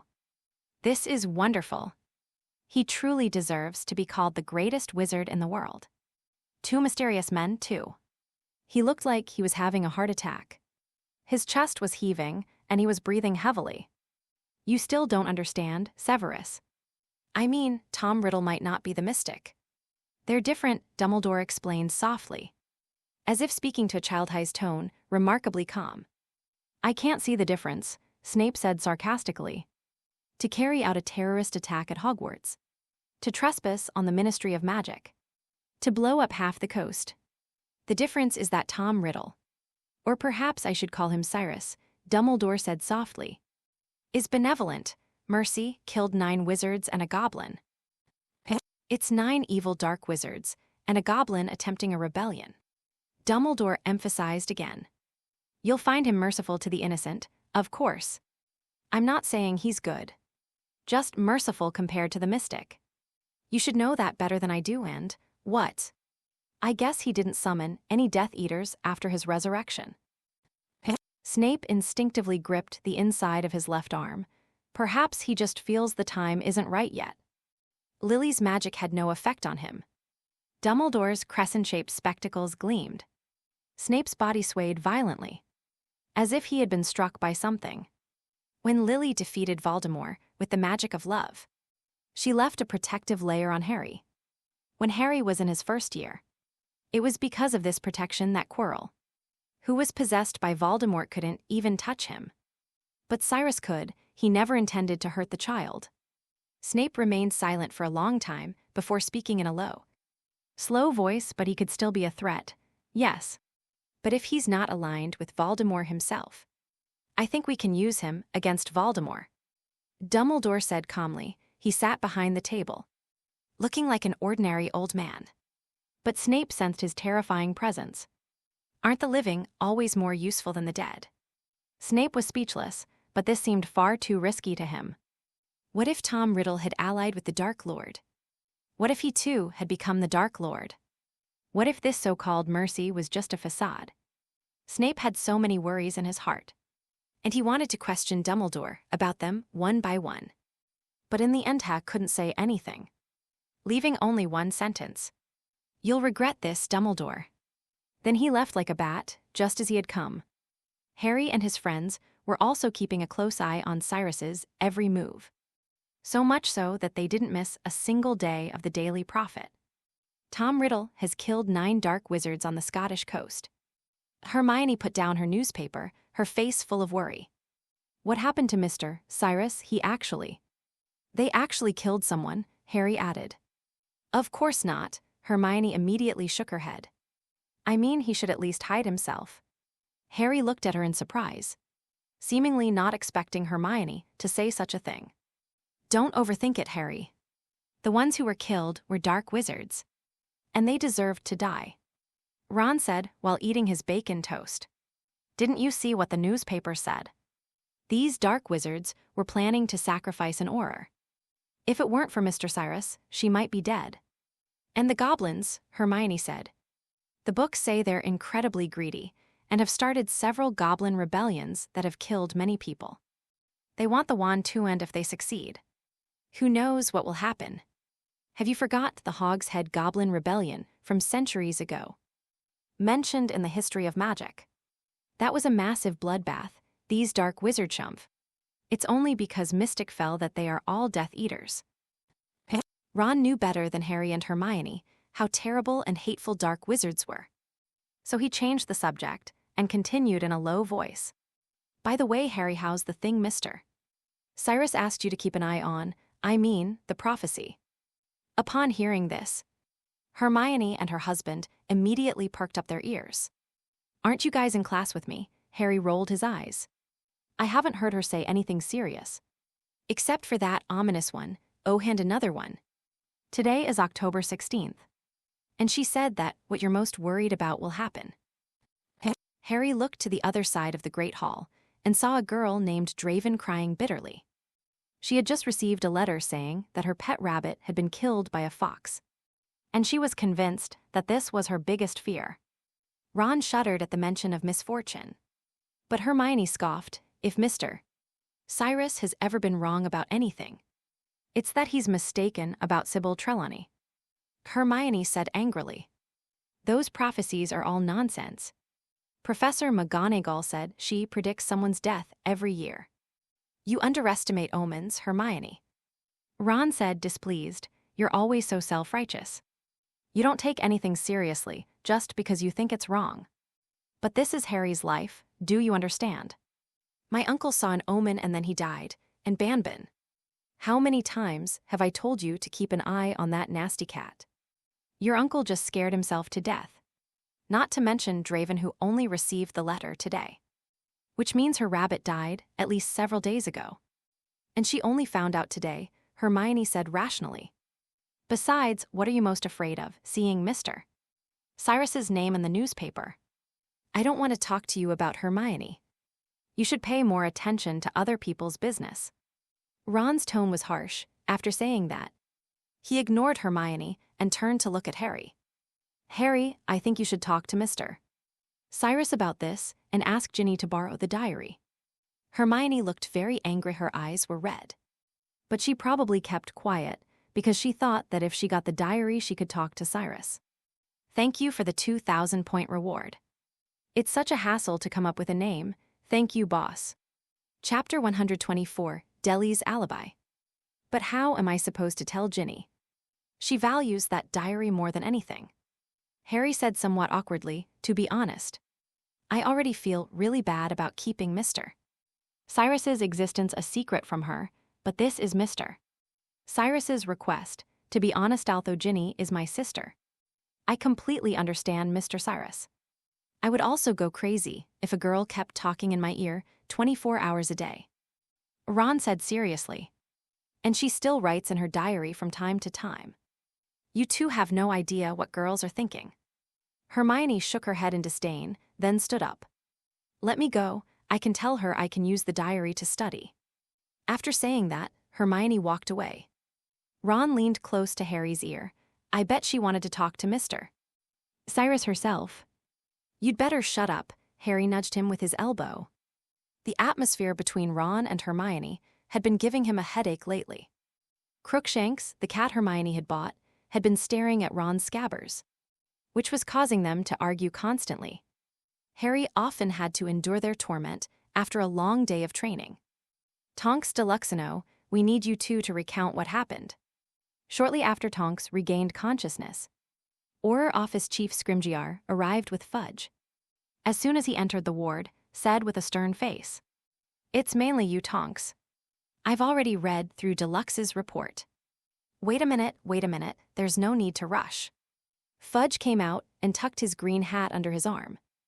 Dumbledore said he'll be here soon. He wants to know some details, let's wait until he gets here. Is Dumbledore coming over? Although this was not unexpected for Cyrus, he still couldn't help but sit up straight. Only those who have truly faced that old man will know just how terrifying he is. His eyes seem to see through everything, revealing a person completely inside and out, leaving even the most hidden secrets of the heart completely unguarded in his presence.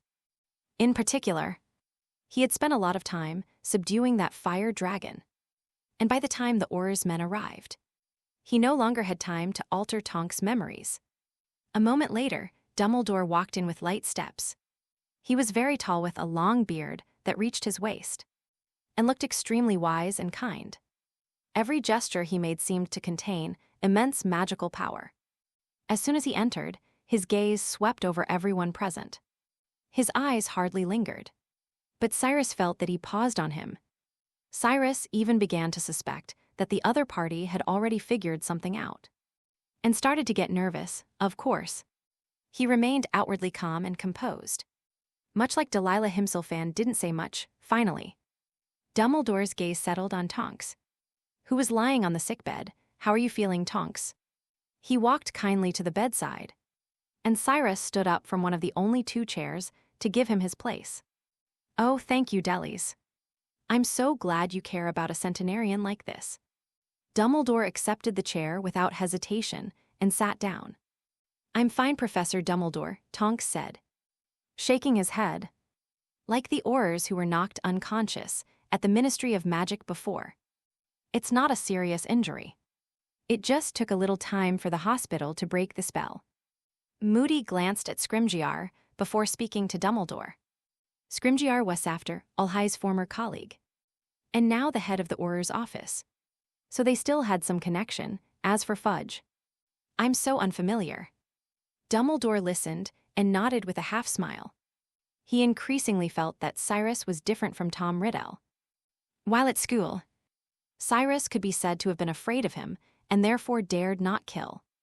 But after leaving Hogwarts, although the other party still acted eccentrically, he didn't kill many people, only eliminating a group of dark wizards, which was very strange. However, Dumbledore was still somewhat puzzled as to why Cyrus was on the Scottish coastline. Miss Tonks, could you tell me what you saw at the time? Tonks glanced at Cyrus immediately, then nodded cautiously. She too had only graduated a couple of years ago. Dumbledore's aura as the headmaster hadn't faded yet. Delix and I were originally keeping watch at the Pig's Head. But then Delix probably got bored and started going to the Three Brooms every day to flirt with the proprietress. Tonks said resentfully, Cyrus, when did I ever flirt with the landlady who owns Three Brooms? Feeling 5 pairs of eyes fixed on him in the ward. Especially Tonks's smug expression of relief. Cyrus knew he had to defend himself. Haha, I understand. Lady Rosmerta is indeed beautiful. Dumbledore said with a smile. His eyes narrowed. Is this true, Delilah? Moody asked immediately in an unfriendly tone. He already gripped his cane in one hand, as if he would immediately use it to cast a spell on Cyrus if Cyrus did not give him a satisfactory answer. Scrimgeour remained relatively composed, but his expression was equally solemn. A genius who can disguise himself as Magus is an extremely rare find in the Auror ranks.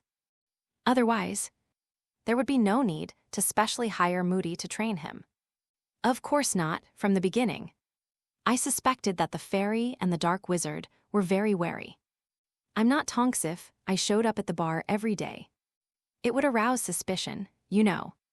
I'm not good at shapeshifting, Cyrus said immediately.